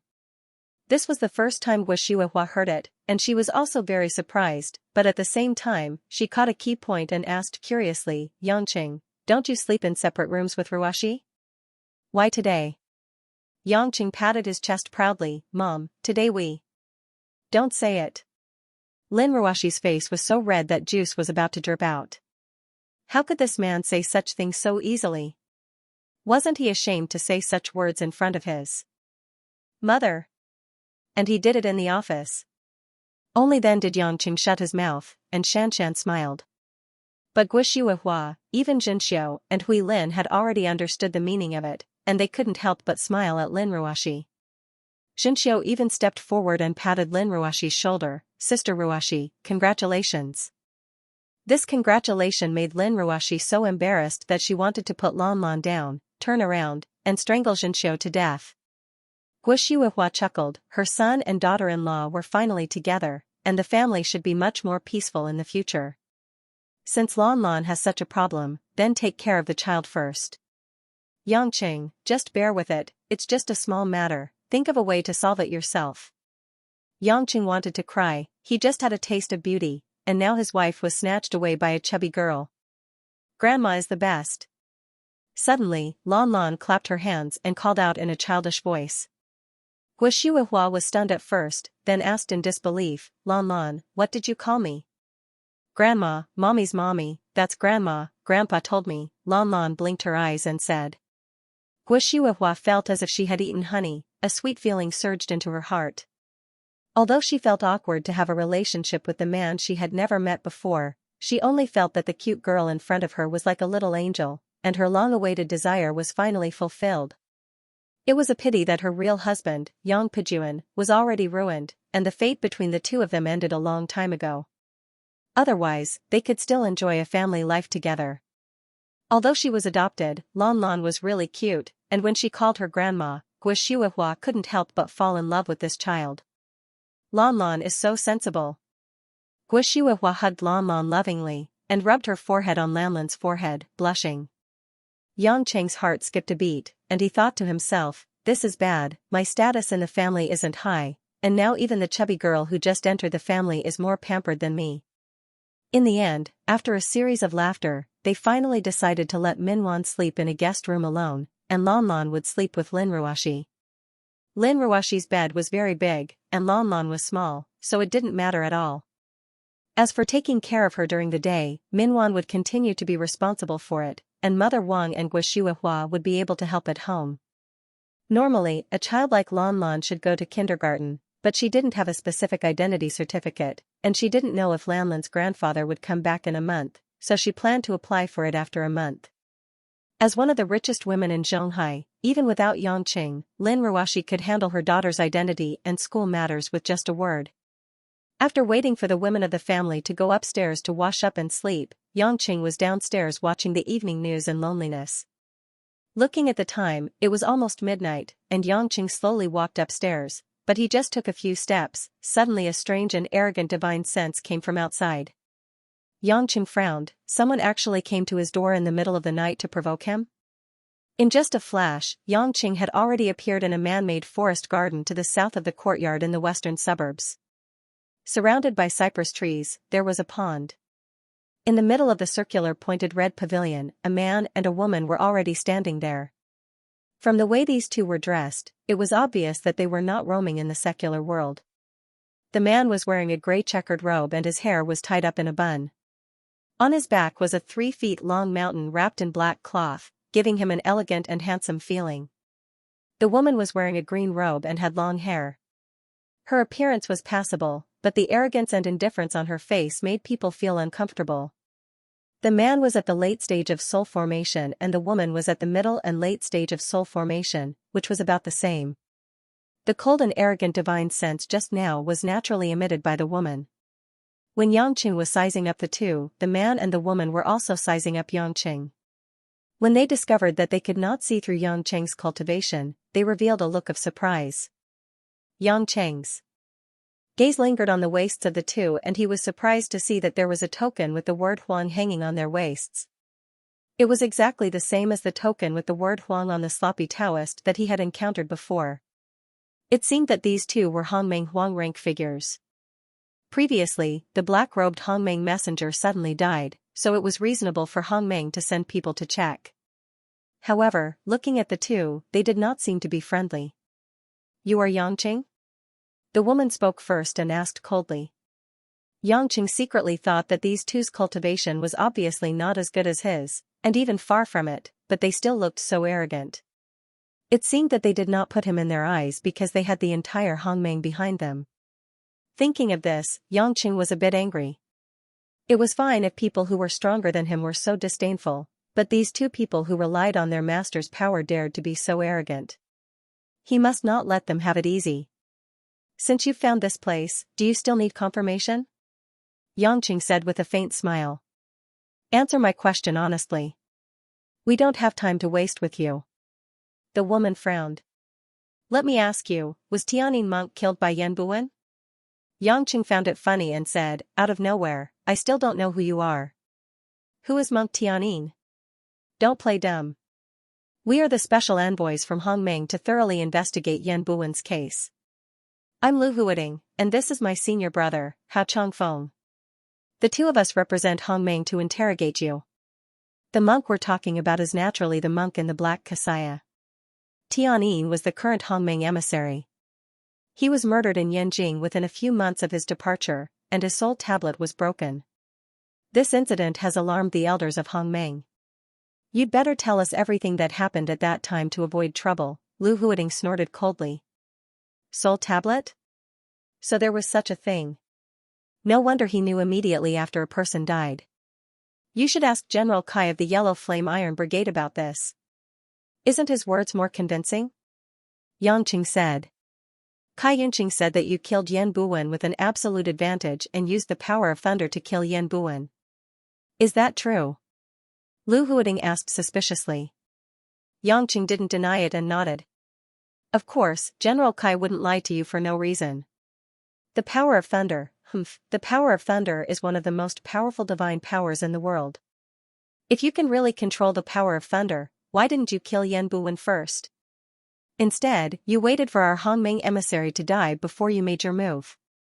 Lu Huading's eyes flickered. Yangqing smiled. "That's my fault? Then why don't you ask that idiot monk why he went to die when he obviously couldn't win?" "You." What did you say? Idiot. Lu Huading was furious. Hao Chongfeng gestured for his junior sister to calm down and asked, alright, even if Tianyin monk miscalculated and was killed by Yan Buwen, why are his demon slayer wand and other treasures nowhere to be found? Didn't Kai Yinqing tell you that they were all destroyed by Yan Buwen's antimatter energy? That's what he said, but he's just a mortal. Naturally, he couldn't see through the tricks of some cultivators. As far as we know, you inherited the divinity of the previous Pluto and possess the power of the law of space. If you wanted to hide those treasures in a parallel space, they wouldn't be able to find out. You suspect me of stealing the treasures? Yangqing cursed in his heart. I do want those treasures, the more the better.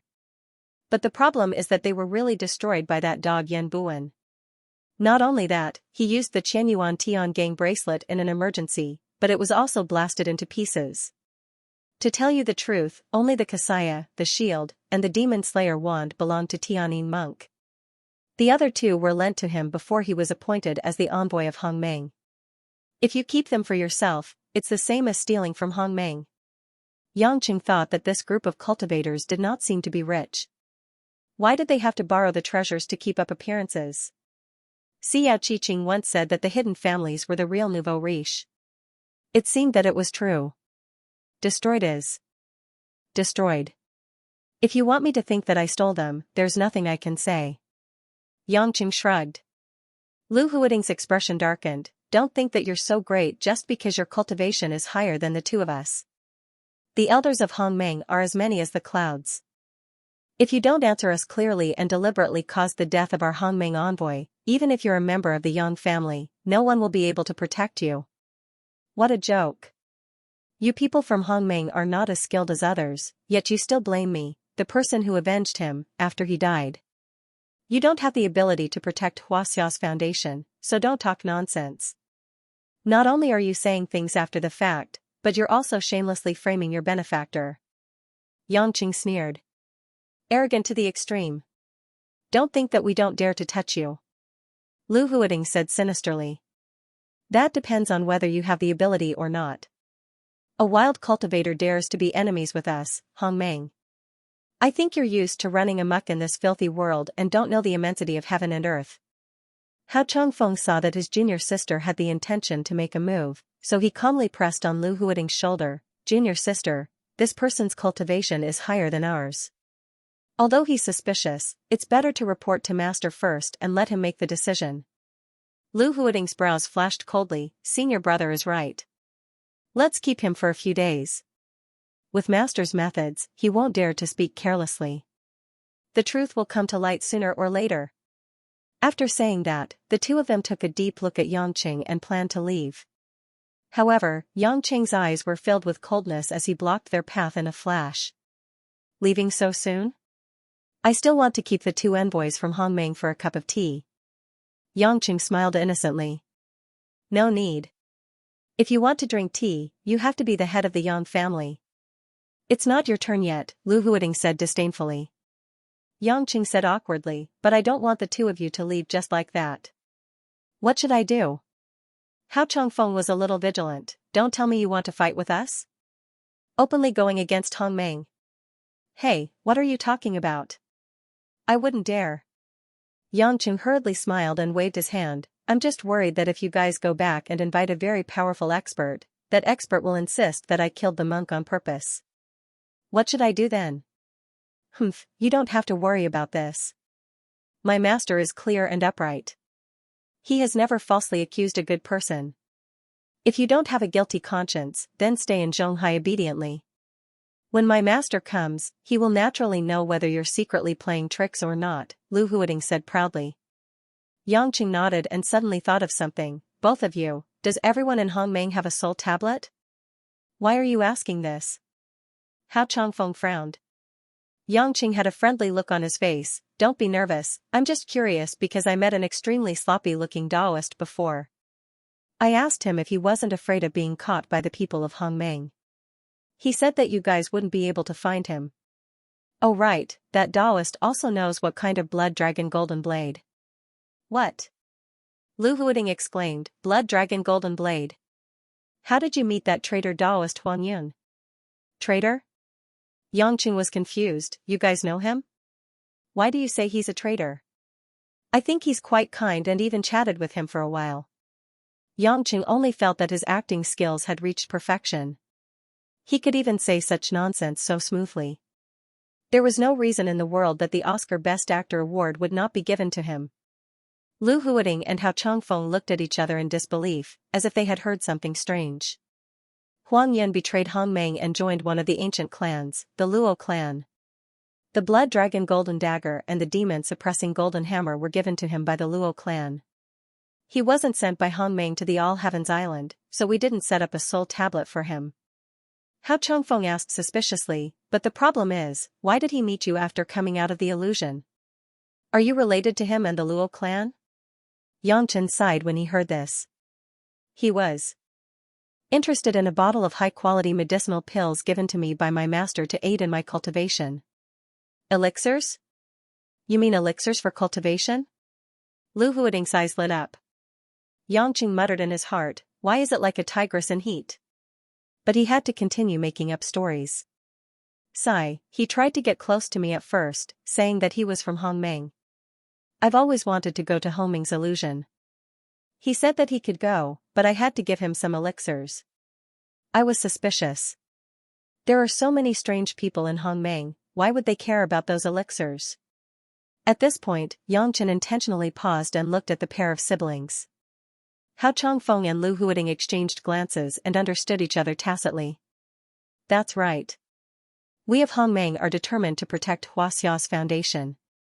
We're focused on cultivation and pursuing the heavenly Tao, so we won't be shameless like Taoist Huang Yun and work for the Luo clan. But do you really have elixirs that are worth him going through so much trouble to trick you? Hao Changfeng asked.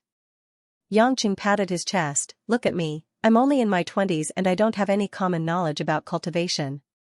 I have to figure it out on my own. If I didn't have the help of good elixirs, how could I have this cultivation? After hearing Yangqing's words, Hao Changfeng and Lu Huiting believed him more.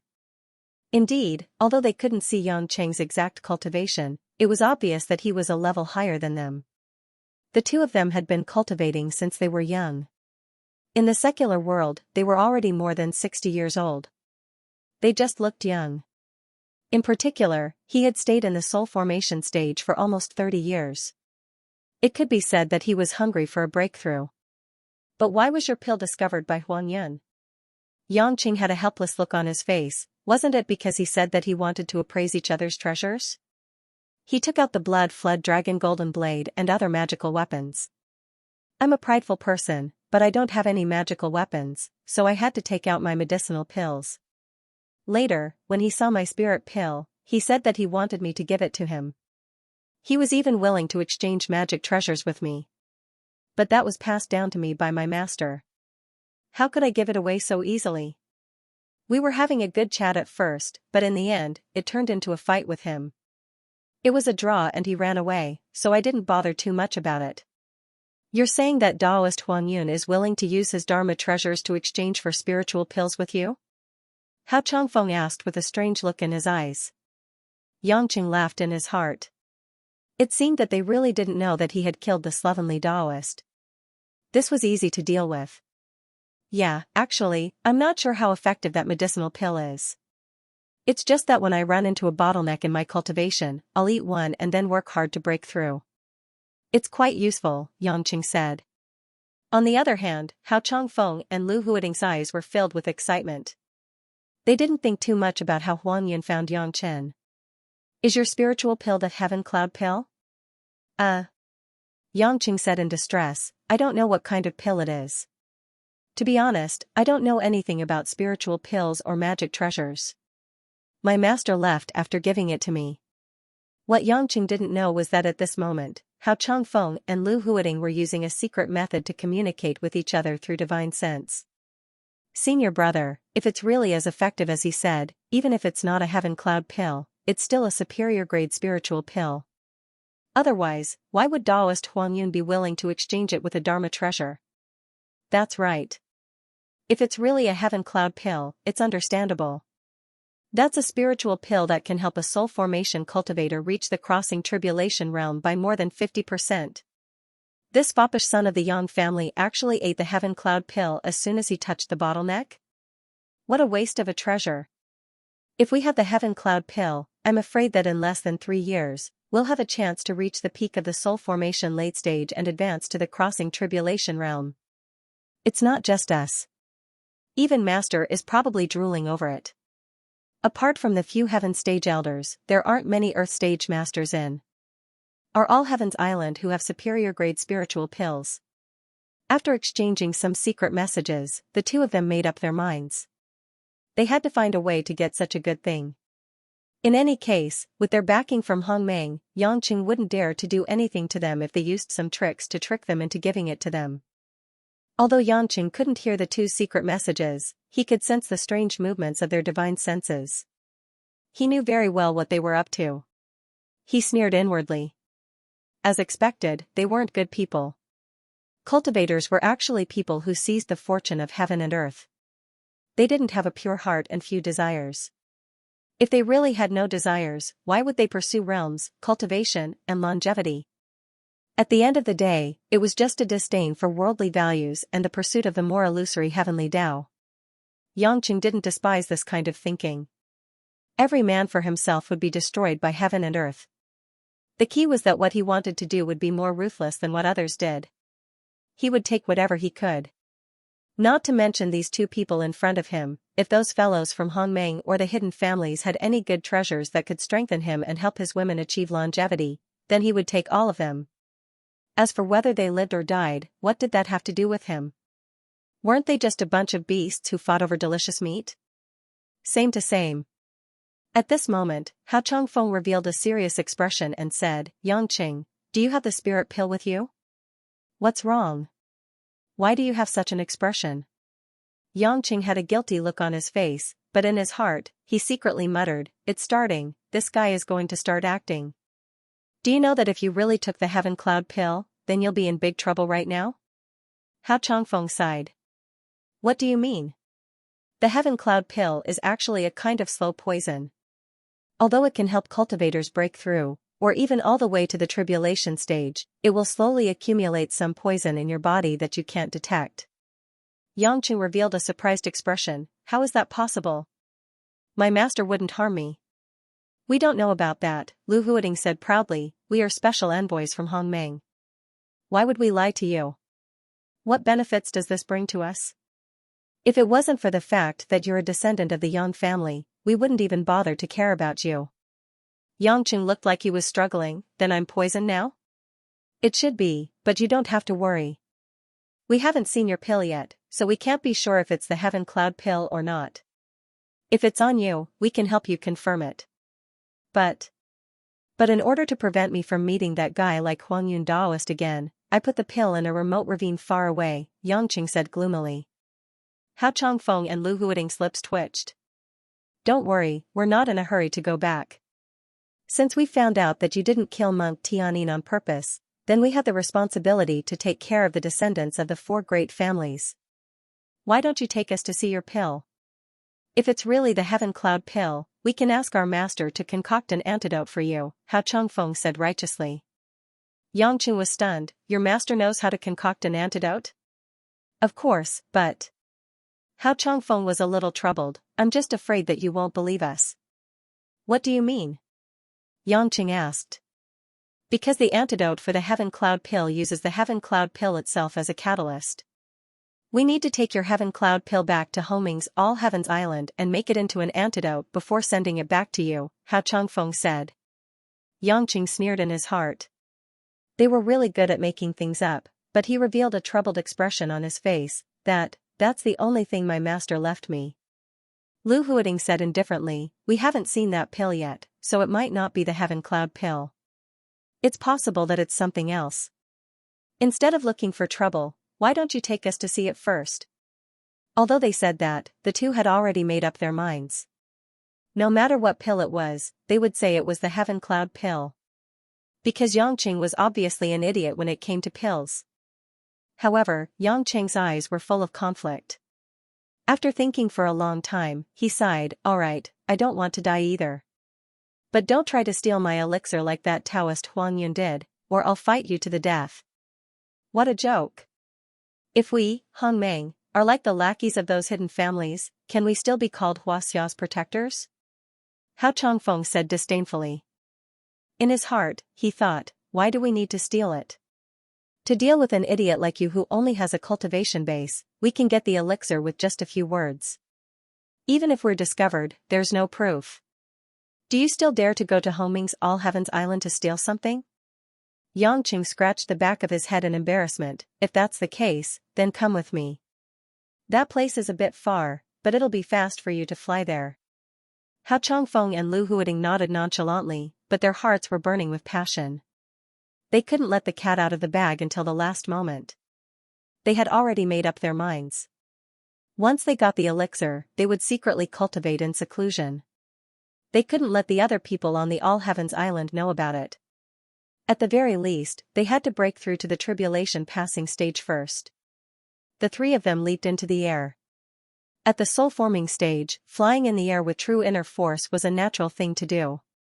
The fastest way was naturally to fly on a sword or a dharma treasure. However, that required a special incantation, and not everyone could do it. 3 shadows flashed across the sky, and no one in the silent city noticed them. Soon, they disappeared into the forest in the north of Zhonghai. Ever since Yangchen failed to trigger the heavenly tribulation using all of his cultivation, he was able to unleash his cultivation freely. He knew that there was still a long way to go before the second tribulation, which made him feel more at ease. Of course, Yangchen wouldn't be bored to the point of living like a Taoist cultivator, coming and going without a trace. The way of life in the secular world was what he liked the most. Pretending to be an expert wasn't his style. He flew quickly and passed 2 provinces in the blink of an eye. This speed was normal for a soul formation cultivator. When he arrived at an unknown mountain, Yangqing waved at Lu Huading and Hao Changfeng behind him and landed in a forest. The 2 of them were getting impatient. They thought that the Yang family was quite cunning. They were hundreds of kilometers away from Zhonghai, but they still hid so far away. It was early September, and the forest was filled with dark shadows. A crescent moon shone down its silver light. Hao Changfeng and Lu Huading looked around and didn't find anything special. Is this where you hid your spirit pill? Hao Changfeng couldn't find a place to hide it, so he couldn't find anything. Yangqing turned around with an evil smile on his face. Of course not. Then why did you stop here? Lu Huading asked unhappily. Yangqing shrugged. Because I don't have any elixir. What? How dare you make fun of us? Lu Huading scolded. She was in her 60s, but her voice sounded like a young girl. Cultivators were indeed mysterious. Yangqing didn't care. I'm just taking my dog for a walk in the middle of the night. What can you do to me? You arrogant Yang family brat. How dare you blaspheme the people of Hongmeng? Lu Huading's face turned red. Why wouldn't I dare? You're just a bitch who only knows how to make a fuss. Yangqing sneered. Hao Changfeng sensed that something was amiss. His expression turned solemn, and one of his hands subconsciously reached for the long sword on his back. What do you mean by that? Yangqing looked up at the bright moonlight. Do you know where that sloppy Taoist Huang Yun is now? The 2 of them remained silent. Yangqing pointed at the sky. I won't say anything else. In any case, you'll be accompanying him in a while. Not good. Junior apprentice sister, watch out. Hao Changfeng finally realized what Yangqing meant. He wanted to silence them. The spirit herbs and Taoist priest Huang Yun's robbery were just excuses to trick them into leaving Zhonghai and coming to this wilderness. If he killed them in Zhonghai, their soul tablets would record the specific location. But in such a godforsaken place, even if they died, no one would think that it was Yangqing who killed them. This was also the reason why Yangqing wanted to ask about the soul tablet. At the end of the day, the 2 of them were blinded by greed. They thought that Yangqing wouldn't dare to do anything to them because they were in Hongmeng. In order to covet the Xiaoyun pill that didn't even exist, they fell for Yangqing's trap. It's too late. Greed is like a snake trying to swallow an elephant. Even if I really have a spirit pill, it's not something you can covet. Before Yangqing could finish his sentence, he had already appeared in front of the 2 of them. He raised his hand, and a ripple of heaven and earth restoration force gathered in his palm. He then slapped it toward Lu Huiting's head. Although Lu Huiting was only in the mid-stage of soul formation, she had quick reflexes. She barely dodged the attack and quickly retreated. Hao Changfeng saw the opportunity and unsheathed the flying sword on his back. It was a 3-foot-long sword that looked like a rainbow in autumn. Light swirled around the sword like ripples in water. The dark blue blade looked like a sapphire. Mystic water, go. Just as Yangqing was about to capture Lu Huiting, a sword suddenly flashed in front of him. 3 thick walls made of ice suddenly appeared in front of him. This sword can instantly freeze ice? Although the mystic ice could not stop Yangqing from breaking through, it could still create a lot of variables in this battle. After buying some time, Lu Huiting suddenly took out a phoenix tail zither from a sumer ring on her finger. The zither was crimson in color, and the carvings on it were lifelike phoenixes. The phoenix feathers on the back of the zither were especially elegant and beautiful. Humph! How despicable! How dare you sneak attack me? Lu Huiting said as she held the zither in one hand and plucked the strings with the other. Clang! Clang! 3 sound waves shot out from the zither, and like 3 invisible wind blades, they slashed toward Yangqing from 3 different angles. Another Dharma treasure, and it's a sound wave attack? Yangqing laughed in his heart. Good, good, good. Use all your Dharma treasures. I'll take them all after I kill you. Yangqing channeled the heaven and earth restoration power. The power of a soul formation middle stage Dharma treasure was only comparable to that of a soul formation final stage Dharma treasure. He had already passed the first stage of the 9 heavenly lightning tribulation, and he was good at recovery and defense, so there was no way he could dodge it. As soon as the 3 sound wave wind blades touched Yangchen's shield, they disappeared without a trace. They didn't have any effect at all. How is this possible? My phoenix tail. Lu Huiting had a look of disbelief on her face. Yangqing's defense was far beyond what she had imagined. Hao Changfeng's expression was solemn as he channeled his true origin force and unleashed dozens of frosty sword chi. Streaks of blue sword aura crisscrossed and danced wildly, instantly setting up a frost formation in the forest. Yangqing snorted coldly, and a shockwave of the heaven and earth restoration power exploded from where he was standing. Boom! Boom! None of the sword chi were able to unleash their full power and were all shattered into pieces. Lu Huiting kept releasing sound waves from the phoenix feather guqin, but it was like scratching an itch for Yangchen. It didn't have any effect at all. It was not that the 2 Dharma treasures were too weak. It was just that their cultivation was much lower than Yangcheng's, so they could not unleash the full power of the Dharma treasures. If Yangqing was at the first stage of the 3 Yang fire tribulation, they might be able to compete with him with their Dharma treasures. However, Yangqing was at the highest level of tribulation transcendence power that they could never imagine. Junior sister. Run. Hao Changfeng realized that they were going to die sooner or later, so he immediately shouted at Lu Huiting to run away. Lu Huiting also realized that they were going to die. She was very alert and ran toward the densely populated south instead of the west where Hongmeng was located. As long as she ran into a crowded place, even if Yangqing wanted to kill someone, he would have to bear the risk of being found out. However, Yangqing would not let them have their way. Since he was already here, he had already made full preparations.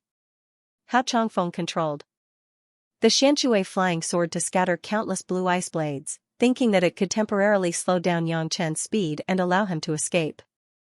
However, he didn't expect that a few balls of golden red flames would appear out of nowhere and engulf the 2 of them. Nan Mingli fire! Hao Changfeng screamed as if he had seen a ghost. Get out of the way! Lu Huiting's face was pale as well. She ran away with her Xixiang. More than 10 balls of giant golden flames danced in the sky like small suns, dazzling to the eyes. The scorching heat that was mixed with the flames sent chills down their spines. Be obedient and die. I don't want my Dharma treasures to suffer. Yangqing chuckled. In his heart, he was exhilarated. He really did not know that he had a treasure without knowing it. It turned out that the heaven and earth restoration energy could be used in this way. The heaven and earth restoration energy was not an extremely powerful attack. However, it was one with heaven and earth. It could be used to attack enemies with the power of heaven and earth. Although he had only experienced a little bit of the old man's power, it was enough to make these two deity transformation stage idiots suffer greatly and be stuck between a rock and a hard place. The Nanmingli fire was only the first level of the Three Yang fire tribulation, but it was not something that these two people could withstand. Hao Chongfeng and Lu Huading had not even reached the level of tribulation transcendence. How could they not be frightened by the heavenly fire? Young master of the Yang family. We know we were wrong. Please have mercy on us. Hao Chongfeng was flexible. Seeing that the situation was not good and that he would be killed sooner or later, he began to beg for mercy. But Yangchen wouldn't listen to him. If the two of them didn't die today, he would definitely be besieged by Hong Meng. Not only would he kill the two of them, he wouldn't let even a trace of their souls go. After the encirclement of a dozen or so Nanmingli fireballs, the two of them were already badly battered as they were surrounded in a small area of the sky. This heavenly fire was not ordinary. If they did not have enough true core strength to withstand it, they would be severely injured. Therefore, it was extremely difficult for them to escape. Lu Huading's foam feather zither flashed with red light. She kept releasing sound waves to control the fire so that it would not get too close to them. However, the woman was at the end of her rope. Her true core strength was being suppressed to the point that it could not keep up with her output. On the other hand, Hao Chongfeng's mystic water sword chi could only evaporate in an instant. They were completely useless. Yangchen looked at them mockingly. He changed his mind, and the more than 10 balls of Nanmingli fire suddenly gathered together. A huge fire dragon, which was more than 10 feet long, wrapped around the two of them and began to grow. After gathering more Nanmingli fire, the high temperature made it difficult for them to breathe. Lu Huading stared at Yangchen viciously. You will die a horrible death. You cheated. Yangchen did not bother to pay attention to her. His figure flashed, and he entered the blazing area surrounded by the fire dragon. However, as a spellcaster, Yangchen would not be hurt at all. A jet of Nanmingli fire was spat out from the fire dragon's mouth. The golden flames condensed into a long sword of fire. Yangchen stepped in the air and arrived in front of the two of them. He was like an executioner, looking at the two dead people without the slightest emotion. Hao Chongfeng put down his sword in despair. He already knew that no matter how much he struggled, he would definitely die tonight. Can you tell me why? Even if we are greedy, we have never thought of harming you. If someone else wants to kill me, then I will kill them. You can say that I am a devil, that I am cruel, but I am already used to it. To me, as long as someone disobeys my will and makes me unhappy, I will kill them if I want to. You can say that I am a devil, that I am cruel, but I am already used to it. This is me. As long as I and the people I care about can live a good life, I don't care if you die. What do you think you can get out of this? Even if you snatch our treasures and elixirs, Hong Meng will find you sooner or later. At that time, do you think you'll be able to resist the joint attacks of those Earth rank and Heaven rank elders? Lu Huading said resentfully. Yangchen sneered, even if I want to pretend that you guys don't exist, there are already people looking for trouble with me. Instead of waiting for death, it is better to make the first move. You will regret it. Thank you for your concern, but I don't need it. Also, you don't have to worry about being lonely over there, because in the near future, I will kill all those who dare to disobey me.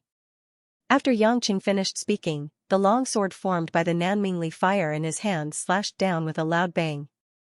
Hao Chongfeng and Lu Huading were unable to dodge at all. The powerful pressure and the Nanmingli fire surrounded them, and they were instantly engulfed by the flames. After all, the two of them were only ordinary soul formation cultivators, and their bodies were not as strong as Yangchen's. Their bodies were definitely weaker than magic treasures. After Yangchen killed the two of them, he took the black water flying sword, the phoenix feather zither, and Lu Huading's mustard seed summer ring. After probing the spatial ring with his divine sense, he found that it really was a good thing. It was a small space in a parallel space, but it still had a volume of more than 10 cubic meters. What made Yangchen a little happy was that there were a bunch of unknown cultivation materials and medicinal pills inside.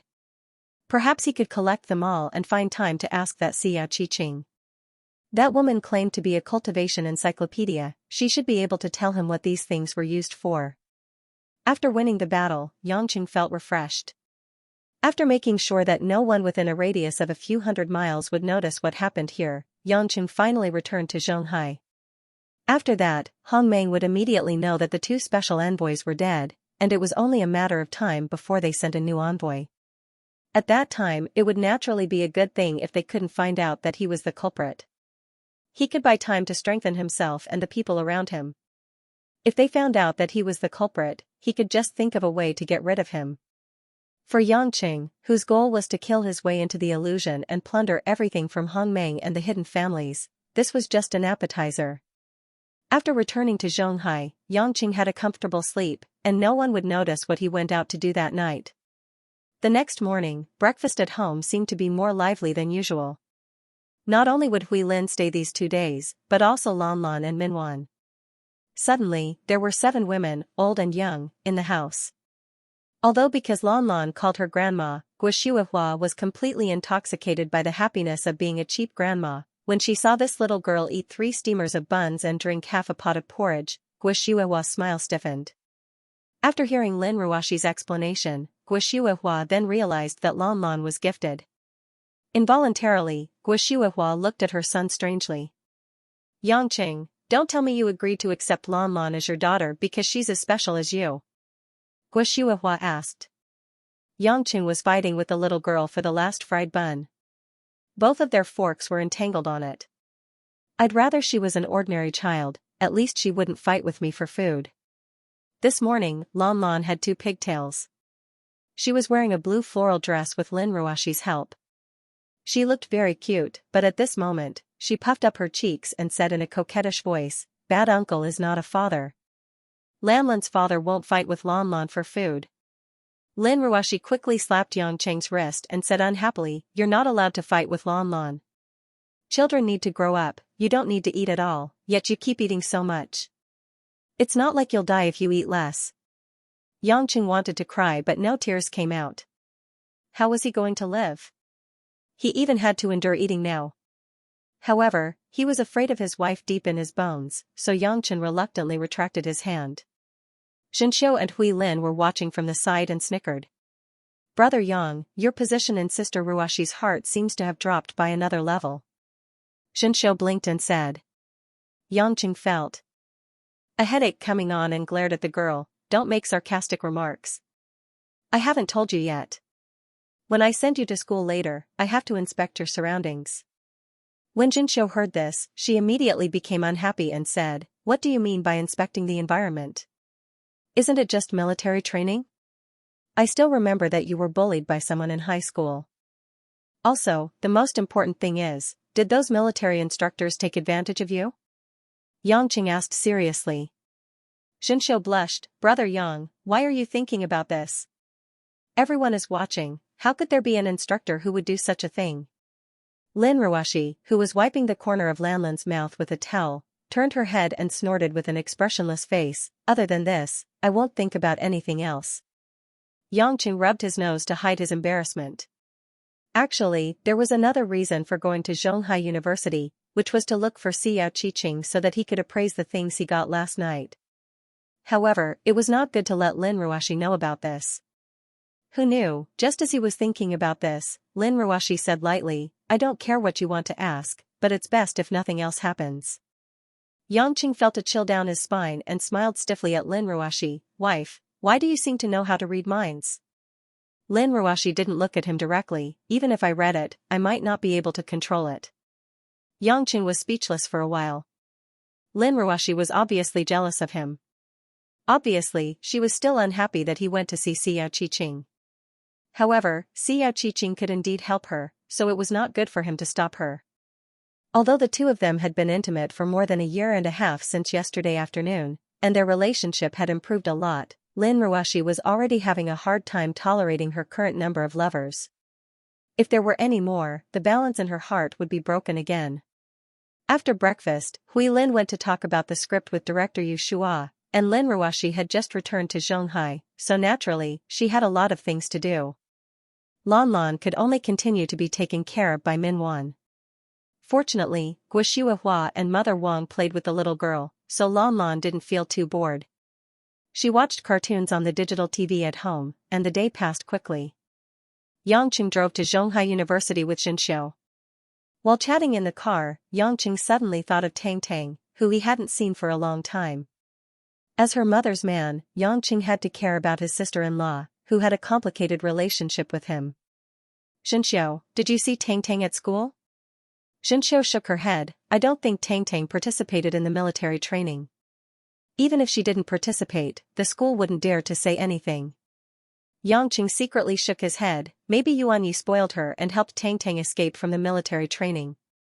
But it was also possible that Tang Tang was busy with other things after the major change in the Tang family. When they arrived at the training ground for freshmen at Zhonghai University, Yangqing and Xianxia got out of the car, and they attracted a lot of attention. It was not anything else, but the BMW X6 that Yangqing drove had a 4x4 displacement configuration, which sold for more than 2 million in Xianxia. A young man coming out of such a car with a beautiful first-year girl was the first thing that came to everyone's mind in a place like a school for gossip. They couldn't think of any other possibility besides keeping him. Because the military training hadn't started, a few girls who knew Xianxia since the beginning of the school had come up with strange smiles. They surrounded Xianxia and looked at Yangqing and the luxury car with envious eyes. Xianxia, you're really good at pretending. You said you were going to work during the summer vacation. Your boyfriend drives a big BMW. Yeah, what does your family do? Are there any handsome guys that you can introduce to us? The girls whispered and asked. When the whispers reached Yangqing's ears, it made Yangqing feel a little smug. So I can also be considered a handsome guy? In fact, Yangqing also had a generation gap with these young girls. Today, who drove a 2 million car to send a girl to school? Even Zhu Beiji could be called a handsome guy. Xianxia's face was red. And her beautiful oval face was especially bright. She shyly glanced at Yangqing and quickly explained, don't misunderstand, that's my sister's husband. It's just that we live together, and he sent me to the military training today. Brother-in-law? Who would believe that? He looks like he's in his 20s. Why do I think he's the same age as us? Su Xianxia, you're too mean. If you have money, just say it. Why are you pretending to be poor? The girls didn't believe it at all. It was true that Yangqing was too young. Most of the boys at his age were still in graduate school. How could he be their brother-in-law? At this moment, a few tall boys wearing military camouflage uniforms walked over. When the girls saw these boys, they were a little scared and quieted down. They turned to look at Yangqing with some worry. The one in front had ear-length hair and silver earrings. His face was relatively sharp, and he looked a little cold. He glanced at Yangqing with disdain and then asked Xianxia with a naughty smile, Xianxia, this man is the reason why you rejected me? When Xianxia saw this group of boys, she did not cower like the other girls. Her beautiful face revealed a trace of helplessness. Yu Ziping, how many times have I told you that I don't like you, and it has nothing to do with others? This trendy man called Yu Ziping obviously did not believe her, and smiled evilly. There is no such thing as liking for no reason, and there is no such thing as disliking for no reason. There must be some reason why you are unwilling to be my girlfriend. The more you refuse to admit it, the more it proves that you care. Xianxia touched her forehead with a headache, stroked her silky hair, and turned to Yangqing. Brother Yang, didn't you say that you were worried that I would be bullied? Then does being harassed count? Yangqing listened with interest. Hearing this, he could not help but smile amiably at Yu Ziping. Young man, are you Xianxia's classmate? When the students heard Yangqing ask Yu Ziping in the tone of an elder, they couldn't help but open their mouths in a daze. Yu Ziping frowned in extreme displeasure. Humph, you really think you're something. What, do you want to be an elder and teach me to leave Xianxia? Is there something wrong with your head? That's not right, Xianxia wouldn't fall for a retard, would she? When he said this, the group of followers and the students at the side all began to mock him. Yangqing originally only wanted to get close to Xianxia's classmates, but he did not expect that his words could be mistaken as unfriendly.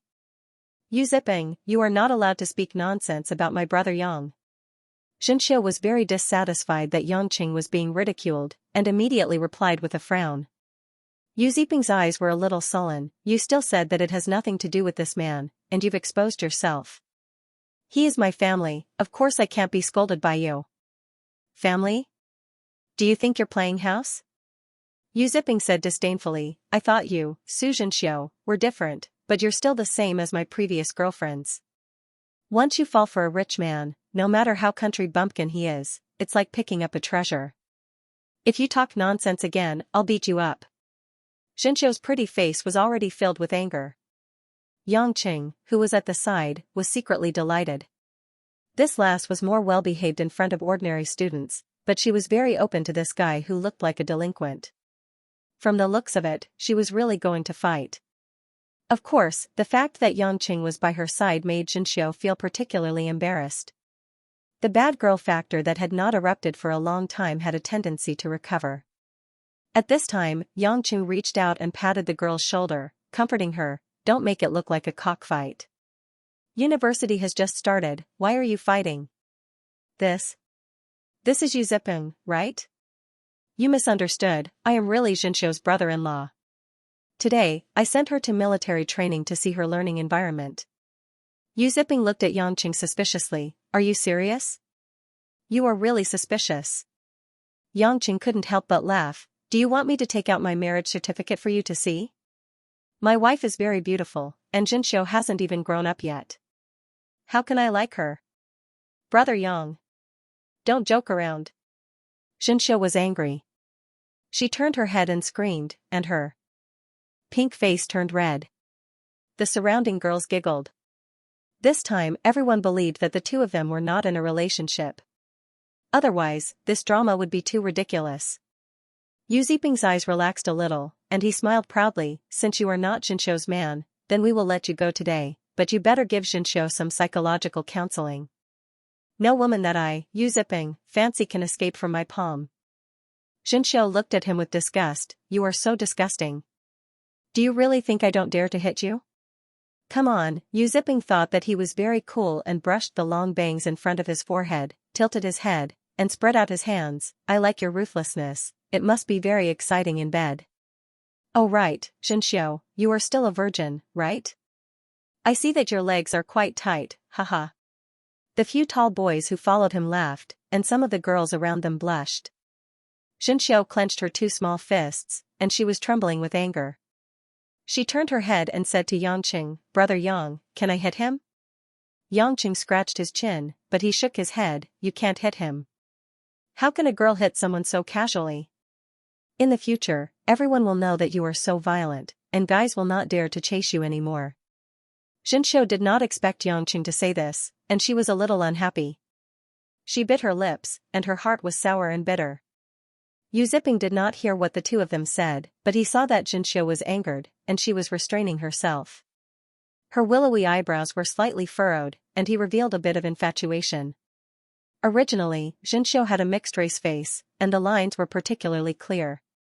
Her skin was fair and tender, and she had a good figure, which was quite in line with the aesthetic standards of these guys who had just entered university. If she were to be posted on the internet, she would be the goddess of otakus.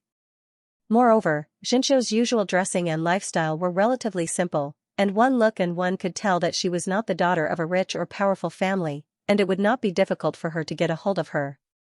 Therefore, as soon as she entered university, many guys had their eyes on Xianxia, and Yu Ziping was of course one of the strongest contenders. Xianxia, accompany me out for a day today, I will bring you to buy a Chanel bag, you can choose any price you want, isn't your bag quite old? Yu Ziping said confidently. When the surrounding girls heard that they were going to buy a branded bag for Xianxia, they couldn't help but reveal envious expressions. After all, many girls were still looking for a boyfriend with the idea of taking advantage of their youth to earn more money.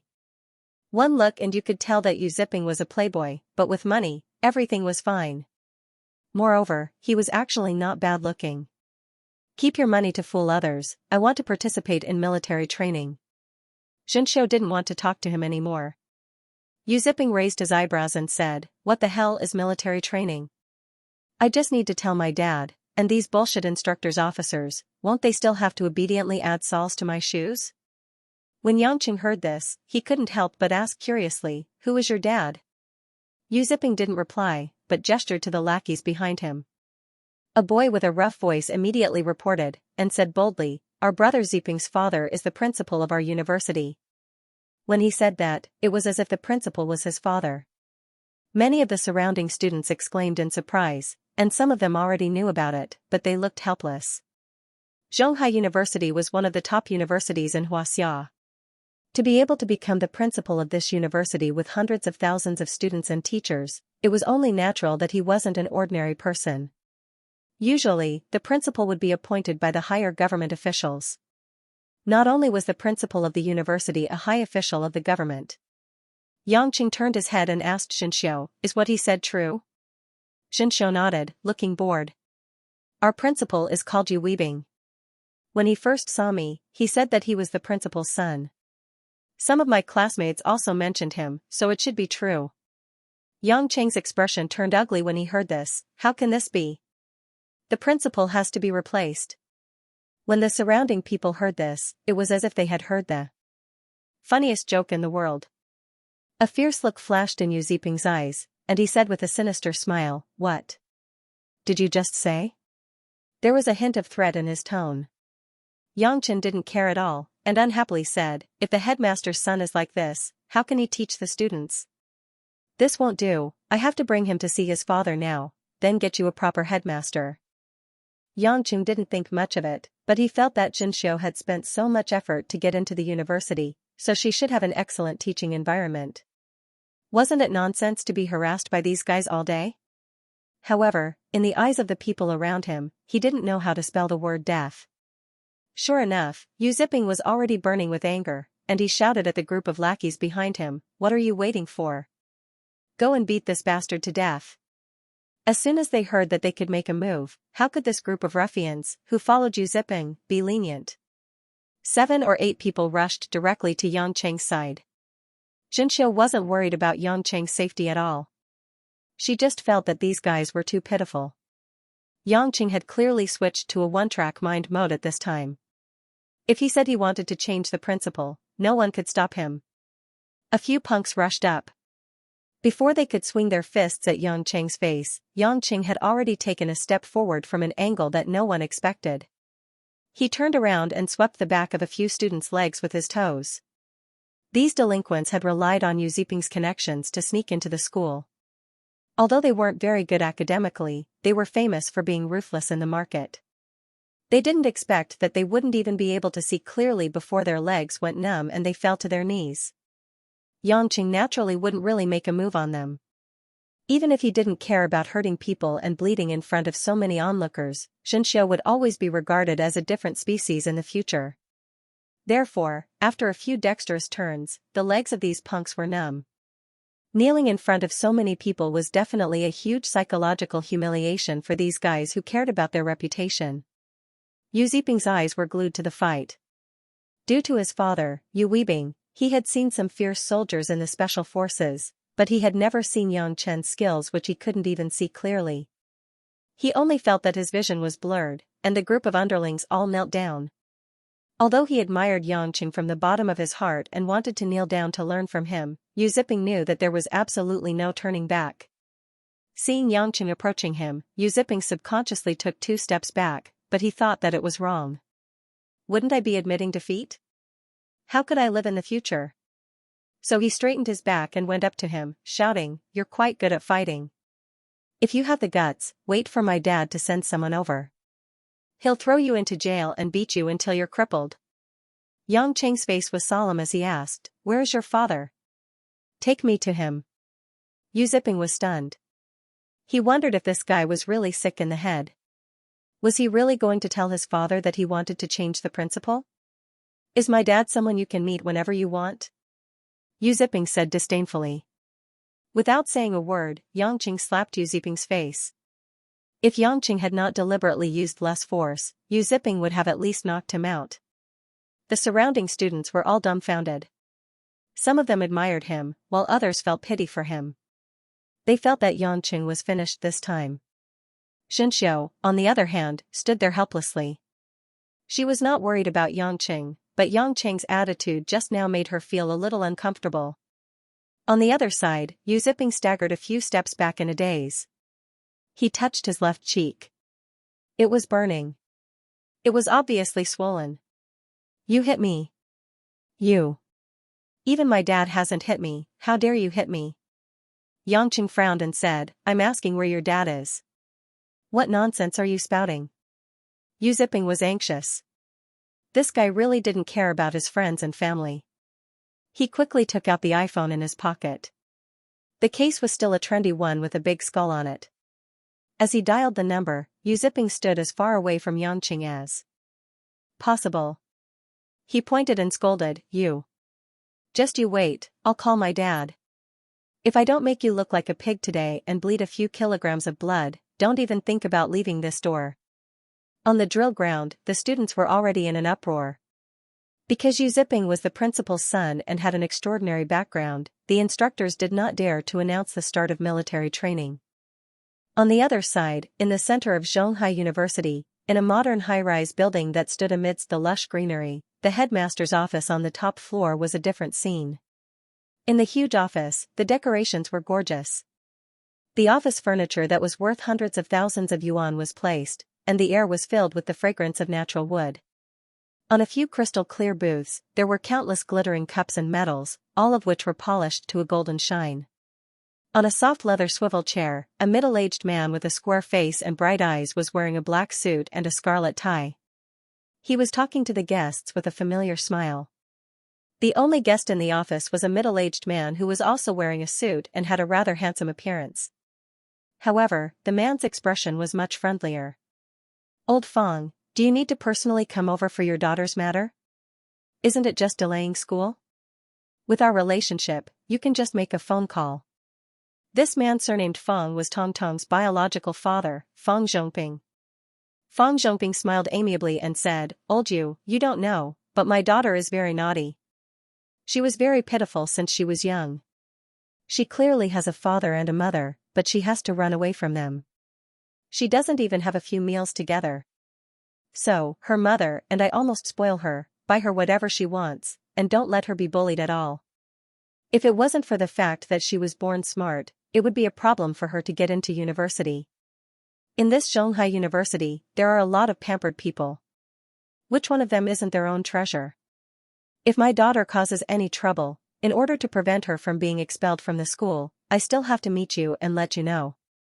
Yu Weibing laughed strangely. You and the young miss of the Tang family still didn't end up together in the end? Fong Zhongping's expression turned awkward, and he sighed. The falling flowers are yearning for the heartless river. I don't ask for these anymore. It's worth it to have a daughter with her. Tisk, you're useless. Back then, when we were training in the army, you went out to find a woman. Only you didn't have the guts, and you're still like this now. My daughter is already so big, and I haven't even settled it as a mother. Yu Weibing shook his head. Fong Zhongping Xianxia smiled, as expected of an old comrade who understands me. Yu Weibing sighed. I heard that the Tang family has changed, and the central government has blocked the news. Our old Yu family is far away from Beijing, so we don't know much. Your daughter and her mother should be busy with the Tang family's matters, right? Fong Zhongping's expression changed slightly. Old Yu, this matter. Let's stop here, don't look into it too deeply. It's not good for you to know more. Yu Weibing snorted lightly. What's there to be afraid of? The 4 major families in Beijing are changing dynasties. What does it have to do with us? We can't participate, can't we just talk about it? Fong Zhongping smiled and didn't say much. I'm really not interested in the Tang family's matters, but I heard Commander Yang Pejuan has been suspended, and the one in charge of the Jiangnan military is the deputy commander. Is this true?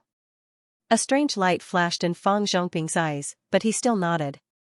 Yes, why did you mention this? I heard that the Yang family found their eldest grandson, a young man named Yangqing, and he is now in Zhonghai. You are the secretary of the municipal party committee, and you are close to the Yang family's vassal, the Yuan family. You should have known about this, right? Fong Zhongping frowned. Old Yu, don't tell me you still want to go back to Beijing? I'm just asking, why are you in such a hurry? Yu Weibing smiled lightly. As an old comrade, let me give you a piece of advice. Fong Zhongping said, if you want to get the support of the Yang family through Yangqing and go back to Beijing, you will only be asking for Trouble. Yangqing is not the kind of person you think he is. He is different from others. Yu Weibing smiled, and when he was about to take out a special panda bear cigarette to relieve his craving, his phone rang. He picked it up, and his face darkened after a few seconds. Humph, good for nothing. Alright, I will call your brother Lu over, just wait for me. Fang Zhongping looked at him in confusion, and when Yu Weibing put down the phone, he asked, what happened, do you need me to help? There's no need for that. An insensible guy hit my son, Yu Weibing said. That's it? You can just hand it over to the police, why send Alor? Fang Zhongping did not know whether to laugh or cry. Although he's a good-for-nothing kid, he's my only lifeline. If I don't settle the matter after being beaten up, won't others think that my son is a pushover? Fang Zhongping smiled bitterly, aren't you spoiling Zipping too much? After all, he is a boy. Yu Weibing let out a deep sigh, feeling a little melancholy. I also know that this child is a little overboard outside, but it is okay for a young boy to be a little hot-blooded. My son is not bad in nature. Fang Zhongping was secretly disdainful, but he still nodded with a smile on his face. There was no reason to make things difficult for him as a father, as long as he did not provoke his precious daughter. By the way, you haven't seen Zipping for a while, why don't we have lunch together today? After all, Zipping will be your daughter's classmate in the future. Yu Weibing stood up and said.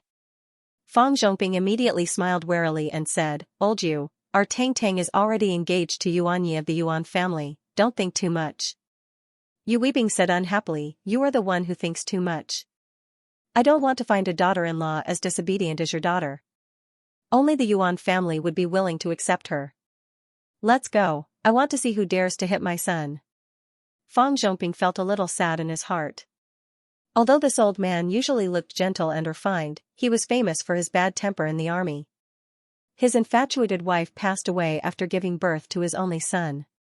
For more than 10 years, he had never remarried, and his love for his only son was evident. Today, who was so unlucky to provoke someone, but to hit the son of his old comrade, he was really unlucky. When he thought of the bodyguard Alor who worked hard for him, his skills and physique, Fang Zhongping's heart trembled a little. On the drill ground, Yangqing waited for Yu Zipping to finish his phone call. He was not in a hurry to go up. Since he called the principal he was looking for, he just had to wait. While waiting, Yangqing caught Xianxia and asked her to introduce him to the new classmates she knew in class.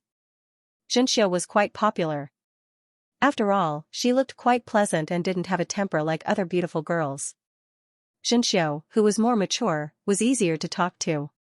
Many girls got along well with her at the beginning of school. However, the role of brother-in-law Yangqing made everyone a little afraid. So when the students greeted Yangqing, they subconsciously stood a little further away. But Yangqing didn't care.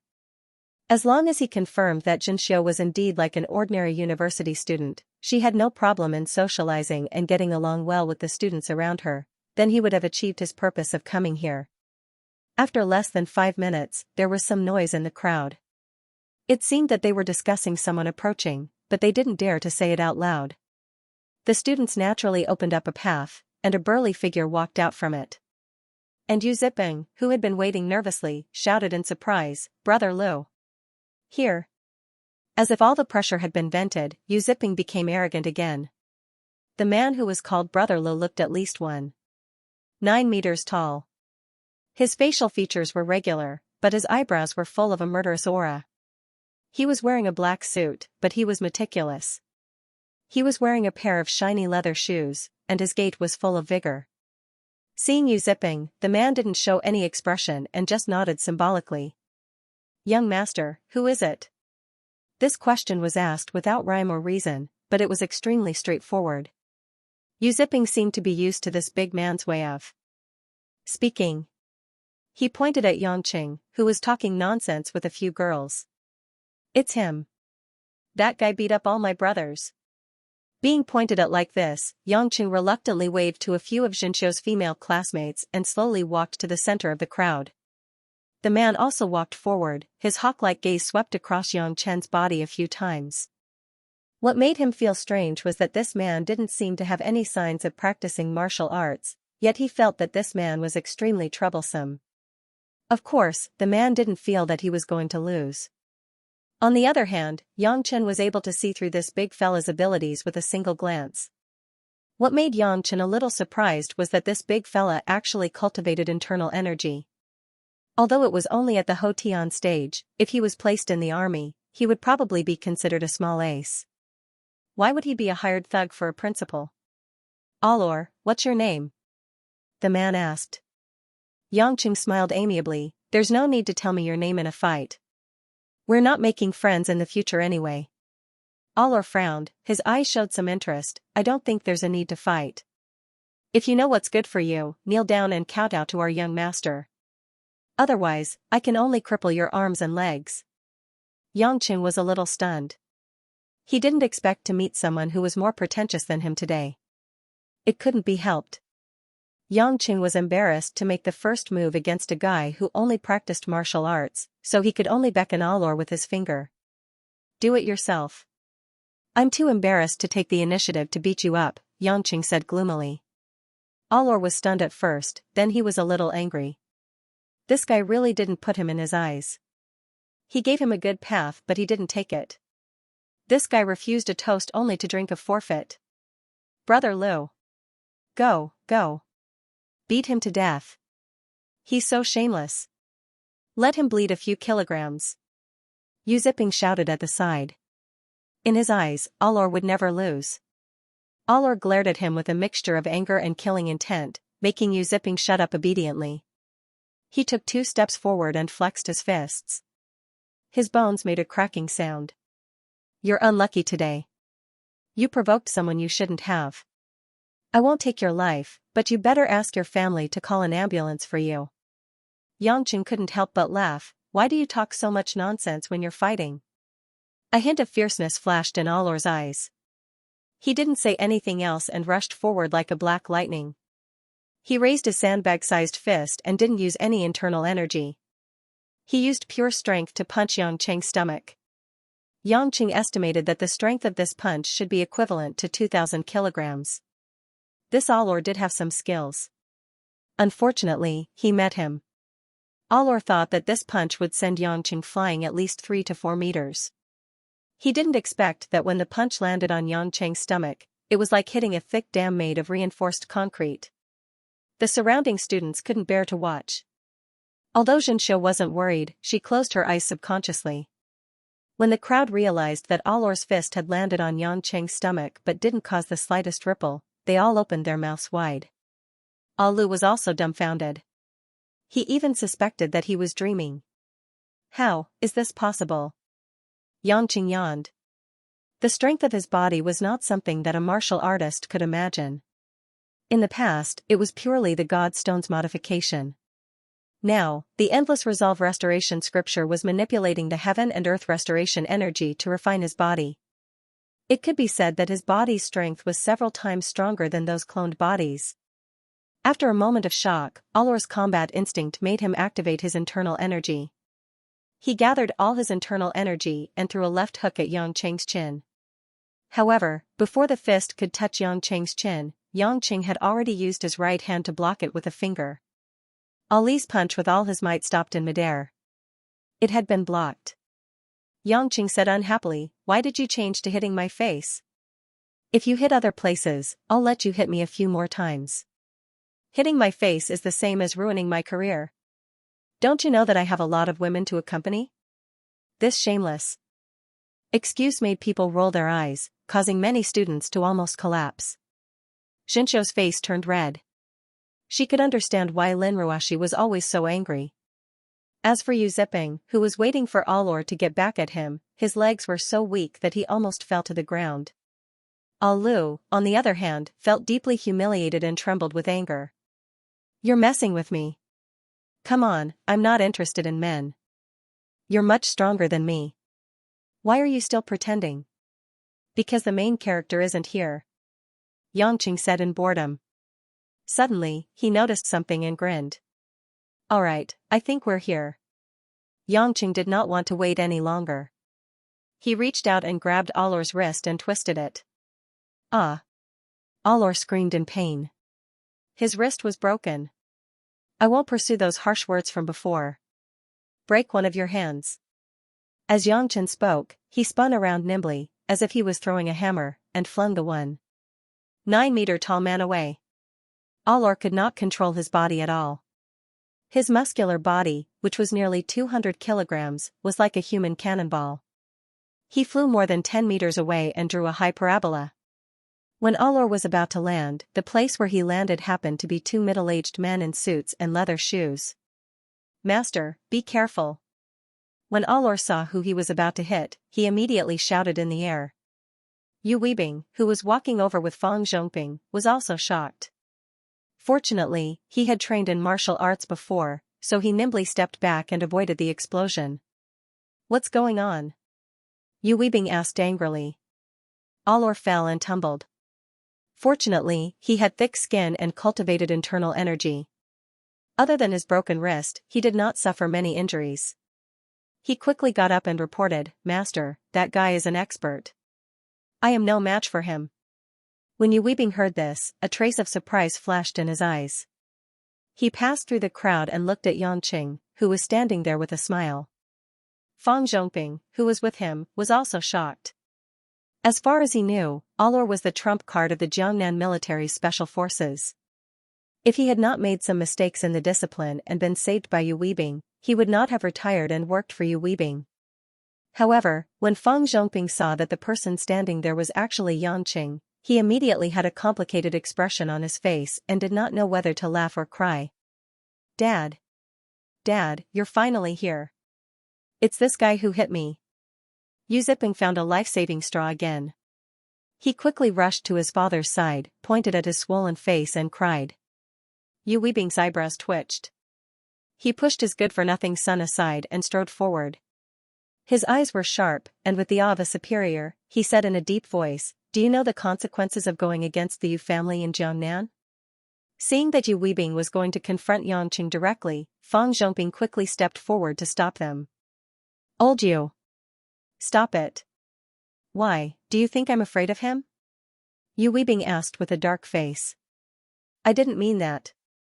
"Then stop talking nonsense with me." Fang Zhongping couldn't help but push Yu Weibing back and said nervously, "Don't make things worse. This is Yangqing. I don't care if he's Yangqing or Wang Chen's." "Wait. What? What did you say?"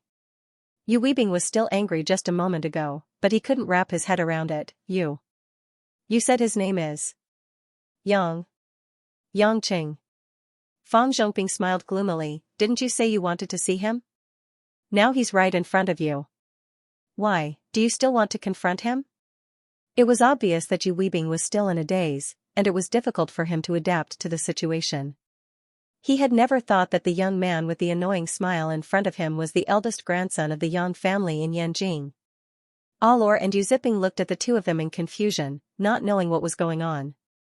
A trace of doubt flashed through Yang Chen's eyes, and he asked, "Secretary Fang, why are you here?" Fang Zhongping hurriedly turned around, straightened his suit jacket, and said with a reserved smile, "I'm here to ask for a leave for Tang Tang. This is Principal Yu Weibing, my comrade in arms when I was a soldier in the army. We're old friends, so I'm here to catch up." Yangqing nodded and said to Yu Weibing, "You're this kid's father?" Yu Weibing glared at his son angrily, but quickly calmed himself down and nodded with a kind face. "It's really a misunderstanding. It turns out that we all know each other. Young Master Yang, why didn't you tell us in advance that you were coming to our school so that we could welcome you?" As he spoke, Yu Weibing signaled Allor with his eyes. Allor understood and asked the surrounding students to disperse. After all, they were going to have military training, so the students didn't dare to stay any longer. Xianxia wasn't in a hurry to leave because Yangqing was there. "There's no need for a welcoming dinner. Your son has already done it for you, and it's very special," Yangqing said, "but it's good that you're here. It saves me the trouble of looking for you."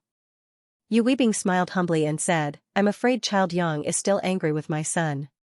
For the sake of my only son, why don't we sit together and have a cup of tea? Let's turn this into a small matter and a small matter into nothing.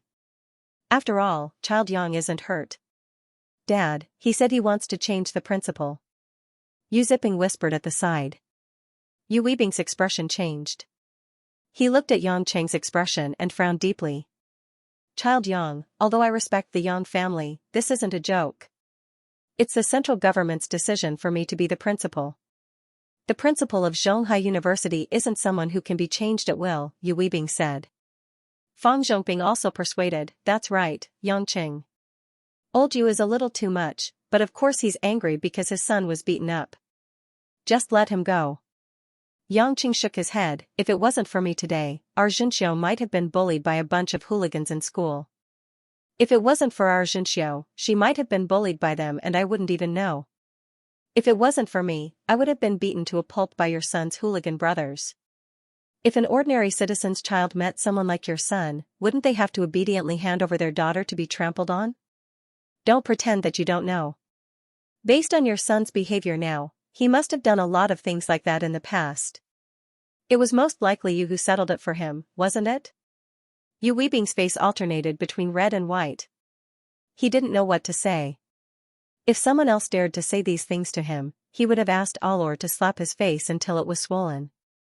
Even if he went to court, the other party would only be asking for trouble. But the person in front of him was Yangqing.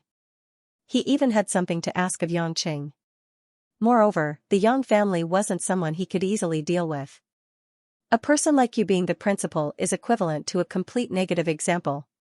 If you were a gang leader, I wouldn't care about you, as long as you don't implicate me and the people around me. But you just had to come here to be the principal. That won't just affect one or two people. I don't want the university that our Xianxiu worked so hard to get into to have a rat *T like you as the principal. So, you have to leave this school today. Yangqing said lightly, but there was no room for doubt. Fang Zhongping's face almost turned green. This Yangqing was too rude. He even scolded a rat *T? Yu Weibing's face was already gloomy. Child Yang, I'm afraid you don't know the relationship between our Yu family and the Yang family. Yangqing was slightly puzzled. What's the relationship? Yu Weibing said confidently, my father, Yu Zhong, is your great-grandfather, a general under the direct command of old Marshal Yang Yi. Before my generation, our old Yu family worked for the Yang family. After old Marshal Yang Yi passed away, we came to the Jiangnan region to enter politics. Yangqing sneered. What does this have to do with me replacing you as the principal? Yu Weibing was stunned. He didn't expect Yangqing to not give him face. He hesitated and said, Child Yang, actually I've been looking for a chance to meet you recently. I have something. I want to talk to you in private. After we talk, maybe you won't want to replace me as the principal anymore. As he said this, Yu Weibing made an inviting gesture, asking Yangqing to go with him to an empty field not far away for a chat. Yangqing had a strange premonition in his heart. He asked Xianxiu to wait at the side and walked over with Yu Weibing. Although Fang Zhongping and the others were curious, they didn't dare to get close to listen. After walking to the empty field and confirming that there was no one around, Yu Weibing smiled mysteriously. Child Yang, do you know why our Yu family was doing well in Yanjing? We were originally the direct descendants of the Yang family, but we suddenly moved to the Jiangnan region, gave up our position in the military, and started to enter politics. Now I'm reduced to being a principal. Yangqing raised his eyebrows. Your position as a principal isn't low, right? The principal of Xianxia University is at least a department-level official. What's this? It's just a civilian position. Back then, my father was the deputy commander-in-chief of the Yanjing military region, with the rank of major general. Yu Weibing said proudly. Yangqing was a little surprised. It seemed like what this person said was true, but why hadn't he heard of the Yu family when he went back to the Yang family, chatted with Yang Gongming a lot, and met many direct descendants of the Yang family? The deputy commander-in-chief of the Yanjing military region, that must be a family that the Yang family valued. Could it be that you were like your son back then, and were exiled to Jiangnan because they couldn't stand it anymore? Yangqing couldn't help but laugh. Yu Weibing, on the other hand, had a serious expression on his face. Young Master Yang, when my father was still alive, I obeyed his words and never dared to reveal this secret. Although we left Yanjing, we lived a good life under the shadow of old Marshal Yuan. But now that my father has passed away, our Yu family's position in the Jiangnan region is declining day by day. I can't allow our family to continue declining like this, so I need your support. Yangqing squinted his eyes. Don't tell me you still want to go back to Yanjing? It's not that I have to go back to Yanjing, but I hope that the Yang family can support the revival of our Yu family. At least, let me reach the height that my father had back then, so that my descendants won't have to worry about anything, Yu Weibing smiled confidently. Yangqing sized him up. The height that your father had? You still want to be a major general? The right to command troops? Can't I? Are you kidding me? Yangqing stopped smiling. Although I'm not interested in taking over the Yang family's affairs, and I'm even less interested in managing the troops, but based on your and your son's conduct, wouldn't the people suffer if the troops were handed over to you? Yu Weibing shook his finger. Child Yang, don't be too idealistic. Do you think that the generals and the military are good people? I, Yu Weibing, have indeed done some unpleasant things, but at least I got to where I am today with my own strength. Moreover, as far as I know, the commander of the Jiangnan military region, Yang Pejuan, is no longer around. If the Yang family wants to control the Jiangnan military region, they have to place more trusted family members. Our Yu family has served the Yang family for generations, and our loyalty is evident. Yang Chen's gaze gradually turned cold. I don't want to listen to you anymore. If this is all you want to say, I think you should just pack up and leave. Let someone else take over the position of the headmaster. Yu Weibing wasn't angry at all. He smiled strangely. Child Yang, before my father died, he told me the main reason why the Yu family left Yanjing. Why don't you listen and think about it? With that, Yu Weibing leaned over and whispered something into Yang Cheng's ear. The two of them were whispering to each other on the spacious lawn. It was inevitable that the people watching from afar were confused. As the person involved, Yangqing didn't care at all at first, but after listening to the latter part, a strange look flashed across his eyes. When Yu Weibing finished speaking, Yangqing seemed to be in a daze. Yangqing didn't expect Yu Weibing to tell him such a piece of information. It was like a heavy bomb directly exploding in his heart. Yangqing was confident that he had the ability to distinguish whether something like this was true or false, and Yu Weibing could actually tell him such a reason at this time so smoothly and complacently. Without a doubt, Yangqing felt that it was most likely the case. This thing you're talking about. Does the old man know about it? Yangqing asked in a deep voice. Old man? Yu Weibing thought for a while. It's old Marshal Yang, right? Hee, I think he won't know about it, otherwise, no one would be able to stand it. Yangqing was silent again, no one knew what he was thinking. Child Yang, you can think about it carefully. Giving our Yu family a chance is just a small effort, it won't be a loss to you and the Yang family. My father and I left Beijing for the Yang family and kept it a secret for decades, shouldn't we get some reward? Are you trying to threaten me? Yangqing came back to his senses and asked with squinted eyes. How is it a threat? Yu Weibing smiled gently, we're just discussing a choice that's good for both of us. Do you really think that such a small matter can make the Yang family collapse? Of course not, but if such a stain is revealed, the Yang family naturally doesn't deserve to have such great power in the military, and it's time for the four major families to give up their positions. Yu Weibing smiled with squinted eyes. Yangqing collected his thoughts. After going through all the details in his mind, he said expressionlessly, aren't you afraid of losing your life by saying it so easily?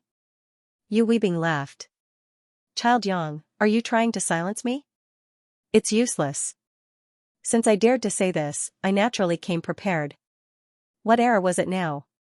No matter what kind of information, as long as there was proof, it would be spread to millions of people in just a few minutes. I've already ordered my confidants to spread the information I gave them if I were to die unexpectedly. Even if the Yang family has eyes and ears everywhere, they can only limit the online media in Xianxia. But my preparations are for the whole world. Child Yang, if the Yang family disgraces the whole of Xianxia, then do you think the people will still allow the country's military to have generals from the Yang family faction? Yangqing revealed a sneering smile. This strange smile made Yu Weibing's hair stand on end, but he still pretended to be calm. Do you really think that I care about what you said? What do you mean? Yu Weibing was a little confused. Yangqing said indifferently, what does it have to do with me whether the Yang family has military power or not? What does it have to do with me whether the Yang family disgraces themselves? Yu Weibing's heart skipped a beat. He tried his best to smile and said, Child Yang, you don't have to bluff. I think you should be very clear about how big a loss this will be for the Yang family. As the person who is going to inherit the Yang family, you shouldn't do something that is detrimental to yourself. Whether I'm bluffing or not, you'll know tomorrow. I'll give you 1 day to pack up and leave. If you're still the principal of this university tomorrow, and your hooligan son is still here harassing our Xianxia, then I guarantee that you and your son won't even know how you died. After Yangqing finished speaking indifferently, he turned around and walked away without looking back. Yu Weibing watched as Yangqing left leisurely. He clenched his fists tightly and gritted his teeth. It was obvious that he was furious to the extreme. What he didn't see was that the moment Yangqing turned around, a trace of worry flashed across his eyes. In fact, although Yangqing said that he didn't care, he was still a little worried. After all, that shocking old secret would not only affect him, but the people around him were the most concerned. If not for that, Yangqing planned to kill this guy when there was no one around just because he dared to threaten him. But now, Yangqing had to make a choice carefully. Xianxia saw that Yangqing came back after the discussion as if nothing had happened, but she still asked worriedly, Brother Yang, is something wrong? Yangqing glanced at Yu Ziping, who didn't dare to approach, and didn't bother to pay attention to the playboy anymore. He smiled at Xianxia and said, What can happen? You'll have to change the principal tomorrow. Fang Zhongping smiled bitterly and said, You really can do anything. Sigh. I also know that you won't listen to anything I say, but now I'm embarrassed to face my old comrade. Yangqing said faintly, You'd better tell him not to do anything stupid, otherwise, you know the way I do things. A trace of surprise flashed between Fang Zhongping's brows. He swallowed his saliva with difficulty, but didn't dare to ask any more questions. Yangqing turned to Xianxia and said leisurely, Let's go, take me around your school. I want to see the place where you teach and the cafeteria. Why do you still want to see the cafeteria? Of course, otherwise how would I know if you're eating well at school? Xianxia pouted, You're treating me like a child again. Cut the crap, let's go. Yangqing reached out to touch Xianxia's head. Don't touch my head. I'm watching. Xianxia hurriedly dodged and looked at the freshman walking on the drill ground. My classmates have already started their military training, this isn't good. I'll talk to your instructor later. I don't think you would dare to do anything? Yangqing said indifferently. Xianxia rolled her eyes cutely. She knew that with Yangqing's protective personality, he wouldn't let her suffer a loss. She was also happy to get along with Yangqing, so she nodded and agreed. Although Yangqing had been to Zhonghai University a few times before, he had only gone to a corner of the huge campus. There weren't many areas where he actually visited where the students usually lived and studied. Walking through the campus with Xianxia, Yangqing couldn't help but yearn for such an ordinary school life when he saw the students carrying their school bags and books. However, there was no hope for him in this lifetime. Occasionally, the two of them would pass by pairs of university couples. Many people would subconsciously glance at Yangqing and Xianxia when they passed by. It was obvious that many people also treated the two of them as lovers. This made Xianxia couldn't help but think of something. She lowered her head and didn't say a word. Su Xianxia, what are you daydreaming about? Yangqing couldn't help but laugh. Xianxia bit her red lips, Big brother Yang, do you think? Will I have a boyfriend in the future? I mean, I'm already in university, and many of my classmates are talking about getting married in the future.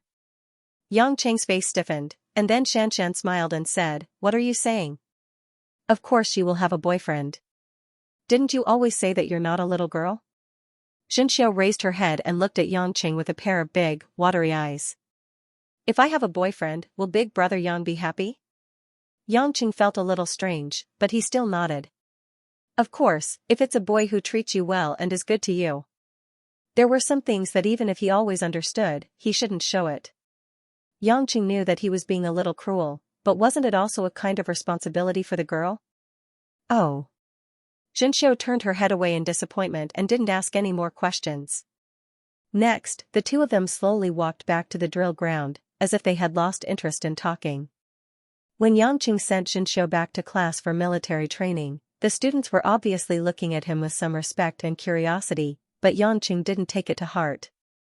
After saying goodbye to Xianxia, Yangqing didn't delay any longer. He thought of going home for lunch and immediately rushed to Xiao Qiqing's place.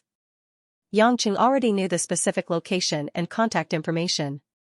After all, he had asked Molan to secretly send people to protect her. Yangqing couldn't figure out what kind of feelings he had for Xiao Qiqing, but he was sure that he definitely didn't fall in love with her like he did with other women. But for this woman who had a miserable life and suffered inhumane torture since she was young, he always had some inexplicable sympathy and concern. Xiao Qiqing's place was a quiet mid-range apartment on the edge of Zhonghai University. This woman had made a lot of money in the United States, and she had extremely strong hacking skills. Renting a single apartment in Zhonghai was naturally not a problem. When Yangqing came downstairs and was about to go in, he stopped. Damn it, why is this woman here? Yangqing couldn't wait to get out of here. Yangqing's reaction was because there was a beautiful figure that Yangqing did not want to see again on the road in front of the apartment building. She wore a pink cartoon hoodie and a pair of tight white pants. Her hair was tied up in a ponytail with a red bow. She was dressed like a young girl, but her perky breasts were hard to hide. Her curves were so full that it made people want to look at her. Looking from the side of her face, the girl's rosy complexion was like a lotus emerging from the water.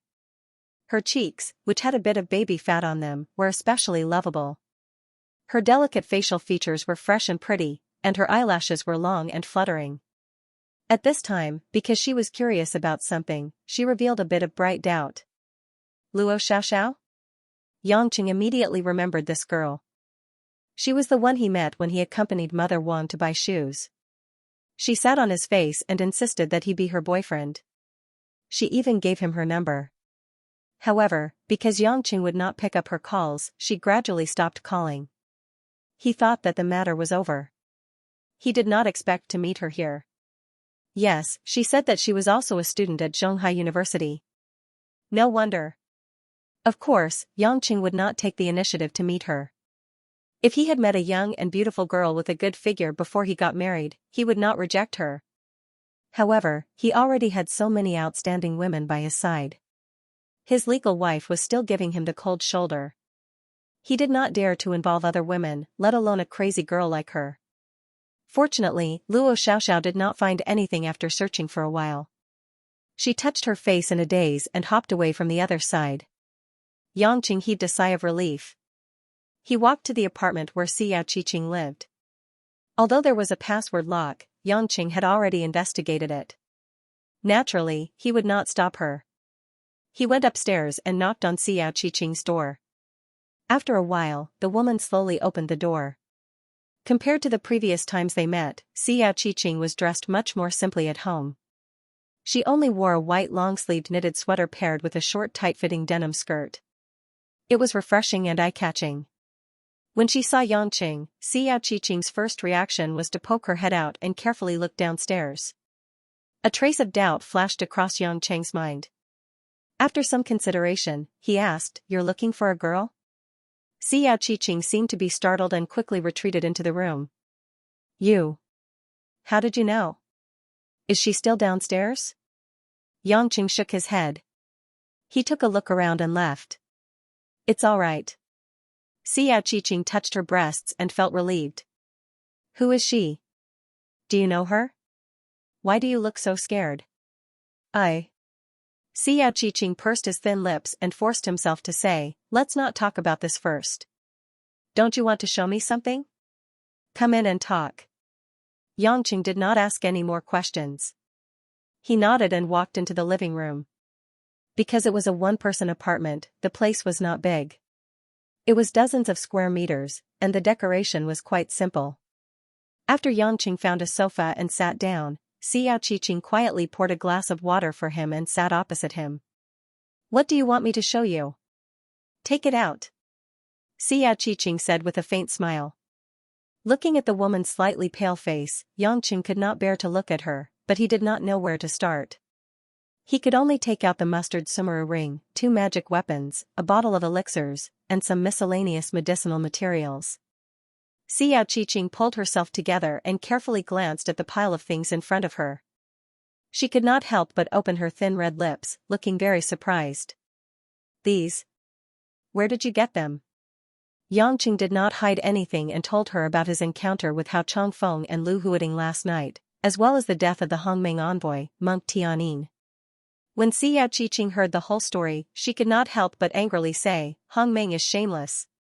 They always thought that they were independent of the secular world, and that they could look down on the secular world. In fact, they were just evil spirits that drank the blood of mortals. They were actually no different from the hidden families. They are all a bunch of scum who only know how to squeeze the resources of Earth to satisfy their own personal interests. Listening to these words, Yangqing could feel the strong hatred in the woman's heart. Although he felt that it was a little excessive, after all, they did not burn, kill, or plunder, so it could not be considered as oppressing the common people. However, thinking about what Xiao Qiqing had experienced since she was young, it was understandable that her mind was a little twisted. Now that you have escaped, you should see more beautiful things. Don't always think about hating those people, or else you will only let yourself live in pain. Yangqing could not help but say. However, Xiao Qiqing shook her head. Her pair of moist black eyes were filled with deep resentment. That's because you now have the ability to change your fate. I'm different. Ever since I was young, I never had any hope. In my world, there had never been any feelings other than hatred and pain. If I had to say that I didn't have any other thoughts, it would be revenge. I want to return all my pain to the group of devils who have hurt me since I was young. Yangqing could not help but be stunned on the sofa. The woman in front of him suddenly became emotional, causing him to be in a daze. Only then did Xiao Qiqing realize that she was too excited, and her face turned red. Xianxia awkwardly lowered her head and began to carefully identify these magic treasures. So. I'm sorry, I shouldn't have said these words to you. Yangqing laughed. I feel that this version of you is much more likable than when I was charming. Xiao Qiqing's delicate body trembled slightly. She looked at Yangqing affectionately, but her peach cheeks were pink, and she did not dare to look at Yangqing directly. After more than a minute, Xiao Qiqing finally recovered and said seriously, these magic treasures are not ordinary. They should have been specially given to them when they left Hongmeng. This flying sword is mystic water, a flying sword of the water attribute.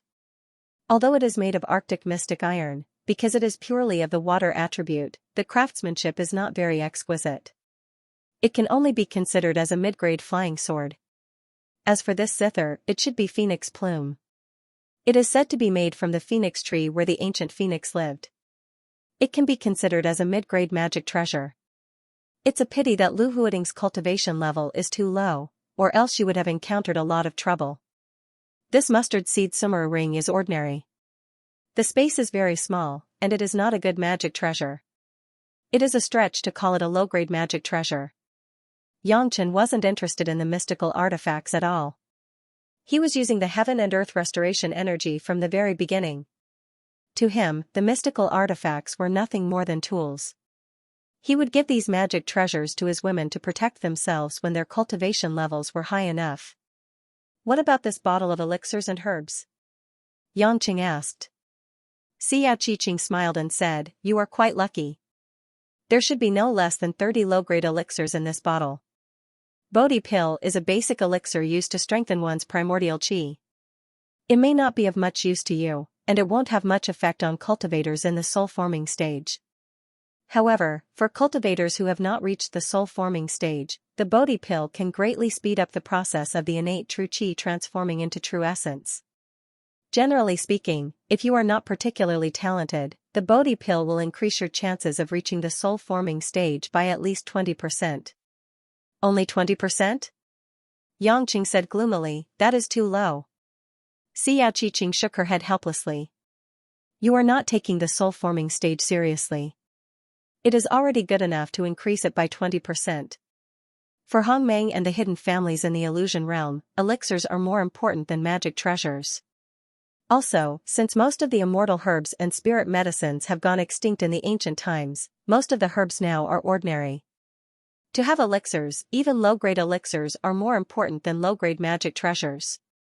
As for mid-grade elixirs, only the Earth Realm elders in Hongmeng can have them. High-grade elixirs are enough to make them fight for it. Yangqing thought about it and agreed. If eating a few elixirs could allow one to reach the soul-forming stage, then Hongmeng would have more than 1,000 people. However, it was better than nothing. A 20% chance was still a chance. Plus, it could speed up cultivation. These Bodhi pills should all be given to his women. Kai Ning should need it the most, so he should give her more. As for the other women, they should reach the innate stage first. Yangqing calculated. Including the evil-suppressing golden hammer and the blood dragon.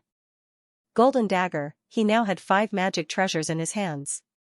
However, the highest grade was the blood dragon golden dagger, which was only a little above average. It was really shabby. He didn't know when Hongmeng or the hidden families would give him a big fish and a high-grade magic treasure. Even if he didn't use it, it would be good to give it to his women. As for the Fingxiang bracelet that was already on Lin Ruoxi's wrist, Yangqing didn't plan to include it. That thing's level was definitely not low, but as a gift from a mother-in-law to a daughter-in-law, Yangqing preferred to think of it as a family heirloom. The rest of the herbs, in the eyes of Xiao, were some of the most basic herbs for alchemy in the illusion realm. They weren't very useful, so she could throw them away or eat them as tonics. After looking at everything, Yangqing looked at the time.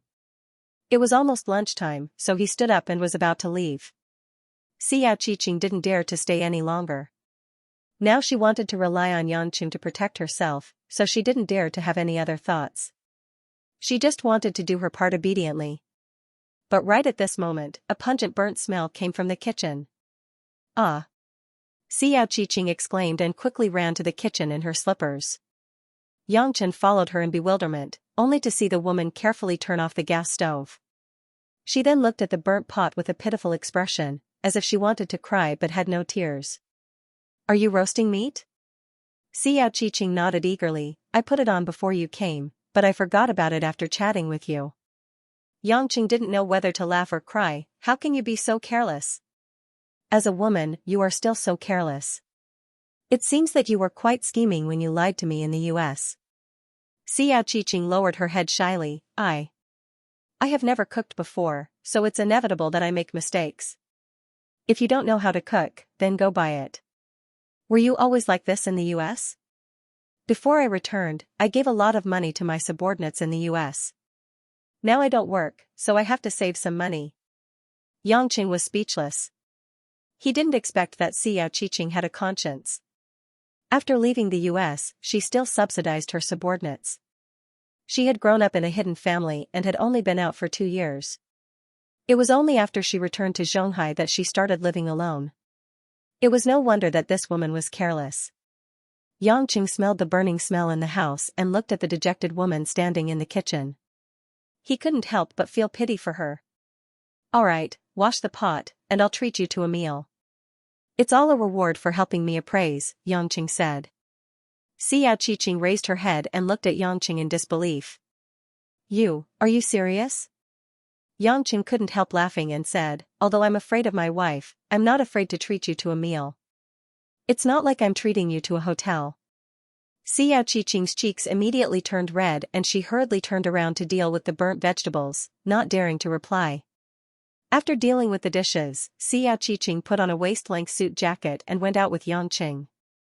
But perhaps it was because Yangqing made fun of her, the woman kept her head down shyly and didn't say a word. Yangqing suddenly felt that the Xiao he knew in the past wasn't the real her. Once this woman took off the facade that was useless to him, she was just a delicate woman who didn't have much experience in the world. She could even be considered as the meek type. This made Yangqing feel especially fresh. He couldn't help but have an evil thought. If the current Xiao went to bed with him, how shy would it be? But he could only think about it. Yangqing didn't want another landmine to be on the line between him and Lin Ruoxi. When he asked Xiao what she liked to eat, the woman only said whatever she liked. Yangqing found a Sichuan restaurant near the university. Sitting face to face and eating, Xiao was obviously a little uneasy. Perhaps it was because she was grateful for Lin Ruoxi's tolerance, the woman always felt a little guilty sitting with Yangqing like this. The two didn't talk much. Halfway through the meal, Yangqing's phone on the table vibrated. Yangqing took a look and saw that it was Choi Yun, who hadn't contacted him for a while. This policewoman was always busy all day, and Yangqing was most worried about whether she could complete her training on time. But Yangqing didn't want to force his woman like an instructor, so he didn't ask much. Just when he picked up the phone and was about to speak, Choi Yun's explosive loud voice came from the phone. Yangqing. What's the matter with that child? Yangqing subconsciously put away the phone and said with a bitter smile, Yonyan, don't talk without a head or tail. What child? Choi Yun was obviously a little excited. It's that little girl named Lan Lan. Tell me the truth, is she your biological daughter? You have an illegitimate daughter with another woman, right? Hearing this, Yangqing was puzzled. Why do you think so? Lan Lan is a child that Ruashi wants to adopt. How can she be my biological daughter? Really? Choi Yun said with some disbelief. How can you allow Ruashi to adopt a child so suddenly? You are still so young. I thought you were very strict with children. If she wasn't your biological daughter, I would find it unbelievable. Lan Lan isn't an ordinary girl. You can just let Ruashi explain it to you. But why are you suddenly telling me this? Did you see Ruashi today? Choi Yun muttered, of course I saw her. The Empress just came to my office. She took time out of her busy schedule to come, holding your baby daughter. Yangqing couldn't help but laugh. Did she ask you to do something? Choi Yun snorted and said, it's the adoption procedures, because our country's law states that the couple must be at least 30 years old to adopt a child.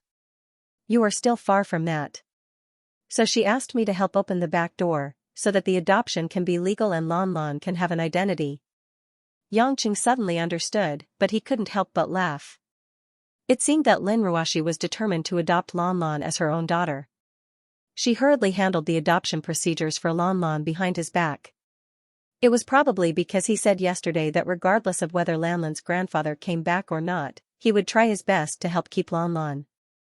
But for Yangqing, it didn't matter. Lan Lan was indeed very likable, and she was talented. She was suitable to be his daughter. On the other side, after Choi Yun confirmed the situation, she said leisurely, but really, Lan Lan is very cute, and Ruashi has good taste. But this is also very shameless. Obviously, no one can get pregnant, and I still want to compete for first place. Now Ruashi directly adopted one. This is simply cheating. Yangqing had a headache. This policewoman's way of thinking was indeed extraordinary. If you like, you can also adopt one. I don't object. Yangqing smiled bitterly. I don't want to. Catching criminals is what I like to do. Choi Yun said happily, I've already thought about it. Since Lan Lan isn't Ruashi's biological daughter, it's the same as calling us mom. When I'm free on the weekend, I'll buy some fun and delicious food to bribe her. Maybe Lan Lan will like me even more in the future. Yangqing touched his face, feeling helpless towards Choi Yun's rich imagination. Just as he was about to urge the woman not to forget about cultivation, Choi Yun had an urgent mission and directly hung up the phone. Yangqing gloomily put down his phone, only to see Xiao looking at him strangely. Is there a flower on my face? Xiao shook her head and pursed her lips into a smile. Can I ask you a question? Speak. How many lovers do you have? Yangqing could clearly see the strong fire of gossip in the woman's eyes, but this wasn't a difficult question to ask. On the contrary, it was something that he should answer directly. 7, Yangqing blurted out. Of course, he didn't count those who were just having sex, otherwise, how could he count them all?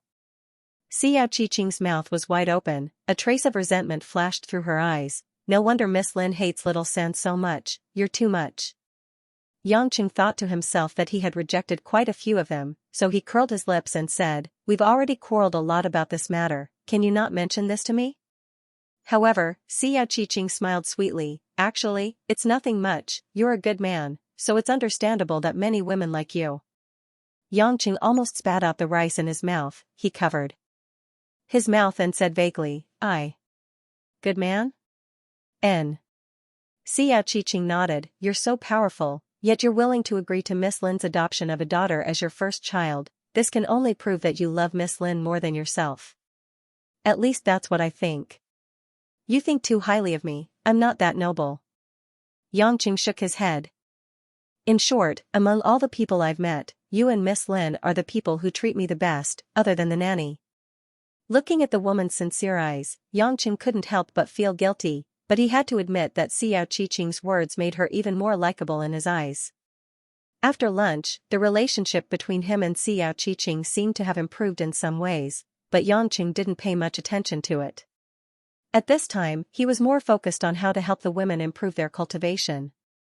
Watching Xiao Qiqing go back to school, Yangqing drove back to the villa in the western suburbs. He hadn't paid attention to Changwei's cultivation progress for almost half a month, so he sent the Bodhi pills to her. Since she resigned from the position of the president of the Red Thorns Society, Changwei spent most of her time on cultivation. She wouldn't go out most of the time. But unexpectedly, when he ran to the villa where Changwei and Mo Qianni lived, Yangqing found that there was no one at home. Yangqing was embarrassed to call Mo Lin and ask her. After all, he didn't receive any alarm, so nothing must have happened to the women. But as a man, he was too heartless. He didn't know where his women were at all. Helplessly, Yangqing took out his phone and dialed Changwei's number, but her phone was turned off. Yangqing couldn't help but frown. After thinking for a while, he dialed Mo Qianni's number again. After a few rings, Mo Qianni picked up the phone in a hurry. "Stinky Yangqing, you heartless man. You finally have time to talk to me?" Yangqing touched his forehead in shame. He had been busy with the wedding with Lin Ruoxi and hadn't spent time with other women for a long time. It seemed that he had to find some time to catch up. Otherwise, he would feel too guilty. Xianxia smiled. Yangqing said, "Little Xianxia, actually. I want to ask, where did Changwei go? Why is there no one at home?" On the other end of the line, Mo Qianni's breathing was obviously rapid. "You called me just to ask this? Then I'll hang up." "Don't. Qianni, don't be angry. I just got some free time. How about having dinner with me tonight? I'll accompany you in any way you want. Don't be angry with me," Yangqing said with a flattering smile. "How about I let you sit on top of me tonight? I'll let you have the initiative." Mo Qianni couldn't help but laugh and snort. "You didn't say anything nice and you're up to no good. I'm not going to play with you. You can go look for Rose. I'm busy." Ruoxi started to feel a lot of pressure when she came back to the company. "If it wasn't for the fact that I don't think it's good enough, I would have quit and go cultivate like Rose." Yangqing asked curiously, "Darling, do you know where Changwei is?" Mo Qianni said, "The day after you went to marry Ruoxi, Changwei said that her cultivation had reached an important period and needed a quiet place to settle down, so she went to Jinshan village in the north of Zhonghai. It was a rural area with mountains everywhere, but there were also many temples. Changwei said that she found a misty rain nunnery where she could stay and planned to meditate there for a period of time. She told us not to worry." Yangqing searched the map in his mind. There was indeed a place called Jinshan village. However, that place was more like a mountain village than a village. Its population was only around 10,000. It was mainly located between Zhonghai and Su province. Neither side was willing to take care of and develop it. It was poor enough, but its name was a little rich. He didn't expect Changwei to have such awareness. She even went to a remote mountain area to cultivate. Although the effect wasn't necessarily great, it was definitely easier to get rid of distracting thoughts than in the city. It was a good method. Yangqing was looking forward to what kind of bottleneck Changwei had encountered. Previously, after the thunderstorm, Changwei had indeed said that she had comprehended something in terms of concept. Could it be that she had really made a big breakthrough?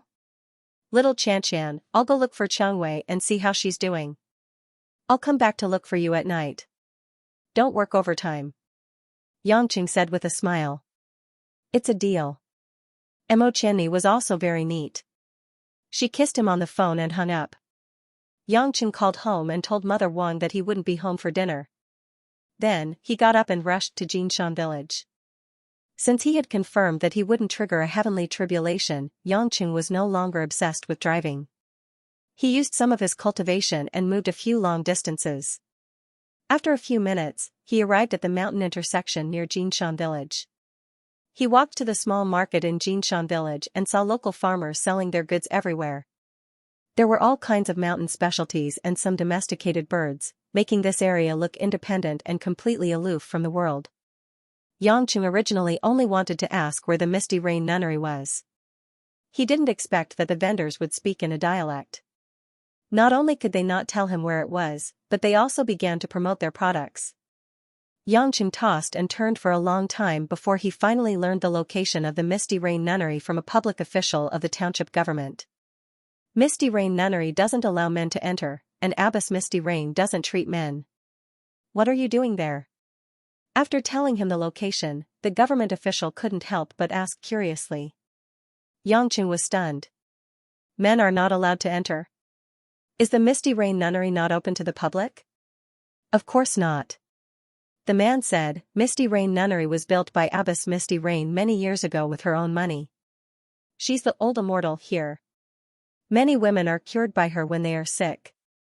Chinese medicine is very powerful, but she hates men very much, so she doesn't let men enter the Misty Rain Nunnery and doesn't treat men.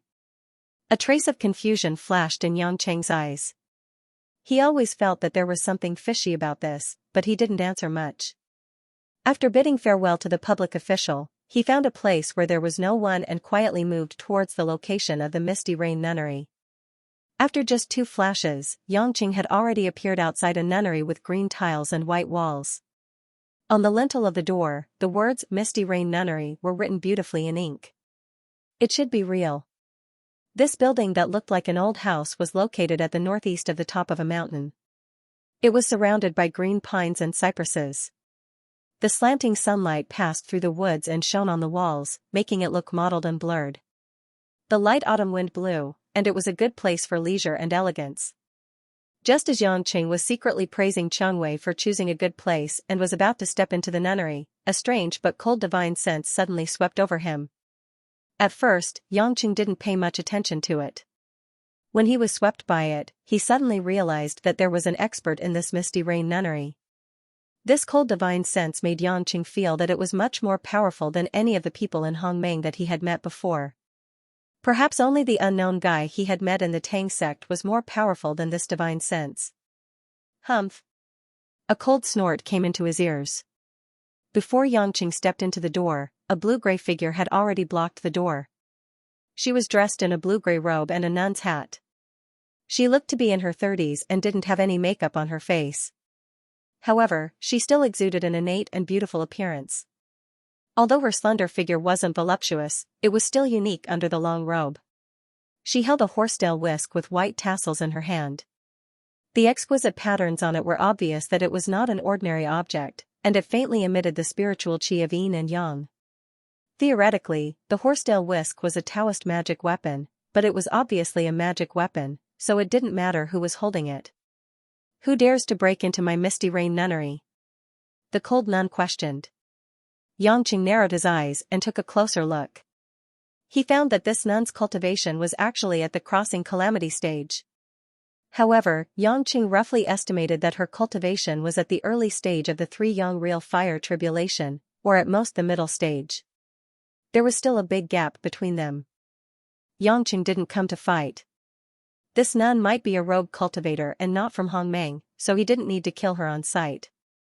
Therefore, he smiled quite politely. This nun must be Abbess Misty Rain. I mean no harm, I just came to look for my woman. I heard that she is meditating here. Misty Rain's eyes flashed with a hint of thought. She found that she couldn't see through Yangqing's cultivation. It was not impossible that he was much stronger than her, or that Yangqing's cultivation technique belonged to the type that hid his cultivation. Looking at Yangqing's age, Misty Rain felt that even if her cultivation was lower than Yangqing's, the difference wouldn't be too big, so she wasn't afraid. Those who meditate here are all women. You are a man, so you can't go in. If you want to look for your woman, wait for her to go out by herself, Misty Rain said. Yangqing couldn't help but feel annoyed at this unreasonable nun who looked at him with incomparable contempt. Abbess, I'm not going in to peep at a woman bathing. Why is your place like a prison? Even a prison allows family members to visit.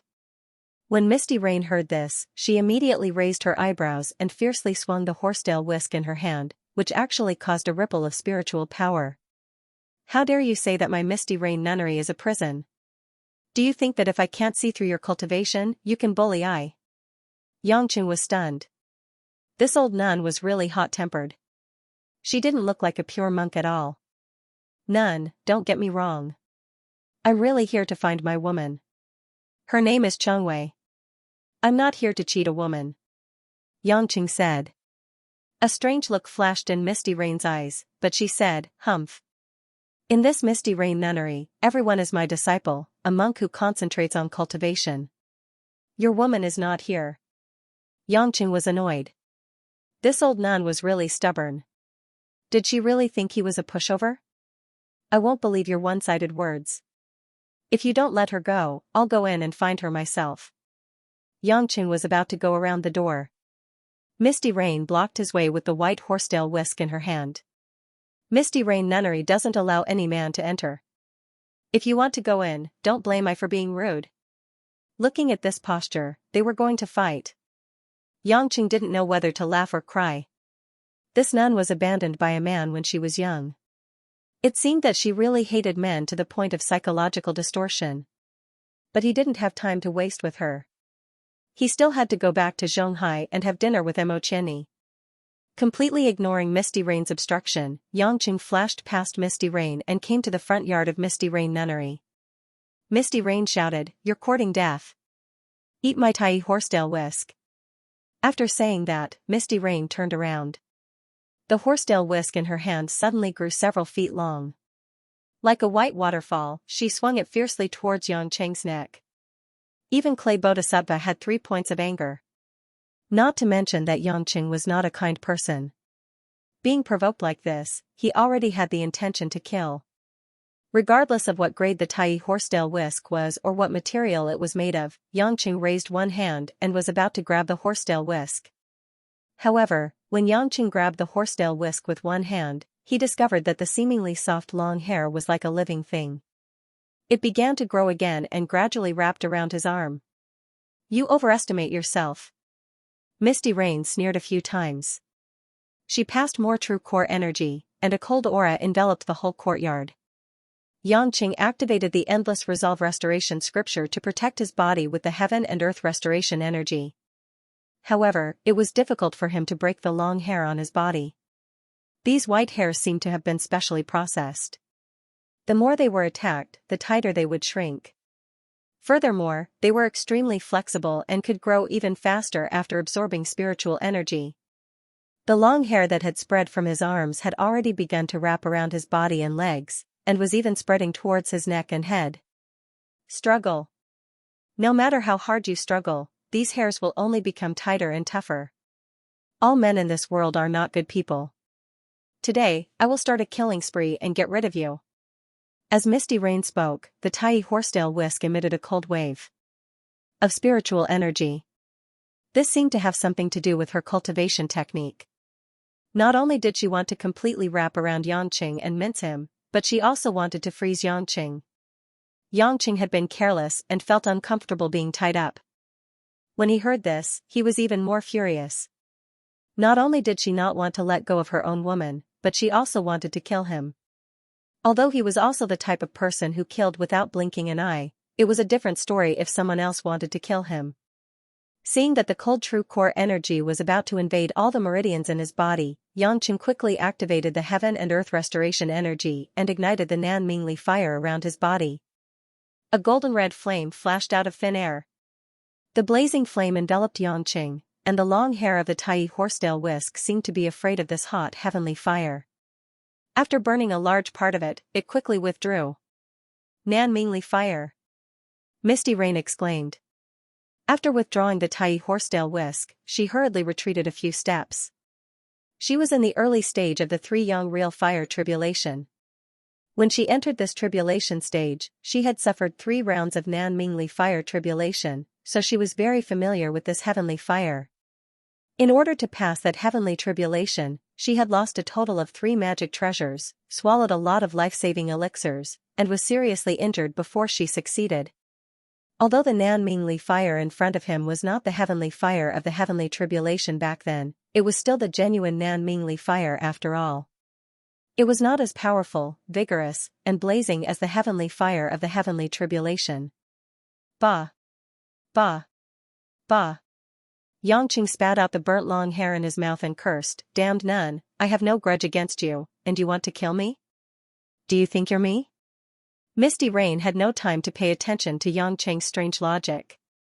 Looking at the Nan Mingli fire lingering around Yangqing, she was in a daze. She had heard that some cultivators with great superpowers could control some low-level heavenly fire and cold water such as Nan Mingli fire and Kuei water, but they were all super masters at least in the late stage of crossing tribulation. They had to cultivate some mysterious cultivation techniques or use some special top-grade or even immortal-grade magic treasures. Is this young man in front of me at the late stage of crossing tribulation? Otherwise, how could he summon such an obedient Nan Mingli fire to protect him? Ignoring her daze, Yangqing controlled the Nan Mingli fire with one hand and condensed it into a long flame dragon, which whistled and bit Misty Rain. When Misty Rain woke up with a start, she waved her Tai horsetail whisk and created a Tai Chi 8 trigrams pattern. It should be the defensive array formation on the horsetail whisk. When it collided with the flame dragon, it was easily broken, but it also bought her some time. After blocking the flame dragon, she dodged and jumped onto the wall. "Who the hell are you?" Misty Rain finally realized that she might not be able to kill this young man. However, Yangqing was not in the mood to continue talking. With a dark face, he waved his hand. From behind Misty Rain, another Nan Mingli fire dragon whistled and condensed, suddenly opening its mouth to bite her. Misty Rain jumped up hurriedly and landed awkwardly in a corner on the ground, looking at the two fire dragons hovering in the sky in a panic. For Yangqing, he could skillfully control the most basic Nan Mingli fire. Although he was still far from that mysterious old man, it was more than enough to deal with this cultivator who had just passed the tribulation of 3 young real fire. "What? Are you afraid? It's too late." As Yangqing spoke, his whole body was wrapped in the Nan Mingli fire. Like a burning fireball, his body rushed straight to Misty Rain. Misty Rain never expected that Yangqing's ability to control the Li fire was so high, and he could change his attack mode so quickly. She didn't dare to touch the heavenly fire, so she had to dodge several times in a row. But how could Yangqing's speed be inferior to hers? Like a cat catching a mouse, he always approached her little by little. The sparks touched Misty Rain's robe, burning many small black holes. What made Misty Rain even more distressed was that Yangqing was deliberately destroying things. While chasing after her to kill her, the two fire dragons kept shuttling back and forth between the houses of Misty Rain's nunnery. Rumble, rumble, rumble. The sounds of walls collapsing and houses collapsing caused Misty Rain to tremble in anger. "If you want to fight, come at me. Why did you destroy my Misty Rain nunnery?" the nun shouted. Yangqing easily suppressed her with his fists and feet covered in flames, and said with a smile, "Since you don't want me to find you, I'll raise your house to the ground, and then I'll find my woman." "Shameless. Hee, it's a good match for your unreasonable." In the sky above Misty Rain nunnery, Yangqing was like a god of war in the fire, fighting with Misty Rain with the Tai horsetail whisk in her hand. The crimson light streaked across the sky. The Tai horsetail whisk kept circling and blocking the light. Some of the light was refracted and dispersed, as if it was going to burn the low clouds on the mountain top and turn them into red clouds. Under the bright light, the two fire dragons flying and lingering in Misty Rain nunnery on the mountain top echoed with each other, as if the whole mountain top had been dyed into a sea of fire. Yangqing became more and more proficient in using Nan Mingli fire, and he understood how to use the power of heaven and earth. Even a little bit of it was enough to benefit him a lot. After all, there was a gap in strength. If Yangqing didn't have a strong desire to kill, and Misty Rain had the Tai horsetail whisk with her, she would have been chopped into the air. Yangqing restrained Misty Rain and made her suffer, and at the same time, he used his divine sense to search the houses on the mountain top, looking for the female disciples who ran out because of the fire dragons. More than a dozen women dressed in plain clothes, or wearing nuns' hats, or with long hair hanging loosely over their shoulders were panicking and screaming, trying to get out of the Yanyu nunnery. Among the crowd, a woman walked out of a wing room, but stood still, silently raised her head, and looked at the sky. "Xianxia." Yangqing was delighted. The black hair below was dyed red, and the charming face with a bit of cold arrogance. The tall and plump woman was Situ Xianxia, whom he was looking for. Misty Rain, who was chased by Yangqing, saw Xiangwei come out, and anxiety and panic flashed in her eyes. But she helplessly found that she couldn't stop Yangqing at all. Even she was not burned by Nanmingli fire because Yangqing didn't try his best to kill her. With Yangqing's elusive fire method, he could even appear in front of her out of thin air. How could she avoid it? Yangqing didn't pay attention to Misty Rain. His figure immediately disappeared in the air, and when he reappeared, he was already in front of Xiangwei. As he found the woman, the two frightening fire dragons immediately dissipated, which made the nuns feel relieved. Just when Yangqing was about to go forward and hug the woman he hadn't seen for a while, he found that Xiangwei was looking at him coldly. End of chapter 1007. Don't forget to subscribe, like, and share the video to support the channel.